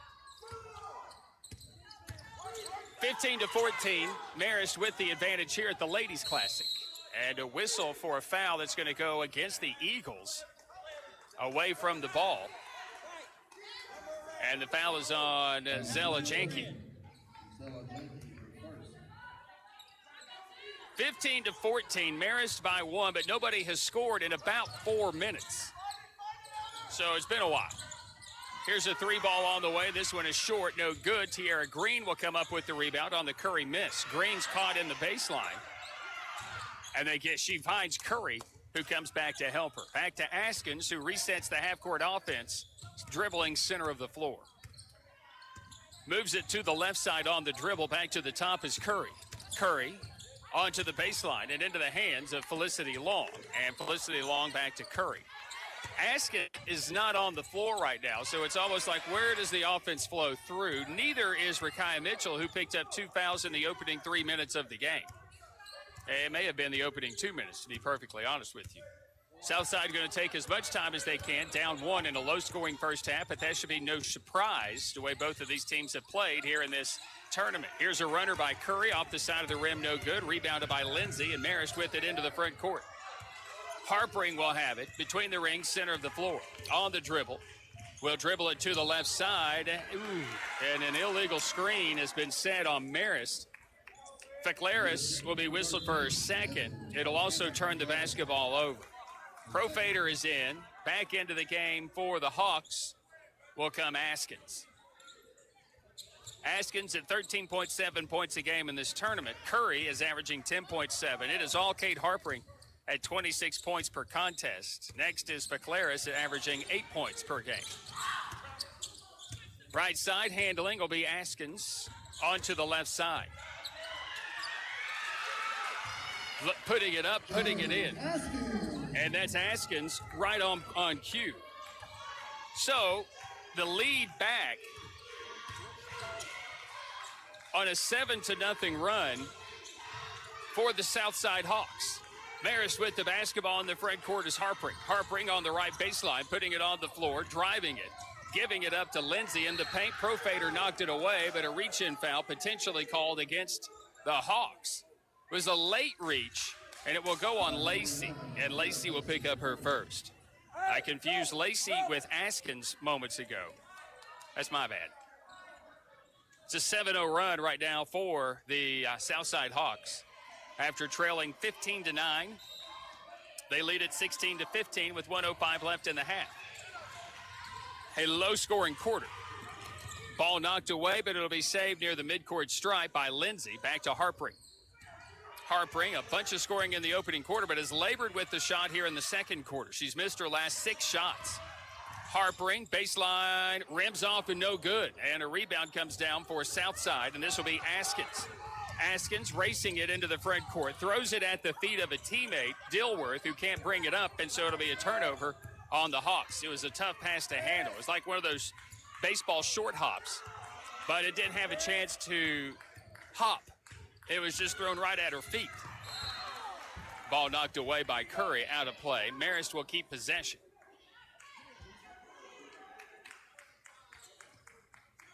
Inbound situation for Marist, left side front court in front of the south side bench. On the inbound, this will be Lindsay. Lindsay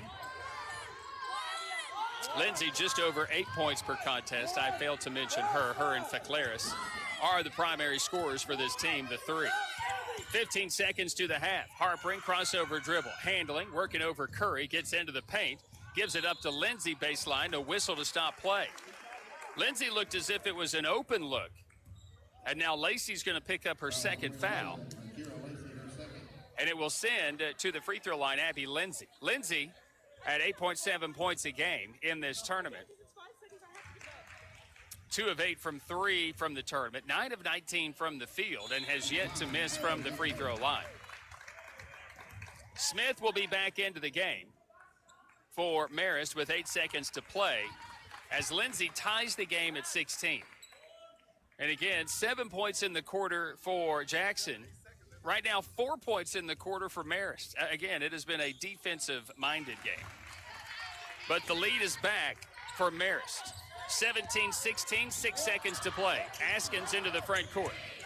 Askins open as Curry for a 3 in the lead. Short, no good, and that ends the opening half of play in the championship game of the Andrew Johnson Bank Ladies Classic.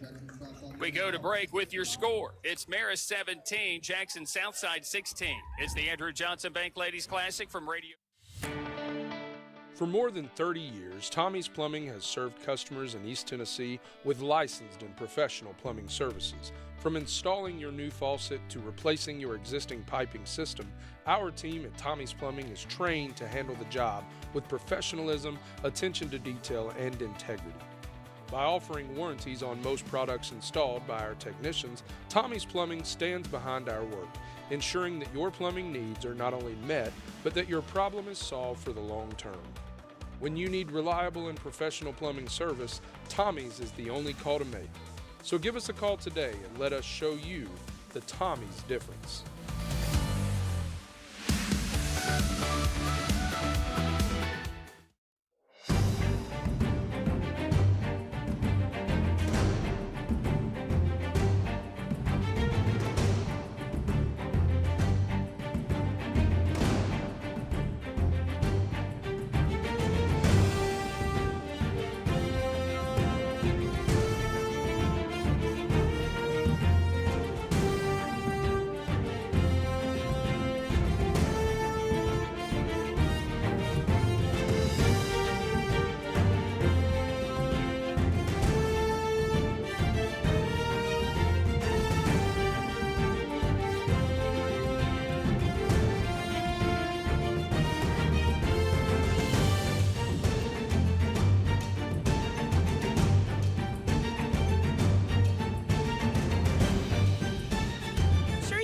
Tommy's the guy you call when you need help with plumbing projects. The guy you call when you need help in a hurry. Tommy's Plumbing is the plumber who provides the Tri-Cities and surrounding areas with fast, reliable, and affordable plumbing services, such as sewer and drain cleaning. You name it, he can fix it. If you need a quality plumber at a reasonable price with warranties, then you know who to call. Tommy's Plumbing. Tommies. That's Tommy's Plumbing. Google us or find us on Facebook today. Hear all 29 games of the Andrew Johnson Bank Ladies Classic on WSMG 95.5 Jewel FM or online at jewel955.com. Once again, Brian Staten. 17-16, Marist leads Jackson Southside after a low-scoring first half. Should be no surprise. Both of these teams averaging low scoring in the tournament. Southside at 48.7, Marist 58.3, but they only allow a meager 41 points a game to the Eagles, and the Hawks only allow 39 points a game. And we got off to a good start. As a matter of fact, Southside hit 3 3-pointers in that opening quarter, and that was all their field goals, and they trailed 12-7. Marist, or I should say, Southside went on a 6-0 run, and a 7-0 run was used by Marist to take that 12-9 lead. Southside answered with their own 7-0 run to take a 16-15 lead after a 10-0 run was ended. But really, Marist labored to score. They hit just one field goal in that quarter of the second quarter and 2 other free throws, as Harpering does have 10 points, but she has labored with her shot. What did she hit? Like 4 of her first 5 shots, but she has missed now 6 in a row. So it's a 17-16 lead for Marist, but the superstars of the game have not necessarily been held in check, but it almost looks as if there is some, fatigue setting in. For Marist, they are 6 of 18 from the field, shooting 33%. They shoot for the tournament 61%. Yeah, they're laboring a bit. 3 of 7 from 3 for Marist, and they're 2 of 3 at the free throw line. They've turned it over 5 times in this first half of action. For the Southside Eagles, or the Southside Hawks, they're 6 of 15 from the field, but they've turned it over 6 times. They're 4 of 8 from 3, and they have not attempted a free throw just yet. For Marist, 10 points for Kate Harpering, 4 of 11 from the field, and the other 7 have come from Abby Lindsay. She is 2 of 3 from the field, 2 for 2 from the free throw line, and she has 1 3-pointer here in this first half. Kate Harpering has the other 2 for Marist. For Southside, they get a 7-point game out of Jaden Askins. Askins 3 of 5 from the field. She also has a 3-pointer. 3 points for Akira Lacey, 3 points for Kamara Curry, and 3 points for Felicity Long, for their total of 16 in that first half of play for Southside. We go to a break. We'll recap the tournament when we return right after this with your score in the championship game. It's Marist School out of Georgia 17. It's Jackson Southside from Tennessee 16. This is the Andrew Johnson Bank Ladies Classic from Radio Greenville Sports on WSMG. At Marathon Quick Stop Markets, they are always looking for ways to help their customers save. So this month, be sure to stop into your local Marathon Quick Stop Market and take advantage of these great deals. Dr. Enough 12-ounce 2 for $2.50. Quick Stop sausage biscuits 2 for $3. Giant pistachios 4.5-ounce bags $1.99 each. Red Bull 12-ounce 2 for $6. All of this and more available at your locally owned and operated Marathon Quick Stop Markets. Run in when you run out.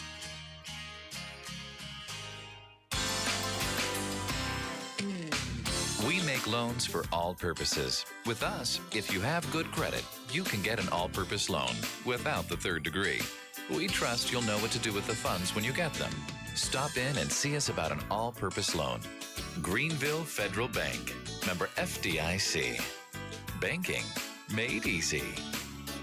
Community-minded, just like you. Hometown Realty of Greenville is celebrating 20 years as your hometown real estate firm. Times change, but our principles and dedication to our community have not. Thank you for 20 successful years, and we look forward to 20 more. On behalf of our agents, we would like to thank you for helping make these past 20 years successful and look forward to working with you for many more. We're still having fun, and you're still the one. The Andrew Johnson Bank Ladies Classic continues. And now, with the call, Brian Staten. Well, it's the final day of the championship, and if you've been a part of it throughout, we appreciate you. You guys are troopers, no question about it. Putting up the most minutes, the most seconds, the most hours, the most days. Dalton Lamb, Grassroots Sports TV, and his crew, a phenomenal job providing the pictures for you to watch this tournament. And then my guys back at the station behind the scenes, I give them a lot of kudos coming up. But it is a culmination of a long, long 5 days. Two of the consolations this morning, Upperman knocking off Oak Ridge 50-35, fresh off their day yesterday where they beat South Green and hit 17 three-pointers in that game. Speaking of South Green, they played Greenville in a battle for the first time since 2021, since they were conference opponents when South Green had defeated Greenville in that district semifinal. Greenville gets some revenge, 70-46, one of their biggest wins all time against the Rebels. The sixth-place game went to Bearden, easily over North Green, 70-28. The fifth-place game, I think Cott County ran out of some steam. Their fifth game in 5 days, that's too much. George Rogers Clark, 81-40 over the Lady Red. And the third-place game, going to Bartlett, playing their fifth straight game. It didn't show. They defeated Webb 78-54 and looked great. Anybody in 4A? Y'all going to hear hands full with Bartlett this year. So, right, Bearden, Bartlett look great. Second half action of our championship game is on the way after this with your score. Marist School out of Atlanta, Georgia, 17. Jackson Southside from Jackson, Tennessee, 16. This is the Andrew Johnson Bank Ladies Classic from Radio Greenville Sports on WSMG. Gotta get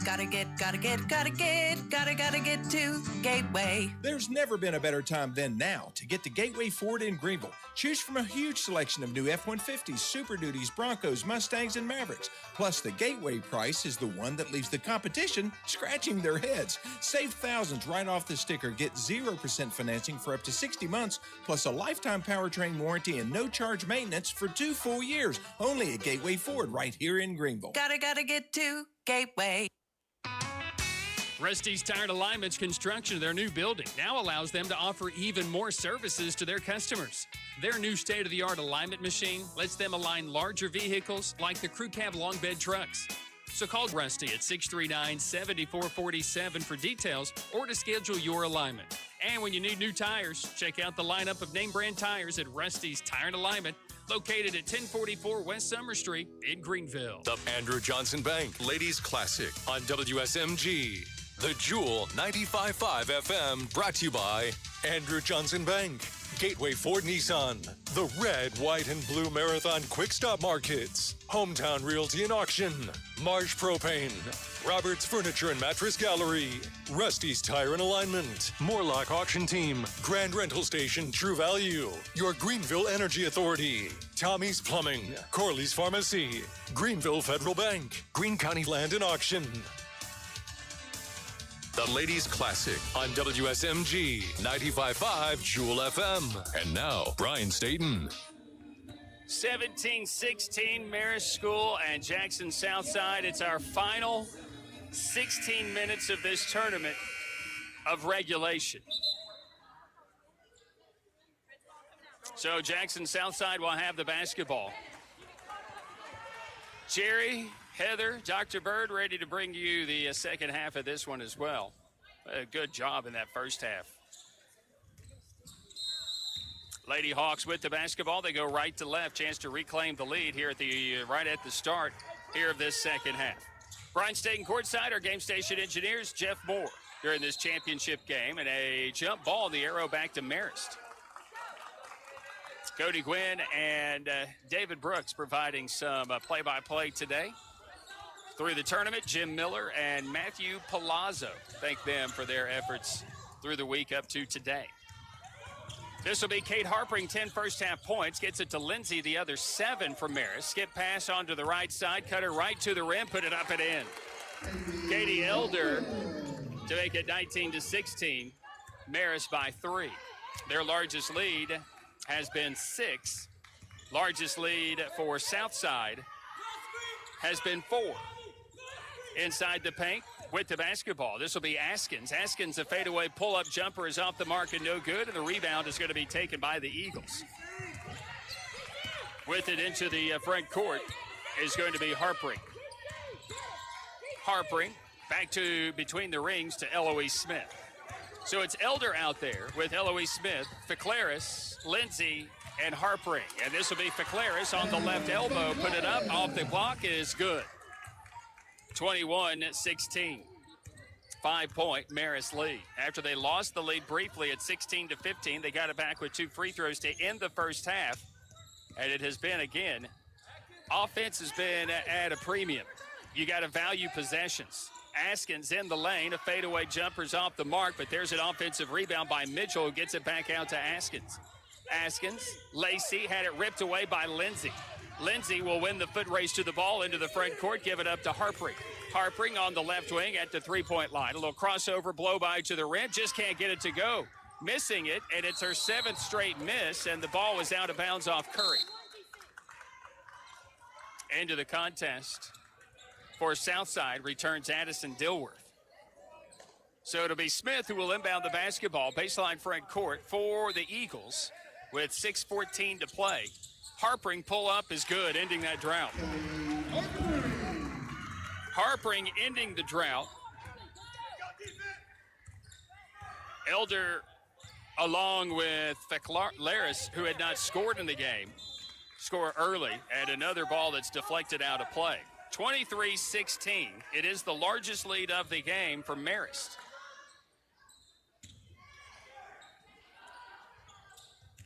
Left side to the right side. This will be Lacey. Lacey's pass is ripped away and stolen, then a whistle and a foul on Lacey. So Lacey kind of compounds things, if you will. She gives it up, and then she commits the foul. Lacey's 3rd, team's 1st. We're going to check Lacey out to make sure she's okay. She'll come out of the game for the freshman Amira Cook. Marist has scored on 3 straight possessions, but an offensive rebound also helps as well. Across the stripe front court, this will be Eloise Smith. Smith to the left side. This will be Lindsay. Lindsay back to Smith. Smith defended aggressively by Long. And now it's going to be Elder. Elder pounded by Cook. On the right side is Harpering. Harpering gets around Curry into the paint. Gives it up into the corner to Lindsay. Lindsay to Smith, and she may have traveled, and she did. Wanted to go right back, I think, to Ficlaris, who was on the right block, and then all of a sudden showing was Askins, and she thought better about the pass and had already committed her footwork to that pass. So Curry with it into the front court for Southside, driving it and then getting inside on a double team, and will draw a foul. Harpering can't believe it if it is, in fact, on her, and it is. So Harpering will pick up her first on the team of the quarter. 23-16, Marist with the lead And Southside has not scored since about 2.5 to play in the second quarter when they took a 16-15 lead. We'll look for their first points in almost an entire quarter. Curry goes to the free throw line, averaging 10.7 points a game, 75% at the stripe, but misses her first, makes her second.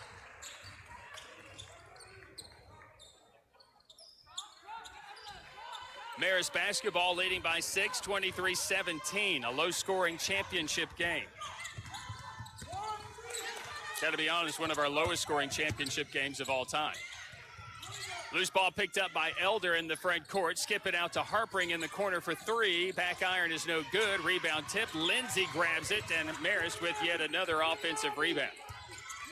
Had a few in that first half. They had 6. Ficlaris, her pass is deflected, but it goes right to Lindsay. Back to Ficlaris down the lane. Off the glass, puts it in. 25-17, largest lead for either side and for Marist in this basketball game. Left side front court. Bounce pass into the paint, stolen. Turnover on the Hawks, and racing it into the front court will be Harpring. Harpring stays on the dribble and gives it up onto the right side. Back to Lindsay. Lindsay on that left baseline. Ficlaris. Skip past Smith. Touch pass Elder to Lindsay. Back to Harpring from the foul line. Running it on the baseline to Lindsay. Smith, skip pass right side to Elder. Fakes the three. Finds an open Lindsay. Baseline 2 is good. Boy, it's great ball movement, great execution, and it's the first double-digit lead for either team. Southside will ask for the timeout. We'll take that break as well. 3:50 to play here in this third quarter. Back in 1 minute. Marist 27, Jackson Southside 17. This is the Andrew Johnson Bank Ladies Classic from Radio Greenville Sports on WSMG. Do you know that Corley's Pharmacy on Snaps Ferry Road compounds your personalized prescriptions without breaking the bank? Do you know that unlike big box stores, you can get your prescriptions filled in less than 10 minutes?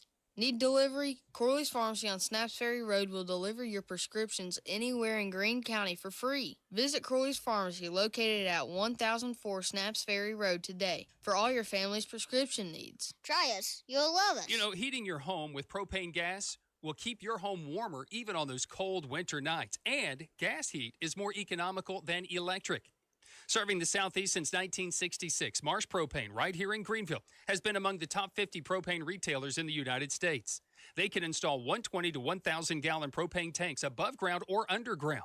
Marsh Propane, Bayleton Road. Stop in or call 639-7226 and speak to one of our professional local employees. Marsh Propane. Hear all 29 games of the Andrew Johnson Bank Ladies Classic on WSMG 95.5 Jewel FM or online at jewel955.com. Once again, Brian Staten.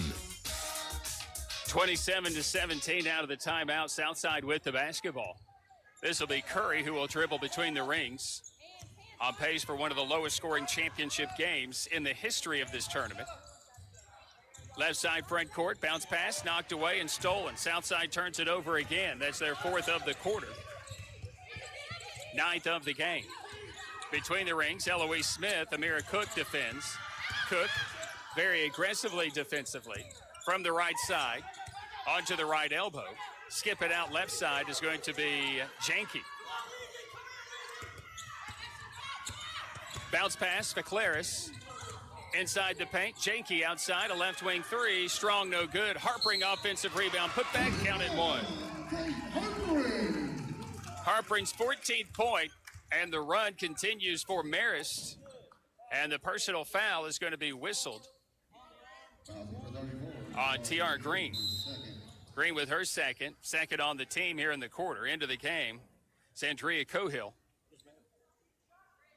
And Harpring will go to the free throw line for the Eagles, who have taken a 29-17 lead. And a timeout will be asked for by Marist.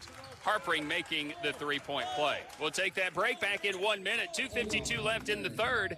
It's Marist 30. It's Jackson Southside 17. It's the Andrew Johnson Bank Ladies Classic Championship from Radio Greenville Sports on WSMG. When it comes to buying and selling real estate, it pays to have a professional on your side. Someone like lifelong Greene County resident and Greene County land and auction owner Larry Jones and wife Vicki. Larry has been in business for over 45 years and knows the market value of property in our area. Before you contract your property, be sure and contact Larry Jones at Greene County Land and Auction to learn how they can put more money in your pocket. Hey, they don't want all the business, just yours. Hi, I'm Jim. And I'm Tom. Roberts Furniture is having their year-end winter clearance event going on now. Come by and see our huge rug selection starting at just $99. Also check out the selection of the 25 different mattresses from Restonic and Spring Air at 20% off. That's right, Tom. And how about our 100% leather recliners starting at just $5.99? Or buy an Eichler reclining sofa and love seat for just $13.48 and get the recliner for just $2.49. Come on in for last-minute holiday deals at Roberts Furniture and Mattress Gallery in Town Square Shopping Center. The Andrew Johnson Bank Ladies Classic continues. And now, with the call, Brian Staten. 30-17 is our score. Marist School leading and on a big run here in this second quarter. It is a 13-1 third quarter of play. Little fadeaway jumper by Curry is off the mark. Harpering grabs the rebound for the Eagles. Harpering down with 15 in the game. 15 of her team's 30. Smith hounded by Cook. Faclaris onto the left block, spinning and fading and shooting is Harpering missing, and the rebound taken by Curry. Relentless effort, though, by Harpering all the time. Has yet to really, she did sit down early. Here's a pull-up jumper by Askins.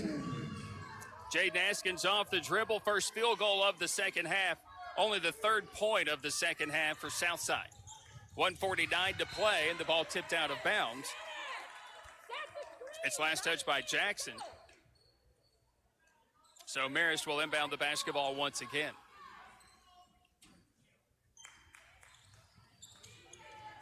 Faclaris, Harpering, had it knocked away, and a whistle for a foul that's going to go against Curry.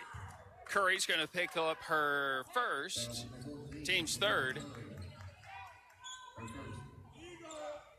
And with 1:41 left here in this third quarter, just not as much offense. Marist has done a really good job basically taking them out of their offensive rhythm. And we may have some blood on the floor. So Coach McNeil's going to go out and say, hey, I got it cleaned up. No, you got to put that special solution stuff on there, for it to be official. We're not going to worry about that. We're just like, you know what? We've been here for 7,000 hours this week, so let's just go ahead and play ball. See, where's that? Brent says, you know what? We're good.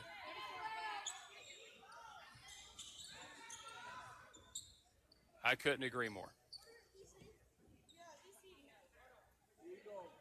I think we got it all figured out. Oh, it's Ashley that would have had to brought the special solution out. Either way, Marist basketball, 1:40 left here in this third quarter. 30-19, Eagles lead the Hawks. Harpering, after Smith under some heavy defensive pressure, brought it across the midcourt. Harpering gives it up left side and into the hands of Jenke. Smith bobbled it, picks it up after it dribbles away from her, hands it off to Harpering. Harpering to is defended by Curry. Goes behind the back on the dribble to the right side. Now onto the baseline.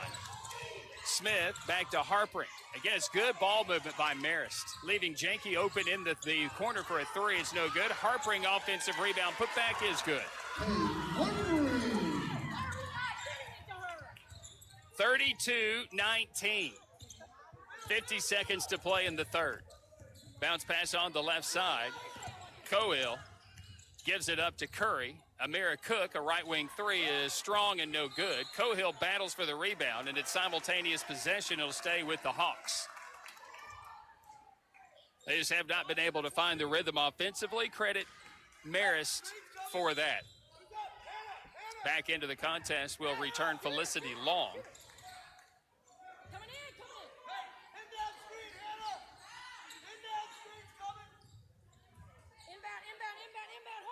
On the inbound is Askins. We'll throw it out to Long between the rings, center of the floor.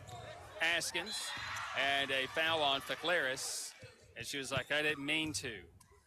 Many times we don't, but we do. Second team foul. Into the contest, Bushman. Bushman got the start yesterday in the semifinals, come off the bench today. Is that Bushman or is that Yeah, it is. I haven't seen Bushman, as a matter of fact. It's Profader. May not be on the bench. Illness going around. Cook drives it in the lane. Kicks it out. 3 ball by Green is off the mark and no good. And Lindsay grabs the rebound from Maris. 15 seconds to play here in this third quarter. 32-19, the lead for Marist. On the drive, a kick out 3 ball by Lindsay. Bang! Largest lead of this basketball game comes right at the end of the third quarter. We go to the fourth quarter. The championship trophy awaits. Marist 35, Jackson Southside 19. It's the Andrew Johnson Bank Championship game, presented by Radio Greenville Sports on W. For more than 30 years, Tommy's Plumbing has served customers in East Tennessee with licensed and professional plumbing services. From installing your new faucet to replacing your existing piping system, our team at Tommy's Plumbing is trained to handle the job with professionalism, attention to detail, and integrity. By offering warranties on most products installed by our technicians, Tommy's Plumbing stands behind our work, ensuring that your plumbing needs are not only met, but that your problem is solved for the long term. When you need reliable and professional plumbing service, Tommy's is the only call to make. So give us a call today and let us show you the Tommy's difference.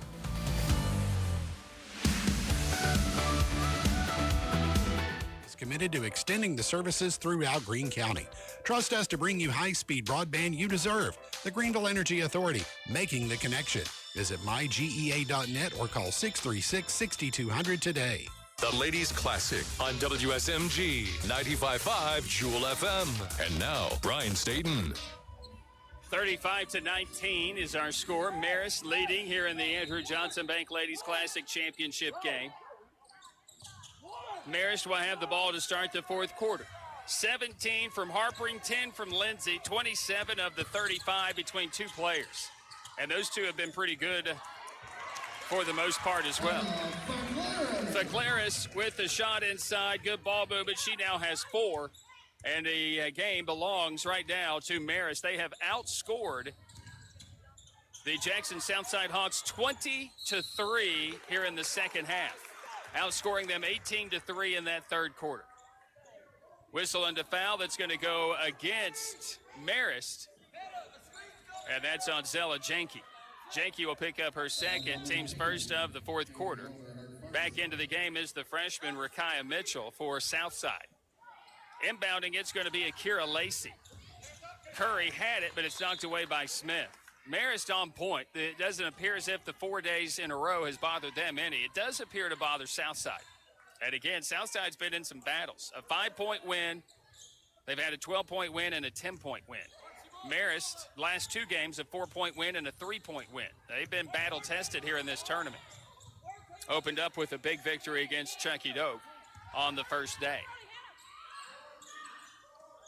I've asked most coaches, it is little consolation to know you got beat by the championship team because in the end, you still got beat. So most coaches don't care if they win the title because they're like, well, we still got beat. 37-19. Right side front court, to the top, to the left, now is Curry. Southside basketball, we played a minute of the fourth quarter. Southside just looking for some offense. They throw it inside to Askins, puts it up and in. 11 for Askins. She has 11 of the 21 for Southside. Harpering with it into the front court. Working against Lacey into the lane. Pull up is good, doesn't matter. Harpering with 19, 39-21 Eagles.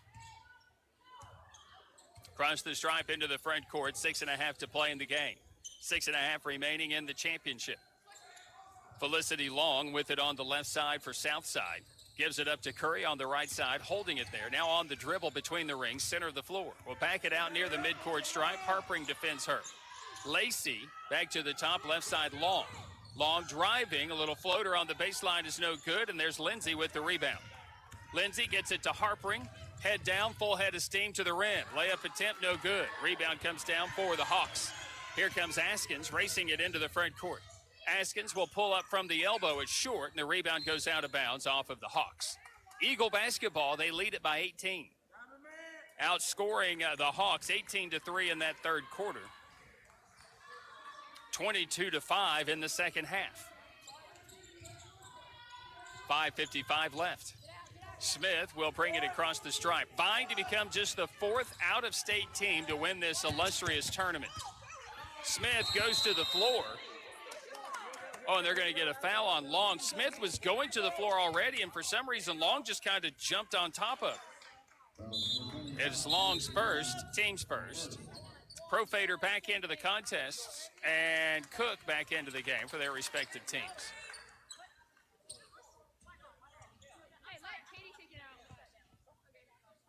.5:44 to play here in this basketball championship game. And on the inbound with the basketball, Profader will throw it in and into the hands of Smith. Smith hands it off to Harpring. Profader from the right elbow lobs it down to Faclaris. Back to Profader, off the glass, rims, good.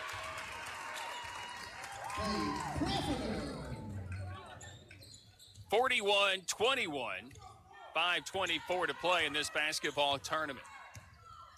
Across the stripe into the front court with the basketball. This is going to be Curry. Fakes the pass, takes it to the rim, puts it up and in.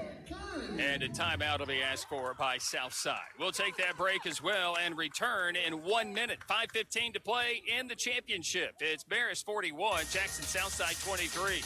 The Andrew Johnson Bank Ladies Classic Championship game from Radio Greenville Sports on WSMG. There's no better time than now to climb into the seat of a Spartan mower from Grand True Value Rental in Greenville.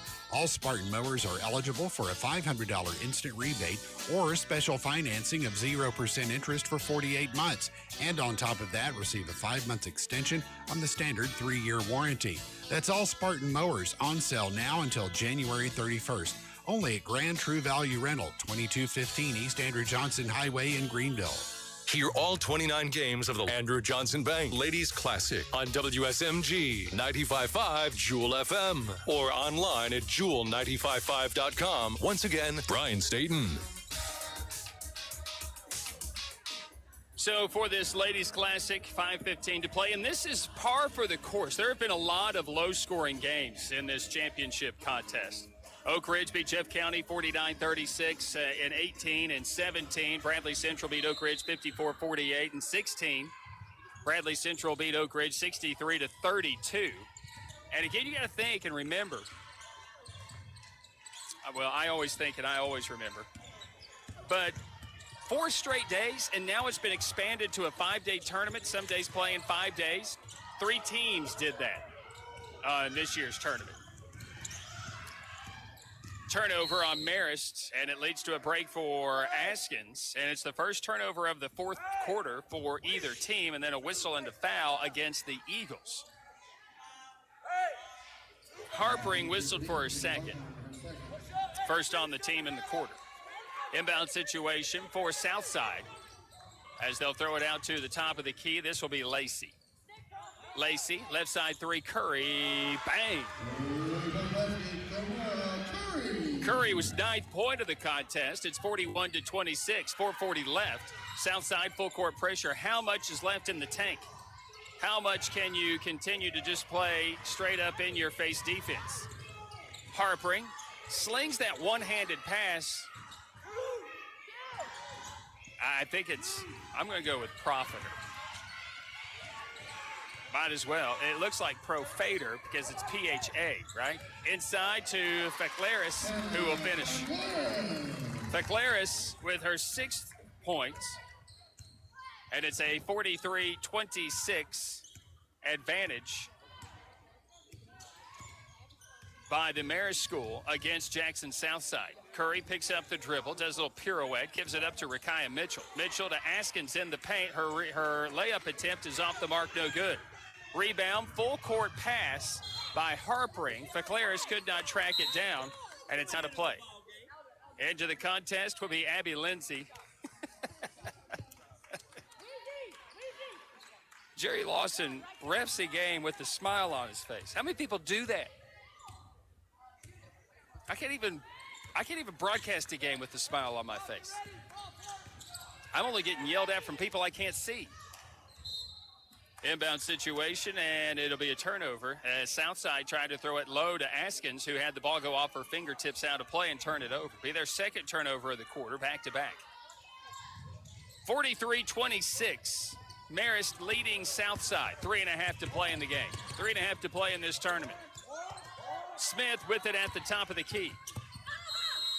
And the ball is out of play, and it was last touched by Curry.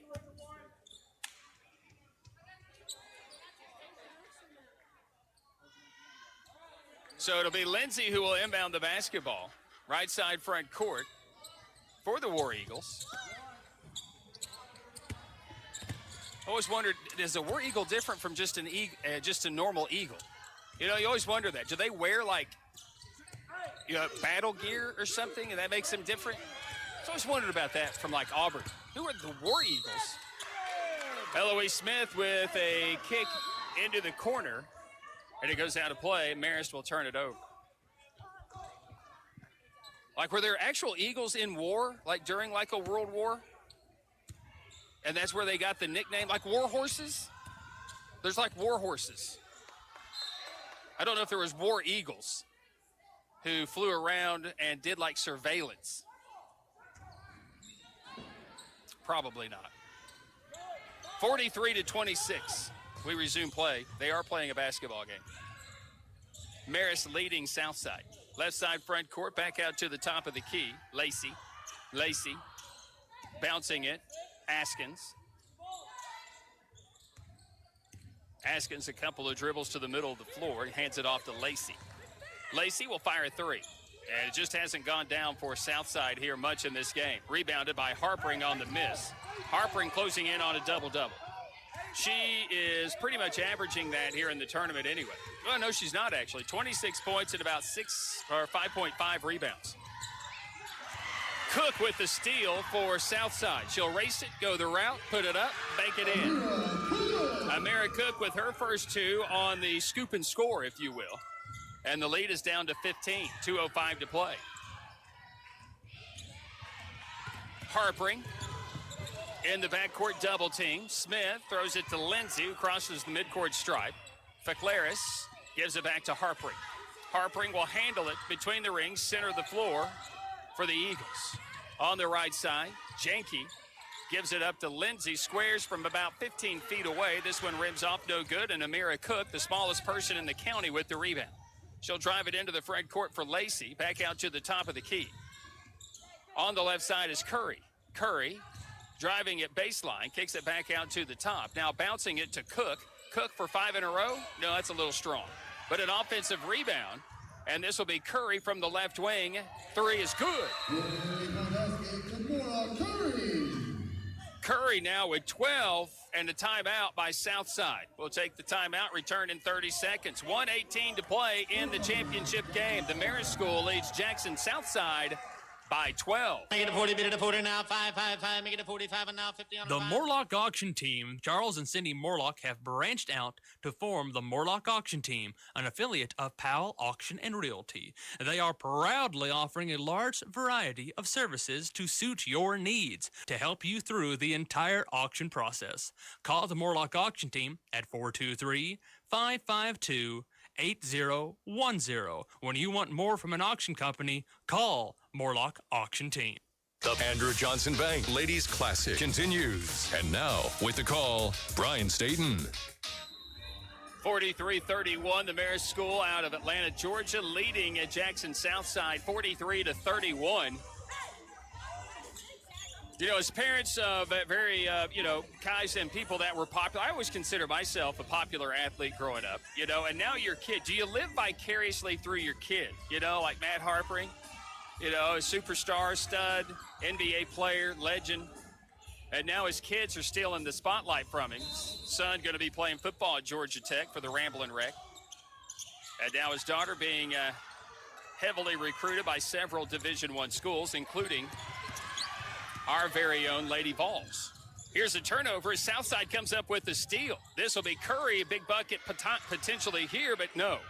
And a rebound taken by Lindsay after the turnover. The fourth of the quarter by Marist. And here's a whistle and a foul. as Curry will be whistled for this one. Curry was, and again, there's no quit in the Hawk. And another timeout is going to be asked for by Marist. You know, each team has 5, so you might as well use them all, right?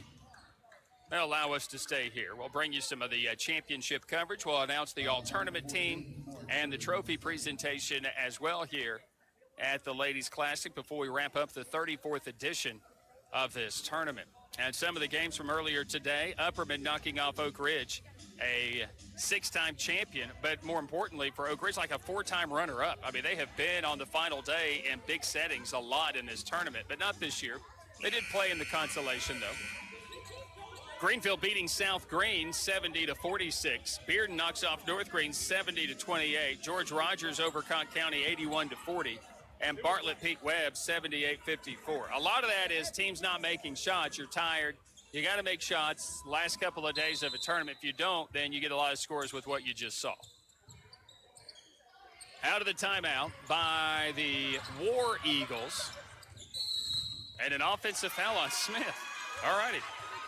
So Eloise Smith whistled for an offensive foul and turned the ball over.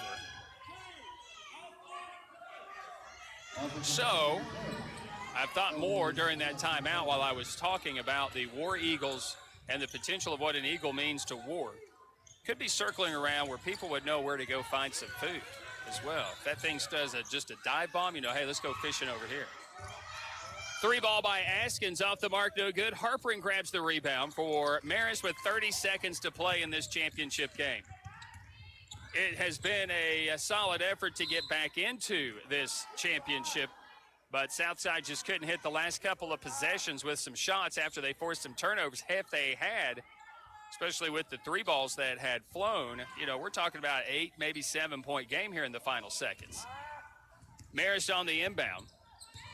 Coach McNeil has said for the entire tournament, don't beat us, let the team beat us. And today, Marist has beaten Jackson Southside. 13 seconds down to 10 seconds. A grueling long of 5 days. The 37th game. It will only be the 4th champion outside of the state of Tennessee, and it's going to come from Atlanta, Georgia. And it will be the Marist School of Georgia, knocking off the Jackson Southside Lady Hawks to claim the Andrew Johnson Bank Ladies Classic Championship behind potentially the MVP and Kate Harpering, who threw in 19 today for the War Eagles. Back with the trophy presentation and the announcement of the all-tournament team right after this. Your final score, the Marist School out of Atlanta, 43, Jackson Southside, 31. This has been the Andrew Johnson Bank Ladies Classic Championship presented by Radio Greenville Sports. For more than 30 years, Tommy's Plumbing has served customers in East Tennessee with licensed and professional plumbing services. From installing your new faucet to replacing your existing piping system, our team at Tommy's Plumbing is trained to handle the job with professionalism, attention to detail, and integrity.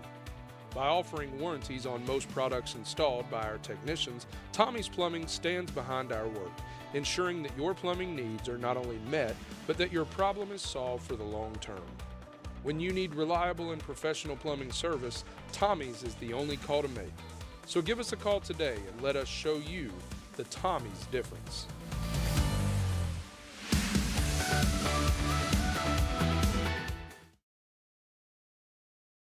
Quick Stop Corn Dogs, 2 for $2. All of this and more available at your locally owned and operated Marathon Quick Stop markets. Run in when you run out. Civic and social groups and organizations in our local communities know that when it comes to their specific financial needs, they can count on us to help them. We take pride in the accomplishments of these many groups who have helped our communities grow. Greenville Federal Bank, member FDIC. Banking made easy. Community-minded, just like you. Anyone can list your home, but the art of negotiation is one of the most crucial parts of a real estate transaction. When you buy or sell, who is working for you? Are you getting the most for your investment? At Hometown Realty of Greenville, we pride ourselves on our negotiations on behalf of our clients. When you sign on the dotted line, we will be by your side throughout the process. Whether it's homes, farmland, or commercial property, call Hometown Realty of Greenville for all your real estate needs. The Ladies Classic on WSMG 95.5 Jewel FM. And now, Brian Staten. Al-Henner Gymnasium, the Marist School out of Atlanta, Georgia, has knocked off Jackson Southside 43-31, and they did it with a huge third quarter. They outscored Southside 18-3 in that quarter, and at one point, 22-5. Southside did outscore them 12-8 in that fourth quarter, but it was a little too late, and Marist gets the victory here today for that championship trophy, holding the Southside Hawks to the second lowest scoring total in a championship game. 1995, Sevier County held Memphis Harding to just 26. 31 today for Southside, 32 for Oak Ridge back in 16 as Bradley Central held them. Morristown West scored just 34 against Murfreesboro Oakland in 2012. But a great effort, great showing by Southside. A lot of low-scoring games in the championship game, and you got to think that most of that is because 4 straight days of a tournament, now 5 days. These teams did not play 5 games in 5 days. But, again, there were 3 teams that did, Upperman, Cobb County, and Bartlett. And 2 of those teams actually won on the final day, to be honest with you. So that's pretty remarkable. Play 5 straight days and to pick up a win and do so like – Bartlett put up 78 points today. It's like they're kids. They're resilient, I suppose. It's crazy. For the Marist School in the basketball game, they hit 18 of 37, 49%. They were 4 of 11 from 3, 3 of 4 at the free throw line. They turned it over just 11 times. 5 of those happened in the fourth quarter. Came up with 24 rebounds, 11 offensive boards for the Eagles. They get a 19-point effort out of Kate Harpering. She also finished with that double-double. 19-point, 11-rebound effort here today for the potential MVP of this tournament. Abby Lindsay finishing with 12 points on 4 of 6 from the field, 2 of 3 from 3. 8 points for Hannah Ficlaris, 2 points for Katie Elder in the basketball game, and 2 points for Kate Profiter for their total of 43 in the game. Again, they didn't get a lot of help from everybody else, but the 2 main scorers in this tournament, Harpering and Lindsay, were able to get the job done. For Jackson Southside, they hit 12 of 33 for the game, 36%, 6 of 15 from three-point territory, and were 1 of 2 at the free throw line. 12 turnovers. They finished with just 14 rebounds in the contest as well. Led by Kimona Curry's 12 points. She hit 3 three-pointers. 11 points for Jaden Askins, was 5 of 12 from the field. 2 points for Amira Cook. 3 points for Akira Lacey. And 3 points for Felicity Long for their total of 31 in the basketball game. As Southside, again, state champions last year of AA in the state of Tennessee, they fall to the Marist School out of Atlanta, Georgia, for becoming just the 4th team outside the state of Tennessee to claim the Ladies Classic Championship. So they join Bullitt East out of Kentucky from 2021, Hoover, Alabama in 2010.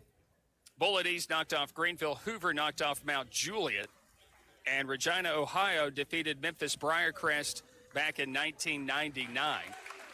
So we have not had a complete final with out-of-state teams in it yet, as Jackson Southside was looking to become just the 3rd team west of Nashville to claim